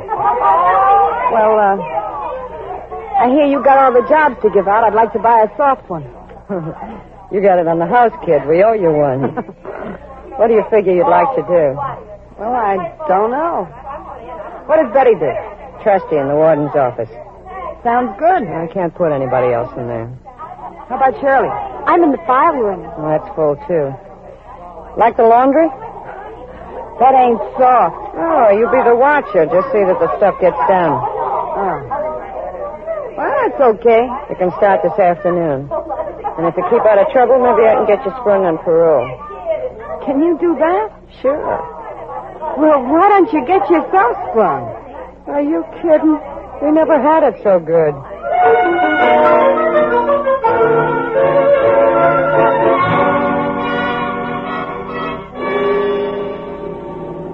Well, Jim, we were successful in getting our policewoman planted. Without this Shelby's knowing it? Yes. How did you manage that? The chief sent 2 policewomen in with a batch of prisoners. One of them was a new girl, somebody who wouldn't be recognized. Once they were inside, the new girl exposed the second one. To this big Gladys? Yeah. And it worked. Oh, if you go up this hill, Jim, you'll save a few blocks, huh? All right. What happened to the second policewoman? Shelby pulled strings and had her out within an hour. Proved that he was tied in with the corruption. Yeah. So we just sat tight and waited to hear from the woman who stayed in the prison. I just got a call from Shelby. We got trouble. Why? There's another cop planted in the joint. How does he know? He said that tip-off we got yesterday was a fix. What kind of a fix? Well, it was supposed to make us think we nailed a fink. But really, the fink is still here. And she came in with that mob yesterday? Yeah. Did Shelby tell you what her name is? I trying to find out. Over 100 dames came in yesterday. Could be any one of them. Where's Shirley? Over there. Oh. Shirley! Yeah? Come here. Yes, ma'am. Good night, Sonny. Has anyone been putting the vacuum on you? No, just Edith. The dame I put in the laundry? Yeah. What does she want to know? Oh, about my job and stuff. She said she was in here for 3 years, and with me getting out in September, she thought maybe she could take my place. What did you tell her? Oh, what I did. Including the stuff about our using the files? Uh-huh. Oh, great. Well, she's the one, Betty. You think so? Figure it out for yourself. She tips us about the other fink, gets in good with us, and then tries to nail us. Gladys? Huh? Shouldn't I have told her? Oh, we're glad you did. Now get out of here. Huh? Get out. We got to figure a way to take care of this dame.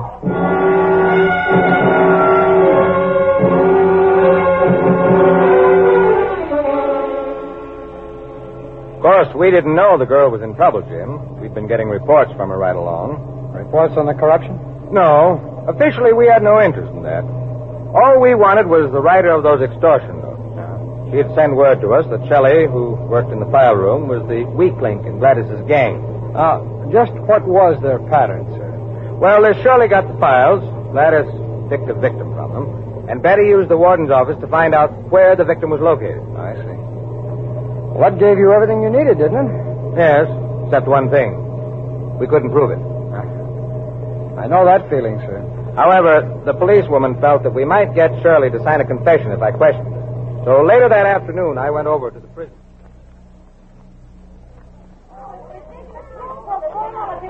Hi, Shirley. Oh, hi, Edith. Been looking all over the yard for you. What for? I just wanted to talk to you. Well, don't. Huh? Don't talk to me, Edith. Why not? I got my reasons. Wait a minute. Are they your own reasons? Edith, I don't want to talk Hey, to you two. You mean us? Yeah, you're both wanted in the warden's office. Well, what for, Betty? I don't know. Come on. Is this a regular thing? What? Getting called up to the warden? No, not unless you've been out of line. We didn't do anything. Hey, let's cut through here. But, Betty, this is the boiler room. It's a shortcut, Shirley. You know that. Now, come on. All right, go ahead. Okay. Thanks. Hello, Edith. Oh. Hi, Gladys. Thanks for bringing her here, Betty. It's okay. Gladys, she wanted to ask me questions again. Yeah? What did you do? I didn't say a word. Good girl.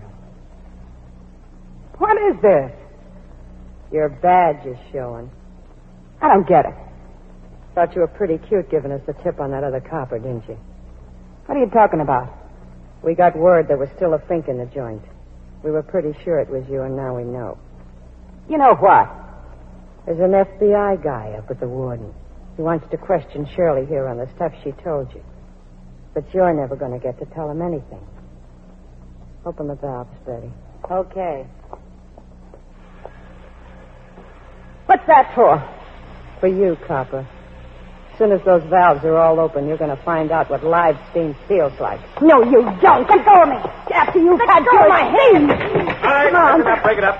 What? Break it up, I said. What is this? Don't stir it so fine next time, Mr. Fulton. Gladys, I thought no men were allowed in here. I had permission. I'm a special agent of the FBI.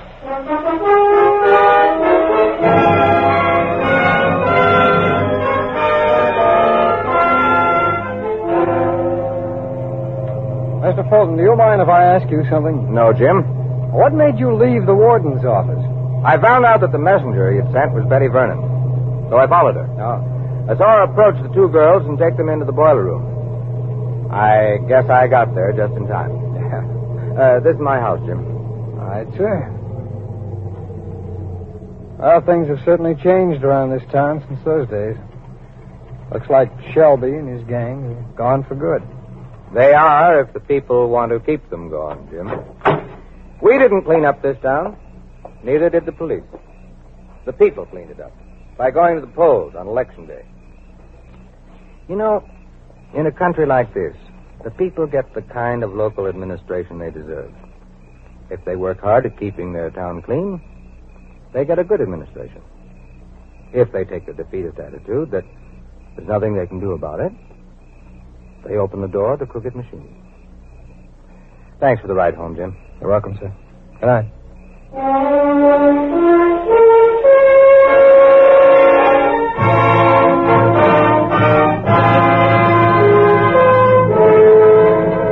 As agent in charge Fulton commented, prison conditions in that particular city had changed for the better over that period of 25 years. The Federal Bureau of Investigation is also able to tell you that prison conditions in many other cities have likewise been improved. In many prisons today, a job of rehabilitation is done on prisoners, so that when they regain their freedom, they can take their place in society. Sometimes that job entails educating the prisoner, teaching him a trade so that he can earn a decent living in the outside world. The improvement has not come overnight, nor has it been brought about by an accident. It has been wrought by a group of men who have made a career of prison management, who have dedicated themselves to helping fight the crime wave among those who committed the crimes. Your FBI would also like to call your attention to the fact that the policewoman in the file, which has been dramatized for you this evening, was only one of a very small number of her kind 25 years ago. Today, there are no big city police forces without female members.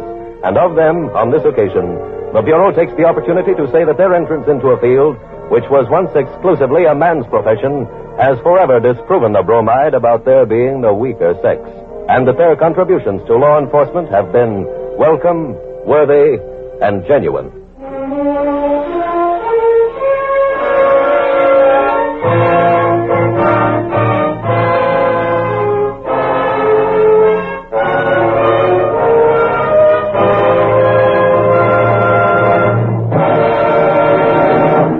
In just a moment, we will tell you about next week's exciting FBI file. Now, one last word on the Equitable Society's plan for men and women on the way up. It's a plan for the man who may be sure that the day is coming when business associates will talk about him like this. I told you Harry Drake was a man to watch. They just made him sales manager. If you're that kind of man, then the sooner you get in touch with an Equitable Society representative, the better. Ask him for full information on the Equitable Society's life insurance plan for men and women on the way up. Or send a postcard care of this station to the Equitable Life Assurance Society.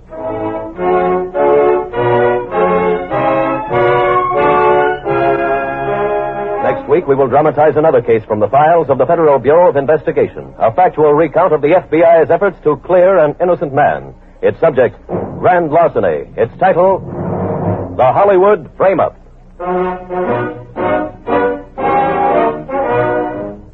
The incidents used in tonight's Equitable Life Assurance Society's broadcast are adapted from the files of the Federal Bureau of Investigation. However, all names used are fictitious, and any similarity thereof to the names of persons living or dead is accidental. Tonight, the music was composed and conducted by Frederick Steiner. The author was Jerry D. Lewis. Your narrator was William Woodson, and Special Agent Taylor was played by Stacey Harris. Others in the cast were B. Benaderet, Francis Cheney, Ted Osborne, Gigi Pearson, Yvonne Patey, and Mala Powers. This Is Your FBI is a Jerry Devine production. This is Larry Keating speaking for the Equitable Life Assurance Society of the United States and the Equitable Society's representative in your community, and inviting you to tune in again next week at this same time when the Equitable Life Assurance Society will bring you another thrilling transcribed story from the files of the Federal Bureau of Investigation. The Hollywood Frameup on This Is Your FBI. The Adventures of Ozzie and Harriet, fun for the whole family, follows immediately over most of these ABC stations. Stay tuned. This is ABC, the American Broadcasting Company. The Equitable Life Assurance Society presents This Is Your FBI.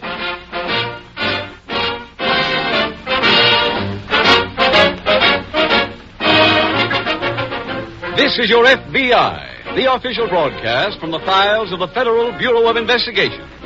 presented transcribed as a public service by the Equitable Life Assurance Society of the United States and the Equitable Society's representative in your community.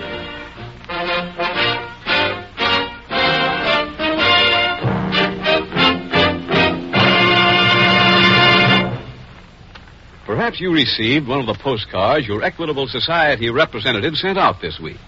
He sent these cards to people in your community who are evidently headed for successful business and professional careers. The kind of people who should be interested in the Equitable Society's plan for men and women on the way up. In about 14 minutes, I'll give you the interesting details on this plan for every man who believes in his ability to get ahead. It is offered by the Equitable Life Assurance Society of the United States.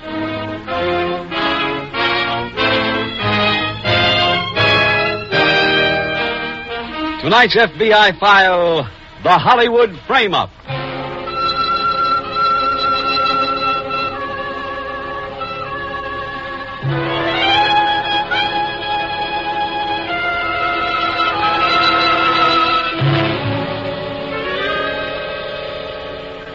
The announcement a few months ago that Dr. Albert Einstein had successfully completed a series of 4 equations, which he hoped would eventually explain the fundamental laws of matter and energy, was a front-page newspaper story in almost every city in the land.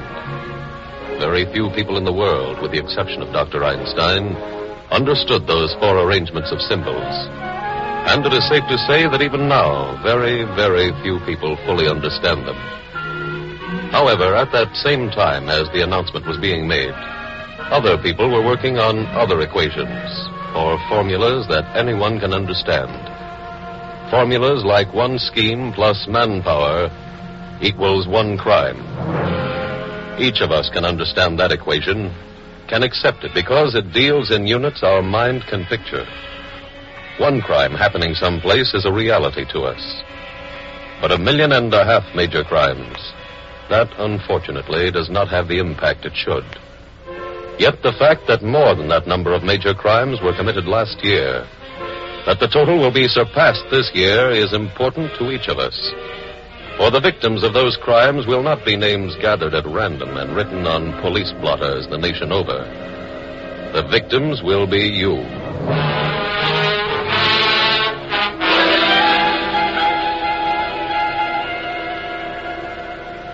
Tonight's file opens in a saloon located on an alley that runs through the slum section of a large eastern city.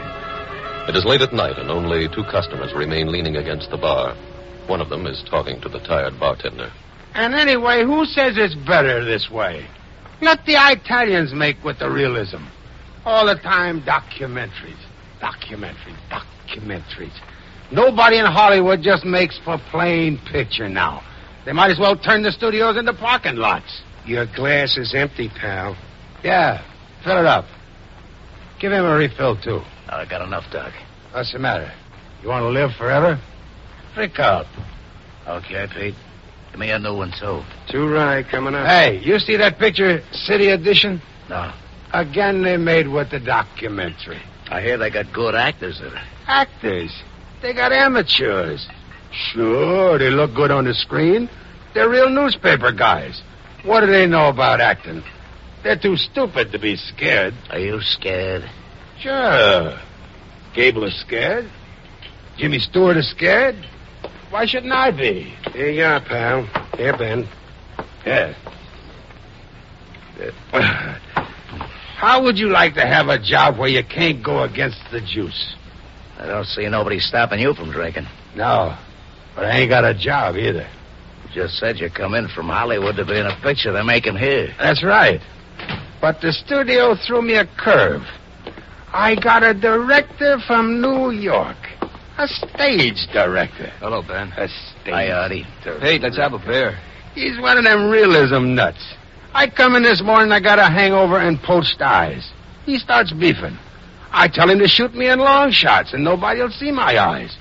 He says it would violate the spirit of the drama.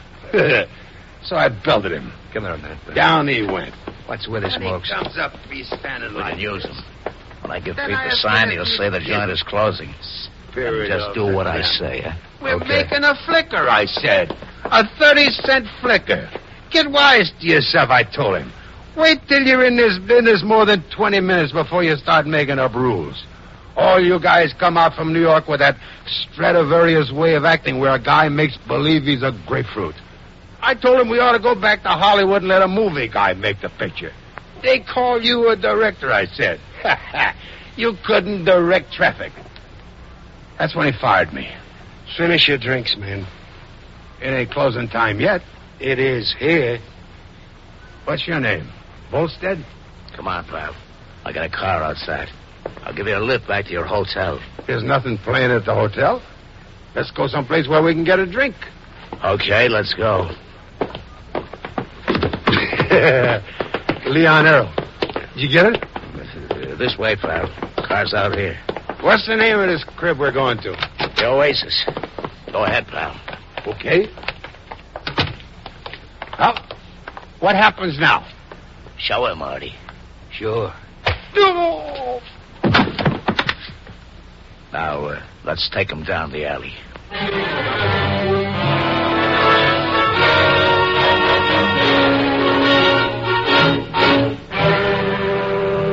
The following morning, at the local FBI field office, Police Detective Tommy Adams is approaching Special Agent Jim Taylor's desk. Hello, Tommy. Hi, Jim. Got a minute? I need some help. Sure. Name it. Ask your lab to find out what they can about this bullet, will you? Okay. Where's it from? The back wall of a jewelry store named Courtney's. 2 men robbed the place this morning. Oh.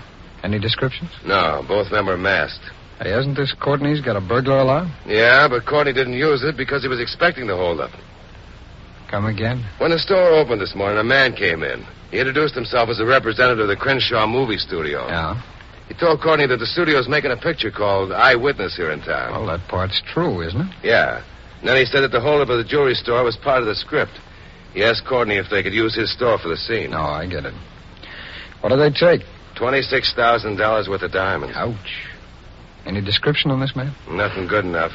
We got something to work on, though. One of the hold-up men dropped his hat and his wallet. Oh? It belonged to an actor who's working in the picture.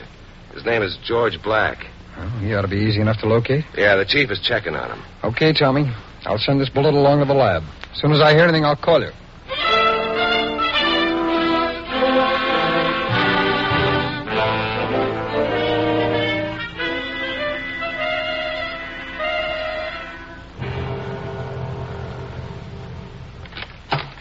Hi, Ben. Marty, where you been? Oh. Thought you said you'd call me last night. I said I'd call you if I had trouble. Well, how'd you make out? With the actor? Yeah. I took him to his hotel. Anybody rumble? Nah, I told everybody he was loaded. Did he come to? Once in the freight elevator. Did he put up a beef? He didn't have time. I tapped him out again. He must have quite a collection of lumps. Where's the stuff? Over there. Did you look it over? Mm-hmm. What do you think we'll score for? Well, there's 2 ways of doing it. What do you mean? We can peddle these rocks now and take a couple of yards apiece. If we let the stuff cool for 6 months, we can get 10 G's for it. It's a pretty big margin. You want to let it cool? Cool? Yeah. Let's put it in a deep, deep freeze.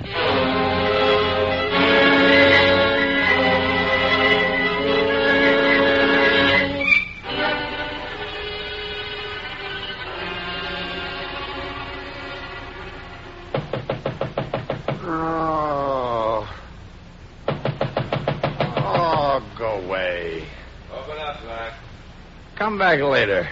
This is the police. Police. Chambermaid, now the police. It ain't against the law to sleep in this town, is it? You George Black? That's my billing. I'm from police. Okay, I'll take 3 tickets to the ball. Now let me get back to the kid. Wait. I want to question you about the Courtney holdup. Read that again and get a laugh this time. A jewelry store was held up this morning, and when the bandits ran, your hat and your wallet were found. Look, that's a funny routine, but I think you'd be better off working with a girl. I'm serious. Suppose I show you my wallet. It's here in my back. Hey, it's gone. I know. It's at police headquarters. Now, look, Doc, I'm an actor, not a jewel thief. I got loaded last night, and I've been sleeping it off all day. How could I stick up a store? We can talk about that downtown. Hey, wait a minute. I just remembered something about last night. What? I got loaded in a crummy joint. I was with a guy. He must have clipped my wallet. Look, let me go back to the joint. I can find that guy. I'm afraid I can't. Oh, now look, you ain't giving me a chance. You got me marked guilty now. I've got to have you booked on the evidence. But a rap like this, look, after getting canned from the picture, I'm dead. Uh-huh. I'll wind up in television, wrestling. All right, let's get going, Black. So you won't give me a chance to square myself? Sorry. Then, I got a ticket.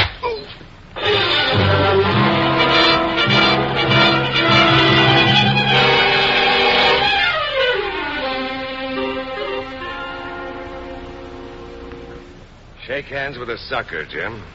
Tommy, where did you get that eye? I forgot to duck. Well, if this happened on the jewelry case, you better fill me in. We're in on that one, too. You are? Yeah.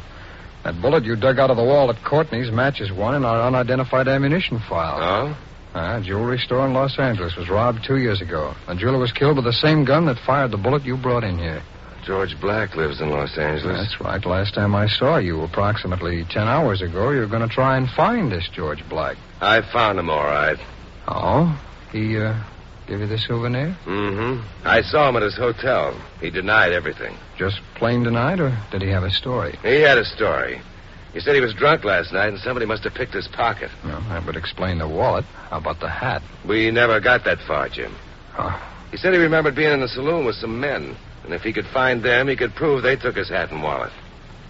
Tommy, how did you feel about his story? I hate to say this after what he did to me, but I kind of believed him. In spite of all the evidence? Yeah. Well, in either case, we'd better get to work and find him.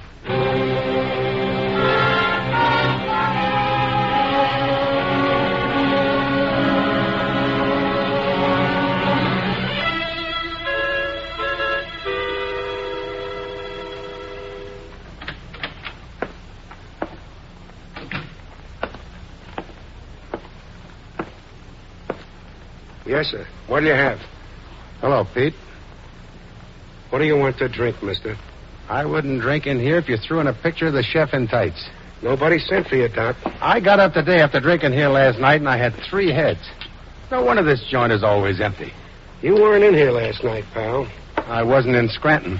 I got a good memory for faces, and I never seen yours before. Look, I was standing right here with a guy named Ben. You know him, don't you? No. You got a memory like a blue serge suit. A lot of these joints around here look the same, pal. You must have been in one of them other gin mills. What's the matter? You get rolled? Look, I know I was in this joint talking to this guy, Ben. You know him. You kept calling him Ben. Hello, Pete. Hey. He was here, too. He's the guy that turned out the lights on me. Artie, you ever seen this guy before? No. Ah, you're lying. Look, you're coming with me. Like where? Down to the cops. And you can tell them what you guys did with my wallet and my hat. That's what you think. Oh. You know, belting this guy out is getting to be a habit.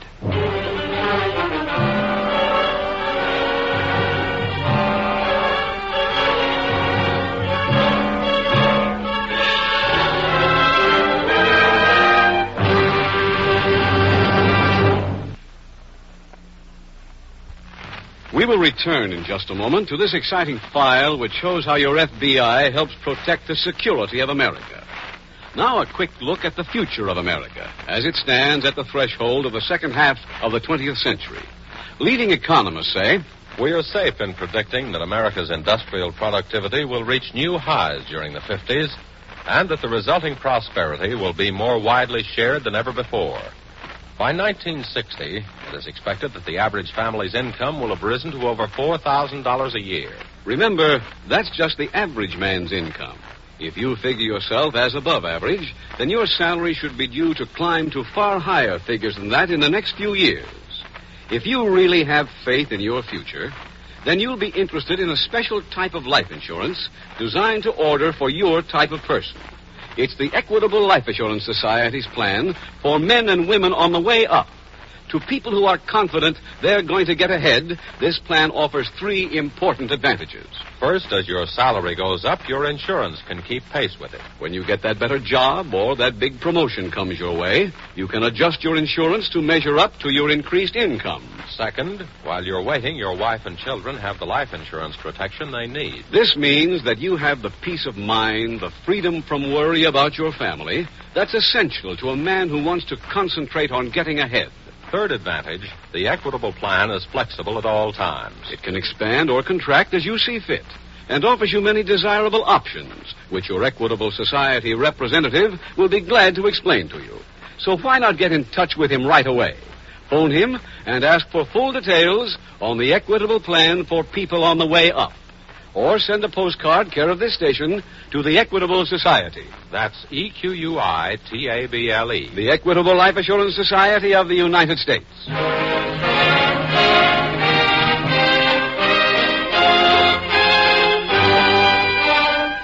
And now back to the FBI file, the Hollywood Frameup.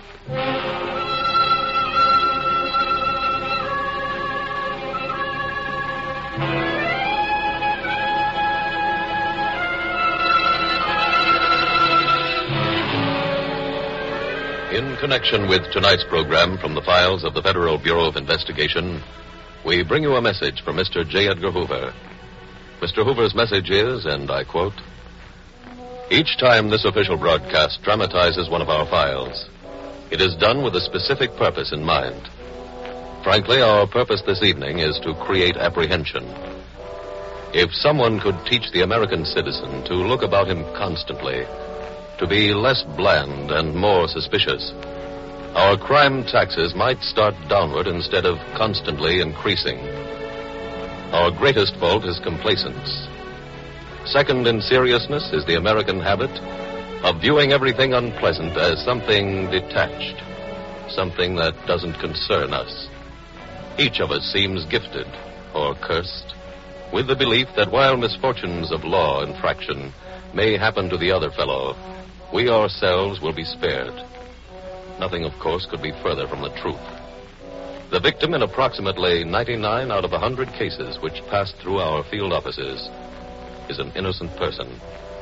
While it is true that thieves fall out, and that there are such things as gang wars in which criminals fight each other, it is well constantly to remember that, like any military organization, America's army of criminals has one basic target: to profit from another's labors. That could mean you.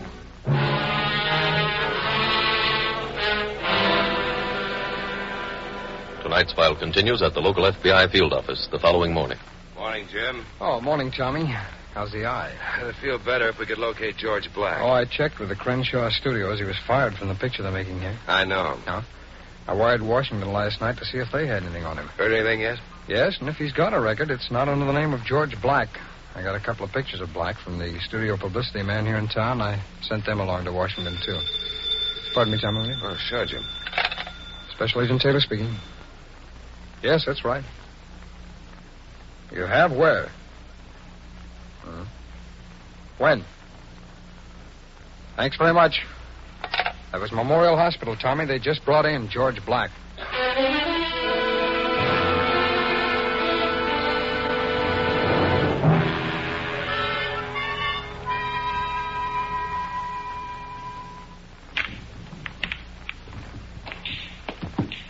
Ben? Yeah? I saw a friend again last night. Which friend? The actor. Where? At Pete's joint. Nice shot. He was around there looking for us. Oh? Yeah, Pete was giving him the "I never saw you before" when I walked in. So? What happened? He spotted me. Wanted me to go to the cops with him. Do you remember you that good? Yeah, so I belted him out again and dumped him in an alley. No, you shouldn't have done that, Artie. You think I should have gone to the cops with him? No, you should have played it dumb like Pete. I couldn't. Look, Artie, this guy's a lush bugger. If we see him again, we don't know him. You'll think maybe he drew a blank. Think it'll work? Well, if it don't, we'll tap him out again. This time for good.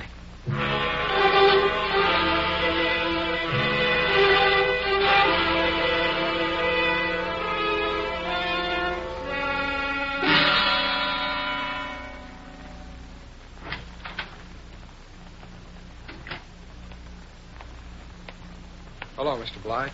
Look, if you got more pills, give them to the guy next door. No, I'm a special agent of the FBI. Here are my credentials.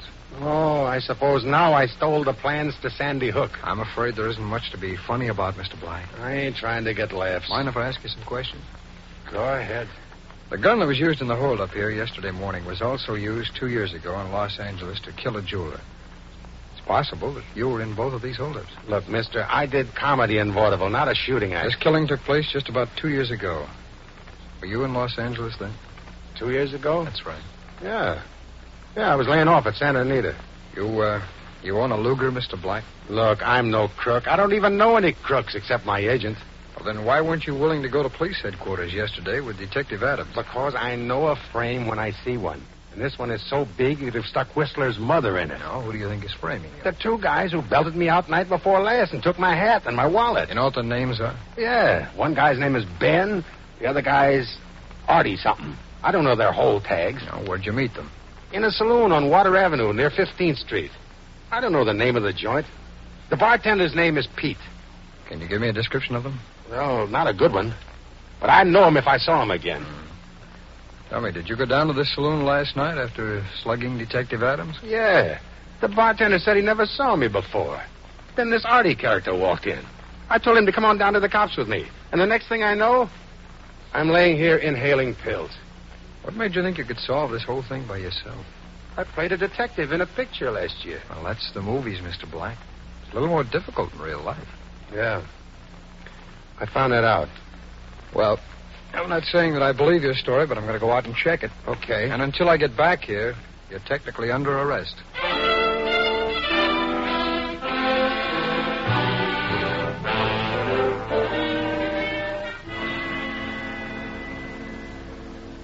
You get to see George Black this afternoon, Jim? Yeah. What'd the story sound like? Well, he told me he got into this whole jam because he got drunk at a bar with somebody named Ben. You know something, Tommy? He might be right. You mean he convinced you, too? Partially. This Ben could be a petty larceny thug named Ben Hamilton. How do you know? Well, I dug up records of everybody named Ben. I sent the pictures down to the hospital, and Black identified this Hamilton. Does he think Hamilton's trying to frame him? That's it. He went back to the saloon after he slugged you, and the bartender denied seeing him before or knowing Hamilton. Where do we go from here, Jim? Well, I've got a call in for the saloon where Black claims he was hit. You think the bartender will talk on the phone? He may. Hamilton was arrested once with a hoodlum named Rocky Thompson. Well, he's in jail now, out west. I may be able to get someplace using that name. Oh, pardon me, Tommy. Sure, Jim. Hello? Oh, fine. Hello? Pete, the bartender there? This Pete? Oh, Pete, this is a friend of Ben Hamilton's. No, you don't know me. Rocky Thompson. Yeah, that's right. Yeah, we were away together. Yeah. Well, look, when do you think Ben will be in? Oh, no, just tell him I called. Okay, thanks, Pete. Well, that part of George Black's story checks. They know Ben Hamilton around the place. Now, if we can... Hey, wait a minute. Huh? Tommy, has Courtney's jewelry store got descriptions of those unset diamonds that were stolen? Sure, Jim. Why? Well, George Black can leave the hospital tonight. Let's give him a chance to prove his own innocence.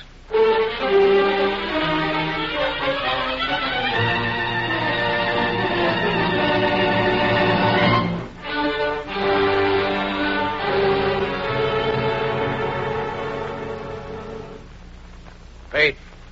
Yeah, Ben. Give Artie me another beer, huh? Okay. Hello, boys. You want something, mister? Now, don't tell me you still don't remember me. Hiya, Ben. Artie? Think maybe we better go someplace else. That's okay with me. Hey, don't go, boys. I got something in my kick you'll want to see. Pete, when this guy leaves, we'll come back. Look, Ben. The diamonds from Courtney's. Where'd you get them? I went up to your apartment and took them. I figured as long as I was taking the rap, I might as well have the loot. Ben, how'd he get into your joint? Shut up. Well, that kind of spills it, don't it? Maybe. But it ain't gonna do you much good. Have I got to belt him again? Yeah. This time, go for big casino. Ben, not in here, huh? Yeah. Artie, take him out in the alley. Oh, now, wait a minute. You heard him, Doc. This gun says start moving. Okay. No, you don't. Drop it. Put your hands up. I'll cover the other two, Jim. Right. Hey, what is this? I think you can guess. Well, thanks for the cooperation, Mr. Black. You did some very convincing acting. Mr. Taylor, if acting in saloons counted, I'd be the yearly winner of the Academy Award.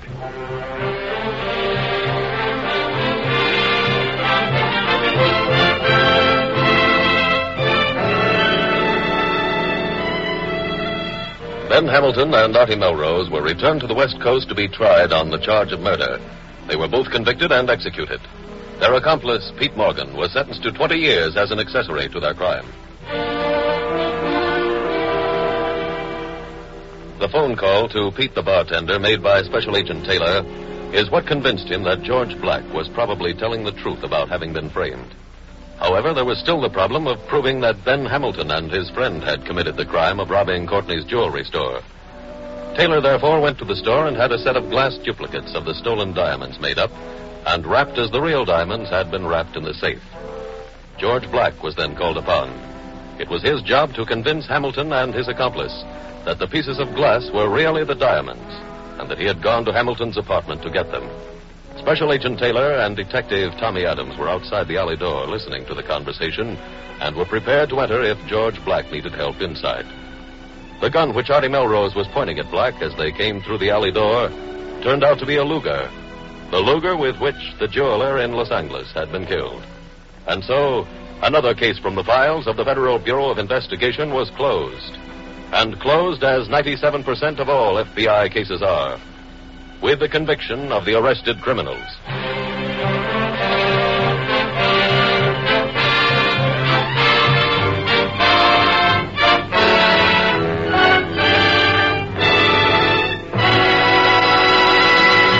In just a moment, we will tell you about next week's exciting FBI file. Now, one last word on the Equitable Society's plan for men and women on the way up. It's a plan for the man who knows that some Valentine's Day he'll come home with this kind of present for his wife. Honey, you get that fur coat after all. The boss just made me district supervisor. If you're that kind of man, then the sooner you get in touch with an Equitable Society representative, the better.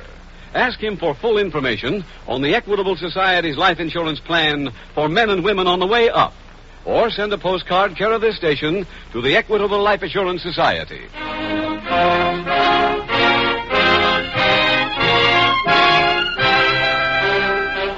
Next week, we will dramatize another case from the files of the Federal Bureau of Investigation.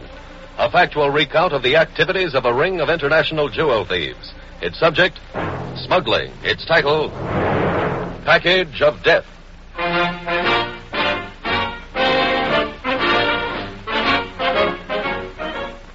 The incidents used in tonight's Equitable Life Assurance Society's broadcast are adapted from the files of the Federal Bureau of Investigation. However, all names used are fictitious, and any similarity thereof to the names of persons living or dead is accidental. Tonight, the music was composed and conducted by Frederick Steiner. The author was Jerry D. Lewis. Your narrator was William Woodson, and Special Agent Taylor was played by Stacey Harris. Others in the cast were Herb Ellis, J.C. Flippen, Ed Gargan, Edmund McDonald, and Carlton Young. This Is Your FBI is a Jerry Devine production. This is Larry Keating speaking for the Equitable Life Assurance Society of the United States and the Equitable Society's representative in your community, and inviting you to tune in again next week at this same time when the Equitable Life Assurance Society will bring you another thrilling transcribed story from the files of the Federal Bureau of Investigation. Package of Death on This Is Your FBI. The Equitable Life Assurance Society presents This Is Your FBI.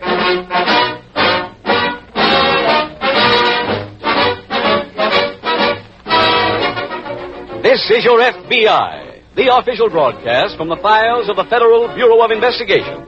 Presented transcribed as a public service by the Equitable Life Assurance Society of the United States and the Equitable Society's representative in your community.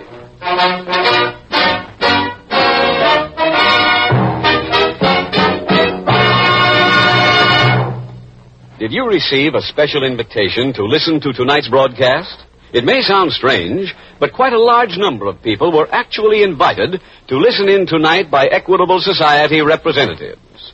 They were asked because they are people who appear to be marked out for success in their business or professional careers.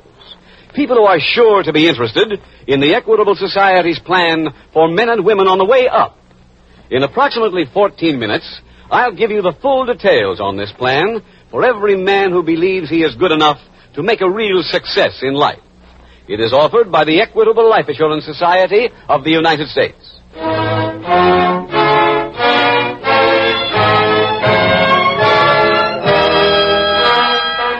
Tonight's FBI file, Package of Death.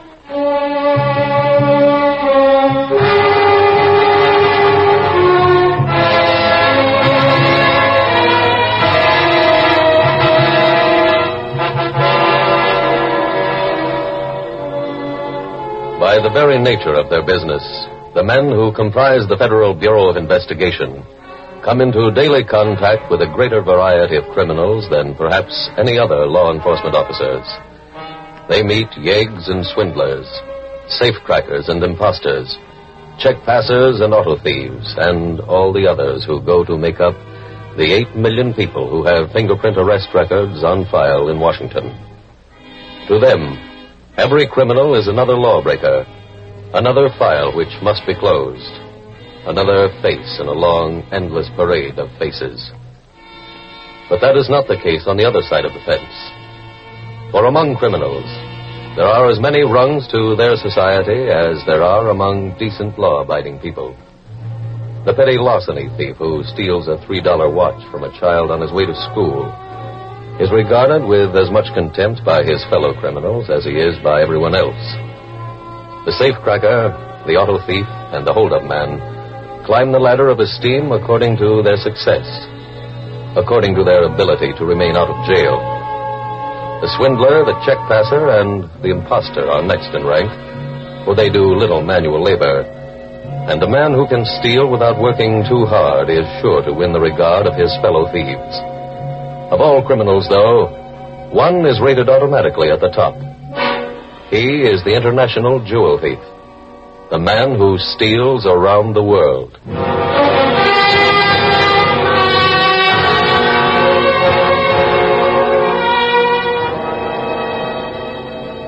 Tonight's file opens in the crew's quarters of a small freighter en route from Europe to the United States. Some members of the crew lie idly about. In one corner of the big room, a very sick man lies in his bunk. A companion sits beside him. Hurts bad, huh, Pete? Yeah. You want me to call the doctor again? No. It won't do no good. I'm dying, Willie. Oh, now that ain't so. I feel it. Look, tomorrow we reach port. We go to a hospital. Willie, don't try to paint pretty pictures. Lean close a minute. Yeah. What do you want? Do me a favor. There's a package under the bunk. Get it. Okay. Paper package? Yeah. This it? Yeah. Now, here's what I want you to do. When we get to port, go to the Penny Arcade at Broadway and 10th Street. Penny Arcade, Broadway and 10th Street. Ask for Mrs. Mitchell. Mrs. Mary Mitchell. Mrs. Mary Mitchell. She's my sister. I want you to deliver this package to her. It's a birthday present. Oh. Will you write down what I told you? Sure, Pete, sure. And you'll see that she gets it. Sure, Pete. But, look, you ain't...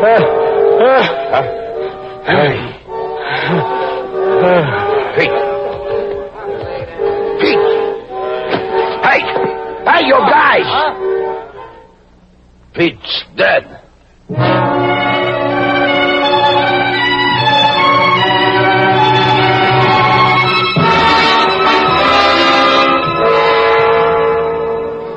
Meanwhile, at a local FBI field office in a large city on the eastern coast, Special Agent Howard Scott approaches the desk of Agent Jim Taylor. Hi, Jim. Hello, Scotty. Well, what makes you look so happy? You're looking at a free man. Come again? I just finished my report on that auto theft case, and I got a week's leave coming. I got each day planned. Tomorrow, ice fishing. Next day, skiing. The day Hold it, Scotty. Can't you take it?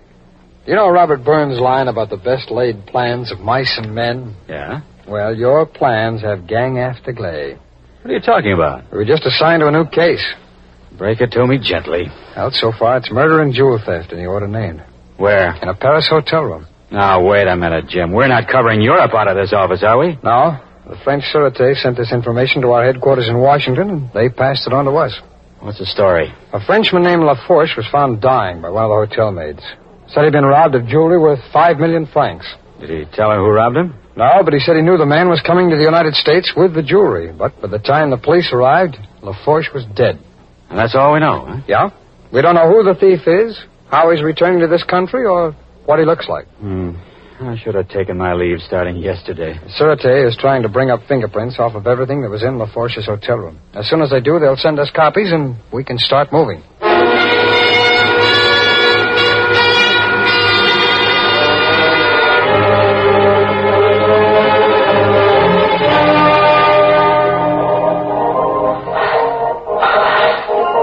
Some change, please. Pennies or nickels? Pennies. Okay. 5, 10, 15, 20, 25. Here you are. Mary, Oh, hi, Eddie. have you heard anything yet? No.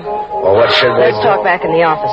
George. Yeah? Come here. Take my change boot. Okay. All right, Eddie. Let's go. You don't think Pete's running out on us, do you? He couldn't if he wanted to. Why not? I sent Charlie down to the pier to meet him. The boat was supposed to get in this morning. It got in all right an hour ago. How do you know? I called the pier. Go ahead. Pete should be here. They don't take an hour from the pier. Well, if he don't show soon, I'm going down there myself. Hello? Yes, Charlie. What? When? How'd you find out? No. Don't go near the place again. Right. What's the matter, Mary? Pete's dead. What? Get to that boat, Eddie, and get that package.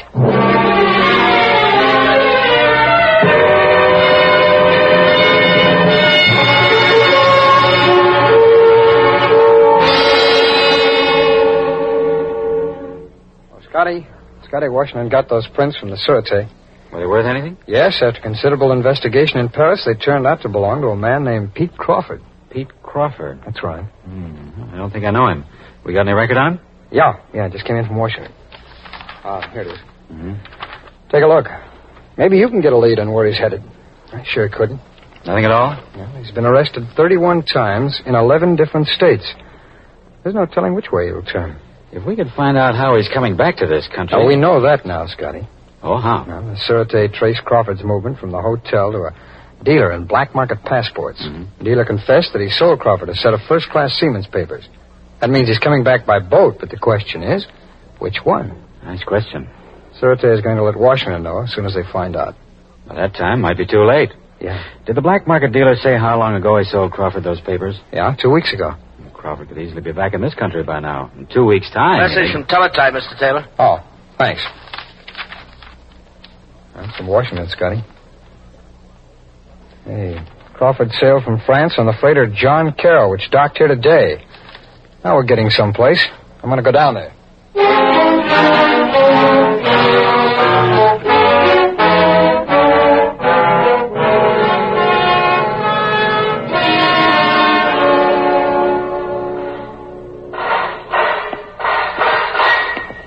Right with you, Eddie. Hey, George. Yeah? Take over. Right. You got the package, Eddie? No. Why not? It wasn't there. You went through all this stuff? 3 times. And you couldn't find anything? Not what I was looking for. Now, go ahead. Right. Did you see Pete's father? He was buried at sea. Maybe they buried the stuff with him. No, his clothes were still there. Did you go through them? I just told you 3 times. I come up with 0. He had it with him when he left France. You sure? Positive. He sent me a cable. Somebody must have clipped it after he died. Did you see anybody else from the crew? Sure. But I couldn't ask him if they saw any hot jewelry laying around. I got it. Hello? Yeah, speaking. Who? Yeah. You have? Well, where are you? Yes, I'll wait. Have you got this address? Yes. Yes, I'll wait right here for you. Goodbye. That was the guy from the boat. Pete gave him the package. Gave it to him? To bring to me. No kidding. He's on his way over. Go out front, Eddie. Take over the change counter. Well, what for? I want you out there when this guy gets here. Well, what's his name? Sebring. The minute he comes, bring him back here. This is one guy I don't want to keep waiting.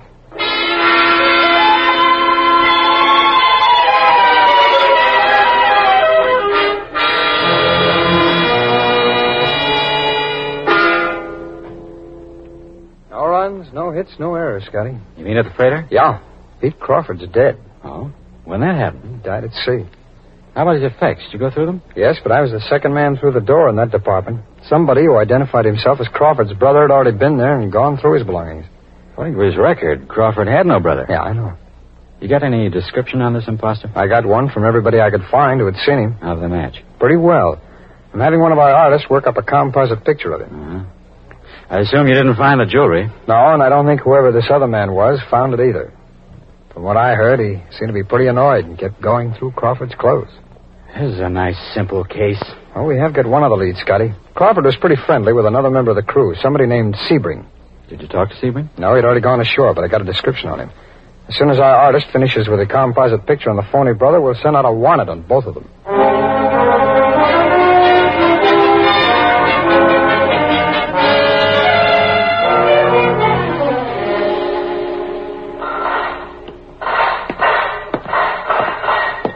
Hello. You want change, Mac? No, I come to see Mrs. Mitchell. I was a friend of her brother. Oh, well, you must be Mr. Sebring. Yeah, that's me. She's waiting for you. There. George! Yeah, Eddie? You can take over now. Okay. Yeah, let's go, Mr. Sebring. It's right back here. That was sure terrible news about Pete, huh? Yeah, for me, too. Were you with him when he died? Right there. Mrs. Mitchell, how is she? Yeah, she's taking it pretty good. She cried for a little while, but she's over that now. Pete was a nice fellow. Yeah, great guy. Ah, here we are. Go ahead. Mary? Yeah? This is Mr. Sebring. Oh, hello, Mr. Sebring. Hello. I guess it's a sad birthday for you. Huh? Pete told me that this package is from him. It's a birthday present. Oh. Here. Oh. Thank you, Mr. Sebring. Eddie? Yeah? You thank Mr. Sebring, too. Sure. Now, let's take a look at the birthday present.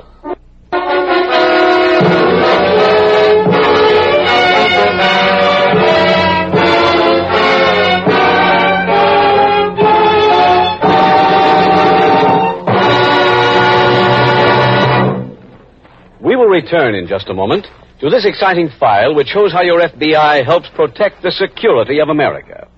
Now let's turn from the present to the future. What's the prediction for the new decade? Let's ask the economists for a forecast. By 1960, according to all indications, Americans will have $65 billion more to spend every year than they do today. In other words, our annual national income is due to rise from 210 to 275 billions of dollars. During the 1950s, more than ever before, there will be ample opportunities for ambitious, self-reliant individuals who have the energy, character training, and the will to get ahead. Does that describe you? Are you optimistic about your own future? Then you're sure to be interested in the Equitable Life Assurance Society's special plan for men and women on the way up. This is life insurance that talks your language. Consider its 3 important advantages. Now, first, as your salary goes up, your insurance can keep pace with it. When you get that better job or that big promotion comes your way, you can adjust your insurance to measure up to your increased income. Second, while you're waiting, your wife and children have the life insurance protection they need. This means that you have the peace of mind, the freedom from worry about your family that's essential to a man who wants to concentrate on getting ahead. Third advantage, the Equitable plan is flexible at all times. It can expand or contract as you see fit. and offers you many desirable options, which your Equitable Society representative will be glad to explain to you. So why not get in touch with him right away? Phone him and ask for full details on the Equitable plan for people on the way up. Or send a postcard, care of this station, to the Equitable Society. That's EQUITABLE. The Equitable Life Assurance Society of the United States.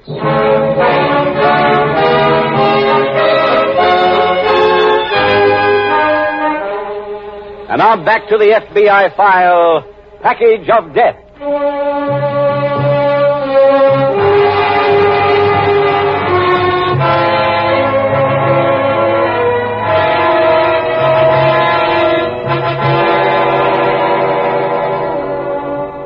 Throughout the nation, this coming week has been designated as Crime Prevention Week. A period in which the Federal Bureau of Investigation hopes you will spend some time thinking about how you can contribute toward a more crime-free America. Your FBI realizes that no decent citizen can make such a contribution if he is ignorant about conditions as they exist today in the field of crime. For that reason, your FBI cooperates in presenting these official broadcasts. And through them, it hopes to acquaint you, at least in some measure, with the nature of your enemy. Part of that education lies in teaching you not to be surprised, as some of you may have been this evening, to learn that the head of an international ring of jewel thieves could be and was a woman. One of the facts about crime with which you ought to be familiar is that year in and year out, approximately 10% of all people arrested in the United States are women.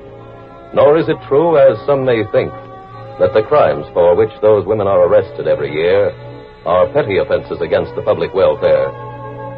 In terms of percentage, the records gathered by your FBI show that more women than men were arrested for the following crimes: forgery, arson, larceny, assault, and criminal homicide. Criminal homicide being another way of saying murder.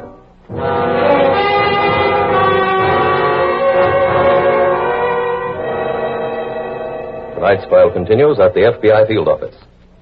That composite picture come back yet, Jim? Yeah, a little while ago, Scotty. Good. Let's have a look at it, huh? Yeah. Here it is. Huh? Recognize him? No. Well, new to me. Well, that makes two of us. How about the files? I sent a copy over to Ident. There's nothing on him. Well, how about that friend of Crawford's? Willie Sebring? Yeah. Nothing on him either. Have the police got anything on our pin-up boys? They're looking now. Maybe it'd be a good idea to take this picture over the freighter. The man who saw him could tell us if it's a good likeness. Another agent just took a copy down there. Oh, pardon me, Scotty. Sure, Jim. Special Agent Taylor speaking. Yes, that's right. You have when? Yeah. Yeah, thanks very much. What? Yes, right away. Bye. It was the morgue, Scotty. Oh? They just brought in the body of Willie Sebring.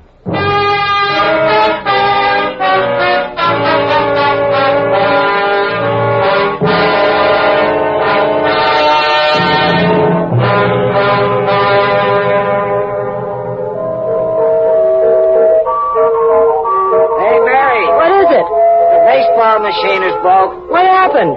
Some crumb put in a slug. Well, fix it. Okay. Hi, Mary. What happened to the stiff? I dumped him. I thought you were going to check in with me. Yeah, I figured it was too late. Besides, I didn't have no trouble. Well, take over the change booth, will you? Huh? Where you going? To see somebody who might buy the loot. The whole thing? Mm-hmm. You want me to go with you? No, stay here and take care of the joint. Well, suppose this guy tries to clip you. Eddie, when I can't handle any fence who ever lived, I'll start playing these machines myself.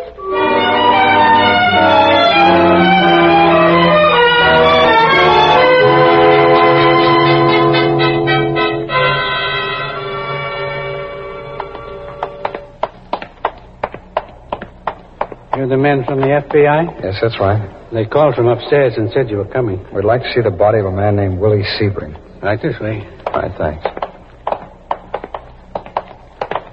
Right here.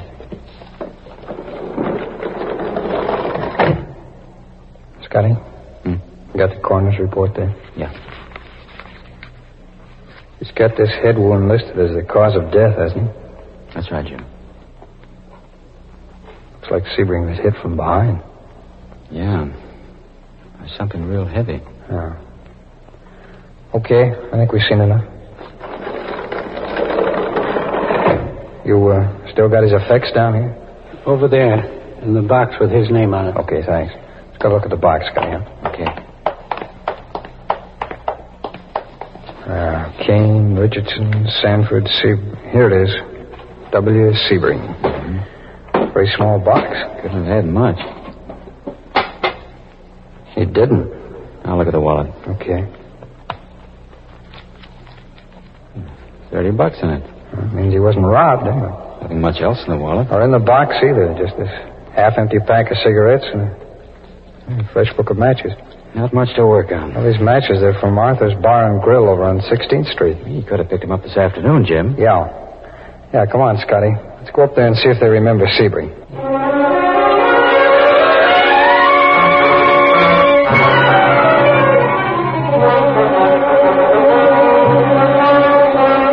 We don't have to wait to question that other bartender, Scotty. Why not? I just showed the cashier Sebring's picture. She remembered him.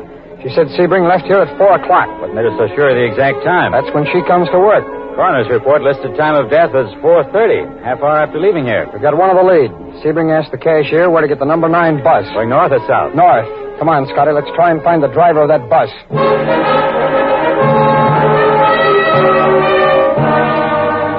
I just finished questioning the bus driver. Get anything? Yes, he remembered Sebring. Said he got off the bus at 10th and Willoughby. The driver also said Sebring asked him where he could buy a condolence card. Quite a few stores around there sell those cards, Jim. Yeah, I know. Let's try and locate the one that Sebring went to.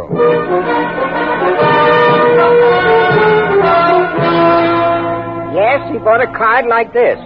To the sister of my dead friend. Could be Pete Crawford's sister, Jim. Yeah. I remember him because he was so clumsy.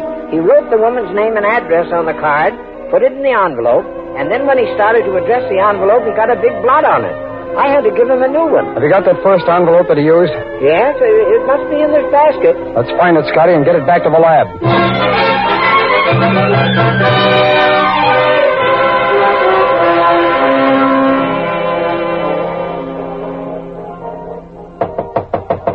Come in. Mrs. Mitchell? Yes? We're special agents of the FBI. Both of you? Yes. Here are my credentials. Well, sit down. I'd like to ask you a few questions. About what? A man named Pete Crawford? I'm afraid I don't know anybody by that name. This is his picture. If you know him by another name. No, I've never seen him before. Well, here's a picture of a man named Willie Sebring. Ever seen him? No. Well, that's strange. Why? Policeman directing traffic on the corner saw Sebring today. What's that got to do with me? Sebring asked him which arcade in this block was owned by a Mrs. Mary Mitchell. Now, wait a minute, Mr. Taylor. If you've got any charges against me, let's have them. Otherwise, you can both leave. Baseball machine's all fixed, Mary. Wait outside, Eddie. No, wait a minute. You don't go. What? Take a look at him, Scotty. The artist did a pretty good composite picture. Yeah. You know, having him pose as Pete Crawford's brother was a mistake, Mrs. Mitchell. What are you talking about? Throw the cuffs on him, Scotty. Right, Jim. Hey, what is... Take it easy. Go help George move the baseball machine. I'm sorry, Mrs. Mitchell. You're both going with us. And the only machine either one of you has to worry about from now on is the electric chair.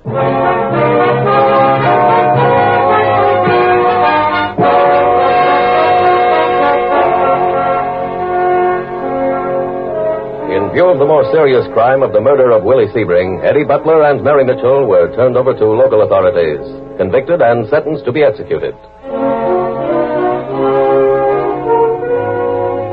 As Special Agent Taylor hoped, the FBI Crime Laboratory was able to supply the name and address of Mrs. Mitchell. Willie Sebring had written that name and address on the condolence card and put the card in an envelope. Then, because of an accident, he discarded the envelope. The FBI lab, through the use of infrared photography on the inside of the envelope, was able to read what had been written on it. A list of phone numbers in Mrs. Mitchell's purse led to the arrest of the remaining members of the ring. And so another case from the files of the Federal Bureau of Investigation, a case which originated some 3,500 miles away, was solved. While it is true that the final clue came from the FBI laboratory, it is also true that no solution to this case would have been possible without the fine investigative work on the part of the members of the French Sûreté. Your FBI, therefore, wishes to thank the French law enforcement agency and to tell you, the public, that this kind of international cooperation is the rule, not the exception, in the never-ending war against every criminal in the world.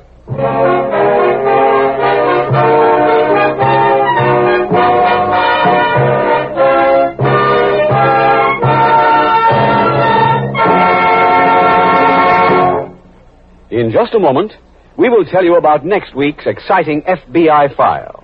Now, one last word on the Equitable Society's plan for men and women on the way up. It's a plan for the man who is justified in believing that someday his boss will say to him, Ken, I have some good news for you. We've decided to promote you to Johnson's old job with a raise in salary that ought to make you pretty happy. If you're that kind of man, then the sooner you get in touch with an Equitable Society representative, the better. Ask him for full information on the Equitable Society's life insurance plan for men and women on the way up. Or send a postcard, care of this station, to the Equitable Life Assurance Society.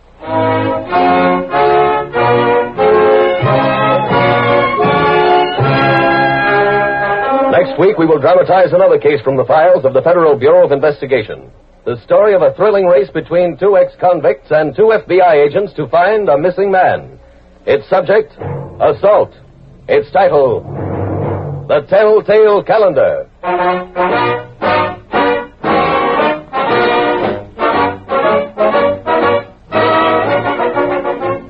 The incidents used in tonight's Equitable Life Assurance Society's broadcast are adapted from the files of the Federal Bureau of Investigation. However, all names used are fictitious, and any similarity thereof to the names of persons living or dead is accidental.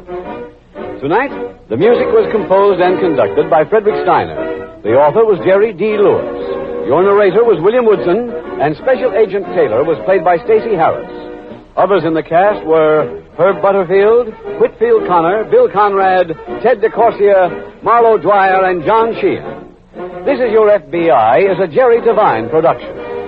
This is Larry Keating speaking for the Equitable Life Assurance Society of the United States and the Equitable Society's representative in your community, and inviting you to tune in again next week at the same time when the Equitable Life Assurance Society will bring you another thrilling transcribed story from the files of the Federal Bureau of Investigation.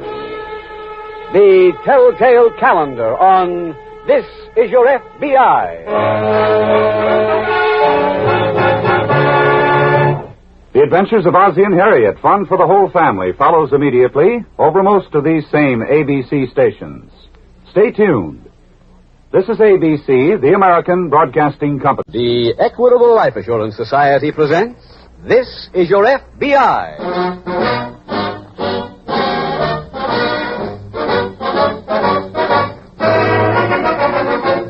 This is Your FBI, the official broadcast from the files of the Federal Bureau of Investigation.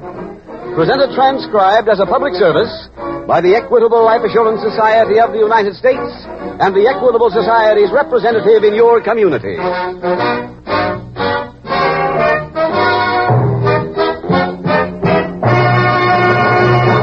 The Equitable Society's representatives wanted tonight's audience to include certain men and women who are headed for successful careers.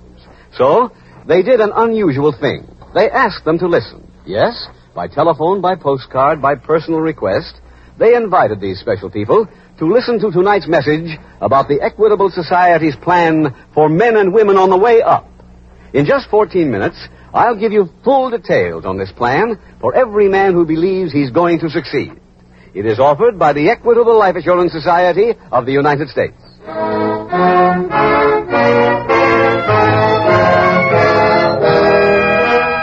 Tonight's FBI file, The Telltale Calendar.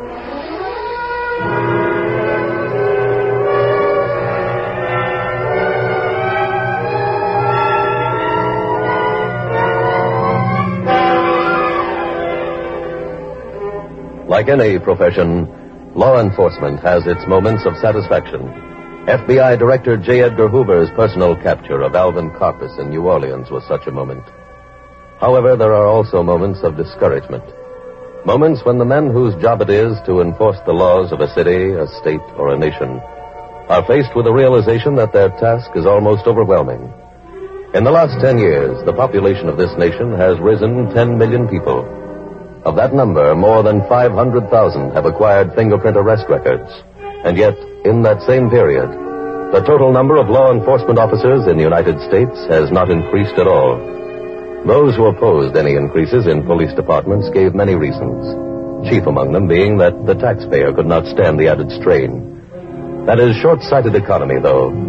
For in the few communities which have added manpower to the police force, the number of crimes has shown an appreciable decline. Crime does not pay is a good slogan, but unfortunately, crime cannot be fought with slogans. It takes men. Men who know their job.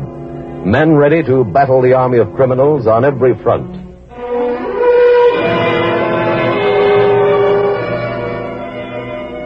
Tonight's file opens in a weather-beaten shack located on a desolate stretch of highway in the Midwest. Two crudely painted signs hang in front. One says Harry's Diner, the other says gasoline. Inside, a nondescript blonde is wiping the counter. A middle-aged man, also in an apron, stands beside her, looking into space. You could wipe this counter till next year and it wouldn't be clean. I know, Mildred. Maybe if you painted it, Mr. Davis. No. Okay. Mr. Davis? What? Do you mind if I take Thursdays off instead of Tuesday? You see, my friend Alice has Thursdays off, and this year her birthday and mine both come on Thursday. And so if I could have off, well, on the 12th instead of the 10th, and then, well, here, you can see for yourself on the calendar. You see, Mr. Davis, I could even start, say, on the 19th instead of the 17th, because my friend's birthday isn't until the 26th anyway. All right, Mildred, go ahead. Mr. Davis, why you got each day X'd off? No reason. You got a circle around next Friday. What's that for? Nothing, Mildred. Harry, we're running low on coffee. All right, Ethel. Is it a surprise or something, Mr. Davis? Is what a surprise, Mildred? The ring around next Friday on the calendar. What's so special about Friday? Mildred, please mind your own business. There's a pile of dishes in the sink, Mildred. You better get at them. Ask a simple question. All of a sudden, everybody gets mad. People are all the time getting mad about nothing. You say one thing. Harry, I wish you wouldn't worry so. They get out this week, Ethel. I know. But it's been so long. They won't forget. How do you know? They've been in jail for 20 years. With nothing to think about except me. But you're safe now. We're 10 miles from the nearest... No, Ethel, no, we're not safe. When they get out, they'll come looking for me. And they'll find me.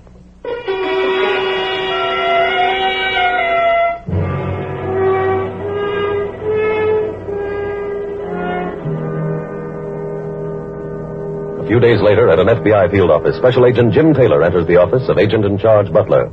You sent for me, Mr. Butler? Yes, Taylor. Now, this may or may not turn out to be anything, but you'd better check into it. All right, sir. Two men named Al Cochran and Leo Parsons get out of the pen tomorrow. Al Cochran and Leo Parsons? Yes, there's no reason why you should remember them. They've been away for 20 years. Oh, I see. In the old days, they used to sell protection to laundries. If they didn't get paid, the laundry trucks were dumped into the river. Oh. Well, one day they dumped a truck with the driver still behind the wheel. In the getaway, they killed a United States Marshal. They committed 2 murders and got off with jail sentences? Yes, they were convicted mainly on the evidence of an underling in their organization whose name was Harry Davis. Oh. Cochran and Parsons had a good story and stuck to it, but this Harry Davis cracked under questioning. They swore they'd kill Davis when they got out. And they get out tomorrow? Yes. Now, ordinarily, that kind of threat is an empty one, but I just got a report from the prison. A guard overheard Cochran and Parsons talking about Davis. Have they been questioned? Yes, but they denied everything. If you locate Davis, we'll notify the police wherever he is to give him some protection. All right, sir. You'll find the testimony of the trial in our files. Read it as soon as you get a chance.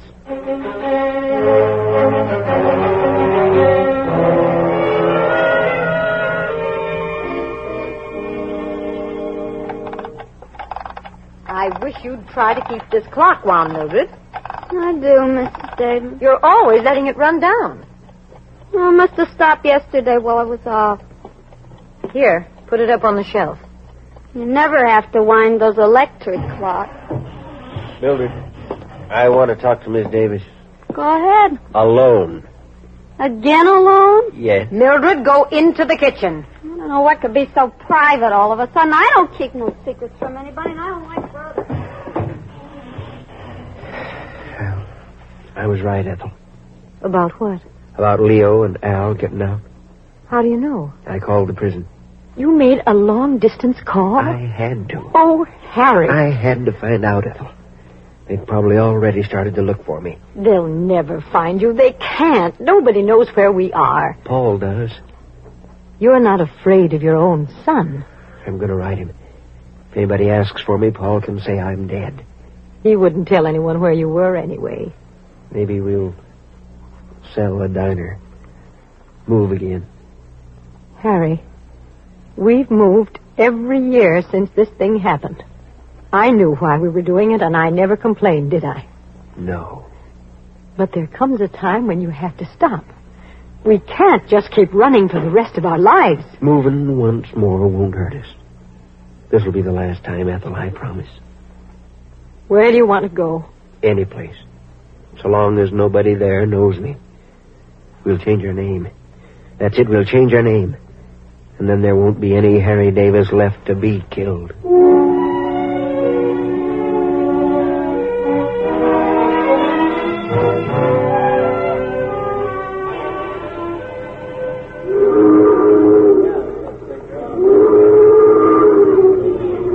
Feels good being out, Al. Yeah.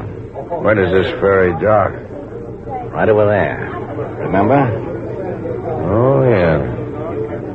Everything looks the same. Remember that pier up there, Al? Sure. That ain't changed. Yeah. And the dock where that big boat is. I don't know that one. I used it once. Not with me. Now, before I met you. Oh. I dumped a bag of cement off there. Anybody I know? Joey Lee. Yeah, I remember him. Now, we're getting close. Let's move up front. Okay. I hope Harry Davis is still around. I ain't worrying. Why not? You know his kid lives here. Oh, yeah. If we don't find Harry, we'll find the kid. He'll tell us. He'll tell us real quick.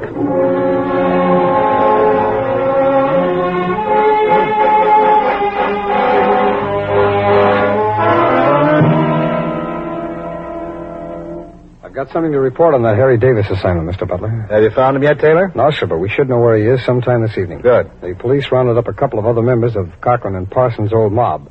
One of them told me Davis has a son named Paul who lives here. Oh, well, he shouldn't be too hard to locate. Well, we've already found out where he lives. I called his house and left word with his wife to have him call me. You sure you've got the right Paul Davis? Yes, sir, and I'm also pretty sure that Leo Parsons and Al Cochran know about Paul Davis, too. Why?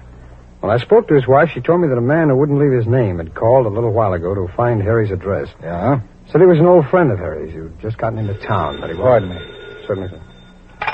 Butler speaking. Detective Nelson at headquarters. Yes, Nelson. Something just came in that might interest you. You know that guy, Harry Davis, you're looking for? Yes, have you found him? No, but I just got a call from one of my men at the emergency hospital. Harry Davis's son was just brought in there. What happened? He was beat up pretty bad. In fact, he's still unconscious. Thanks very much, Nelson. I'll send a man down there right away.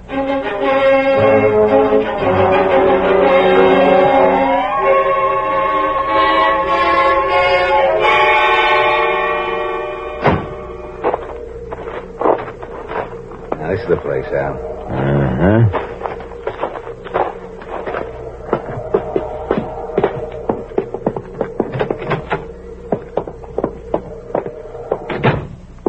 Will you gentlemen sit at the table? No, Like to see a menu? just coffee. And you? Coffee for me, too. We have some nice pies. Apple, peach. No. If you change your mind. Wait a minute, lady. Yes? What is it? Been here long? About a year. You run the place alone?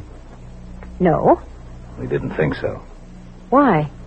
Sign outside says Harry's Diner. Oh, Where is he? who? Harry. Oh, there is no Harry. Huh? I run the place with my sister. It says Harry's Diamond. I bought the place from a man named Harry Jackson. I didn't change the sign. Harry Jackson? Yes. You believe that, Al? No. What do you men want? Harry Davis. Nobody around here by that name. Well, what did this Harry Jackson look like? Well, he was an old man. He had gray hair. Where'd he go? Someplace in California. He had some children out there. We got no more bacon, Mrs. Davis. You hear that, Al? Uh-huh. Go back in the kitchen, Mildred. Stay right here, Mildred. Mrs. Davis, he's got a gun. Where's Harry Davis? He went... Shut up, Mildred! Go ahead, Mildred. Talk. He went into town. What town? Centerville. He went to pick up some supplies. When'll he be back? Tonight. Thanks, Mildred. We'll wait for him.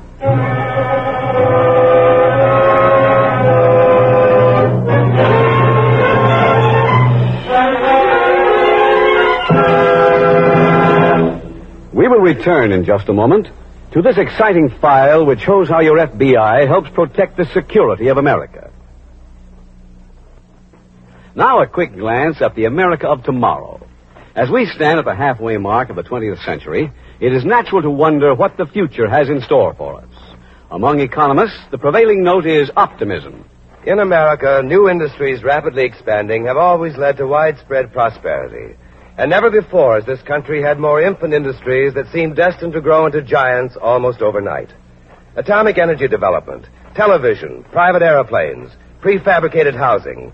These are just a few of the reasons why the 1950s may well surpass all past decades in American history. For men and women who expect to play leading roles in the dynamic years ahead, the Equitable Life Assurance Society has created a special life insurance plan. It is known as the Equitable Plan for men and women on the way up, and it offers these three important advantages. First, as your salary goes up, your insurance can keep pace with it. When you get that better job or that big promotion comes your way, you can adjust your insurance to measure up to your increased income. Second, while you're waiting, your wife and children have the life insurance protection they need. This means that you have the peace of mind, the freedom from worry about your family that's essential to a man who wants to concentrate on getting ahead. Third advantage, the Equitable Plan is flexible at all times. It can expand or contract as you see fit and offers you many desirable options, which your Equitable Society representative will be glad to explain to you. So why not get in touch with him right away? Phone him and ask for full details on the Equitable Plan for people on the way up. Or send a postcard, care of this station, to the Equitable Society. That's EQUITABLE. The Equitable Life Assurance Society of the United States.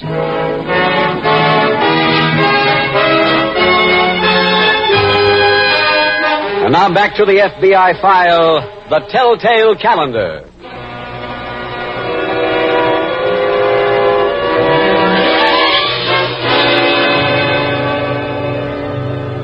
It may have come as something of a surprise to those of you listening to this program to find the two men, after having spent 20 long years in prison, were anxious to do only one thing when they regained their freedom. Were anxious only to commit another crime, which might, in turn, return them to prison for the rest of their lives. That they cared little to enjoy freedom for even a short time is something which is perhaps incomprehensible to those of you not plagued with a criminal mind. Any study of arrest records, such as is made every year by the Federal Bureau of Investigation, shows how cheaply criminals hold freedom. Once a person is sentenced to prison, there is a 50% chance that he will be sentenced again at some future date to serve still another term. And the figures also show that after a person has served 2 terms in prison, the chances are even greater that he will commit another crime serious enough to see him sentenced a 3rd time. The figures you have just heard are the facts, and if they are unpleasant, then perhaps it is well to remember one thing. So is crime. Tonight's file continues at the FBI field office later that afternoon. Special Agent Taylor has just entered. I couldn't get much down at the hospital, Mr. Butler. Did you talk to Paul Davis? No, sir. He hasn't regained consciousness.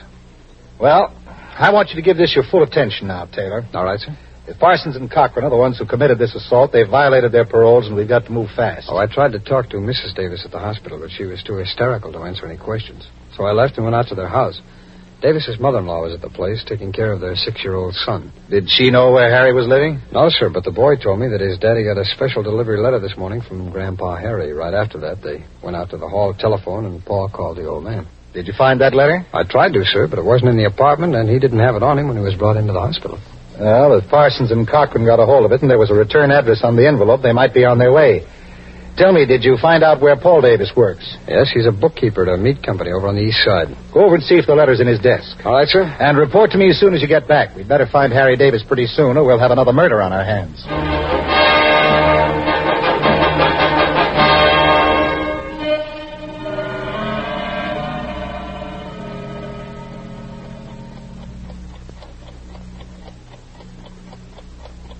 Mister, Yeah? there's a car outside. I see it. He wants gas. We don't get it. Keep the door locked. But, mister... You heard him. Don't move. Hey, the man's coming in. No, he's not.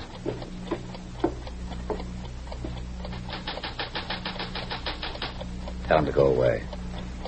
No more gas. Go away. No more gas. He's going. Why don't you go, too? We're waiting for Harry, remember? Can't you leave him alone? No. Why not? We've been waiting too long. Cigarette, Leo? Oh, thanks.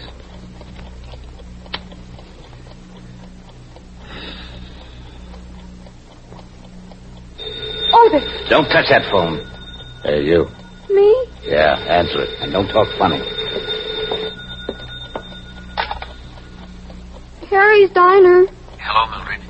Let me talk to Miss Davis. Huh? Wait a minute, Mr. Davis. Harry!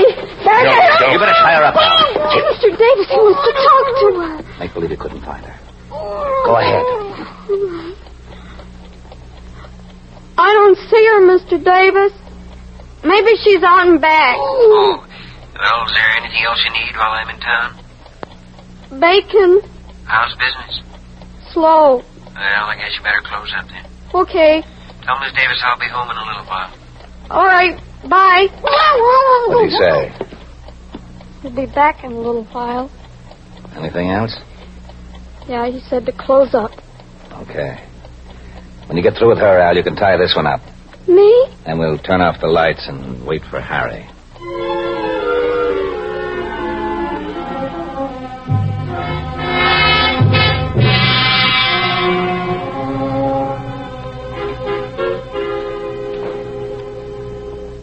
Checking on the place Paul Davis works might pay off, Mr. Butler. Yes, what did you find? I didn't locate the letter from Harry, but I did come up with 2 other things. First is this snapshot. Yeah? It's under glass on Paul Davis's desk. Oh. Looks something like the old pictures of Harry Davis. Oh, it is Davis. Read what's written on the back of it there. Dear Paul, this is the diner Ma and I have bought. We both miss you, Pa. Seems like a new snapshot there. Yes, sir, it does. Too bad it doesn't say where the diner is. What else did you get?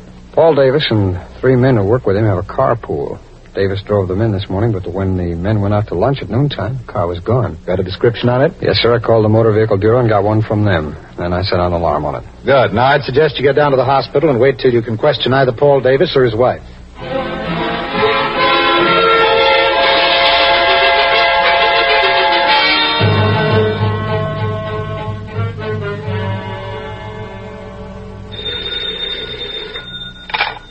Butler speaking. Jim Taylor, Mr. Butler. I just finished talking to Mrs. Davis.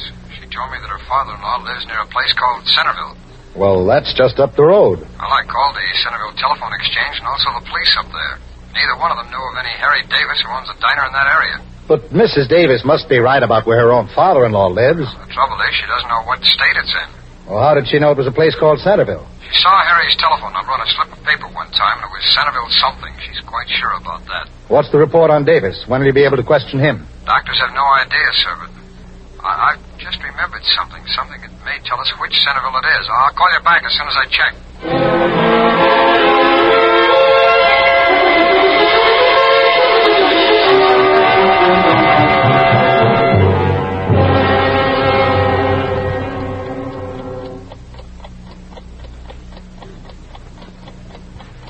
There's a car, Al. Uh-huh.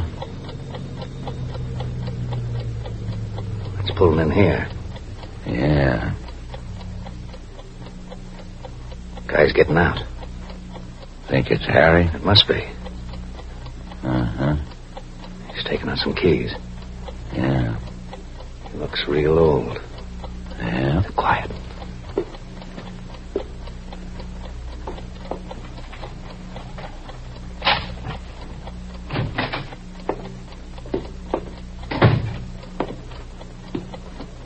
Hello, Harry. Why? Ain't you going to say hello? You don't remember us, Leo.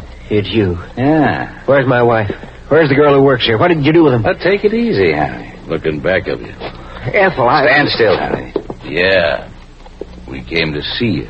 Untie them. We're giving orders. Go ahead, give them. Thanks. But first, listen to me, both of you. Start talking. The last couple of years, I've been scared to death. I knew you were... Keep it short, Harry. I knew you were getting out. I knew you'd come for me.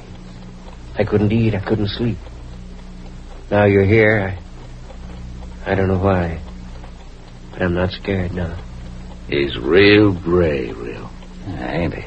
You came here to kill me, didn't you? What do you think? You got the gun, Leo. That makes you the head man. But those women there on the floor, they didn't have anything to do with you being sent away. So what? All right, then, leave them alone. You want me? Come on. I'll go with you. Let's get it over with. We ain't going anyplace. Give it to him now, Leo. Yeah. Hey! Don't try to pick up that gun, Cotton. The law. That's right. Special agent of the FBI. Thanks, mister. Well, that's all right, Davis. And you don't have to worry about these two anymore. They won't be bothering anybody for a long, long time.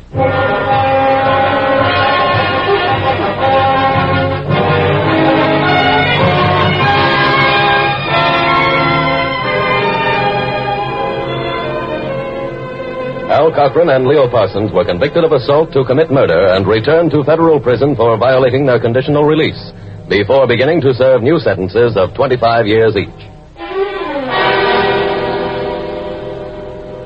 The thing Special Agent Taylor remembered, which enabled him to find out near which particular town named Centerville Harry Davis's diner was located, was his conversation with the 6-year-old son of Paul Davis. He remembered that the boy had told him of having gone to the hall telephone when his father called Grandpa Harry.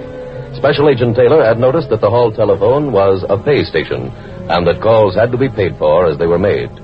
Fortunately, Paul Davis's son was able to tell Special Agent Taylor how much money his father had dropped into the telephone when he made the call. A quick check at long distance revealed the toll charges to the various towns named Centerville in neighboring states. And so the Federal Bureau of Investigation was able to close another file, and also was able to prevent a murder. Of the two, preventing a murder was, of course, more important. For though Harry Davis had a criminal record, he was entitled to all the protection your FBI gives every other citizen. Protection against those who would infringe on the rights granted to each of you by the instrument which every special agent works to defend, the Constitution of the United States.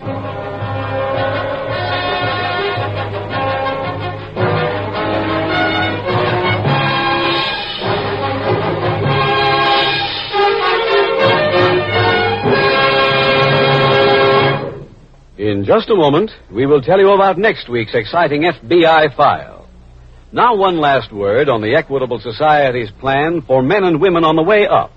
It's a plan for the man who will, someday soon, telephone his wife and say, "Well, honey, I saw Mr. Pearson himself.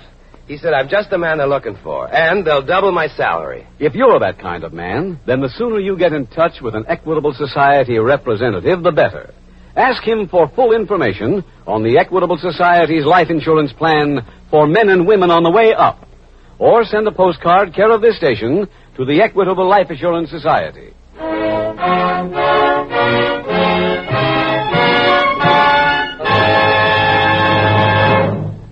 This is Bill Woodson of Jerry Devine's This Is Your FBI speaking to you again.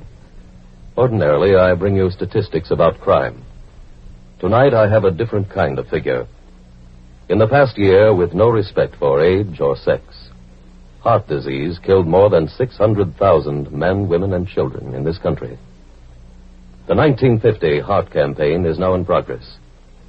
Give whatever you can afford to it, for your contribution may save your own life. Send that contribution tonight to HEART, H-E-A-R-T, Heart, care of your local post office. Thank you.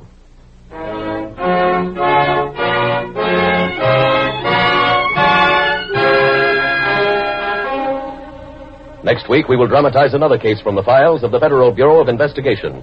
The story of a desperate criminal's attempt to escape. Its subject, unlawful flight. Its title, Voice from the River.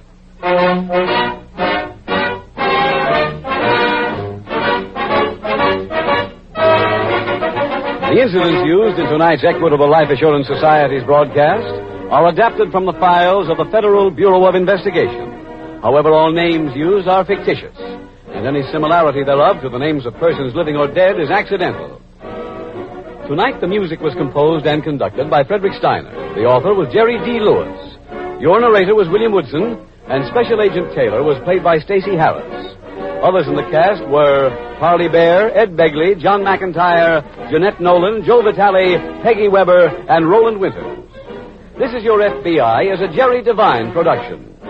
This is Larry Keating speaking for the Equitable Life Assurance Society of the United States and the Equitable Society's representative in your community, and inviting you to tune in again next week at the same time when the Equitable Life Assurance Society will bring you another thrilling transcribed story from the files of the Federal Bureau of Investigation. Voice from the River on This Is Your FBI. The Adventures of Ozzie and Harriet, fun for the whole family, follows immediately over most of these ABC stations. Stay tuned. This is ABC, the American Broadcasting Company. The Equitable Life Assurance Society presents This Is Your FBI.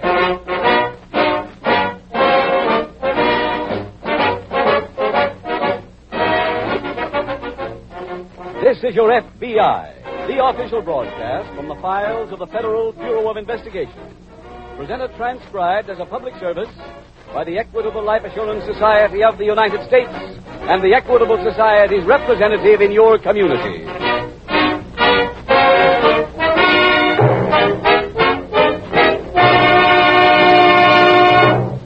This has been a busy day for many Equitable Society representatives, making phone calls, one after another. Calls to men and women who look as if they were due to travel far on the road to success.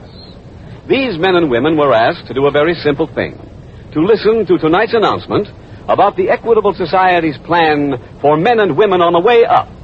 In about 14 minutes, I'll give full details on this special plan for every man who feels that he has what it takes to succeed. It is offered by the Equitable Life Assurance Society of the United States.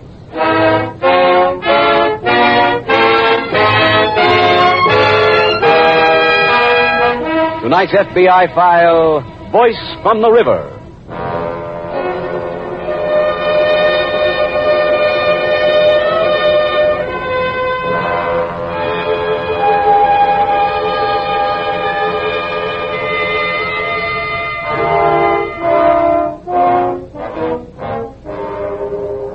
In ancient times, it is recorded that the king of a large nation once called his wise men together and asked them to compose a sentence. The conditions were that the sentence must contain eternal truth under any and all conditions. The wise men labored without success for months on end until one of their number came forth with the answer. That sentence was, "This too shall pass." However, crime will not pass from us that easily without anything being done about it. Mention is made at this time because the Federal Bureau of Investigation recently made public the results of its annual survey, its nationwide study of the crime situation. For a few days following the announcement of the staggering number of major crimes committed in the last 12 months, there has been public interest exhibited. Here and there, a meeting of decent citizens anxious to alleviate the situation has been held. But if past history is repeated, crime as a menace to the welfare of the nation will soon be forgotten by everyone except law enforcement officers and a few others. The gigantic wave of crime now engulfing these 48 states will not be dammed up by people who limit their awareness to a few days or a few weeks or a few months of the year. The American army of criminals can be beaten. They can be defeated by you citizens. But first, you must make up your minds to one thing. The fight will be long, it will be hard, and if victory is to be won, It must be a 24-hour-a-day, 12-month-a-year battle. For eternal vigilance is not only the price of liberty, it is also the price of freedom from crime.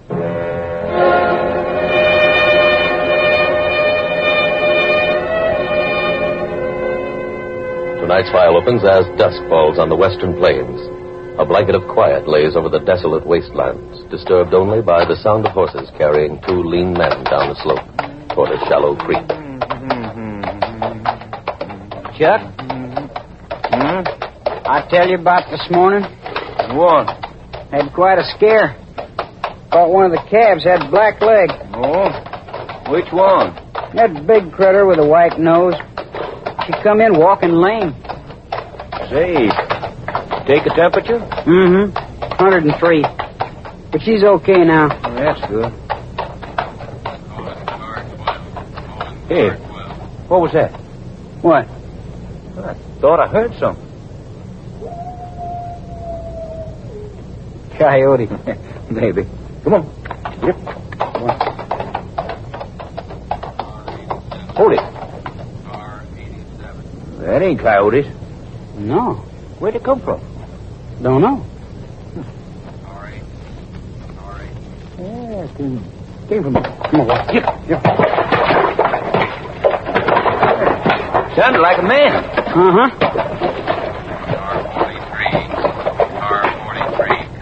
Yeah, it is a man. Downstream? Yeah. Come on, boy. Easy. Easy there. Oh. What's he doing here this time of night? I don't know. Easy there. Hold up. Proceed to the junction of Highway 7 and Highway 38. Accident. Sounds like a radio. Uh-huh. From under the bridge. Come on. Right. Get up. Come on. See, easy now. Easy. Hold up. See something, Chuck? Yeah. In the creek. Just this side of the bridge. Can't make it out. I think it's a car. Might be. Car 26. Car 26 report in immediately. It is a car. Come on, boy. Oh, yeah. Get up. Easy. Easy. Must have come off the bridge. Uh-huh. Car 87. Car 87, please come in. Sheriff's car. Yeah. Whoa, boy. Oh. There's a couple of men inside, Tom. Let's get them out of there.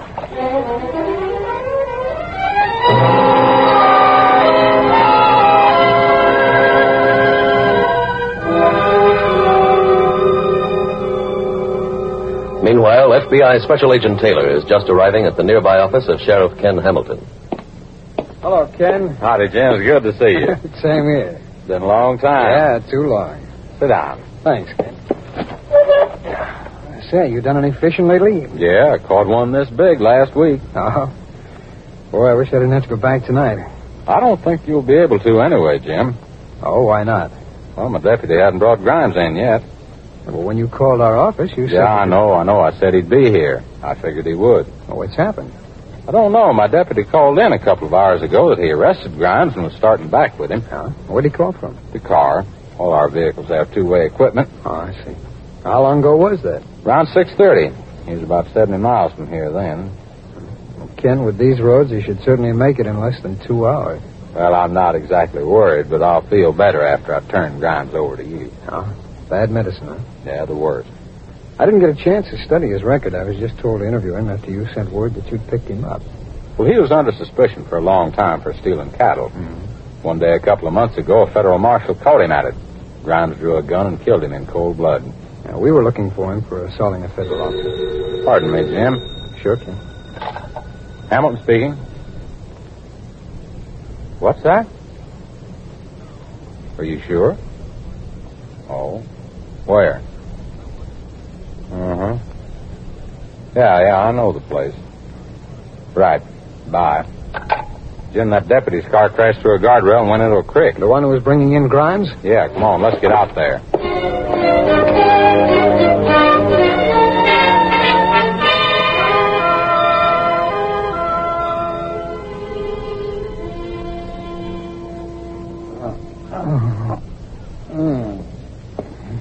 How's this one, Tom? Coming to. Take it easy, partner. Now, you just lay there. But I'm all right. Where am I? In our cabin. Well, what happened? You crashed off the highway. Oh, yeah. I remember now. You the sheriff's deputy? Huh? Oh, yeah. That other fella deputy, too? Where is he? In the other room. He's still out. Oh, I guess these handcuffs are yours. Yeah, thanks. Where'd you find him? Floor of the car. Oh. Must have come off him when we crashed. Well, who is he? Prisoner I was taking in, a fellow named Floyd Grimes. What's he done? Cattle thief. Here, give me a hand up, will you, please? Thanks. Well, how'd we get here? We found you and brought you back. Oh. Don't guess there's anything left of my car. Not very much. You got one I can use? Well, it's pretty old. Don't run very good. Well, I'm handy with motors. Where is it? Out back of the cabin. Okay, let's have those cuffs. I'll go in and put them on Grimes. And I'll see if I can fix your car.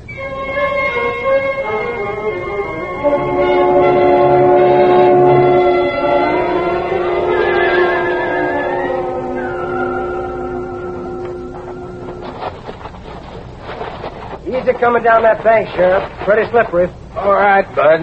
Better footing this side of the big rock. I think we're okay now. Bud, this is Special Agent Taylor, Bud Austin. Hello, Austin. Howdy, Taylor. No sign of Mason and Grimes? Nope. All I found was the car. Well, let's wait out and take a look. Okay. Now you see why I had you wear those boots, Jim. Yeah. I don't think this is any accident, Sheriff. Oh, why not, Bud? Grimes was being brought in a couple of years ago by a deputy I know over in Jackson County. He grabbed the steering wheel as they were coming around a curve, and he cracked up, and he got away. Ken, looks like he pulled the same trick on your man, Mason. Well, maybe so. Bud Taylor and I can look through the car. Why don't you go downstream away and try and find a trail? Okay, Sheriff. Ken, there's some blood stains on the front seat. Yeah. Door's jammed shut. Guess Mason and Grimes got out through the windows. Yeah. Hey, there's a hat in there. It's got to belong to Grimes. Mason never wore one. Oh. You know, Ken, those bloodstains indicate that both Grimes and Mason were hurt when that car came through the guardrail. Yeah. We know they crashed sometime in the last couple of hours. Yet when we get here, they're gone. Hey, Sheriff, I found something. What's that, Bud? Footprints on the bank a short way downstream. Fresh ones? Uh-huh. 2 horses. Maybe Grimes had friends waiting here for him. Yeah. You got any plaster of Paris in your car, Ken? Oh, yeah. Let's make some impressions of those hoofprints, huh? Oh, okay. Maybe we can get a blacksmith in town to identify the shoes for us. That'll give Grimes a pretty good head start. Yeah, there's no way to avoid it. We can't follow the prints at night anyway. Let's take the impressions and then come back here again at dawn.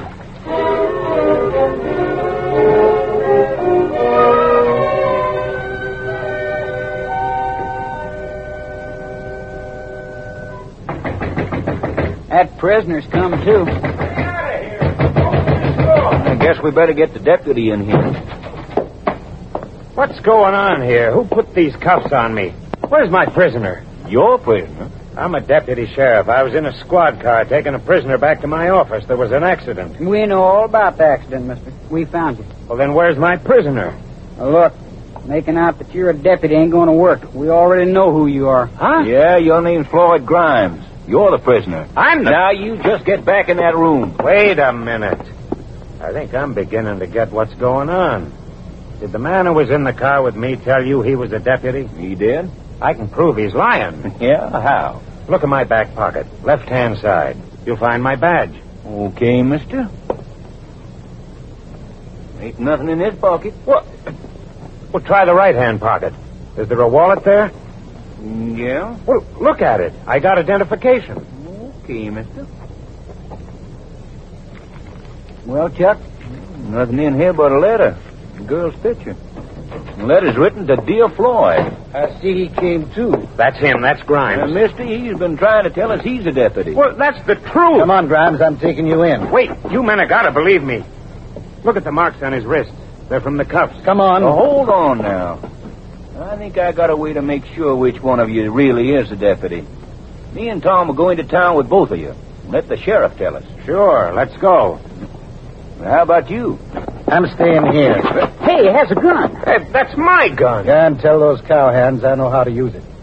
Now, all three of you turn around and face up to that wall.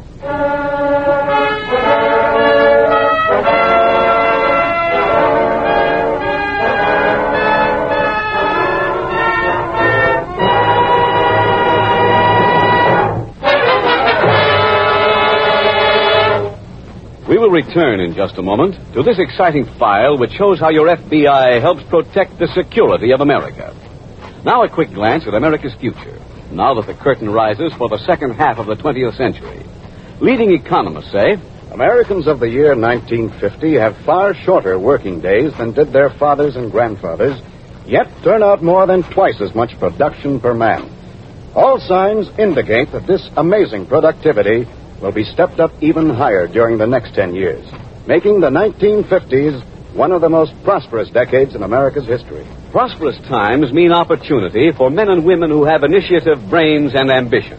For such people, the Equitable Life Assurance Society has created a special life insurance plan.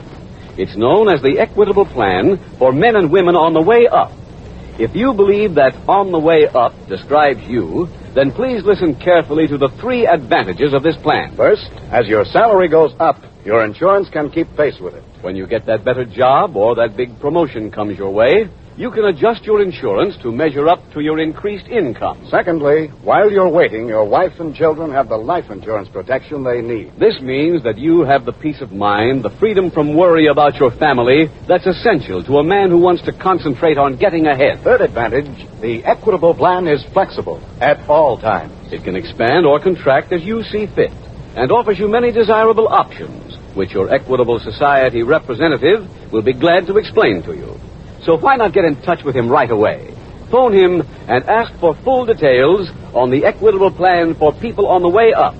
Or send a postcard care of this station to the Equitable Society. That's EQUITABLE. The Equitable Life Assurance Society of the United States.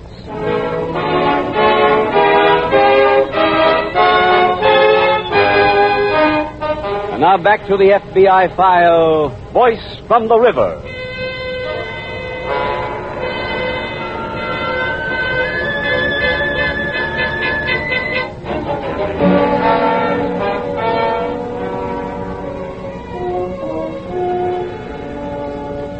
Tracing the derivation of a word is usually a rather simple matter.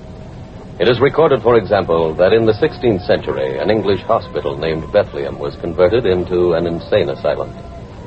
The noises from the huge building soon became famous throughout England, and any such collection of mad screams was known as Bethlehem.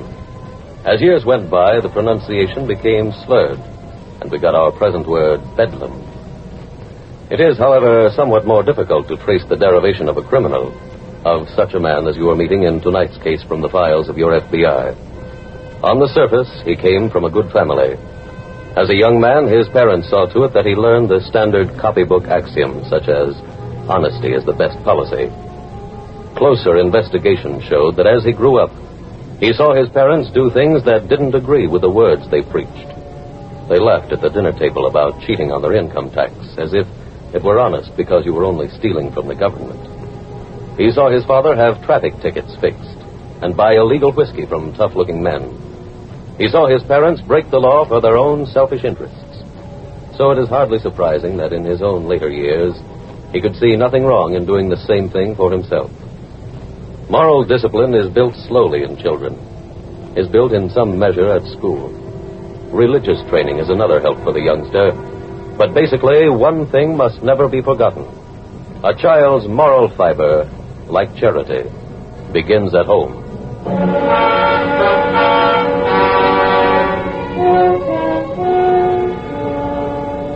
Tonight's file continues in the lonely cabin shortly after Floyd Grimes has revealed his identity. The other 3 men stand facing the wall. One of you cowboys turn around.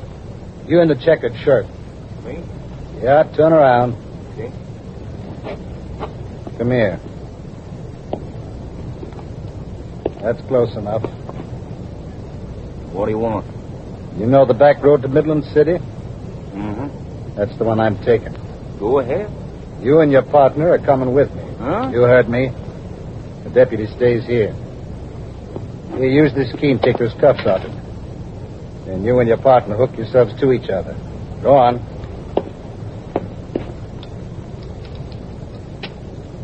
Yeah. Give me a left wrist, Bill. Let's have that key. Here. Now, I'll say goodbye to the deputy.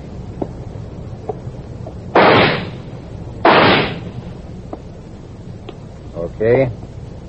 We can go now.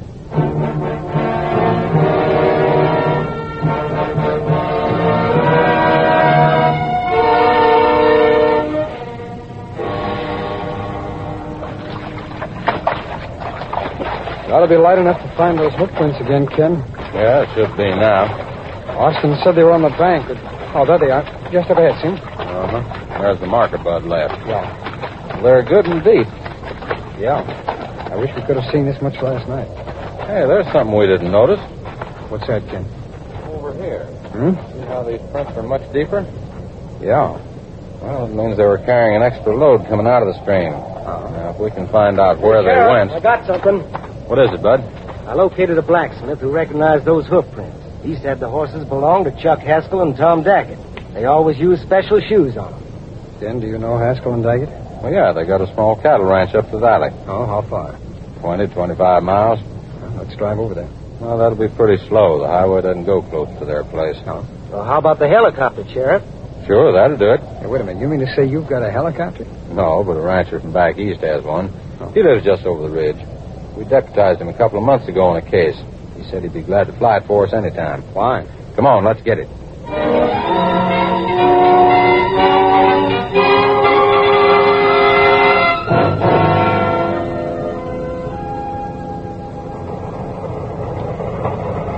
There's a fork in the road up ahead. Which one do I take? Bear left. You sure? Yeah, if you don't believe me, go the other way. How come there are no signs? You see any signs, Tom? Sure, Chuck. They're painted black. Real funny. Wonderful ride, Tom. Just fine. And such good company. Can't this thing go any faster? I don't know. It's your car. Ain't never in this much of a hurry. Well, now, what's that? You sneeze, Tom? Don't think so, Chuck. Just sit right there. We're getting to Midland City today in this thing if you guys have to push it.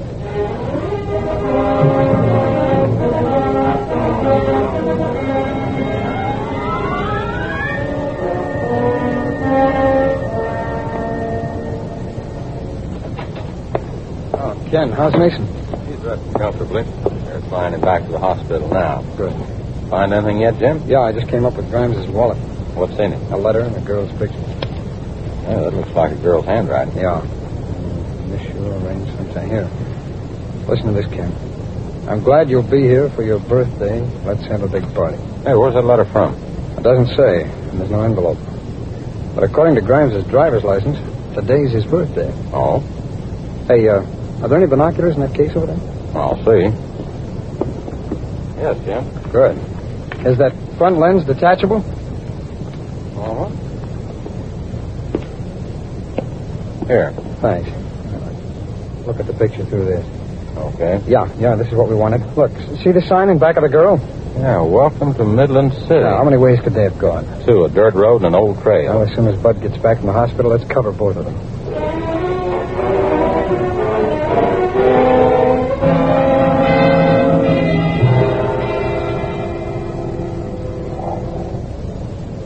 Well, maybe it'll start now. Come on, kick over. Great place to be stuck. I like it here. Don't you, Tom? Nice view. Shut up. Where's the nearest house? J-Bar J Ranch? Where's that? 20 miles. We could dig a little gold while we're waiting. There's a mine right up there on the hill. Why, so there is. Like to do some mining, mister? All I want is to get to Midland City. Hey, what's that? Well, now, look at this. One of the helicopters. Yeah. I wonder what they're doing way out here. I could make a guess, Chuck. That thing's coming down. Oh, so it is. Now, why would they be doing that? Could be they're looking for somebody. They ain't gonna find me. I'm getting out of here.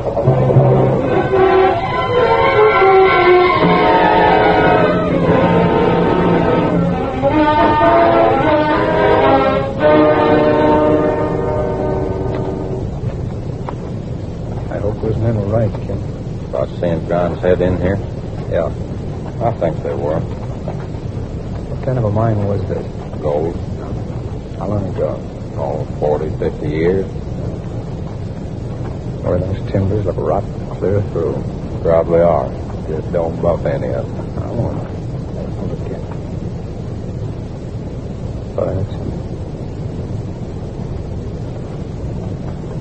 Wait. Look, there's a beam of light back there. That's daylight. It comes from another shaft. Can Grimes get out that way? He'll be a real good target if he tries. Keep your gun ready. I got it. Hey, there he is. Yeah. All right, Grimes. Stay where you are. Jimmy hit a prop. Yeah. Hold it. The shaft's caving in. Get back. Come on.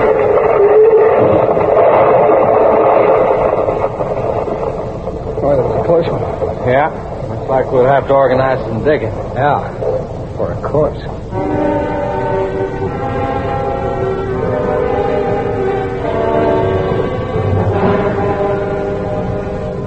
When the body of Floyd Grimes was recovered from the mine, it was determined that he had been killed at the time of its collapse. However, as you have seen, only death prevented his capture. The actual cause of death was the fact that Floyd Grimes ran into one of the rotten timbers supporting the mine shaft. But figuratively speaking, he met his end back in the cowboy's cabin. Met his end when Special Agent Taylor used the front lens of a pair of binoculars as a magnifying glass so that he could read a small sign in the background of a picture of Grimes' girlfriend. The fact that Agent Taylor was able to use the binocular lens in his investigative efforts was neither a fortunate circumstance nor something which any other special agent would not have done. For being an opportunist and taking advantage of the tools at hand is one of the many things every special agent is taught as part of his training before he becomes a member of the Federal Bureau of Investigation. Through the years, many files have been closed by using just such makeshift instruments.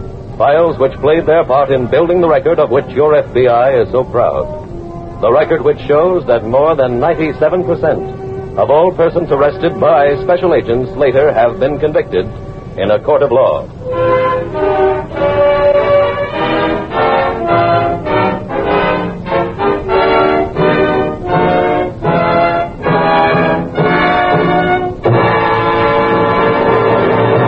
In just a moment, we will tell you about next week's exciting FBI file. Now, one last word on the Equitable Society's plan for men and women on the way up. It's a plan for the man who can be sure that someday he'll be leaving his boss's office like this. Thanks again, Mr. Randolph. Oh, brother, what a raise. From now on, I'm on Easy Street. If you're that kind of man, then the sooner you get in touch with an Equitable Society representative, the better. Ask him for full information on the Equitable Society's life insurance plan for men and women on the way up. Or send a postcard care of this station to the Equitable Life Assurance Society.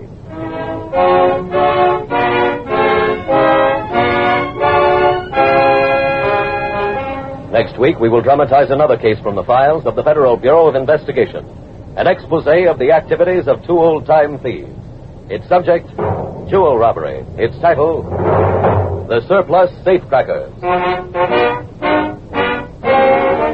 The incidents used in tonight's Equitable Life Assurance Society's broadcast are adapted from the files of the Federal Bureau of Investigation. However, all names used are fictitious, and any similarity thereof to the names of persons living or dead is accidental. Tonight, the music was composed and conducted by Frederick Steiner. The author was Jerry D. Lewis. Your narrator was William Woodson, and Special Agent Taylor was played by Stacey Harris. Others in the cast were Jim Bannon, Sam Edwards, Bill Johnstone, Henry Morgan, Gaylord Pendleton, and Roland Winters. This is Your FBI is a Jerry Devine production. This is Larry Keating speaking for the Equitable Life Assurance Society of the United States and the Equitable Society's representative in your community. and inviting you to tune in again next week at this same time when the Equitable Life Assurance Society will bring you another thrilling transcribed story from the files of the Federal Bureau of Investigation. The Surplus Safe Crackers on This Is Your FBI. The Adventures of Ozzie and Harriet, fun for the whole family, follows immediately over most of these ABC stations. Stay tuned. This is ABC, the American Broadcasting Company. The Equitable Life Assurance Society presents This Is Your FBI.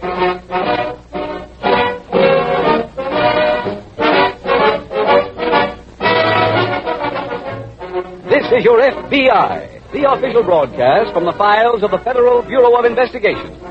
Presented transcribed as a public service by the Equitable Life Assurance Society of the United States and the Equitable Society's representative in your community.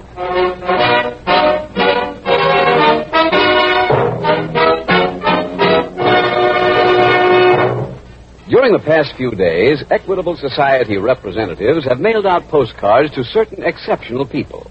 Men and women whom the Equitable Society representatives classify as slated for success in their business or professional careers. The kind of people who should be interested in the Equitable Society's plan for men and women on the way up. In about 14 minutes, I'll give you full details on this special plan for every man who has faith in himself and his future. It is offered by the Equitable Life Assurance Society of the United States.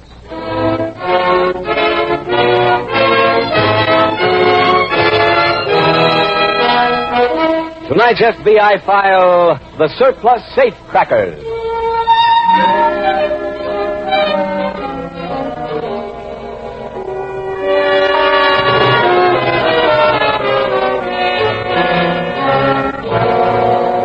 At this time of the year, the rotogravure and magazine sections of your Sunday paper are filled with pictures of people enjoying themselves at the many winter resorts in this country. At most of those places, the cares that burden people the rest of the year are forgotten. We all take such a respite from our labors when the opportunity presents itself.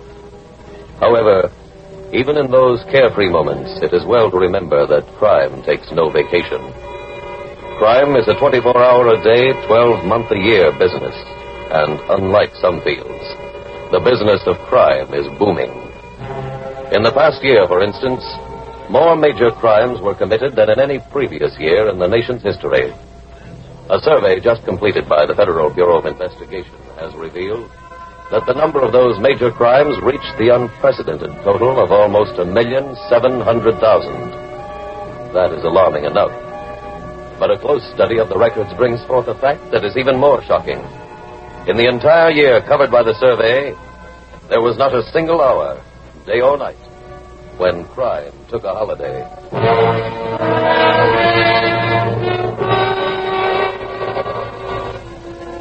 Tonight's file opens in a suite of rooms in a Southern Resort Hotel. In the living room of this apartment, a well-dressed man nervously paces the floor. Who's that? It's me. I thought you were coming down to the beach, George. I couldn't. Why not? I've been waiting here for 2 hours for your brother, Chuck. He's on the beach. The beach? I just left him there. Well, that does it. That really does it. Does what? Fella, look at me. I'm white as a con man's collar. I ain't been in the sunshine since I got here. You want to know why? Because I've been busy setting up jobs. Jobs that your chowder-head brother has fouled up on me. Now, wait a minute. What about that Redlands caper? All we needed on that was a guy to walk in the front door, put a little soup in the safe when we get enough diamonds to cover a grapefruit. So what happens? Your brother digs us up a genius who blows a whole wall off a 3-story house. That wasn't Chuck's fault. The guy had a good rep, and you know it. What about that last bum he found? He gets the jewelry and falls down the front steps, knocks himself out, and winds up in a clink. Do you think Chuck pushed him? All I think is that the season's almost over and we ain't made a score yet. Hiya, Buck.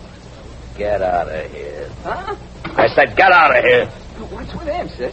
He's chinning his ulcer. I thought I told you to be here 2 hours ago. I've been working. On the beach? Look, you asked me to find somebody to bust open the safe. Well, I did. Who? I was talking to Willie Page. Willie Page couldn't break open a pack of cigarettes. I'm not referring to him. Willie tipped me off where to find 2 of the best peak men in the business. Now, what's their names? Putnam and Morgan. Putnam and Morgan have been dead for years. That ain't so. They retired. They're living over in Sunshine City. I'd like to believe that. Willie gave me an address. Why don't I go over and see? Are they any good, George? Any good? I used to be able to blow the skin off a grape. Chuck, I'm giving you one more chance. Go over to Sunshine City and don't come back without him.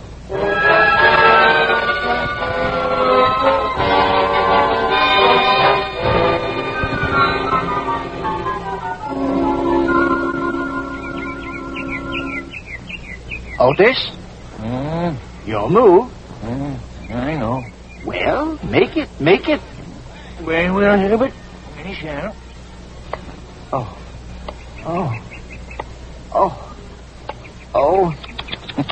goodness. You insisted, Herbert. Like play another? No, I think I'll go watch some shuffleboard. Either of you men named Putnam? I'm Mr. Putnam. You must be Otis Morgan. Yeah, that's right. Hi. My name's Chuck Adams.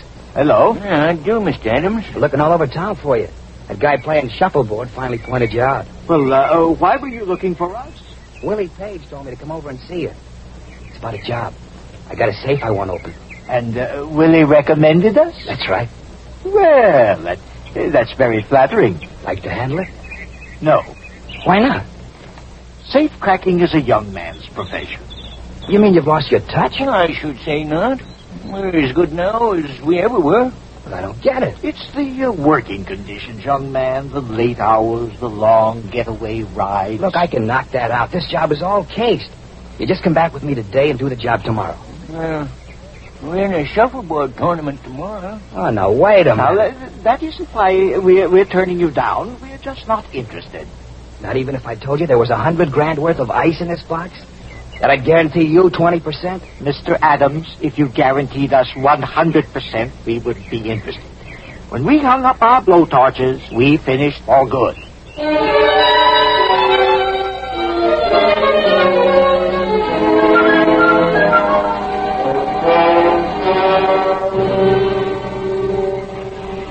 Here's the result of the third race at Bay City. Winner number 4, Simon's Dream. Nuts. Second, number 1, Noel's Pal. Third, number 8, Wolf Herbert. George, will you shut that off? I'm listening to the results. You lost the race. But I want to hear it. Well, I don't. After all your beefing, you finally get to the beach, and what happens?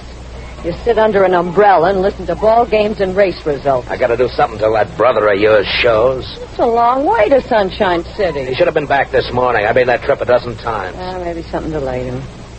Hey, look down the beach. What?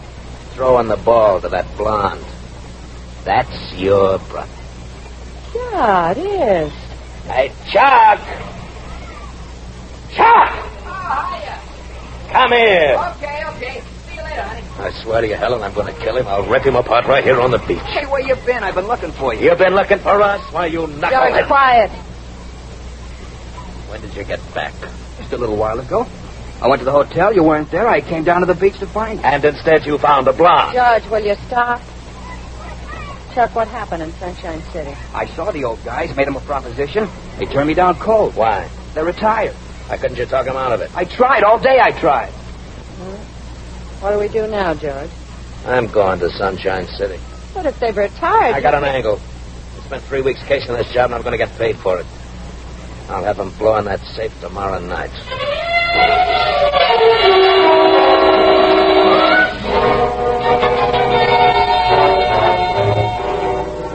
Meanwhile, at the local FBI field office, Special Agent Jim Taylor approaches the desk of Agent Walter Franklin.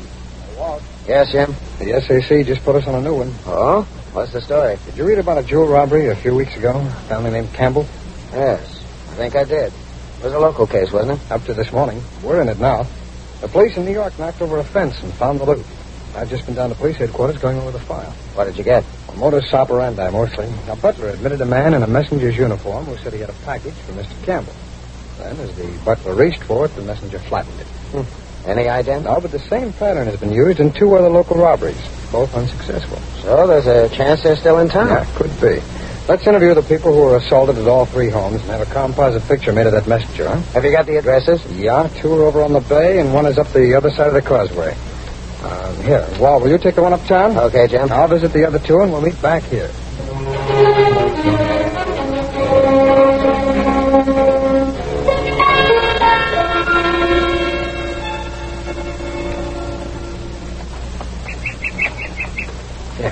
There they are, George. What? Where? The old guys playing shuffleboard. Okay, you wait here. Yeah. Go on, Otis. Ladies. All right, Billy. Oh, you knocked me right into -10. So I did. Mr. Putnam, Mr. Morgan. That's right. The name's George Bedford. Yeah. Oh, how do you do? How do you do? I've come here to straighten out a little misunderstanding. Oh, what's that? A fellow named Chuck Adams came here to see you yesterday. Made you a proposition to, blow a safe. Oh, well, yes, that's right. And we told him we weren't interested. Well, I don't think he gave you the right picture. You see, this whole job ain't a money-making deal. It's a benefit. A benefit? Yes, everybody does the job for free. That's not very profitable. Did you ever hear of an old-timer named Tiger Young? Oh, yeah. We were all the way together. All did 5 years. What about it? Well, he passed away a month ago. Oh, goodness me. Oh. You see, this benefit is going to be run for his widow. Every bit of loot from the job goes to her. Oh, how nice. What kind of a job was this again, Mr. Bedford? Private home on a small island in the bay. We got it all cased. There won't be any trouble. What kind of a safe? Small wall job. We can open that kind with a spoon, can't we? What do you say, gentlemen? Well, if it's for Tiger Young's widow, you've brought us out of retirement.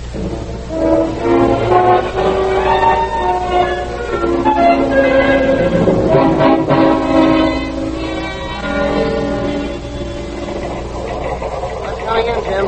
Along till it's from Washington. Anything on that composite picture? No, not yet. We sent it 2 days ago. I put a red sticker on it. Should have an answer soon. Could be that the messenger has no record. I doubt it. Those jobs are done by pros. Oh, I went back to see the butler at the Campbell house. Showed him the composite picture. Oh, what do you think? Well, he said the artist did a good job. Oh, Jim, Hey, wait wait a minute. What? Something coming in on the picture now. Your suspect believed to be Charles Adams, alias Chuck Adams. Yeah, his record's coming in, too. Chuck Adams? I don't know. Well, let's check in with the local police, see if we can find him.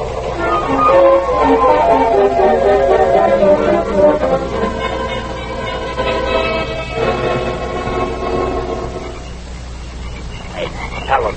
I'm right here. See anything? One boat circled the island. Bunch of kids. That's all? Yeah. How'd it go at the house? Any trouble? Nah. What about the servants? Chuck tapped out the butler, tied the other two up.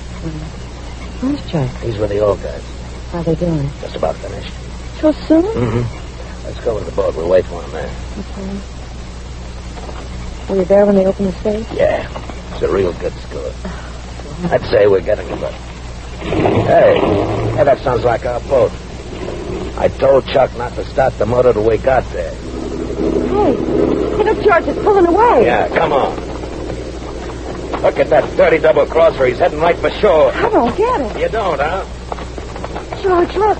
What? There on the pier, somebody stretched out. George, it's Chuck. Yeah. Is he breathing? Unfortunately, yes. Here, wait a minute. What? Here's the paper pinned to his shirt. What is it? Yeah, there's some writing on it. Where's your lighter? Yeah, I'll get it. There. From the old guys. What does it say? Dear friends, we checked this afternoon and learned that Tiger Young is still alive. Therefore, since he has no widow, we are making this a benefit for us.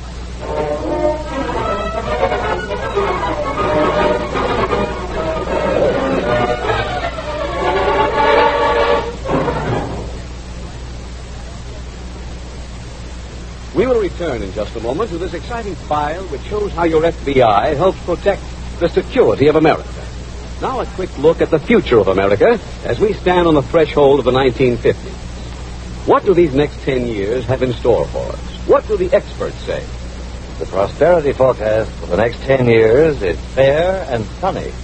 New industries like television, prefabricated houses, and atomic power development will set the pace for what may prove to be the greatest advance ever scored by American industry. To take the lead in this march of progress, there will be a crying need for men and women with energy, brains, and character. Do those words describe you? Are you the type of person who refuses to be held down? If so, then one thing is certain. The Equitable Society's plan for men and women on the way up will strongly appeal to you. The 3 important advantages this plan offers were made to order for your type of person. First, as your salary goes up, your insurance can keep pace with it. When you get that better job or that big promotion comes your way, you can adjust your insurance to measure up to your increased income. Secondly, while you're waiting, your wife and children have the life insurance protection they need. This means that you have the peace of mind, the freedom from worry about your family that's essential to a man who wants to concentrate on getting ahead. Third advantage, the Equitable plan is flexible at all times. It can expand or contract as you see fit, and offers you many desirable options, which your Equitable Society representative will be glad to explain to you.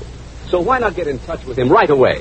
Phone him and ask for full details on the Equitable plan for people on the way up. Or send a postcard care of this station to the Equitable Society. That's EQUITABLE. The Equitable Life Assurance Society of the United States.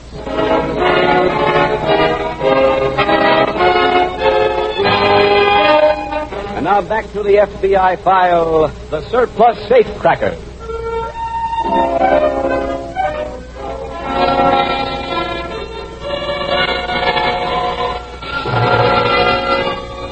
Perhaps it surprised some of you listening to this case from the files of the Federal Bureau of Investigation to learn that 2 old men, seemingly as harmless as this pair, could be safecrackers.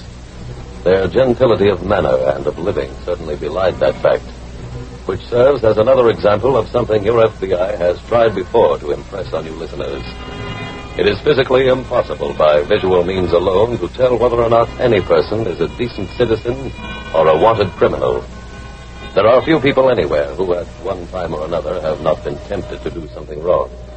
The average person has not yielded to temptation, has remained a person who works for what he gets. The others, the ones who have taken what seems to be the easy way, have become criminals. In ancient times, and until very recently in some countries, it was possible to tell the difference between an honest man and a thief. For in those places, once a man had been found guilty of stealing, his thumb was branded with a capital T. Your FBI would frown completely on a resumption of any such barbaric practice. But until another foolproof method of distinguishing is discovered, it can advise you to do only one thing. Treat all strangers with respect, but also with caution.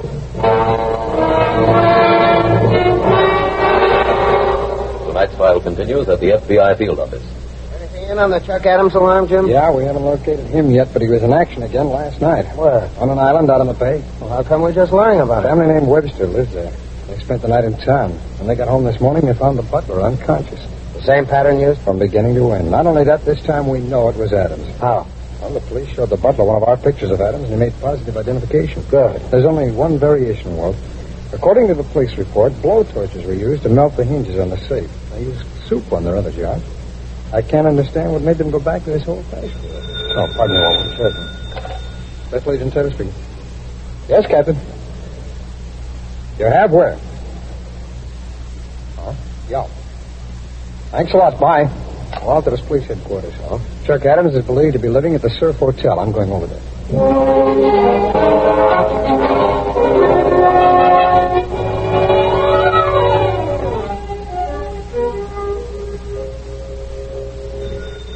I'll get it, Otis. All right. Hello? Yes? Yeah? When was it? Oh, I see. Well, thank you very much for the information. Goodbye. Who was that, Herbert? The desk clerk. Oh? And what did he want? Said he'd just gotten a long-distance call. It was a man inquiring whether we were still in the hotel. Oh, that would be Mr. Bedford. I imagine so.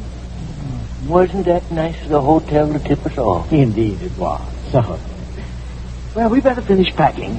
Any room left in your suitcase? Little. You take the rest of the towels. All right. Herbert, you sure you want to go to Greenville by boat? Oh, yes, Otis. It'll be much safer. But you do get seasick. I bought some seasick pills. Well, nothing left to do now but tie the sheets together. throw them out the window. Think we ought to go so early? Boat doesn't leave for 2 hours. I know. But checkout time at this hotel is 2 o'clock. They've been so nice to us. There's no point in cheating them out of an extra day.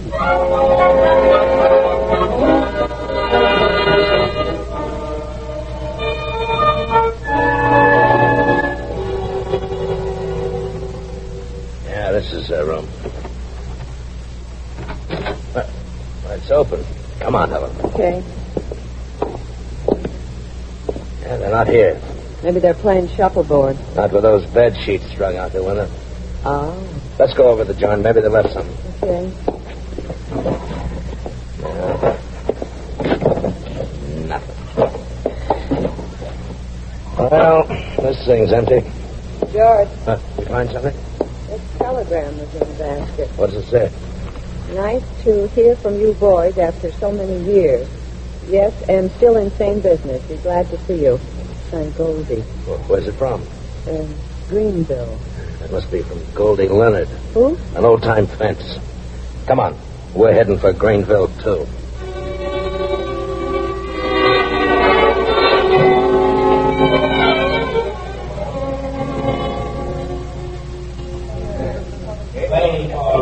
You have the ticket.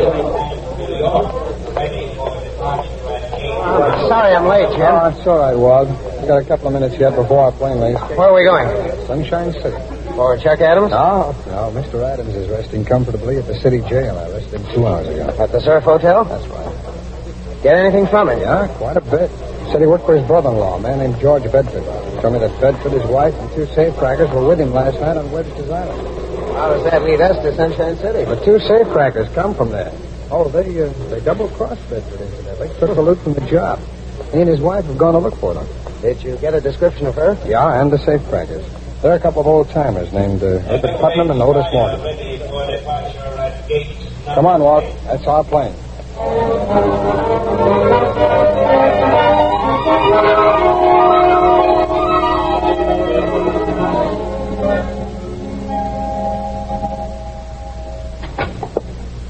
Find anything, Walt? Just going through this wastebasket. I've come up with a Western Union envelope, but no sign of a wire. How'd you make out? I described George Bedford and his wife to the desk clerk. He said they were here this afternoon looking for the 2 old men. They say they'd be back? No, but we might find out where they went. I questioned the doorman. He said they left here in a taxi. If he locates the cab driver, they'll call us. What do you got there? Sales slip. Huh? Anything itemized? No, there's some prices from the cash register. Could be from a local store. I'll get it. Hello. Yes, speaking. You did? How long ago? Oh, I see. Yes, thanks very much. That was the doorman, Walter. He just spoke to the cab driver. He drove them to the airport. Said they took an afternoon plane to Greenville.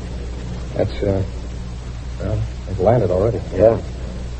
Did you find anything else in that basket?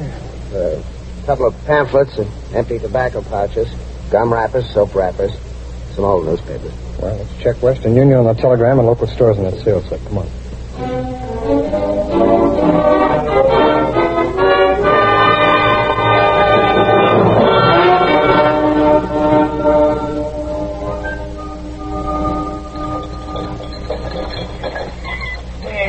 What's the delay, Herbert? They're just lowering the gangplank. How do you feel? Oh, much better, much better. Those seasick pills didn't help much. I'm afraid not. Gangplank's down. Oh, so it is. Well, let's get off. Oh, Greenville's changed. Hasn't it? Careful going down the gangplank. We did our first job here, Otis. Remember? Indeed, I do. Sweet little ivy-covered thing. Yeah. Probably a big stone skyscraper now. Oh, probably. Let's go over there anyway and browse around. Hello, wise guys. Why, it's Mr. and Mrs. Bedford. That's right. I got a gun in this coat pocket. Just keep walking down the pier. But he do as he says, Otis. Well, it was nice of you to meet us. Yeah. Wasn't it? This is far enough. Now Now take that jewelry. I'm afraid you can't have it. Why not? It's against our principles. Look, I'm not going to argue with you. Either I get that jewelry now or you two are going to fall off this pier. Now get it up. I'm afraid we must refuse. Okay, then, and you go. Stand where you are. Oh, thank heaven you saved our lives. Who are you? Special agent of the FBI. Push us in, Mr. Bedford. Mr. Bedford is joining you in a trip to headquarters.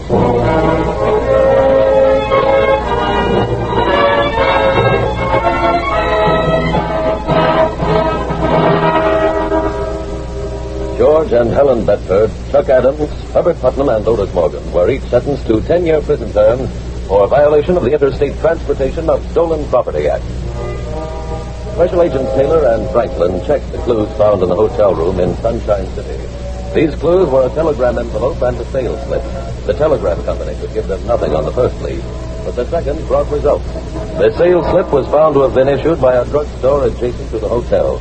A visit to the drugstore revealed that Herbert Putnam had been in earlier that afternoon to purchase a package of pills that would prevent seasickness. Agent Taylor contacted local steamship companies and learned that the only ship leaving that day had Greenville as its destination. So, two special agents, aided by the men and machines of the FBI Identification Section in Washington, were able to remove from circulation 4 more criminals, 4 more enemies of the American people.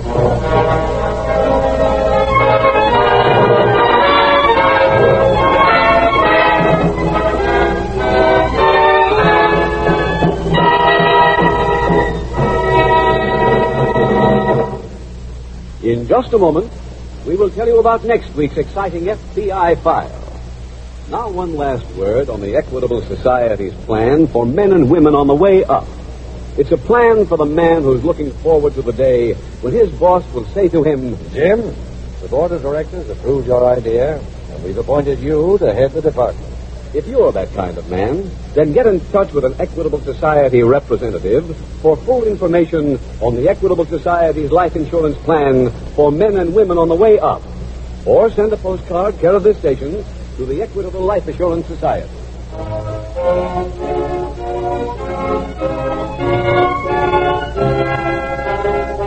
Next week, we will dramatize another case from the files of the Federal Bureau of Investigation. The story of two vicious criminals whose efforts to escape involved them in a blazing forest fire. Its subject, impersonation. Its title, The Fiery Fugitive. The incidents used in tonight's Equitable Life Assurance Society's broadcast are adapted from the files of the Federal Bureau of Investigation. However, all names used are fictitious, and any similarity thereof to the names of persons living or dead is accidental. Tonight, the music was composed and conducted by Frederick Steiner. The author was Jerry D. Lewis. Your narrator was William Woodson, and Special Agent Taylor was played by Stacey Harris. Others in the cast were B. Benaderet, Tom Brown, Bill Conrad, Herb Ellis, Bill Johnstone, and Victor Rodman. This is Your FBI is a Jerry Devine production. This is Larry Keating speaking for the Equitable Life Assurance Society of the United States and the Equitable Society's representative in your community, and inviting you to tune in again next week at this same time when the Equitable Life Assurance Society will bring you another thrilling transcribed story from the files of the Federal Bureau of Investigation. The Fiery Fugitives on This Is Your FBI. The Adventures of Ozzie and Harriet, fun for the whole family, following immediately over most of these ABC stations. Stay tuned. The Equitable Life Assurance Society presents This Is Your FBI.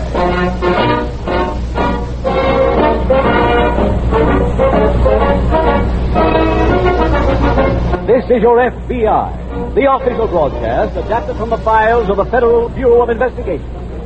Presented transcribed as a public service by the Equitable Life Assurance Society of the United States and the Equitable Society's representative in your community.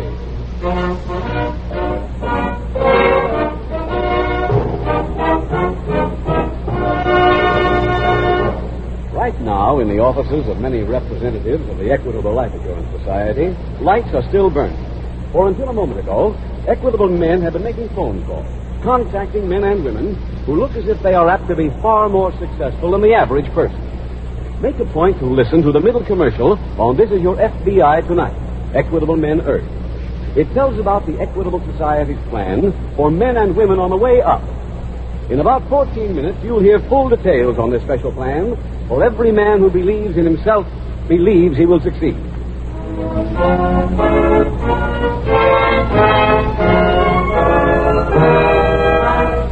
Tonight's FBI file, The Fiery Fugitive.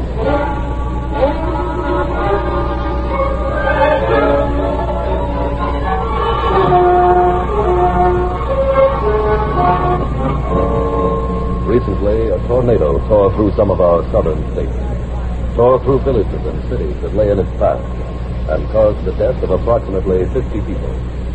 Newspapers in every section of the country featured stories about the tornado on their front pages, and almost every headline gave the latest count on the number whose lives had been snuffed out. The Federal Bureau of Investigation does not take issue with the fact that the news made headlines, for it is well aware that the loss of those 50 people has greatly affected several communities. However, few headlines emblazon the fact that almost that many lives are lost in the United States every day of every week at the hands of American criminals. According to the latest figures, there were almost 1,000 murders committed in this country every month during the past year. Nor have these last 12 months been a period when killers went wild. For each year, the number of deaths resulting from criminal action seems to hold at a rather steady level, at a disgracefully high level. Your FBI brings this to your attention because there is something you, the decent citizen, can do about the situation. Put more uniformed policemen on the streets of your city. Pay them a living wage, and the number of crimes will be materially fewer.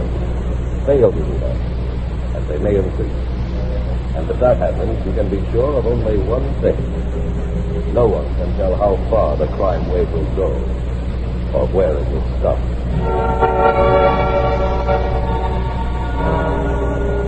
Tonight's file opens aboard a freight train that's slowly climbing the mountain grade. A shabbily dressed man stands at the door of one of the boxcars of this train. He calls out to a companion. Hey, Brownie. Come here. What do you want? Come on, we're getting off. What for? Nothing here. Look down the bank. See them flags? Yeah. That's a jungle. That means food. Come on. You okay, kid? Yeah. Let's head down the bank. Wish we could heist the car. Nah, it's no good. I don't like riding freight. That's the best way to travel when you're hot, kid. Got some peg inside. There's a pat. Let's take it. I'm real hungry. Oh, bump some grub. Them pliers. Okay, you two. Come on down here. Yeah. Come on. Get down here. I got 2 more up here, Charlie. Bring them down. Good pitch. Okay, right up on there. All right, you two get moving. Get down that line. Hey, look, what's this all about? You'll find out. Just do what you're told. We need 2 more here for a bus home. Right with you. Okay, get on down the hill into the bus.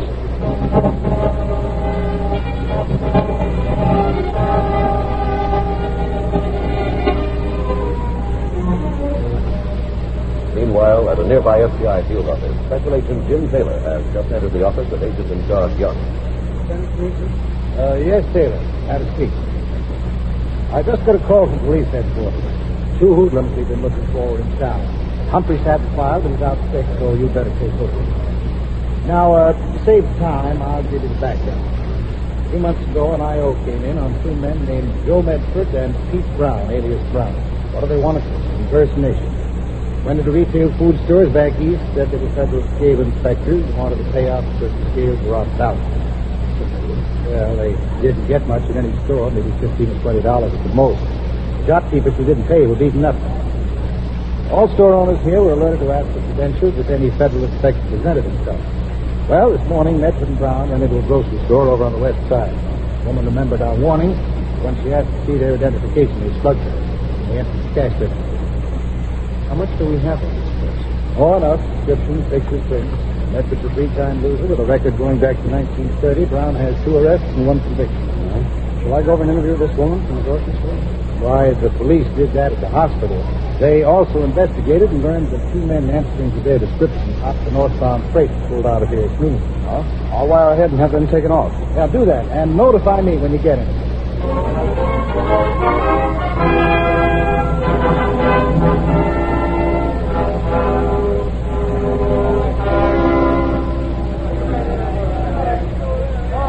you'll find seats in the back of the bus. Get moving. Okay. You can roll now. All right. There's seats, Joe.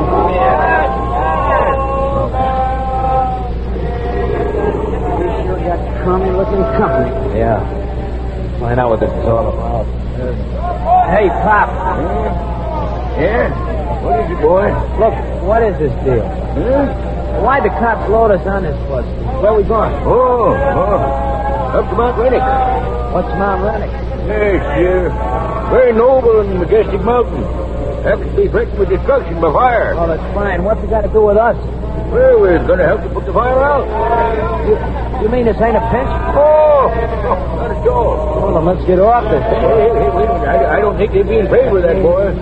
See, they got a right to pick up anybody in emergency. They've been loading up all day. Jungles, clubhouses, Skid Row.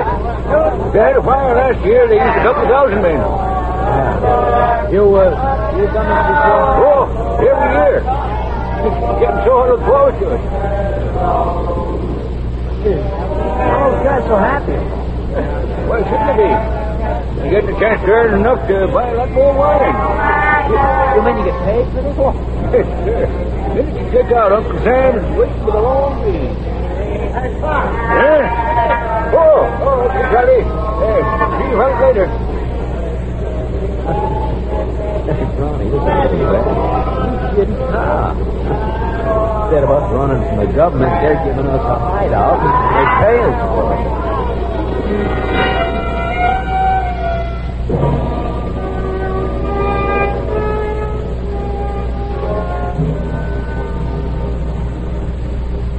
Young, got a report on Memphis and Brown. Yes, what is it? Well, the railroad didn't find a single deadhead on that freight. But I learned that the train made one stop at a place called Williams. Oh, I've been there. I just spoke to their chief of police. He told me about getting a request for help from the ranger station out of the park. What kind of help? Well, there's a fire that's out of control up on Mount Running. Oh, I see. But all the vagrants in that area were rounded up. Well, then there's a good chance that Medford and Brown were in that roundup. That's what I thought. Let me try to get the Park Service on the phone. We get an okay for you to go in. You can fly up there tonight.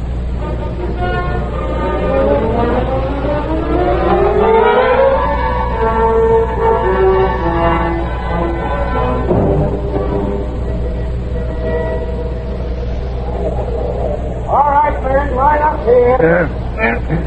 That means us, boys. Again, get on the bus your line or you get off your line. You'll get used to it. After a couple of weeks, you'll line up to sleep. No, he's playing soldier. Come on, boys, come on. Let's get in line. Come on. What's this for, Pop? Oh, everything. Oh, spell it out. Well, throw equipment, get your assignment, that kind of stuff.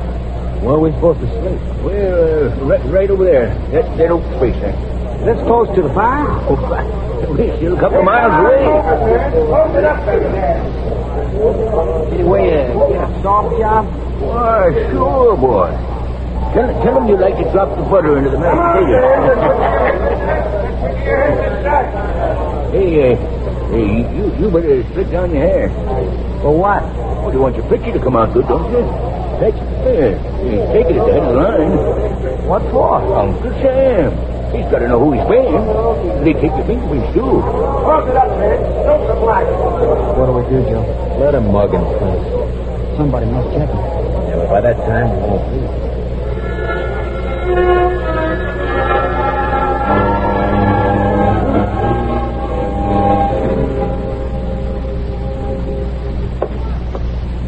Pardon. I'm looking for District Ranger Stan Jones.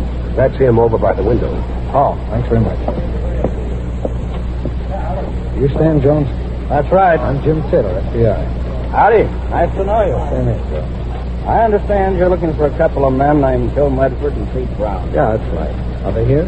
No way of knowing. I've gone through my files, and if they were brought in, they were registered under different names. But I think we might take a look around. Well, we've got a couple of thousand men spread over a 10-mile front. You got a better chance if you stay right here. Oh, how come? Well, we take everybody's picture for the payroll record. You can look them over as soon as they're developed. Well, when'll that be? Oh, first ones ought to be along in, say, maybe 10 minutes. Fine. I'll wait.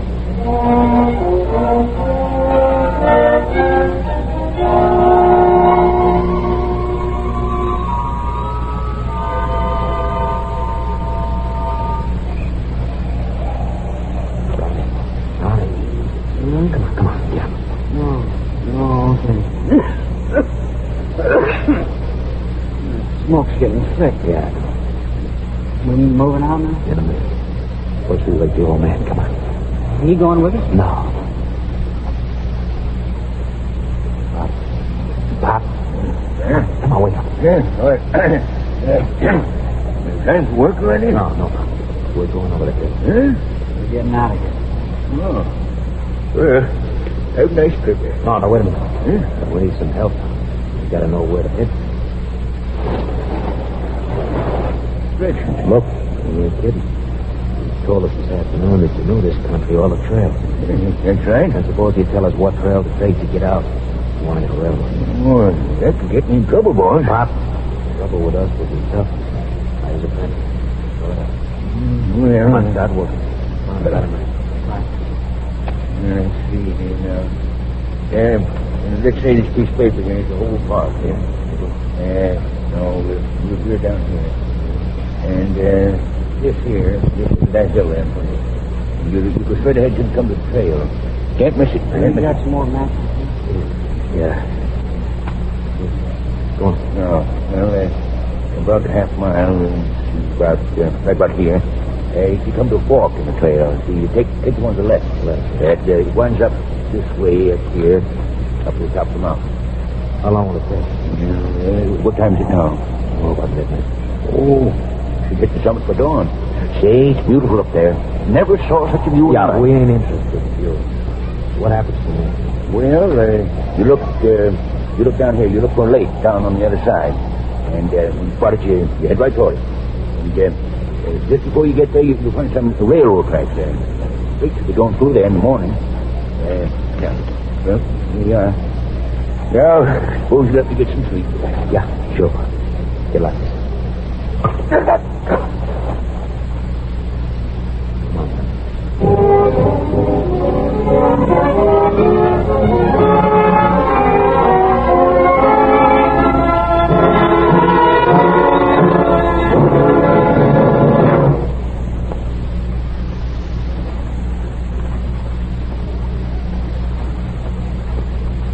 We will return in just a moment to this exciting file which shows how your FBI helps protect the security of America. Now let's turn from present security to future hopes. What's in store for America in the 1950s? What do economists say? On the whole, it looks as if we are destined to enjoy the greatest peacetime prosperity in our country's history. By 1960, our annual national income will probably rise to $275 billion, $65 billion higher than it is today. Before they come to an end, the 1950s may well be known as the fortunate 50s. For times like that, times when alert-minded men and women find and make opportunities to forge ahead in their business or professional careers, the Equitable Life Assurance Society has created a special long-range life insurance plan. It is known as the Equitable Plan for men and women on the way up. Consider its three important advantages. First, as your salary goes up, your insurance can keep pace with it. When you get that better job or that big promotion comes your way, you can adjust your insurance to measure up to your increased income. Secondly, while you're waiting, your wife and children have the life insurance protection they need. This means that you have the peace of mind, the freedom from worry about your family that's essential to a man who wants to concentrate on getting ahead. Third advantage, the Equitable Plan is flexible at all times. It can expand or contract as you see fit and offers you many desirable options, which your Equitable Society representative will be glad to explain to you. So why not get in touch with him right away? Phone him and ask for full details on the Equitable Plan for people on the way up. Or send a postcard care of this station to the Equitable Society. That's EQUITABLE. The Equitable Life Assurance Society of the United States.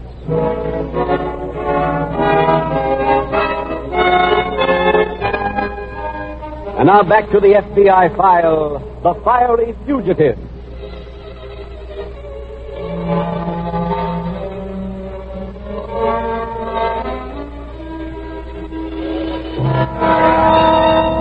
Tonight's case illustrates a point which is applicable to many criminals. Once they have finished using someone, their impulse is to destroy that other person.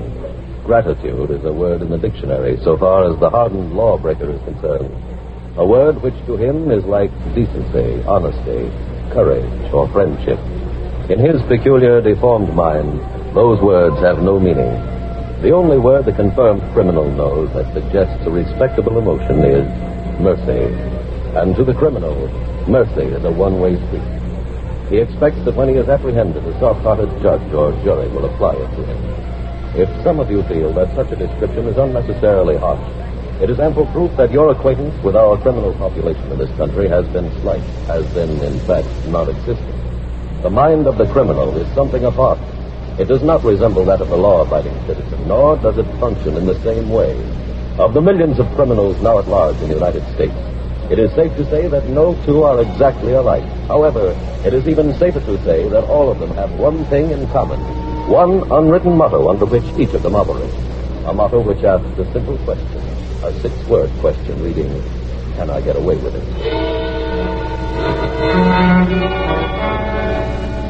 Tonight's FBI file continues at the District Ranger's office. You look for those pictures yet, Jim? Oh, hi. No, Stan. Well, here's another batch. Oh, splendid. Oh, let's see. Oh, this one? Oh, he's an old wino. He's been up here on fires a couple of times. Hey, wait. Here, Stan, this is Joe Medford. Let's see the back of that picture. Here you go. Mm-hmm. You did register under a fake name. Pete Brown's picture ought to be in this same point somewhere. According to these numbers, Medford's over on the west slope. Yeah. Here's Brown's picture. Yeah, let's see that one. Uh-huh. Yep, they're both in the same crew. Oh? Had any trouble finding them? Let's see, it's 4:15 now. Nope, their shift doesn't go on for 2 hours. They're probably not awake yet. Oh, where do they sleep? Near Lookout Tower 7. Pardon me, Jim. District Ranger Jones speaking. Wilson. No. Yes, Bill? We just found an old man beaten from a bad hit. Well, better get him over to first aid. Okay. There are 2 men named Joe and Brown here, Sullivan. Joe Medford and Pete Brown? He didn't know the last names. Oh, where are they now? Over the hill. They took off right after the old man told them that. They're headed for Crescent Pass. Okay, thanks, Bill. Now notify all towers.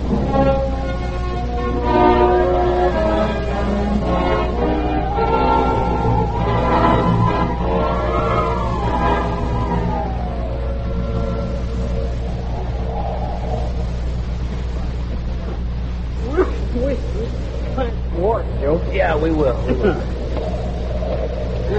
Getting pretty light. Yeah. Wonder if we're near the top. The old guy said we'd hit it at dawn. Dawn or no dawn, we may have trouble seeing that lake. Smoke is pretty heavy.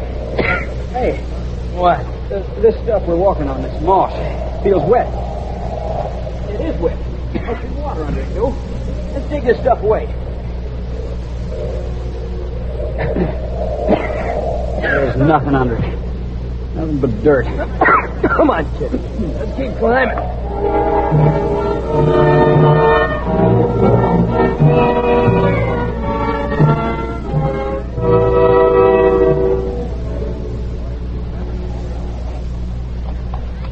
Easy, boy. Sam? Yeah, Jim? Am I imagining this, or is this smoke getting thicker? It's thicker. I hope it's not too tough on the horses. They can stand it better than us. Something worries me more than smoke. Oh, what's that? The wind. It could be shifting. If it does, we're in for trouble. Oh, how? Fire might jump the valley right onto this hill. Oh? Maybe you'd rather turn around. Hold it. What is it? Those blue jays. What about them? They're being disturbed by something. Oh? Hey, maybe Medford and Brown? Could be. Let's see, that's southeast on my compass. Yeah, mine too. Come on, Jim, let's take a look.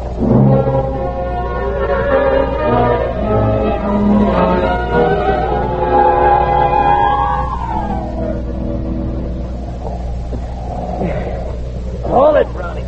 What? I get a feeling we're off the trail. But it's still clear, Joe. No bushes and stuff. Yeah, I know. Wish we could see something through this smoke. So what about the map? That does us no good. Think we should turn back? What, and get nabbed? We could make out we got lost. Try it again tomorrow, maybe. Ah, you're forgetting, kid. We tapped that old guy out. We'll need some water. We need a lake.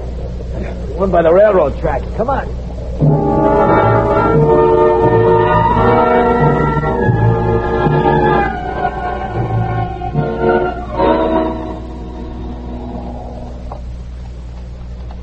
the trail again, Jim. Let's get off and look around. All right. Oh, look. Whoa, whoa. That wind shifted, all right. Stan, you want to turn back? Yeah, we might have to soon. Come on, let's head up the trail. All right. Stan, where are the other groups by now? Well, we're working a gridiron pattern. Yeah? We're to the south side of it. All of us are working toward the center. Hold it, Jim. Oh, what do you got? Look at that moss there. Yeah, it's been all clawed up. Someone thought there was water underneath. Think it was our two boys? Yep, I do. No animal would be that stupid. Hey, Stan, we have your binoculars, will you? Yeah, sure. Here. What do you see? Something moved up there on that opposite slope. Yeah. Yeah, there they are. Here. Take a look, Stan. Yeah, here. What can I line up with? Straight up past that big rock, the one with the white face there. Yeah. Yeah, I see them. Jim, they're headed right up into the fire. Yeah, can we cut them off? I don't know, but let's try.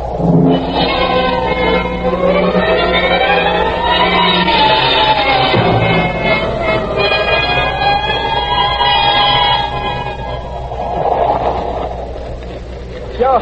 What? I don't know if I can handle much more of this. Come on, stay with it. If we don't hit water soon. Wait. Look up ahead. Fire there, too. Yeah. Joe, it's all around. I know. What'll we do? We're stuck here, Joe. Hey, somebody called. Huh? Come on down here. Look, some guys there. Yeah. One of them's a ranger. Come on down here. We'll get you out. You hear that, Joe? Yeah, come on. Over your left. Yeah. You make it, kid? Yeah. That's good. All right, Joe, come on. Now, follow us down the hill. But there's fire there. There's a burned-out patch through those flames. Now, come on. This is going to be awful close, Jim. Yeah. Look at that tree. The one on the right. Yeah. Yeah, I think she's coming down. Look out!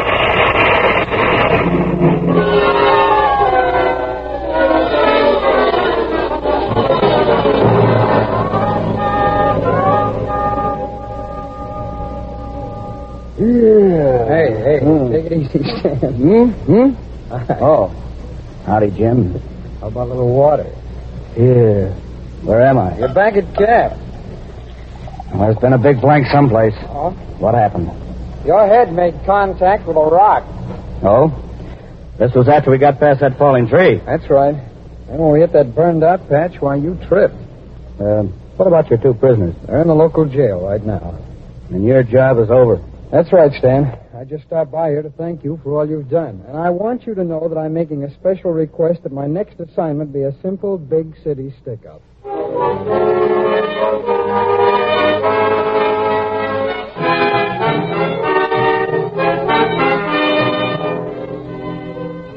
Joe Medford and Pete Brown were tried in federal court and convicted of violating the statute which forbids impersonation of federal officers. Each was sentenced to a term of 15 years. The forest fire in tonight's case ultimately was extinguished, but only at a tremendous cost. The Park Service does a remarkable job fighting these fires, and the bravery exhibited in this evening's dramatization by District Ranger Jones was no exception to their general conduct. For courage is a vital ingredient in putting out this type of fire. Each year, similar blazes take many lives and destroy thousands upon thousands of acres of property. Those losses are tragic, truly tragic because they can so easily be avoided. Almost every big fire is started through the abject carelessness of a well-meaning but unthinking person. Many of you now listening to this program are planning spring or summer vacation trips, journeys which may find you traveling through one of this nation's great forests. If you are making any such plans, please remember a few simple rules. The most important are, first, please put out your cigarettes before throwing them away. And second, please extinguish campfires after they have served their purpose. Remember, too, that one moment's carelessness on your part might easily start a fire that would cost 100 lives. And of that 100, one might be your own.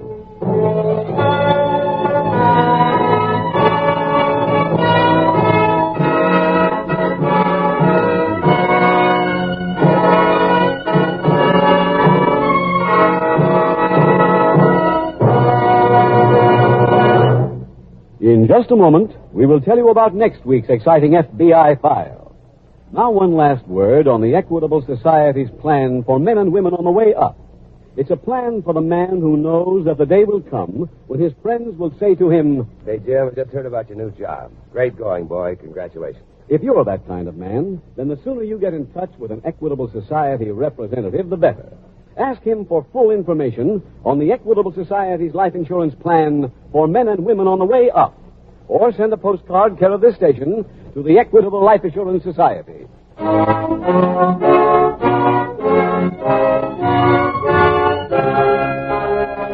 Next week, we will dramatize another case from the files of the Federal Bureau of Investigation.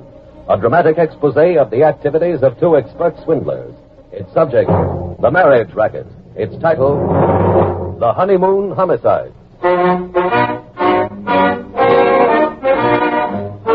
The incidents used in tonight's Equitable Life Assurance Society's broadcast are adapted from the files of the Federal Bureau of Investigation. However, all names used are fictitious, and any similarity thereof to the names of persons living or dead is accidental. Tonight, the music was composed and conducted by Frederick Steiner. The author was Jerry D. Lewis. Your narrator was William Woodson, and Special Agent Taylor was played by Stacey Harris. Others in the cast were Anthony Barrett, Walter Burke, Sam Edwards, Ed Gargan, Bill Johnstone, Stan Jones, and Roland Winters. This Is Your FBI is a Jerry Devine production. This is Larry Keating speaking for the Equitable Life Assurance Society of the United States and the Equitable Society's representative in your community, and inviting you to tune in again next week at the same time when the Equitable Life Assurance Society will bring you another thrilling transcribed story from the files of the Federal Bureau of Investigation. The Honeymoon Homicides on This Is Your FBI. The Adventures of Ozzie and Harriet, fun for the whole family, follows immediately over most of these ABC stations. Stay tuned. This is ABC, the American Broadcasting Company. The Equitable Life Assurance Society presents This Is Your FBI.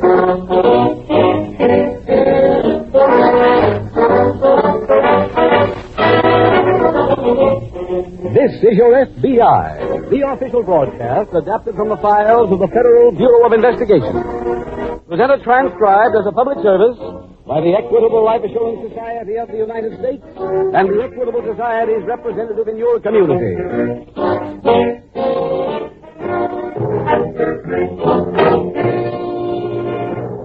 Of more than 4.25 million members of the Equitable Life Assurance Society, many thousands are those who have seen the advantages of the Independent 60s plan. Independent 60s? Just what does that mean? It's an Equitable Society plan for self-reliant people who wish to enjoy financial independence on reaching the age of 60. Does that describe you? Then you'll want to listen carefully in about 14 minutes when I give full details on the Independent 60s plan, offered by the Equitable Life Assurance Society of the United States.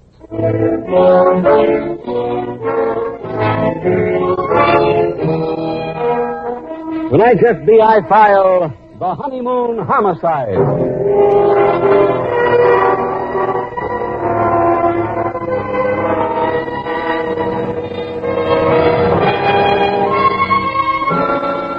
Almost 100 years ago, in a speech at Springfield, Illinois, a tall, gaunt figure of a man who was soon to become the 16th President of the United States, Abraham Lincoln, said, "I believe this government cannot endure permanently, half slave and half free." In a few short years, a war was being fought to decide that question. A war in which almost 500,000 Americans became casualties. Now, not quite a century later, a very similar question plagues the minds of some people. Of people whose chosen profession is law enforcement. As of this date, there are in the files at FBI headquarters in Washington the fingerprints of more than 8 million people with arrest records. In 1938, those same files contained entries on only half that many people. Thus, in a dozen years, the increase has been an even 100%. The question plaguing the minds of serious law enforcement officers throughout the nation today again concerns slavery and freedom. For to them, it is a question whether this nation can long endure if the criminal population continues to rise at that rate. This is not to say that our freedom is currently endangered and teetering in the balance. for that is not the case. However, it is imperative that something be done before crime does become that greater menace. Before the current crime wave engulfs us all.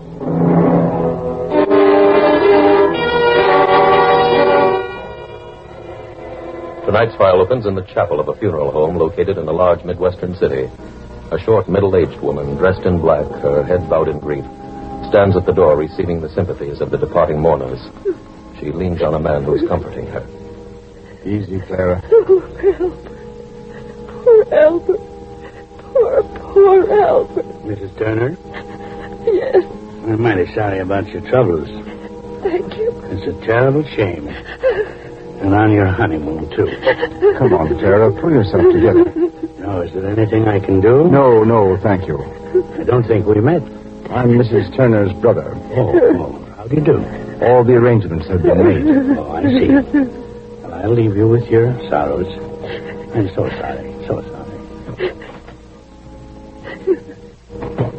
Only one more person left, Clara. Yes, George. He's coming up the aisle. He was Albert's best friend. Try to hold it in. I can't. My heart goes out to you, Mrs. Turner. Thank you, Fred. I won't keep you, but if you need me, please call. I will. Fine man was. You mustn't, Clara. Don't do this to yourself. Albert wouldn't have wanted you. Well, they've all left, Clara. Have they? We better go, too. If we miss the 9 o'clock train, you'll never make that appointment tomorrow with your next husband.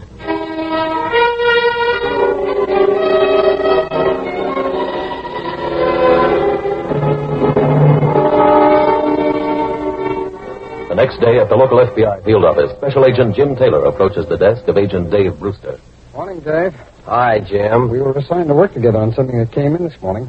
We got to locate a woman whose name we don't know and whose identity we're not too sure of. Sounds like a new quiz game. Well, the last name this woman used that we know about was Clara Jackson. What's the crime?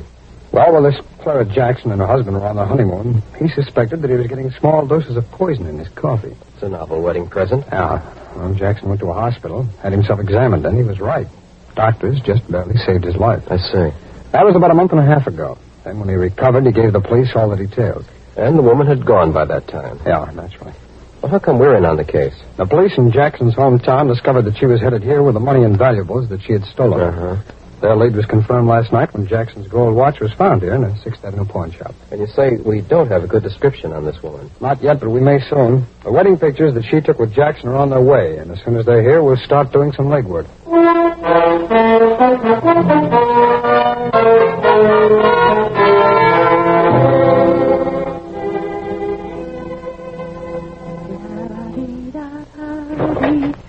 Hi. Greetings, Clara. Oh, George. Why, what's the matter? You're tracking mud all over the floor. I just washed it. Oh, that's a nice touch, Clara. Keep it in. Listen, Mr. Dillon is on his way. Who? The man I've been writing to for you. You know, your next husband. Oh? Oh, yes. Have you seen him? No, but I talked to him on the phone and told him where the cottage was. Well, gracious, I'd better get these flowers arranged and go in and take off this apron. No, leave it on. With company coming? Clara, you're perfect just the way you are. Dear. Why, I look terrible. Clara, if I had invented you, I couldn't have done a better job. Oh, sure. Rosy cheeks, your hair tied in a bun, a flowered house dress, and an apron that's been used. Yes. You're everything a man in the Lonely Hearts Club dreams about. You look like fried chicken and hot biscuits. Oh, do I have to be something fattening? Your weight, darling, is part of your charm, your personality. Oh, that must be Dillon. Well, I'm going out the back door. Go ahead, let him in.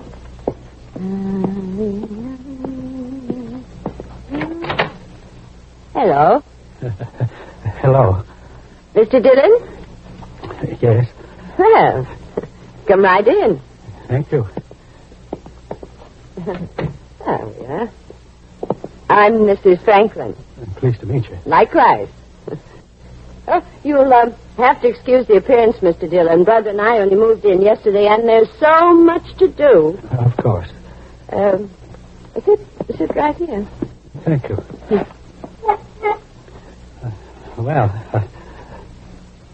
You write nice letters. Oh. You belong to the club very long? Oh, about 6 months. You're my first pen friend. Mrs. Franklin. Yes? Do you... well, I mean, I hope you don't mind me asking on such short acquaintance, but... Asking what? Do you like bingo? Oh, heavens, yes. My lodge has a bingo party every month. Really? Uh-huh. Oh, I must tell you what happened last time I played. What? Well, you know those little pieces of corn you put on the numbers? Uh-huh. Well, we were all playing, 4 of us girls at a little table. Uh-huh. And we all had a lot of numbers covered. And all of a sudden... What happened? Well, I sneezed and blew all the corn on the floor. Will you go with me tomorrow night? Oh, I'd love to.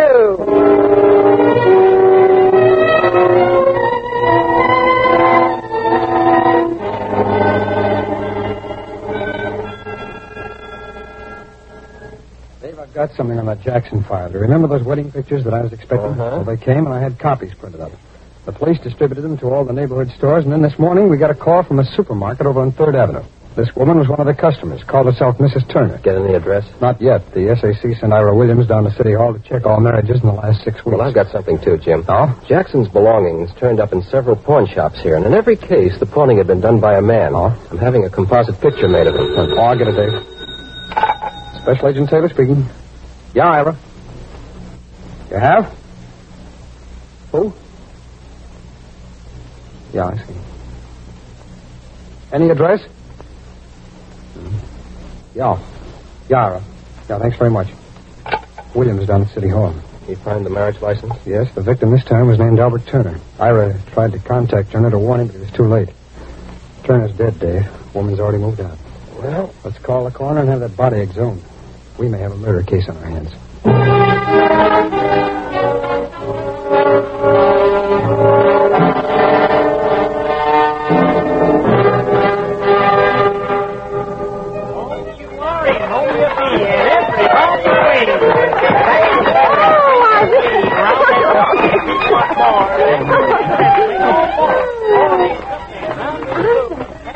I don't think I can dance another step. Me either. Oh. Let's go sit down. All right. Gracious, wasn't Mr. Whipple mad at me? Was he? Why? Well, I let go of his hand too soon, and he swung into the fiddle player. Well, here's a good place to rest. Oh, yes. Oh, my. Nice to sit down again. I must say, Arthur, you keep a body going. Oh, Clara. Well, I mean it. I haven't caught my breath all week. First that bingo game, and then the boat ride and the picnic. Yes, it has been a wonderful week. You know, Clara, you've made me feel young again. Me? Why, Arthur Dillon, you're the youngest person I know. If I am, I have you to thank. Till you came along, I never realized how lonely I've been. Oh, Arthur. I mean it. Clara, I know how fond you are of your brother. What about George? Well, I kind of wish... Oh, I'm not very good at this kind of thing. Clara, when George goes on the road again, would you... could you... Clara, will you marry me? Well, bless your big old heart. Of course I will.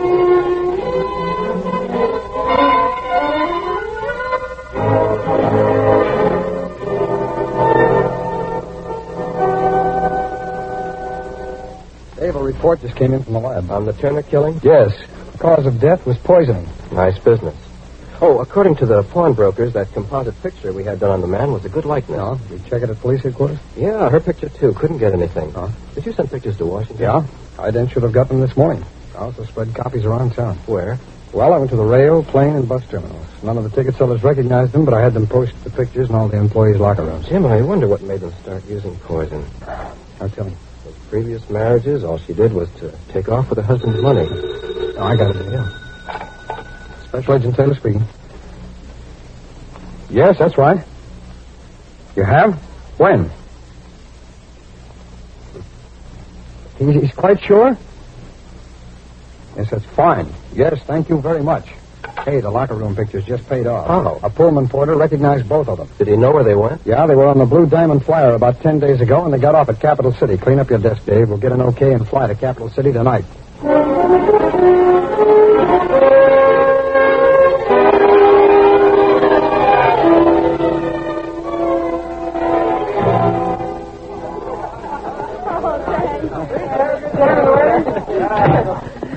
Gracious, it was a wonderful wedding, Arthur. Yes, it was. You think it's all right for us to sneak out this way? Oh, heavens, yes.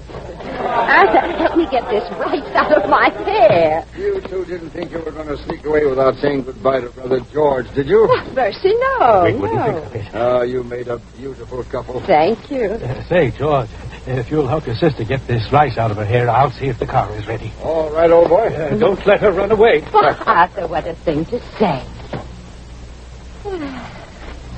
You know, George, I've become very fond of him.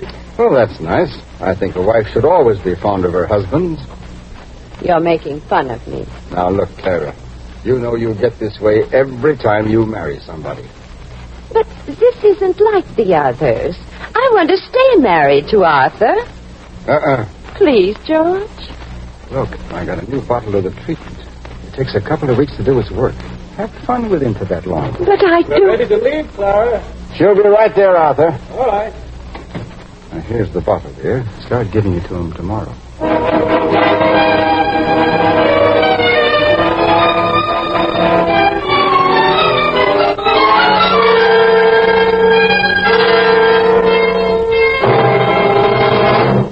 We will return in just a minute to tonight's exciting case from the official files of your FBI. Now a quick interview with Mr. Joseph Clark, a 63-year-old member of the Equitable Life Assurance Society. When he was 39, Mr. Clark started an Equitable Independent 60s plan. Today, his plan is all paid up. He's retired from business to enjoy the free freedoms that go with an Equitable Independent 60s plan. First, freedom from money worries and job worries, financial independence. I've got 4 married children, Mr. Keating, but I'll never be a drain on them. Every month, right on the dot, there's a check from the Equitable Society in my mailbox. Second, with an Independent 60s plan, you're free to live anywhere you choose. The wife and I bought us a little place in North Carolina. Nice climate, nice neighbors. Third, freedom to do the things you've always wanted to do. But just for the fun of it, we started our own little tourist camp. We've got 3 cabins and room for 6 trailers. The place has paid for itself already. Mr. Clark, whenever I hear a man talk like that, I ask myself, why doesn't everybody in America have an Equitable Independent 60s plan? Guess they make the same mistake I did years ago. They think you have to have a lot of money to afford one. How did you learn the truth? From my Equitable Society representative. It's a fact. You don't have to earn big money to begin an Equitable Independent 60s plan. Ask your Equitable representative to explain why you probably have a big head start towards Independent 60s because of Social Security and life insurance already owned. Often only a small amount of additional insurance is all that's required. A few dollars a week did it for me. Friends, why not take a leaf from Mr. Clark's book? Why not phone your Equitable Society representative without delay? Or send a postcard care of this station to the Equitable Society. That's EQUITABLE. The Equitable Life Assurance Society of the United States.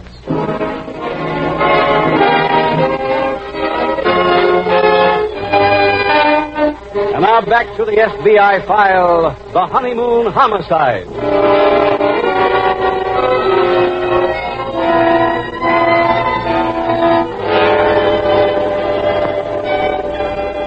Possibly a good many of you now listening to this case from the files of the Federal Bureau of Investigation are wondering how it happens that 2 criminals like the ones you are meeting tonight can remain free for any length of time. There are numerous answers to that question. As you have heard, many previous victims of this pair of swindlers were not murdered, but merely cheated. The pride of those victims who survived is the most basic reason for the freedom of these criminals, just as it is the reason behind the liberty of almost every swindler. The average victim of any racket, afraid to be known as a person whose judgment has been found wanting, usually licks his own wounds and keeps the knowledge of his loss to himself. By doing that, he comforts his vanity, but he also does something else. He ensures the fact that what was stolen will never be returned. In addition, the selfish silence allows the criminal to continue on his way to swindle still other people. If that were all, it would be bad enough. But by remaining quiet, the victim does something even worse. It is a truism in law enforcement circles that one crime, should it remain unpunished, inevitably leads to another. And as they continue, the seriousness increases until finally it reaches the only possible climax, murder. Tonight's file continues in a small anteroom at police headquarters in Capital City. Dave, I just spoke to Washington about the pictures we sent them. The man's name is George Mercer. The woman is his sister. They had records on them. Yeah. They were arrested together some years ago on a transatlantic liner. What for? The old Badger game. And his sister used the name of Clara then. That's the name she used when she married Jackson and Turner, too. Yeah, I think we can assume that she'll stay with it. Well, Dave, let's lay out a plan of action. Okay. Now, their previous pattern has been to pawn the belongings of each husband. So I think our first visit should be to all pawn shops. Right. Oh, I had another thought coming over here, one that we haven't touched yet. Lonely Hearts Club. Yeah, that'd be a good source for it. Well, I'll tell you what, Dave. Why don't you see if you can get a list of Lonely Hearts Clubs here in Capital City and start checking them. I'll cover the pawn shops and we'll meet back here.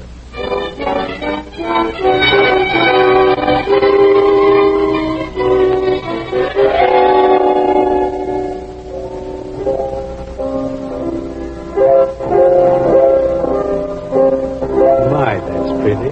Isn't it? What's the name of it, Clara? Mercy, Arthur, I don't know. Who can that be? I'll find out. Hello, Arthur. Well, bless my soul. Who is it? Come in and surprise her. Hello, Clara. George. I hope you don't mind me dropping by this way. Mind, let me take the bag. Thank you. My, you're a sight for sore eyes. Isn't he? How long are you in town for? Oh, just for a few days. Well, I'll run back and ready the spare room. No, let me do that. Nonsense, Clara. He's your brother. You sit here and chat with him. I'll do the fixing. Oh, that's mighty nice of you, Arthur. Thanks. No bother at all. I like having you with us. Thank you. He looks awfully healthy, Clara. Doesn't he? Poor man, he has trouble putting on any weight, but I've been making Nobody would take him for a man whose coffee's being spiked. Are you giving it to him? George, you haven't been in the house a minute and you're talking business. Clara, dear, I asked you a question. Just tell me, are you spiking his coffee? Yes or no? Well, no. Why not? I just can't. I wouldn't feel right poisoning Arthur. Oh, look, dear. This isn't a question of how you feel. It's something that has to be done if we're going to get to Quincy. Quincy? What are we going there for? Why, to meet your next husband, of course. I've just been up there picking him out. Now, I bought some new stuff that works real quick. You put it in his coffee tonight, and by morning, you'll be back again in the widow business.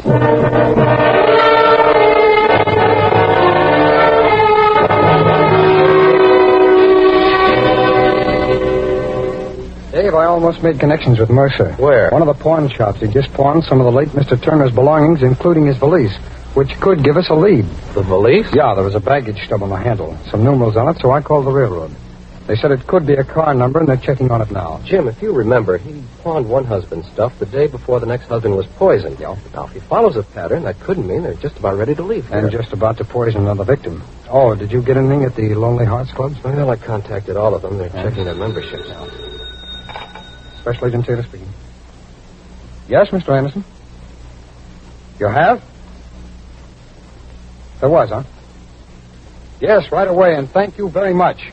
That was the railroad, Dave. Pullman car number 1847 came in yesterday as part of the Golden Nugget. Those numbers that were on the baggage stuff? Yes, the Golden Nugget's an extra fare train, and they list the passengers' names. Dave, I'm going to go over there and find out who occupied that car.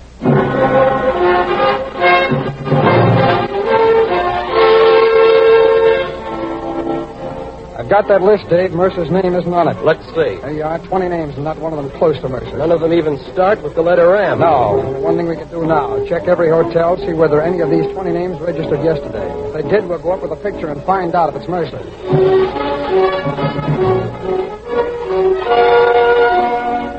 Jim, is Mercer staying at this hotel? He was. The clerk identified him as a guest named Black. That was one of the names on the railroad list. That's right. Unfortunately, he checked out an hour ago. Has his room been cleaned yet? No, they're holding it for us, Dave. Let's go in and take a look.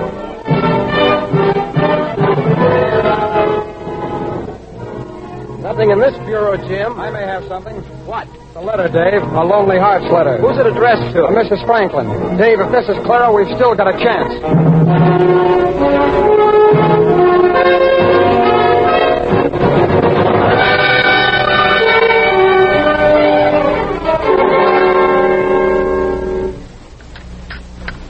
My. Oh, that was a dinner. Oh, boy. Arthur, I think Clara's become even a better cook since she married you. You hear that, Clara? Huh? George thinks your cooking's even better since our marriage. Oh. George, you being here with us calls for some kind of celebration. And I know just what it'll be. Yes? I got some cigars a couple of weeks ago. I'm saving them for a time like this. Be back in a jiffy. Clara, is the stuff in the coffee? Yes. But I'm not going to give it to him. Oh, don't be foolish. You can't make me, George. Oh, yes, I can. How? Would you like Arthur to find out about the boats we used to work? Oh. Or about the men you've been married to? Oh, George. Mr. Jackson and Mr. Turner, maybe? Oh, heavens, no. Then you'd better do it, or I'll tell him everything. You try one of these cigars, George. Oh, thanks. Well, how about a little coffee, Clara? Oh. All right.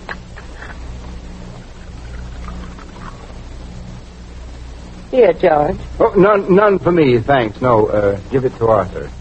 Oh. Here, Arthur. Thanks. A little sugar and cream, maybe? No, I'll drink it plain. Oh, I'll get it.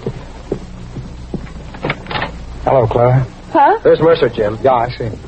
Clara, who is it? Pardon me, sir.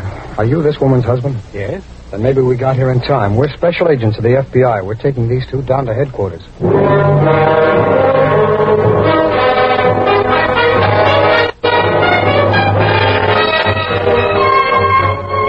George Mercer and his sister Clara were turned over to local authorities and tried in a state court on a charge of murder.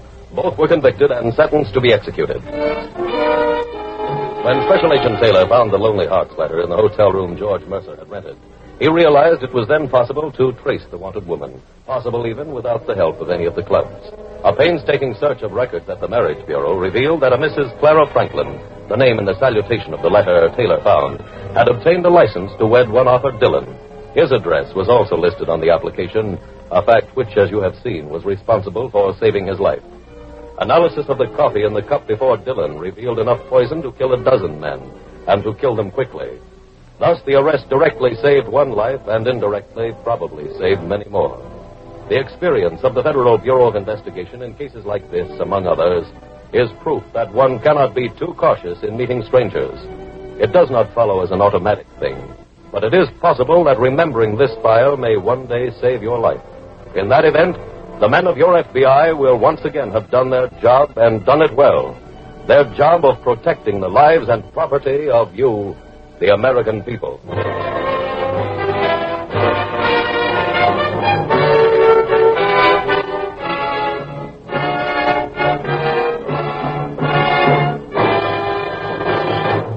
Now let's quickly review the 3 freedoms you can assure for yourself with an equitable independent 60s plan.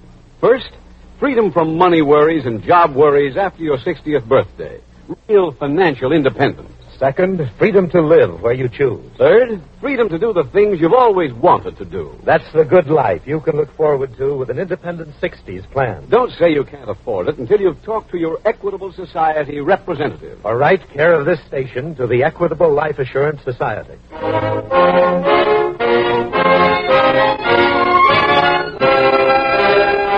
Next week, we will dramatize another case from the files of the Federal Bureau of Investigation. A story of the FBI's relentless efforts to prove a man's innocence. Its subject, extortion. Its title, The Campus Shakedown. The incidents used in tonight's Equitable Life Assurance Society's broadcast are adapted from the files of the Federal Bureau of Investigation. However, all names used are fictitious, and any similarity thereof to the names of persons living or dead is accidental. Tonight, the music was composed and conducted by Frederick Steiner. The author was Jerry D. Lewis. Your narrator was William Woodson, and Special Agent Taylor was played by Stacey Harris. Others in the cast were B. Benaderet, Herb Butterfield, Walter Catlett, Herb Rawlinson, Gil Stratton, and Paul Theodore. This Is Your FBI is a Jerry Devine production.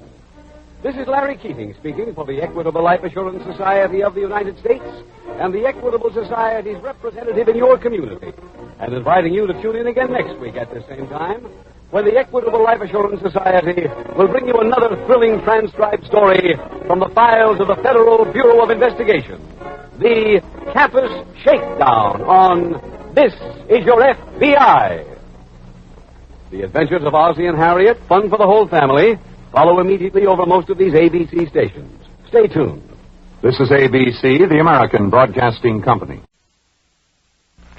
The Equitable Life Assurance Society presents This Is Your FBI.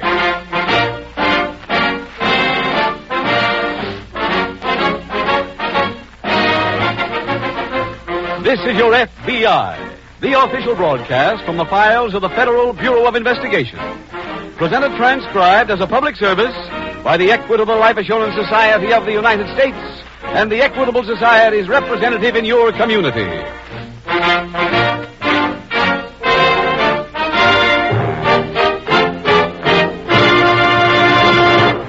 For their future security, 4.25 million Americans are united in the Equitable Life Assurance Society. Among these members, a large number look forward to the special security provided by an Equitable Independent 60s plan. Independent 60s? What sort of a plan is that? It's an Equitable Society plan for self-reliant people who wish to enjoy financial independence on reaching the age of 60. Does that describe you? Then you'll want to listen carefully in about 14 minutes when I give full details on the Independent 60s plan, offered by the Equitable Life Assurance Society of the United States.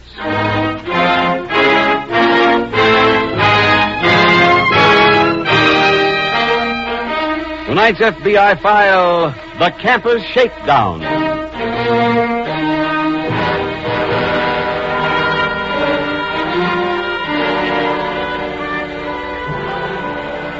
Psychiatrically speaking, most crimes, like murder, arson, and hijacking, feed on the ego of the criminal.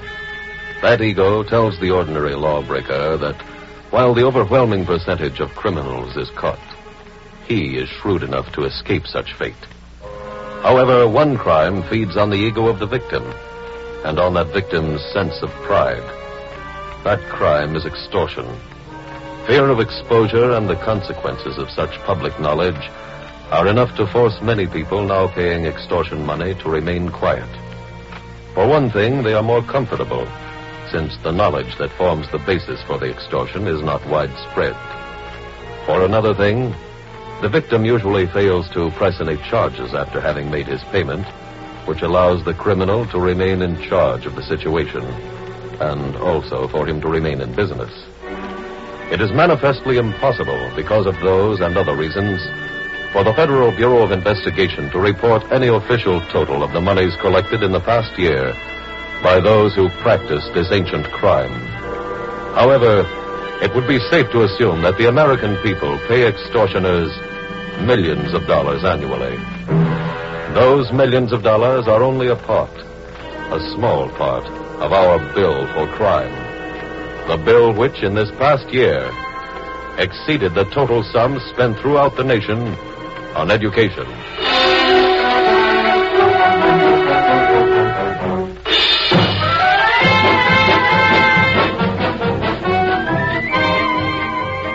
Tonight's file opens on a baseball diamond located in a large Midwestern city. The State University squad is practicing, and in one corner of the field, a young pitcher waits for someone to catch his warm-up throws. As he joggles the ball in his glove, a man approaches. Hello? Hey, Chuck, you gonna catch me? Be right there, Tony. Okay. For a college boy, you're not very polite. What? Oh, you talking to me? Hey, you're Tommy Fenton, aren't you? Yeah, that's right. I'm kind of surprised you can catch a ball today. Huh? I didn't think you'd be able to stand the noise when it hits the glove. What are you talking about? Well, you should have a world's champion hangover. How do you know? I got a look at you last night. Brother, that car of yours was really weaving up Oak Lane Drive. I saw you just before it happened. Just before what happened? Are you kidding? You mean you don't remember hitting that old lady and driving off without stopping? What? Well, your license plate is 86W349, isn't it? Yeah, that's right. Well, didn't you notice your headlight was broken this morning? You see the dent in the front fender? Here. Hey, take a look at the front page of the afternoon paper. See? Look. Police searching for hit-and-run driver. That's you. Okay, Tommy, let's get warmed up. Now, go ahead, kid. Play ball. But the police... Nah, nobody knows you did it except me. Go ahead. Start warming up. I'll see you around.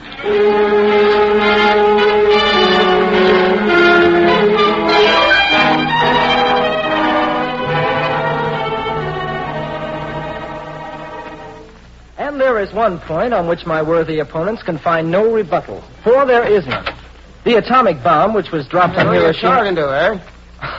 Myself. Huh? I'm practicing for the debate. Oh. Tell me, what happened last night? I'd say mainly we got drunk. I drew a big blank. Can you fill me in on what we did? I'll try. I know we started here. We finished your bottle of rye. That's right. And we went out to eat. Yeah, but we never got around to that. How come? Well, the drive-in was closing when we got there. We picked up a car hop. Her name was Betty. And she got a friend for me. Oh, yeah. Do you remember going to Joe's Roadhouse to dance? No. When we got there, you wouldn't get up from the table. You just kept asking the waiter to bring 3 drinks at a time. Oh. Then all of a sudden, you told me you were taking Betty home. I walked out on you? Uh-huh. I asked you not to drive, but you said you were all right. Now, you fill me in. On what? On what happened after that. I saw your car today. Well, what about it?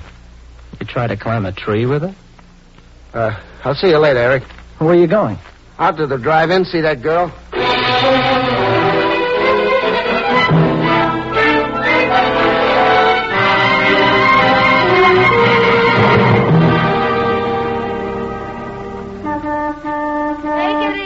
Take it easy. Oh, it's you. Hello, Betty. You got your nerve. What? Coming around after last night. Well, what did I do? I'm too busy to play games. Well, I don't remember, honest. I've waited on bums with better manners than you had. Oh, I'm sorry. If you came to make another date, the answer is no. No, I just want to ask you about last night. Where did we go when we left Joe's Roadhouse? You took me home. Straight home? Sure. Well, where do you live? On 2nd Avenue. Don't you even remember that? No. You said you wanted to go for a ride alone out on Oak Lane Drive. I did? Yeah. At first you wanted me to go with you. I wouldn't, so you said you were going anyway. Then you dropped me at my house and didn't even say goodnight. Right with you. I got another customer. I'll be seeing you.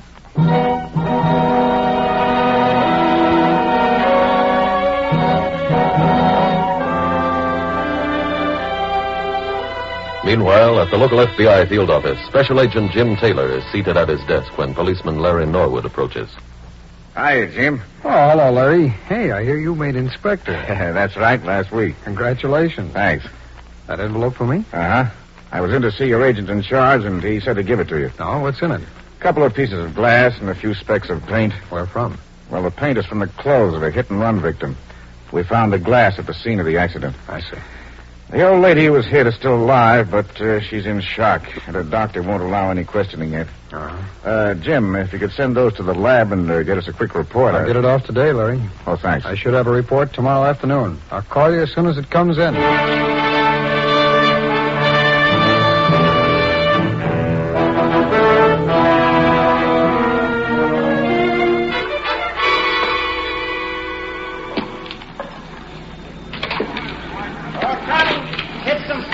For a while. Okay. Gardner has trouble going to his right, so get away from his blood path. Yes, sir. And when you finish, go in for your shower. All right, sir. Hello, Fenton. Huh? Oh, it's you. I stuck around yesterday and watched you warm up. You got pretty good control for a left-hander. What do you want? Got some bad news for you. About what? That accident we talked about. I called the hospital, but old lady's in rough shape. I know that. Well, how? I called this morning. You didn't give me a name, did you? No. You know, it'll be tough with a kid like you. Especially if she dies.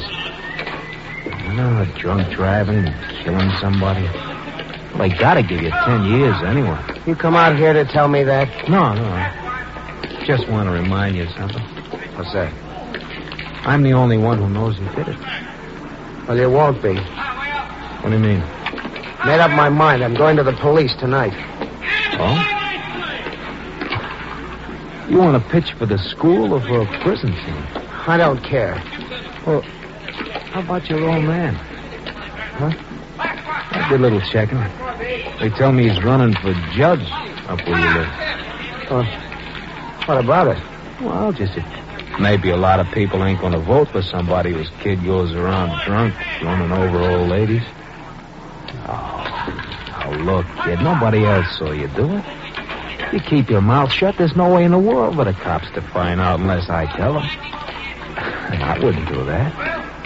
Especially if you want to keep me quiet.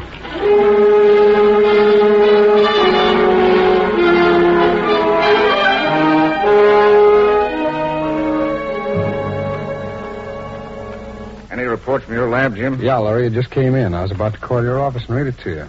That car you're looking for is a 1947 Buick convertible. It's painted blue, but that's a repaint job. I see. The original color of the car was black. Thanks, but I'm afraid I've still got quite a job in my hands. Oh? No other leads? No, not a thing. I had the papers play up the accident, hoping some witness might call in.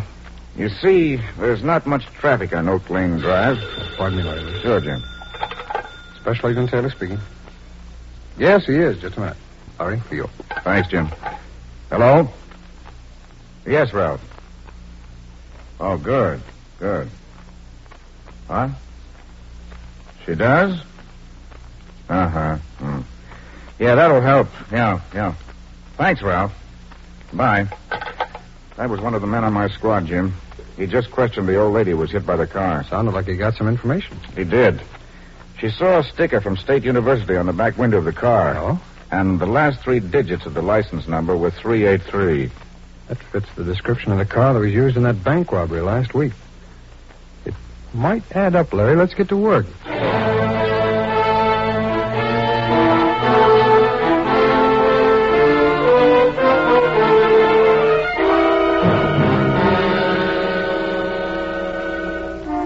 Sorry, mister. We're all closed for... Oh. Hi, Eddie. Get the uniform off, Betty. We're going out tonight. Where'd you get the car? I rented it. You got a new suit. Like it? What happened? You got lucky with the horses? No. With the kid. What kid? The college boy. What'd you do? Roll him? Mm-mm. Better than that. I nosed around, found out who his old man is. He's got nothing but money. So? So I told the kid I wanted $2,000 to keep quiet about the accident. And he came up with it? No, not the whole thing. He had $70 left in this month's allowance. I took that as a down payment. When do you get the rest? Tomorrow. Gonna sell his car and hock his jewelry. Don't I get anything out of it? Sure, baby, sure. I took your watch in to be fixed, but the guy said it was a gun, so I bought you a new one. Here. Thanks, but And I'll give you half of whatever we get. $1,000? More than that, baby. But you just said you asked him for 2. Half of 2 is 1. I asked him for $2,000 tomorrow. But that's nothing, honey. That's only the first installment. Hey. Now you willing to admit I was right? About what? About it being the luckiest thing that ever happened. You running over that old lady.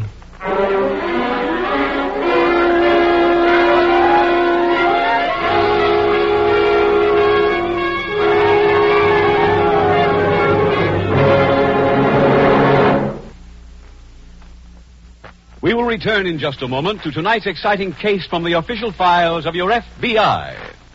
Now I'd like to introduce an Equitable Society member who just passed his 60th milestone.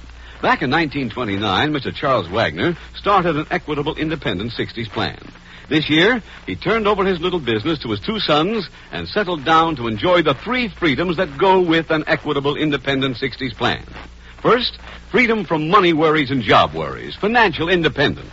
Mr. Keating, it's a big kick for me when I get that check every month from the Equitable Society, and they'll keep coming as long as I live. Second, with an Independent 60s plan, you're free to live anywhere you choose. We've bought us a little ranch in West Texas. We're really living. Third, Independent 60s means that you're free to do the things you've always wanted to do. Never had much chance for hunting and fishing during my working years, but I'm sure catching up now. Let me ask you this, Mr. Wagner. Why is it more people don't start Equitable Independent 60s plans? Well, I figure a lot of folks are like I used to be. They think you have to be a rich man to afford a plan like that. Well, how did you learn the truth? From my Equitable Society representative. It's a fact. You don't have to earn big money to begin an Equitable Independent 60s plan. Ask your Equitable representative to explain why you probably have a big head start towards Independent 60s because of Social Security and life insurance already owned. Often only a small amount of additional insurance is all that's required. A few dollars a week did it for me. Friends, why not profit by Mr. Wagner's example? Phone your Equitable Society representative without delay, or send a postcard care of this station to the Equitable Society. That's EQUI TABLE. The Equitable Life Assurance Society of the United States.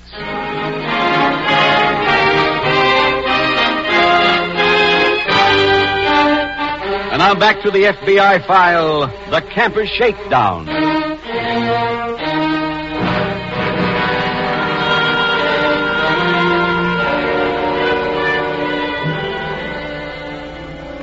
The Federal Bureau of Investigation does not choose the cases from its files, which are dramatized for you each week in any haphazard fashion. Each is chosen to serve a purpose, to help you in your fight against the army of American criminals. For while the men who comprise your local police and other law enforcement agencies stand as your first line of defense, this, in the last analysis, is your fight. The lessons to be learned from this evening's program are twofold, and both are equally important. The first is that this vicious crime, which finds a young college boy as the victim, need not necessarily have struck where it did.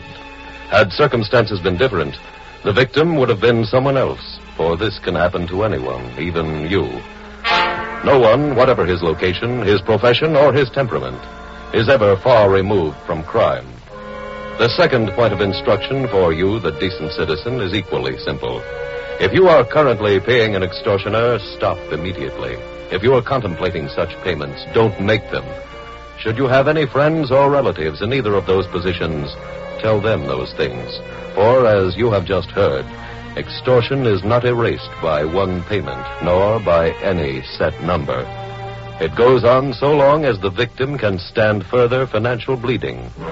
For example, one victim was known to have made regular payments to an extortioner over a period of 23 years. Before you or anyone you know becomes involved in any such position, do one thing and do it now. Go to your phone and call your local police.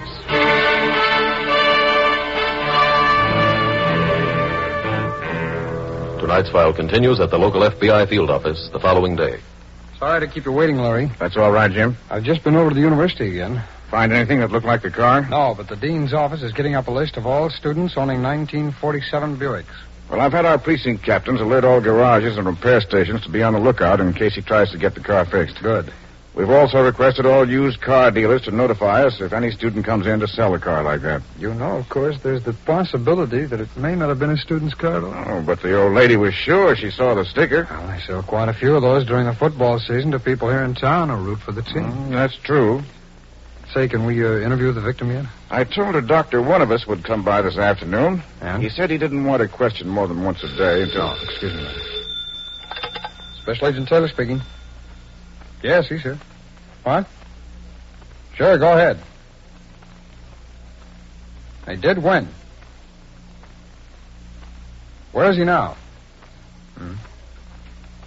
Yeah. Right away. Headquarters, Larry. They said to give you a message. Oh? A young man named Fenton tried to sell a blue 1947 Buick convertible a little while ago at a used car lot over on the west side. Did they get our warning in time? Yeah, they detained him until the police arrived and arrested him. Good. Where is he? The city jail. Oh, a man who was with young Fenton ran as he saw the police approaching. Larry, will you cover the hospital? I'll go down and get his story. He might tie into that bank robbery.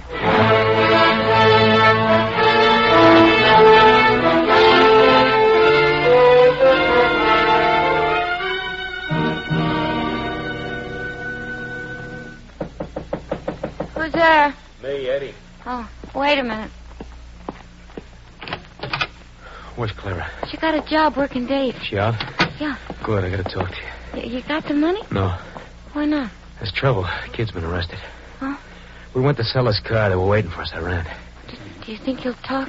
He might. Oh, Eddie. He can't prove anything on me. Well, how about me? You're in the clear. But I... Just sit tight, baby. There ain't nobody gonna find out that you were driving that car.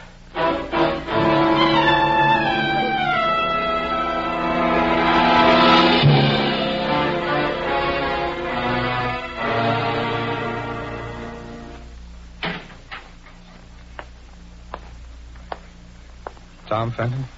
That's right. Special Agent Taylor, FBI. Here are my credentials. I'll tell you everything I know, Mr. Taylor. Good. Well, the first thing is, are you guilty? Yes, sir. Fenton, I can understand your having the accident, but what made you keep going? I can't explain it. I was very drunk. Well, this happened a couple of nights ago. Why didn't you report the accident after you sobered up? Well, I thought it might hurt my father. He's running for judge back home, and this kind of publicity... Won't get him many votes. Is that what you mean? Well, it's not just the election. He was kind of proud of me. You think that's reason enough? No, sir. Were you alone when the accident happened? Well, I don't know. I understand I was. Oh, from whom? A girl named Betty who works at the drive-in on Route 91. I was out with her that night. She said I took her home and left her to go for a ride alone on Oak Lane Drive. Maybe I did. But you don't remember? No, sir. I don't remember anything about it. Well, I'm afraid that won't be much help to you in court. I know. Fenton, I came here to question you about another crime as well. Another crime? Yeah, bank robbery. Oh, now, wait a minute. I've confessed to the only crime I've committed. Oh, I'm aware of that now. Fortunately, you don't fit the suspect's description. Oh. Fenton, I don't like to moralize, but I guess you can see now what a chain of trouble you brought on yourself. I was in even deeper than you know, Mr. Taylor. Oh, what do you mean? A man saw the accident, looked me up the next day, and he wrote me a letter, threatened me, asked me for $2,000. Oh, who was this man? I don't know his name. Did you give him the money? No, sir. That's why I was trying to sell the car so I could pay him. Oh, then he's the man who ran away from the used car lot when the police arrived. Yes, sir. Would you know him if you saw him again? Oh, yes, sir. All right, then I'll arrange for you to visit the police gallery. See if you can pick out his picture. I'd like to talk to him, too.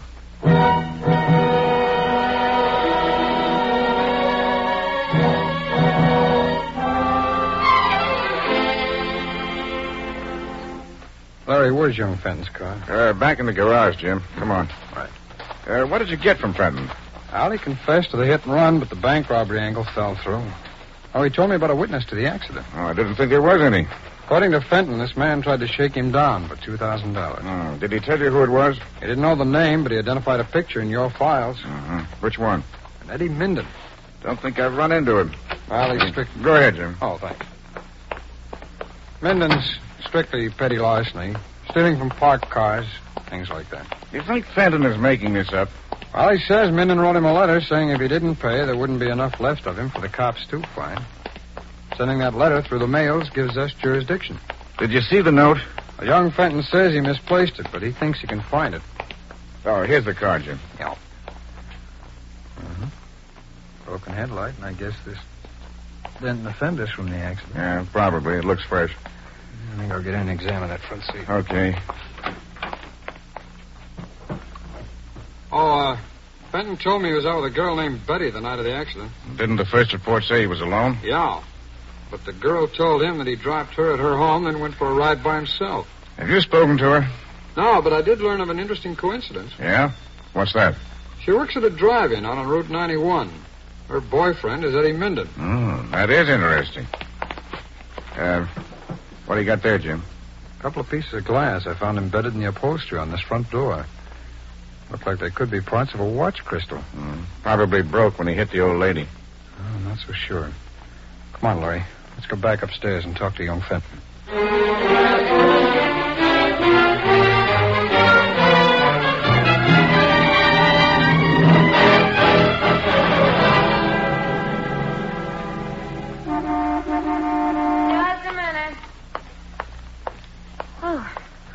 Hi, baby. You hear anything about the kid? Uh-huh. Confessed everything. Oh, swell. I'll tell you one thing. This washes me up with them college kids. I had enough the Wait a first minute. time. Huh? Look what just drove in. Where? Right next to it. Oh. Hello, Betty. Oh. Hello, Tommy. Well, I see you two know each other. I just come in for a sandwich. Who's taking my order? How come you're out? Yeah, I heard you confess. I did, but they didn't believe me. They don't think I did it. Huh? Seems they found out who was really driving my car when the old lady was hit. You did? Who was it? Betty, They're crazy. you want these back? What? These pieces of broken glass? They're from the watch crystals you broke when you hit the old lady. Eddie. A man from the FBI checked at jewelry stores and learned that your friend here brought your watch in to be fixed. Eddie, how'd he find out? Shut up, you dope. Hold it, David! Hold it or I'll fire! Now get out of there. This is the FBI man I told you about. Now, you and the girl get in Tommy's car. We're going to headquarters.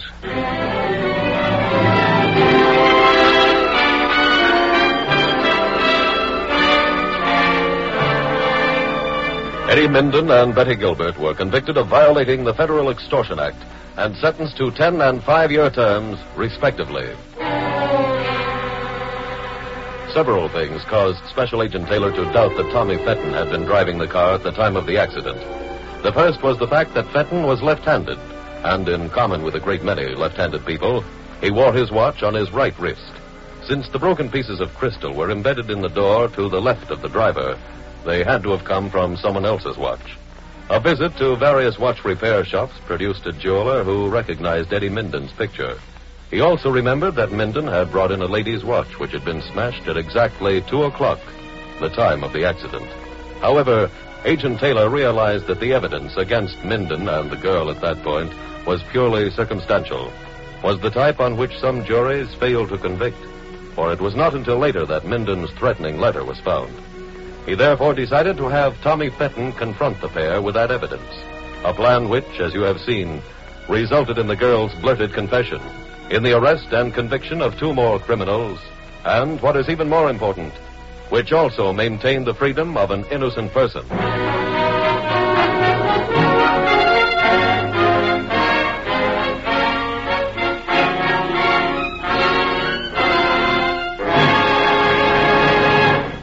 Now let's quickly review the 3 freedoms you can assure for yourself with an Equitable Independent 60s plan.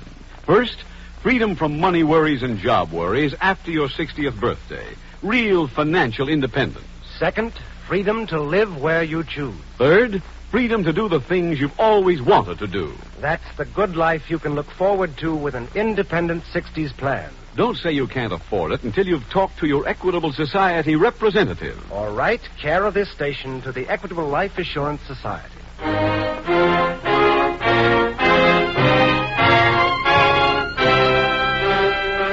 Next week, we will dramatize another case from the files of the Federal Bureau of Investigation. A dramatic account of an agent who brought a dead man back to life. It's titled, The Mercy Manhunt. The incidents used in tonight's Equitable Life Assurance Society's broadcast are adapted from the files of the Federal Bureau of Investigation. However, all names used are fictitious, and any similarity thereof to the names of persons living or dead is accidental. Tonight, the music was composed and conducted by Frederick Steiner. The author was Jerry D. Lewis. Your narrator was William Woodson, and Special Agent Taylor was played by Stacey Harris. Others in the cast were Anthony Barrett, Tom Brown, Georgia Ellis, Terry Kilburn, and Theodore Von Eltz. This is Your FBI is a Jerry Devine production.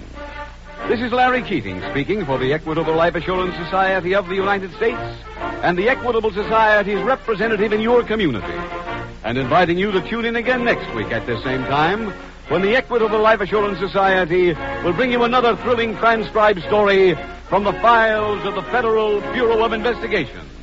The Mercy Manhunt on This Is Your FBI. The Adventures of Ozzie and Harriet, fun for the whole family, follow immediately over most of these ABC stations. Stay tuned. The Equitable Life Assurance Society presents This Is Your FBI.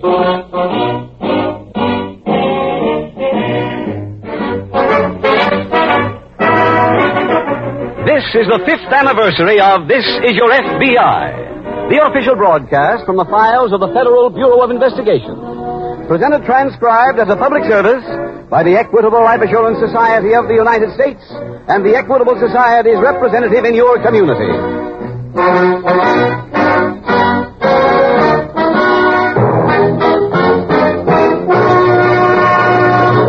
5 years ago, during the first broadcast of this program, it was our privilege to present two distinguished Americans, Mr. Thomas I. Parkinson, President of the Equitable Life Assurance Society, and the Honorable J. Edgar Hoover, Director of the Federal Bureau of Investigation. Tonight, 5 years later, we are again privileged to bring you these same two gentlemen. Mr. Hoover will speak to you in person later in the program. Now, we are pleased to present Mr. Thomas I. Parkinson. Mr. Parkinson.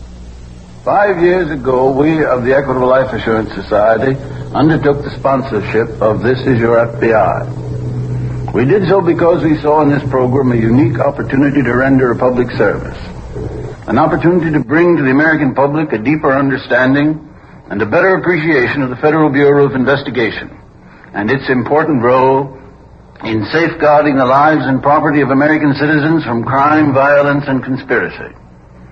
It is particularly fitting for the Equitable Society to sponsor such a program because the protection of American homes and American families is our business too. For 91 years we have been promoting security, preserving homes for widows and children, educating youth, providing comfort for elderly men and women, and peace of mind for the millions of people who have joined the Equitable Society. At the same time, life insurance dollars represent another force for good in the economic life of our country. Our investment funds, while earning interest for the members of the society, build railroads and factories, finance homes, participate in a score of industries, help maintain millions of people on payrolls, contributing materially to the highest living standards known to mankind.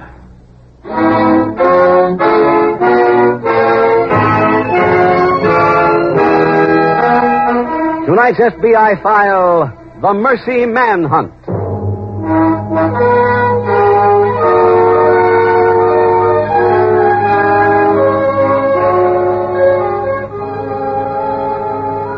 This is Holy Week, and in many different parts of the world, pious people of all religions have one common dream, one common hope for the future. Their prayers go forth and ask that in some way man may discover a piece of knowledge that has eluded him for all his thousands of years on earth. For knowledge which no civilization in all history has ever possessed.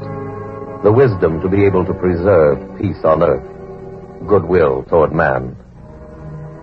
The case from the files of the Federal Bureau of Investigation chosen for dramatization tonight does not concern a kidnapping, a predatory scheme of extortion, or even the story of a whimsical swindle, though each of those is available for the telling, since Holy Week to the criminals of the nation is merely another 7-day period in which to pillage and plunder. Instead, we have selected what in the parlance of the newspaper business is called a human interest story.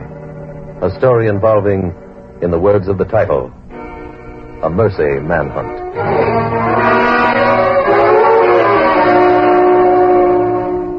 Tonight's file opens at a railroad station in a small western town.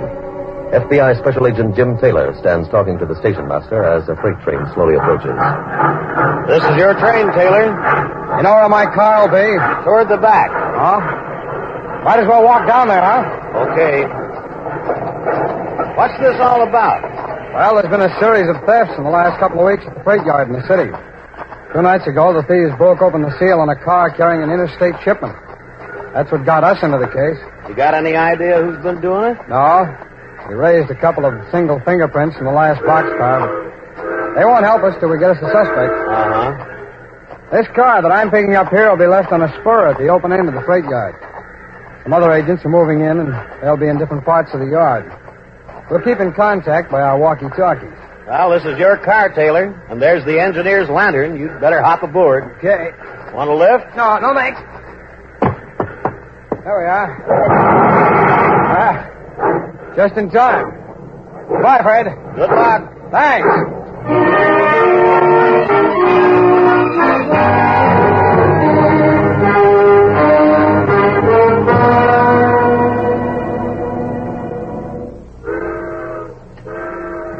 Carol to Taylor. Yeah, Bill?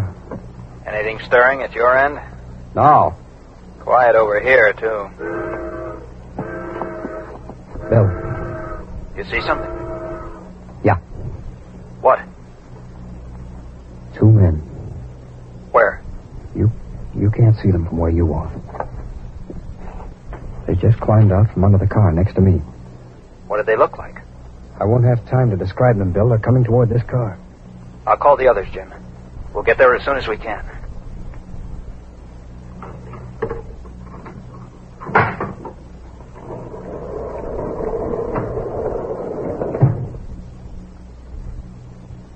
Looks empty, Leo. Let's take a look. Give me a hand. Yeah, okay. Yeah. Get the flashlight? You won't need one, huh? You're both under arrest.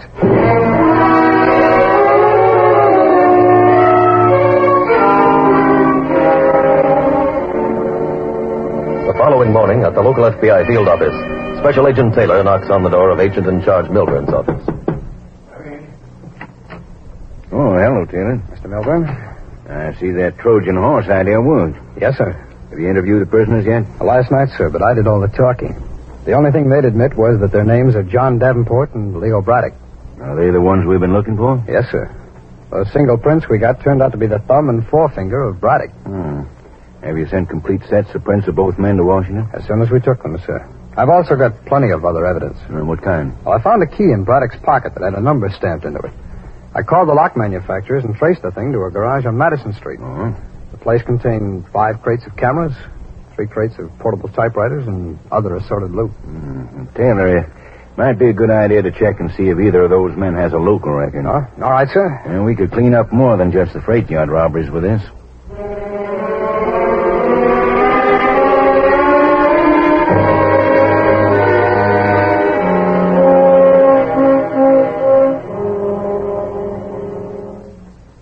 Are you Mr. Taylor? That's right, ma'am. I'm Mrs. Davenport. John Davenport's mother. Davenport? Oh, one of the men we arrested last night. Yes. I went over to the jail. They showed me the prisoner who calls himself John Davenport. But he's not my son. No? Well, possibly it's someone with the same name. But it said in this morning's paper that you arrested John L. Davenport, Jr. of 92 Ross Street. That's my address. What does your son look like? I have his picture in my purse. Just a minute. Here you are. Thank you. Yes, you're quite right. This isn't the man I arrested last night. Where did you get that address? From identification in his pocket. Why? Well, you see, I've been led to believe John was dead. Oh. Then I saw the story in this morning's paper. I knew it couldn't be him, but, well, I had to make sure. What happened to your son? He was in a train wreck last month at Westfield. Oh.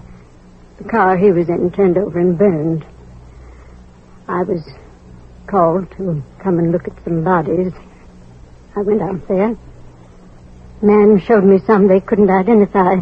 He asked me if one of them was John, and I couldn't tell, Mr. Taylor. Yes, of course. They did find his watch and a ring I gave him for his 23rd birthday. Oh? Where were they? In the wreckage. Mm-hmm. Well, I've got to go over to the jail in a few minutes. I'll tell you what, Mrs. Davenport. I'll try to find out how that prisoner got hold of your son's identification papers.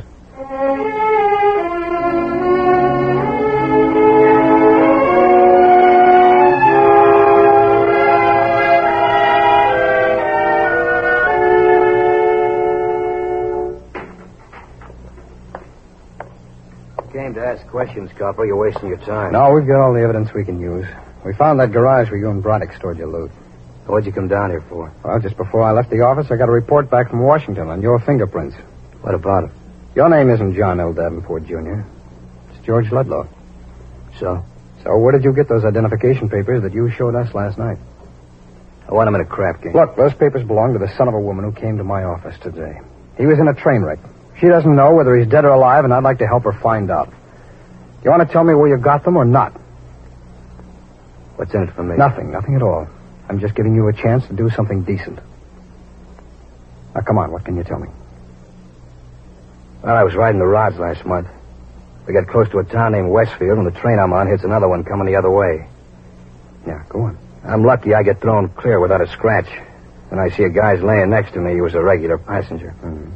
I reach into his kick, take out his wallet, and put mine in his pocket. Was he alive?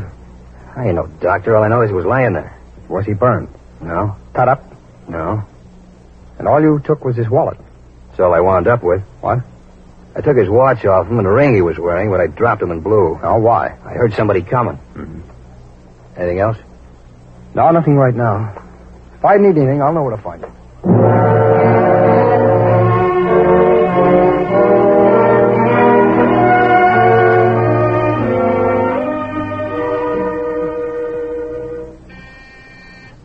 Just a minute.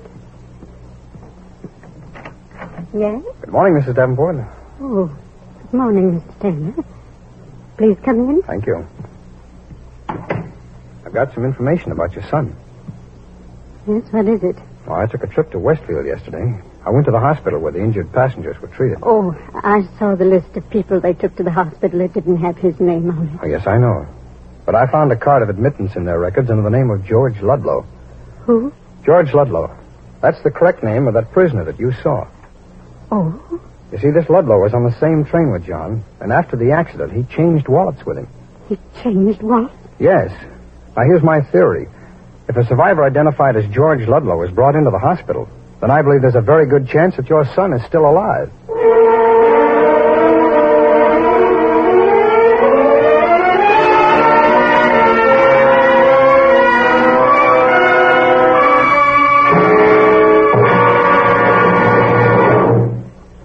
We will return in just a minute to tonight's exciting case from the official files of your FBI.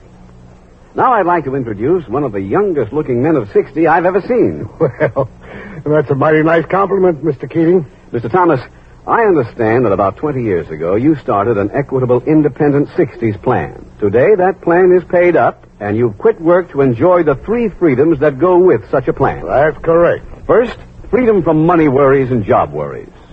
Financial independence. Every month, sure as shooting, there's a check from the Equitable Society in my mailbox. You can bet your boots I'll never have to ask anybody to help support me. Second, with the Equitable Independent 60s plan, you're free to live anywhere you choose. Well, my wife inherited a little place in the grand old state of Missouri. That's where we're settled down. Third, you have freedom to do all the things you've always wanted to do. I'm one of those golf maniacs, Mr. Keating. Right now, I'm making up for all the golf I missed when I was chained to my disc. So, all in all, I counted a lucky day when I discovered that I could afford an Equitable Independent 60s plan. It's a fact. You don't have to earn big money to begin an Equitable Independent 60s plan. Ask your Equitable representative to explain why you probably have a big head start towards Independent 60s because of Social Security and life insurance already owned. Often only a small amount of additional insurance is all that's required. A few dollars a week did it for me. Friends, why not take a leaf from Bill Thomas's book? Why not phone your Equitable Society representative without delay? Or send a postcard care of this station to the Equitable Society. That's EQUITABLE. The Equitable Life Assurance Society of the United States.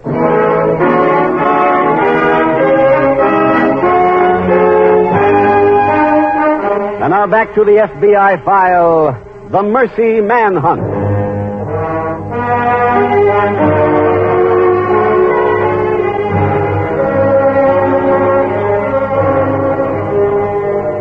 Tonight's case from the files of the Federal Bureau of Investigation makes an obvious point, but one which is often either forgotten or overlooked. The profession of law enforcement has many facets. It entails more than tracking down a wanted criminal. or laying traps such as the one you witnessed earlier this evening. They are all part and parcel of the job of being a law enforcement officer. But the other side of the profession, the side the general public rarely sees or hears about, is what keeps so many men at their jobs, while by and large they are being underpaid and overworked. What keeps those men on their jobs, despite outside offers of greater salary, is perhaps best exemplified by the assignment Special Agent Taylor has taken upon himself. An assignment to find a woman's missing son on his own time and at his own expense. If this were the only such case in the Bureau's files, it would not have been chosen for dramatization tonight.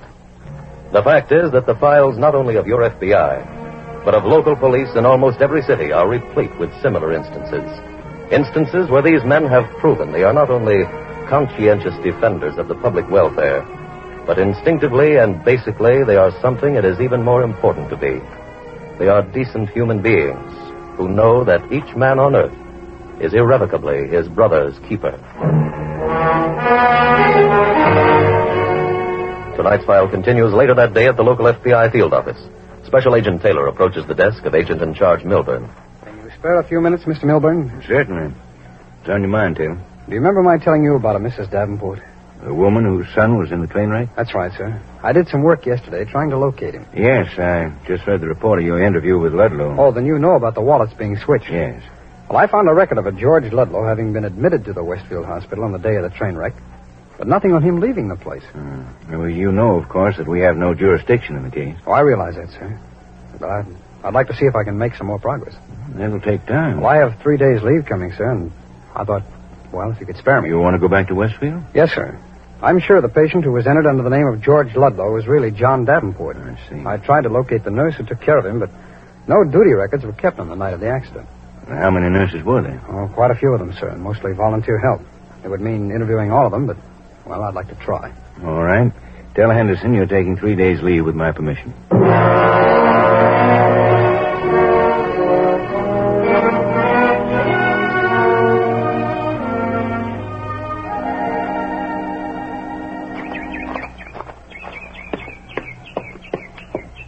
Good afternoon. Good afternoon, young man. Are you Mrs. Cortland? That's right. My name is Taylor. I'm a special agent of the FBI. Here are my credentials. Well. Mrs. Cortland, I'm looking for a man who was in the train wreck last month. Oh. I understand that you helped out at the hospital that week? Yes, everybody did. Yes, I'm finding that out. Tell me, Mrs. Cortland, do you remember any of the patients? Not very well. There were so many. Well, I have a picture here. Maybe this will help. Yes. Yes, I do remember this man. Are you sure? Oh, positive. You see, a few hours after the accident, he got out of bed and asked for permission to leave. Oh? Well, he had no visible wounds, and we needed his bed so badly, so I said it was all right. Well, then he had recovered. Oh, now I don't know. Well, Mrs. Cortland, can you give me any idea at all where he went after leaving the hospital? Oh, no, I haven't the faintest notion. Oh, I see. Oh, I do wish I could be of more help. Oh, that's all right, Mrs. Cortland. I gave myself 3 days to find this man, and I've still got 2 of them left.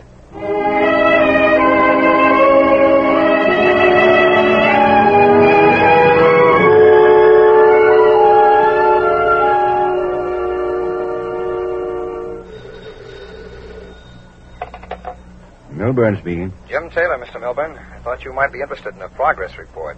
Have you located Davenport? No, not yet, sir, but I am making some headway. I found the nurse who helped take care of him after the accident. Good. She said Davenport left the hospital under his own power.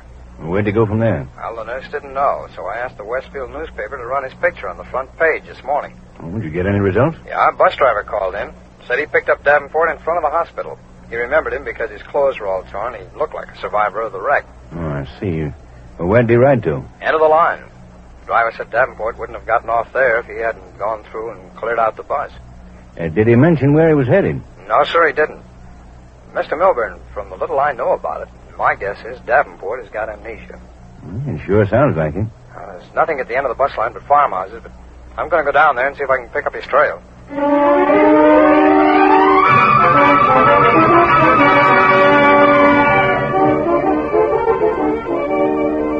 Mrs. Pittman? That's right. Do you ever remember seeing this man?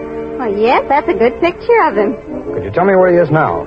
Is he in trouble? No, ma'am, he's missing, and we'd like to find him. Well, he stopped at the farm about a month ago, and we gave him a meal. Do you know where he went from here? My husband sent him someplace to get word. Oh, where's that? Over to Colfax to join the berry pickers. Yes, sir. I'm foreman of this gang. I'd like to find out if you've got this man working for you. You recognize him? Mm-hmm. Is he here? Nope, he left off picking 2 weeks ago. Oh, do you know where he went? Mm-hmm. To Centerville to pick apples. Oh, thanks very much.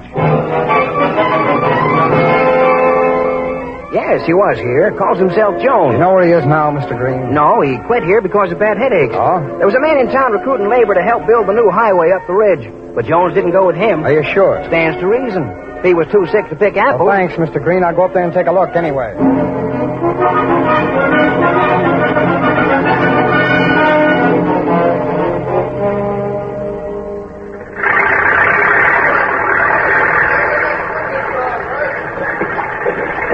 Hi. Said I could find the foreman up here. You're talking to him. Oh? Can you spare me a minute? Not much more. Well, I'm from the FBI. Here are my credentials. What can I do for you? Will you take a look at this picture, please? I suppose to know him? Don't you? No. Have you hired anybody in the last couple of days? Mm-hmm. Let's see. One yesterday and two the day before. And none of them look like the picture. Well, two of them don't. One wears a beard. I don't know what he'd look like without it. Oh? Where is he? See the guy cutting open the bags of cement? Near the mixer? Yep. Thanks. I think I'll go over and talk to him. All right, go ahead. Hello? Hello? You're John Davenport, aren't you? No. I'm Charlie Jones. Oh, I think you're mistaken. What? Come on, John. We can talk about it on the way home.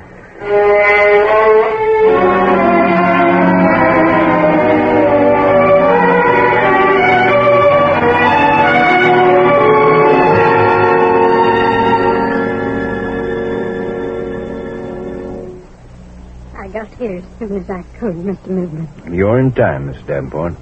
When do you expect me? Very soon. Did Mr. Taylor say how John is? Well, I didn't want to tell you on the phone. Seems he's suffering from amnesia. Oh?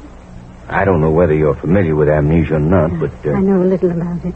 Well, then you're aware that he'll undoubtedly require medical attention. Oh, yes. Oh, hello, Mr. Davenport. Hello, sir. Taylor? John's here? Yes, ma'am. But before you see him, there's something you should know. What? All the way down here on the train, I tried to get through to him. Nothing helped, ma'am. He doesn't remember anything or anybody.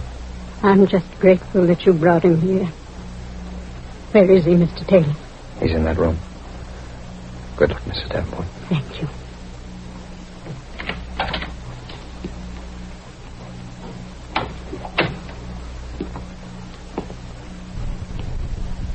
John.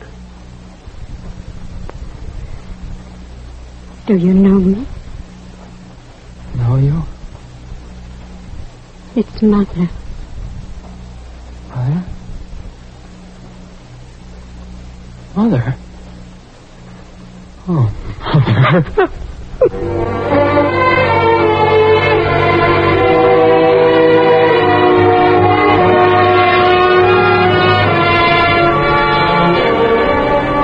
Leo Braddock and George Ludlow were tried and convicted in federal court on a charge of violating the theft from interstate shipment statute, and each sentenced to a 5-year term. And now, speaking to you from FBI headquarters in Washington, D.C., we bring you the director of the Federal Bureau of Investigation, Mr. J. Edgar Hoover. Mr. Hoover. Tonight's program on This Is Your FBI marks the beginning of its 6th year on the air. We were a nation at war when this program was born. The stress and strain of combat caused gigantic dislocations in our society. It was disheartening to note the steady rise in crime and to see thousands of our boys and girls engulfed in a criminal horde. We were a busy nation at that time, and adult America showed little or no concern about crime. We in law enforcement, however, recognized the gravity of the situation.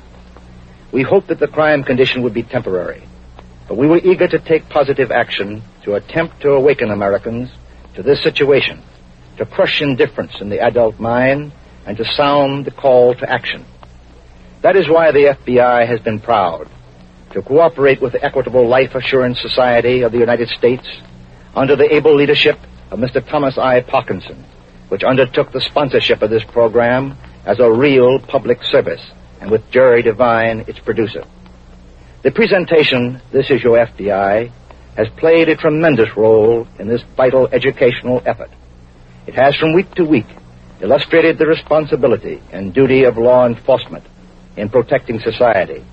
It has pointed out how citizens can best cooperate with law enforcement. It has shown the need for crime prevention methods, and it has highlighted the problem of juvenile delinquency.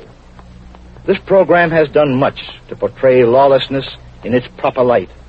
It has effectively taught how citizens can protect themselves from criminal elements.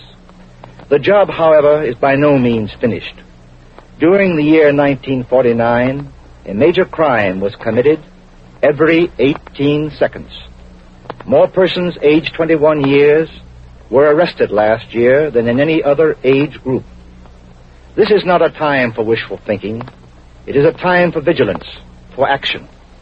The battle against crime will be won or lost through the interests and actions of the mothers, fathers, and the adults of the nation. Crime challenges the parents to prepare their children to be the heirs apparent of the future. It calls upon education to instill a deep respect for American institutions. It cries out to our churches to prevent corruption and decay by emphasizing fundamental principles of morality and decency. It challenges every community in the nation to take positive action to eradicate focal points of lawlessness. The ability of the community in which you live to meet the problems of crime depends upon you. Your homes, your churches, your schools, your civic organizations, and your law enforcement agencies can only be as good as you make them. You alone can help win or lose the battle against crime. Take inventory now and make the crime problem your fight.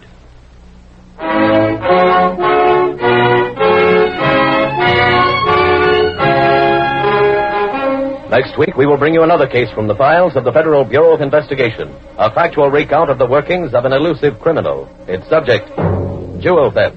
Its title, The Perilous Secret.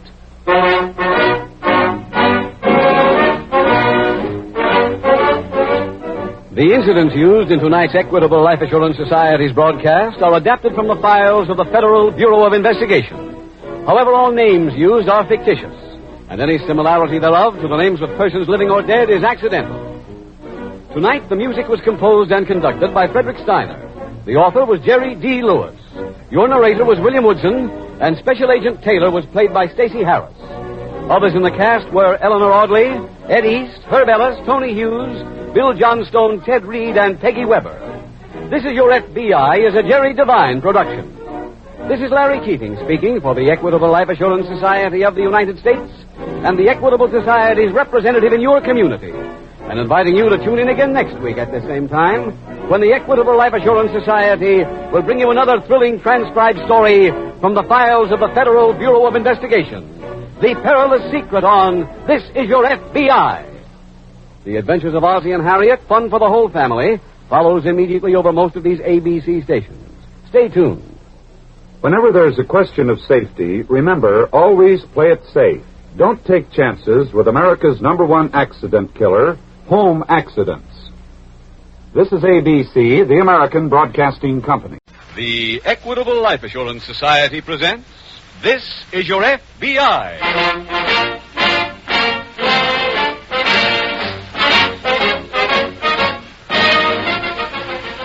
This is Your FBI, the official broadcast from the files of the Federal Bureau of Investigation. Presented transcribed as a public service by the Equitable Life Assurance Society of the United States and the Equitable Society's representative in your community.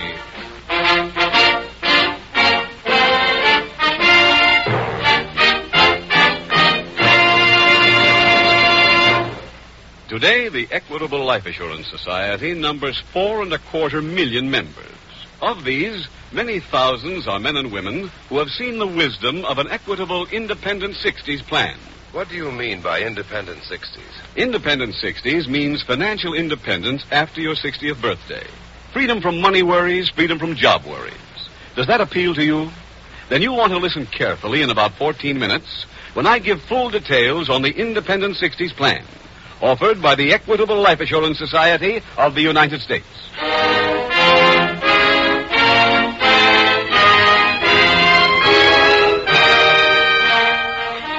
Tonight's FBI file, The Perilous Secrets.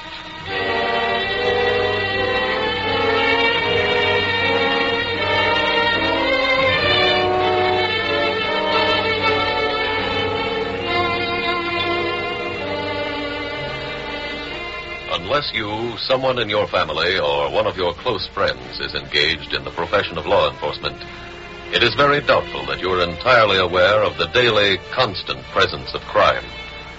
The Federal Bureau of Investigation makes that statement with the full knowledge that this official broadcast from its files is heard in many remote hamlets as well as in larger cities. Wherever you may find yourself at the moment, crime is somewhere near. You need no more proof than the fact that 1 out of every 19 people in this country have fingerprint arrest records. Do you know more than 19 people? If you do, it is possible that at least one of them has such a record at FBI headquarters in Washington. That figure holds true not alone for the slum sections of large metropolitan centers, but for every part of the nation. People are arrested in hovels and in mansions, in bleak corners of the desert and outside the general stores in small towns. They are, in short, arrested everywhere, because crime is everywhere. Criminals have infested the land until they are as much a part of the current scene as the horizon. Take tomorrow morning's edition of your newspaper. Note every story that refers in any way to crime or to criminal operations, and you will discover, possibly with something of a shock, how active America's criminals are and how they affect everyone. Everyone, including you.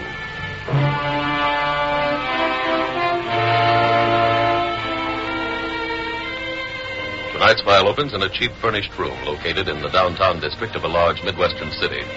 It is early Sunday morning, but the shade is drawn and no sunlight filters through the single grimy window. A lean, sallow-complexioned man tosses restlessly in bed as someone knocks on the door. Oh, go away. Open up, Charlie. Come back later. Stand near the... Oh, just a minute.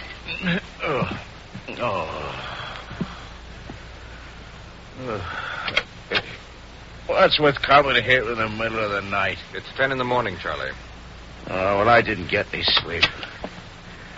Them pickpockets in the next room had a party last night. Just broke up. You working? About an hour ago. I say? You working? Yeah. I can't get lucky, Ben. Last night I made a drunk, tailed him, rolled him, and wind up with 23 clams. Like to do a job for me? How much? $500.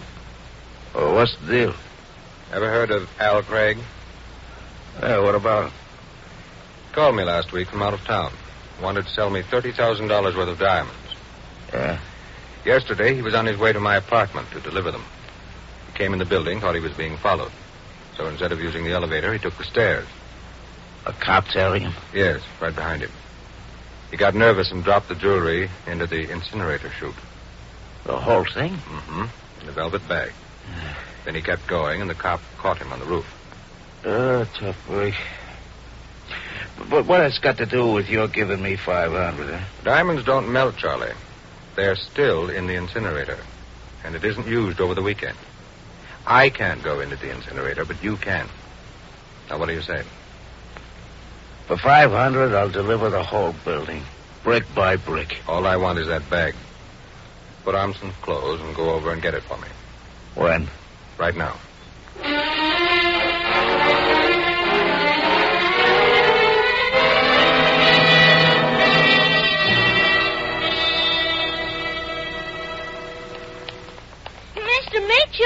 Mr. Mitchell. Right here, Dickie. You promised to tell us a story, didn't he, Peggy? Yes, you did.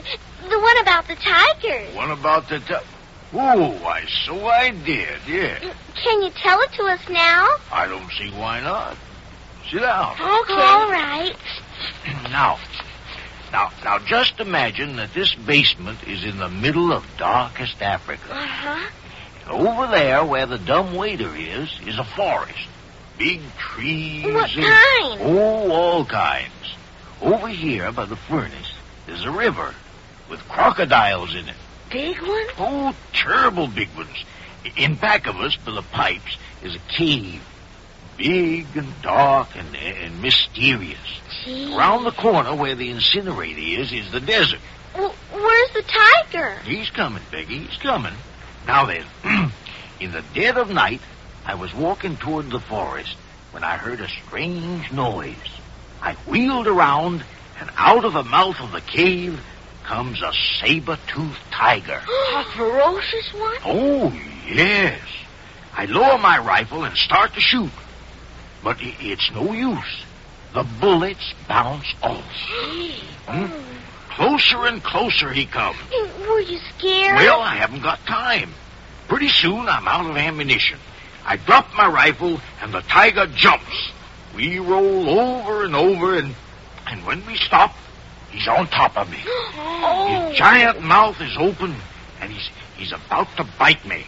Gee, Mr. Mitchell, what happened? Well, now, it suddenly comes to my mind that saber-toothed tigers are very ticklish. They are? Sure, just like you children. So I reach up and brush my finger over his ribs, see? Like this. And like this. And that's how I escaped. Oh, I'm glad you did. Oh, somebody's coming down here. Maybe it's that nurse of yours. We're not supposed to be here. Listen, you better hide. Over there behind the pipes. Okay. Come on, Peggy. Okay.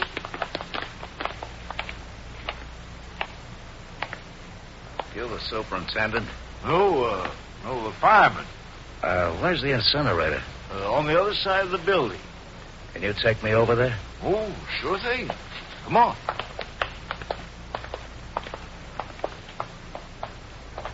Are they gone, Dickie? Yeah. Well, let's go upstairs.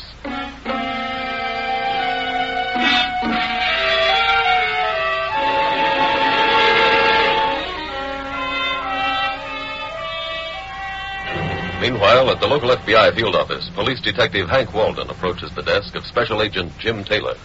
Hello, Hank. Hi, Jim. What brings you up here on a Sunday? Business. I was in to see your agent in charge, and you're nominated to work with me. Oh, on what? One of the men on my squad recognized a jewel thief named Al Craig last night. Oh, here in town? Yes, over on River Drive. He followed him. Craig went into that big apartment house on the corner of River Drive and Madison Street. Must be more jewelry in that building than there is in Tiffany. Well, as much anyway. Craig got inside the building and started to walk up instead of riding the elevator. My man followed, staying a floor below him all the way. Craig tried to pull a job? No, he just kept going. He was collared on the roof. Anything incriminating on him? No. It doesn't look like you have much of a case. I didn't think so either till we booked Craig on suspicious conduct and went over to search his hotel room. Oh, did you find anything? No jewels, but quite a few settings. They looked kind of familiar, but I couldn't make them. Then this morning I remembered seeing descriptions of every one of them. Where? In a notice your office sent out. They were stolen last month back east. Oh, you talked to Craig since then? No, I came right up here. Thanks, Hank. I'll go over and see him now. With this kind of proof, maybe he'll talk.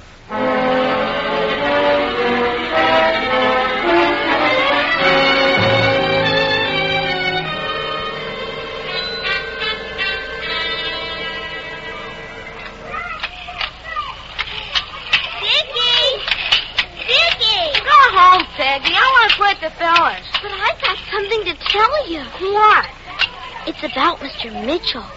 He got hurt. Huh? It happened a little while ago. How do you know?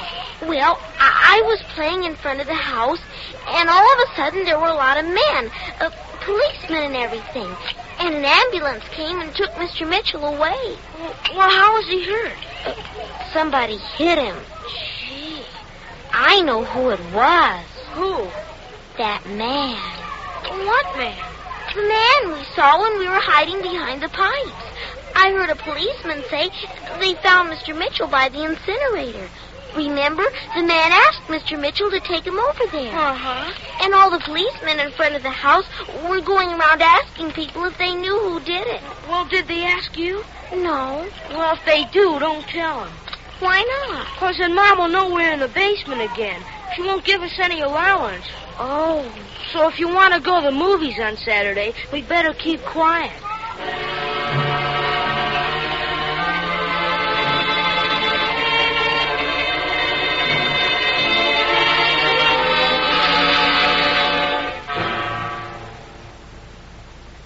Hank, I just finished interviewing Al Craig. Get anything, Jim?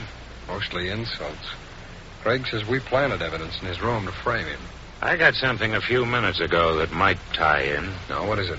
I got a call from the precinct captain in the River Drive district. Yeah? A man named Mitchell, who works in the building Craig entered last night, was found unconscious on the floor in the basement near the incinerator. Well, how does that tie in with Craig? Mitchell said he was attacked by a man who came to get a bag of jewelry out of the incinerator. Oh? He described the man? Oh, he passed out before he could. Where is this Mitchell now? City hospital. He's still unconscious, though. The doctor said he'd call as soon as he can be questioned.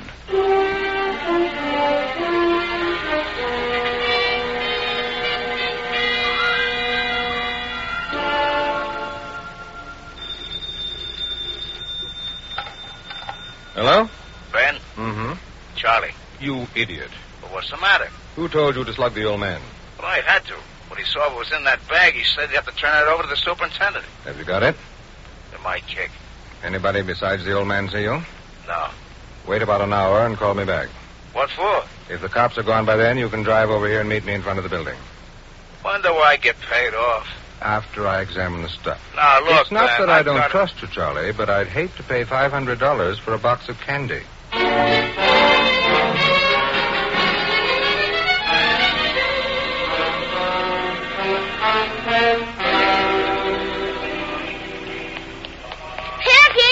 Peggy! What? You know what I just saw? A saber-toothed tiger? No. You know Mr. Evans? Oh, the nice man who gives us candy? Uh-huh. Well, he was talking to another man in a car. It was the man we saw in the basement. Oh. Did he hit Mr. Evans? No, they were just talking. Are you sure it was him? Yeah. I think we ought to tell Mr. Evans to be careful. Come on. Okay. Mr. Evans! Mr. Evans! Oh, hello there. Well, tell him, Dickie. All right. You know that man you were just talking to? Which one? He was in a car that was here a couple of minutes ago. What about him? Well, go ahead, Dickie. He's the one who hit Mr. Mitchell. Now, whatever makes you think that? We saw him in the basement today. You did? Yes. He asked Mr. Mitchell to show him where the incinerator was. You must be mistaken. It couldn't be the same man. Well, it is. I know it. You're sure? Yes. Come on, children. We'd better talk this thing over. Where are we going, Mr. Evans? For a little ride in my car.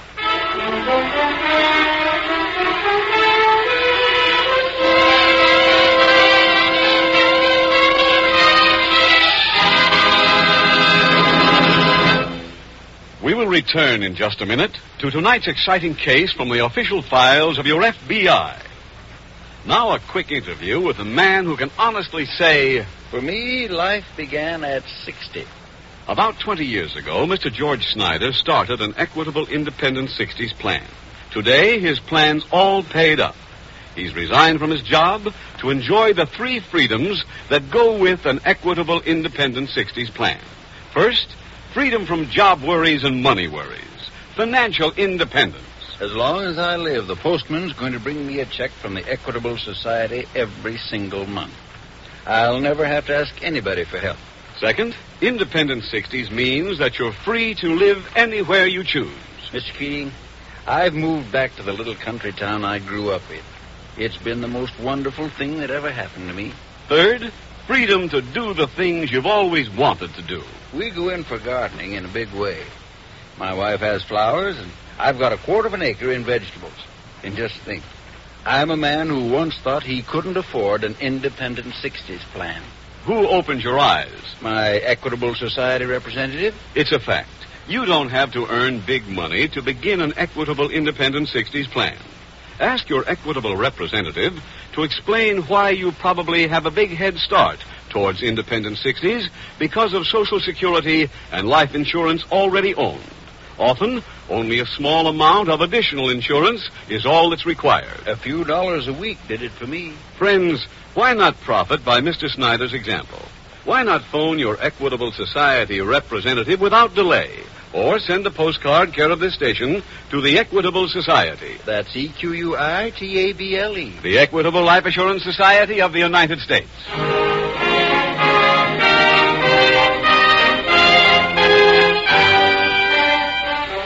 And now back to the FBI file, The Perilous Secret.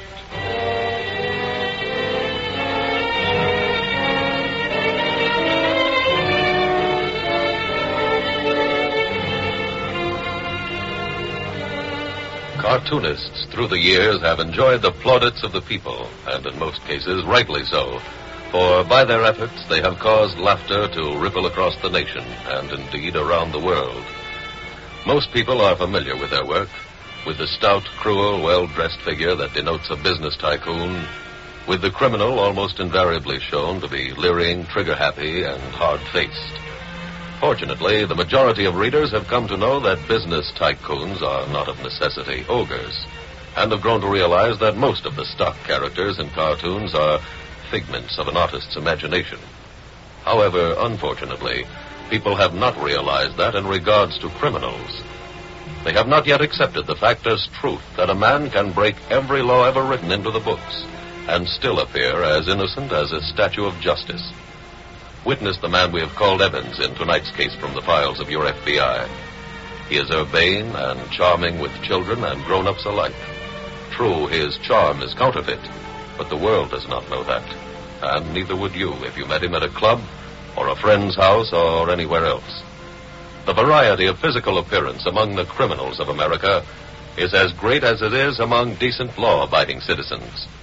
That is the point your FBI would like you to take away from this evening's program. Phrased differently, don't suspect every stranger of being a criminal, but also don't be too sure he's not.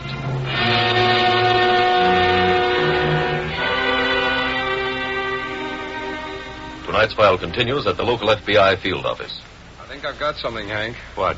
I went over to that apartment building where old man Mitchell was slugged. I talked to the superintendent. He took a copy of a list of the tenants. One of them is a man named Ben Evans. He's a jeweler, at least he claims to be. Actually, he's a fence for stolen jewelry. Yes, I've heard of him. Oh?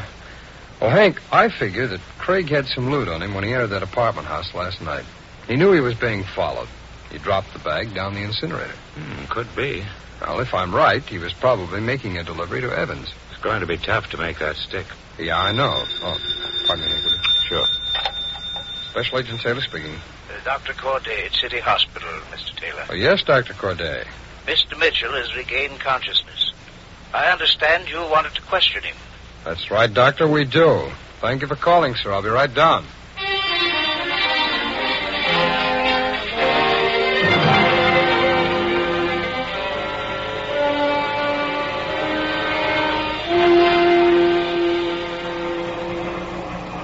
Children, Yes, Mr. Evans? how would you like me to tell you a little story? Oh, I like stories. Good. Well, let's see if I can think of one. This is a good one. One time, there were two children. They were just about your ages. The boy was 11 and the girl was 8. I'm 9. Oh, well, anyway, they found out that a certain man had done something bad.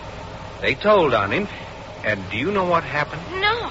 He was sent to prison for 20 years, but he didn't stay there that long. In a little while, he escaped. I saw a man escape from jail in a movie. No, well, he knew that the little children had told on him, and he was very mad at them. Well, after he escaped, he waited until it got real dark. And then, after the little boy and his sister were asleep, he climbed in their window. And then he took out a long knife, a great big long one, and he killed them both. Oh, I don't like that story. I'm not finished yet. After he killed them, he went in with another knife. even bigger and longer than the first one, and he killed their mommy and daddy. Oh, no more, Mr. Evans. Don't tell me anymore. Me either. You wouldn't want that to happen to you, would you? Oh, no. Then the best thing you can do is forget you ever saw that man in the basement.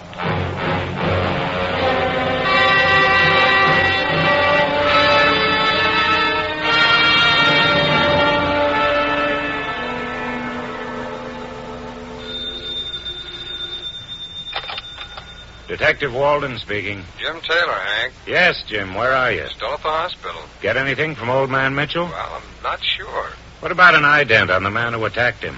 Not a very good one, Hank. But the location of his injury shows he was struck from in front. He must have seen the man. I've got a tentative suspect, Hank, but only tentative. How'd you come up with him? Well, from the vague description that Mitchell gave me, I had some pictures taken out of our files and sent down here.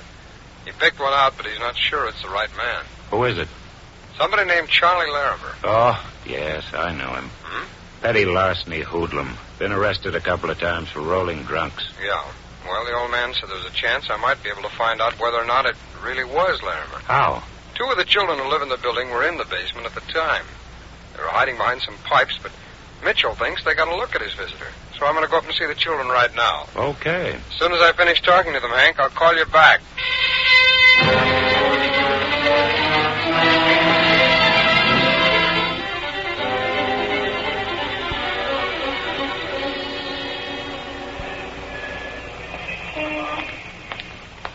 Hello. Well, you're Dick and Peggy Sterling, aren't you? How do you know? Well, the doorman just told me. Can I talk to you for a couple of minutes? What for? I'm from the FBI. A G-man? Yes, A real one? that's right. I've just been to the hospital to see Mr. Mitchell. Oh, how is he? He's getting better. Oh, I'm glad. He told me that you were in the basement this morning when a man came down there. He did? Mm-hmm. Did you see the man? Did you? You both like Mr. Mitchell, don't you? Well, sure. And you don't think it's right for anybody to hurt him, do you? No. Well, I'd like to find the man who hit Mr. Mitchell. Now, if you saw him, you can help me. How? Well, I've got a picture that Mr. Mitchell asked me to show you. He thinks it's the man who hit him. Here, see if you do. You recognize him? Is that the man you saw in the basement?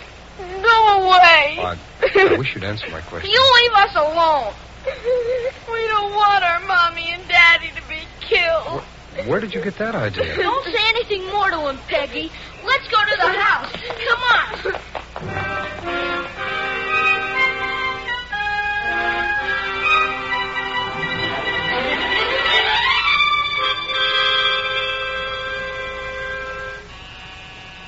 Just a minute. Hello, Mr. Evans. Hello, children. Can we talk to you, please? Surely, come on in.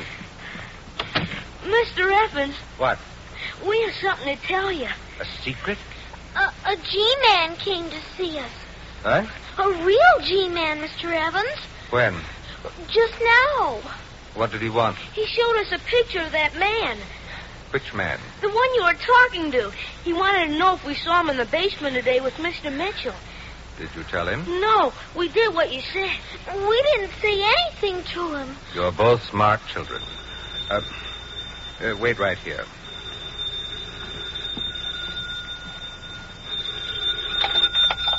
Hello? Charlie, Ben. You seen the stuff yet? Yes, but we're in a jam. Why? 2 kids spotted you in the basement this morning. They saw me talking to you. Oh? I've got them scared enough not to talk, but the old man at the hospital must have put the finger on you. Cop was around a little while ago and showed the kids your picture. You want me to come up and get them? No, I'll take care of them. How? I can lock them in a closet up here if anything should happen to them. Like maybe not having enough air to breathe. I can say it was an accident. And then do I get my 500? Sure. See me at the store in the morning. Children, will you come in here a minute? Mind if I come in with What? This is a G-man, Mr. Evans. I figured somebody was scaring these kids to keep them quiet. Now, just a Come minute. on, Evans. We've got a lot to talk about.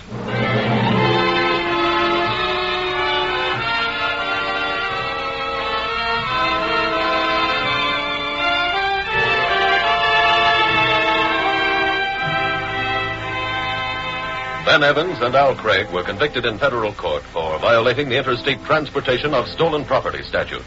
Charlie Larimer was turned over to local authorities and received a 5-year sentence in state penitentiary. Before taking Evans to headquarters, Special Agent Taylor put a search warrant he was carrying to good use and located not only the package of jewels, but also a large cache of other stolen gems. Charlie Larimer was picked up at his furnished room a short while later. In tonight's case, you met one of the real enemies of every law enforcement officer, and also of you, the people, the fence. This receiver of stolen property usually maintains a respectable front for his illegal operations, a disguise which makes it unusually difficult to secure evidence against him. However, no fence ever gets away with it for very long. Sooner or later, either the local police or special agents of your FBI, or both working together, find the chink in his armor. The files on some of those men have remained open for a long time, and some remain open today. When they will be closed, no one can foretell. Criminals are apprehended every hour around the clock, for the field offices of the Federal Bureau of Investigation never close. Regarding those currently unsolved cases, you can be sure of one thing. Every special agent will continue to work on each of the files until they, too, end as this evening's did, with the arrest and conviction of the wanted criminals.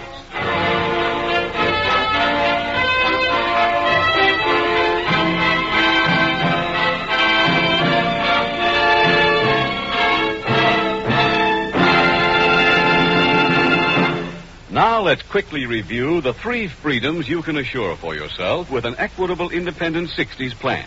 First, freedom from money worries and job worries after your 60th birthday. Real financial independence. Second, freedom to live where you choose. Third, freedom to do the things you've always wanted to do. That's the good life you can look forward to with an Independent 60s plan. Don't say you can't afford it until you've talked to your Equitable Society representative. Or write care of this station to the Equitable Life Assurance Society.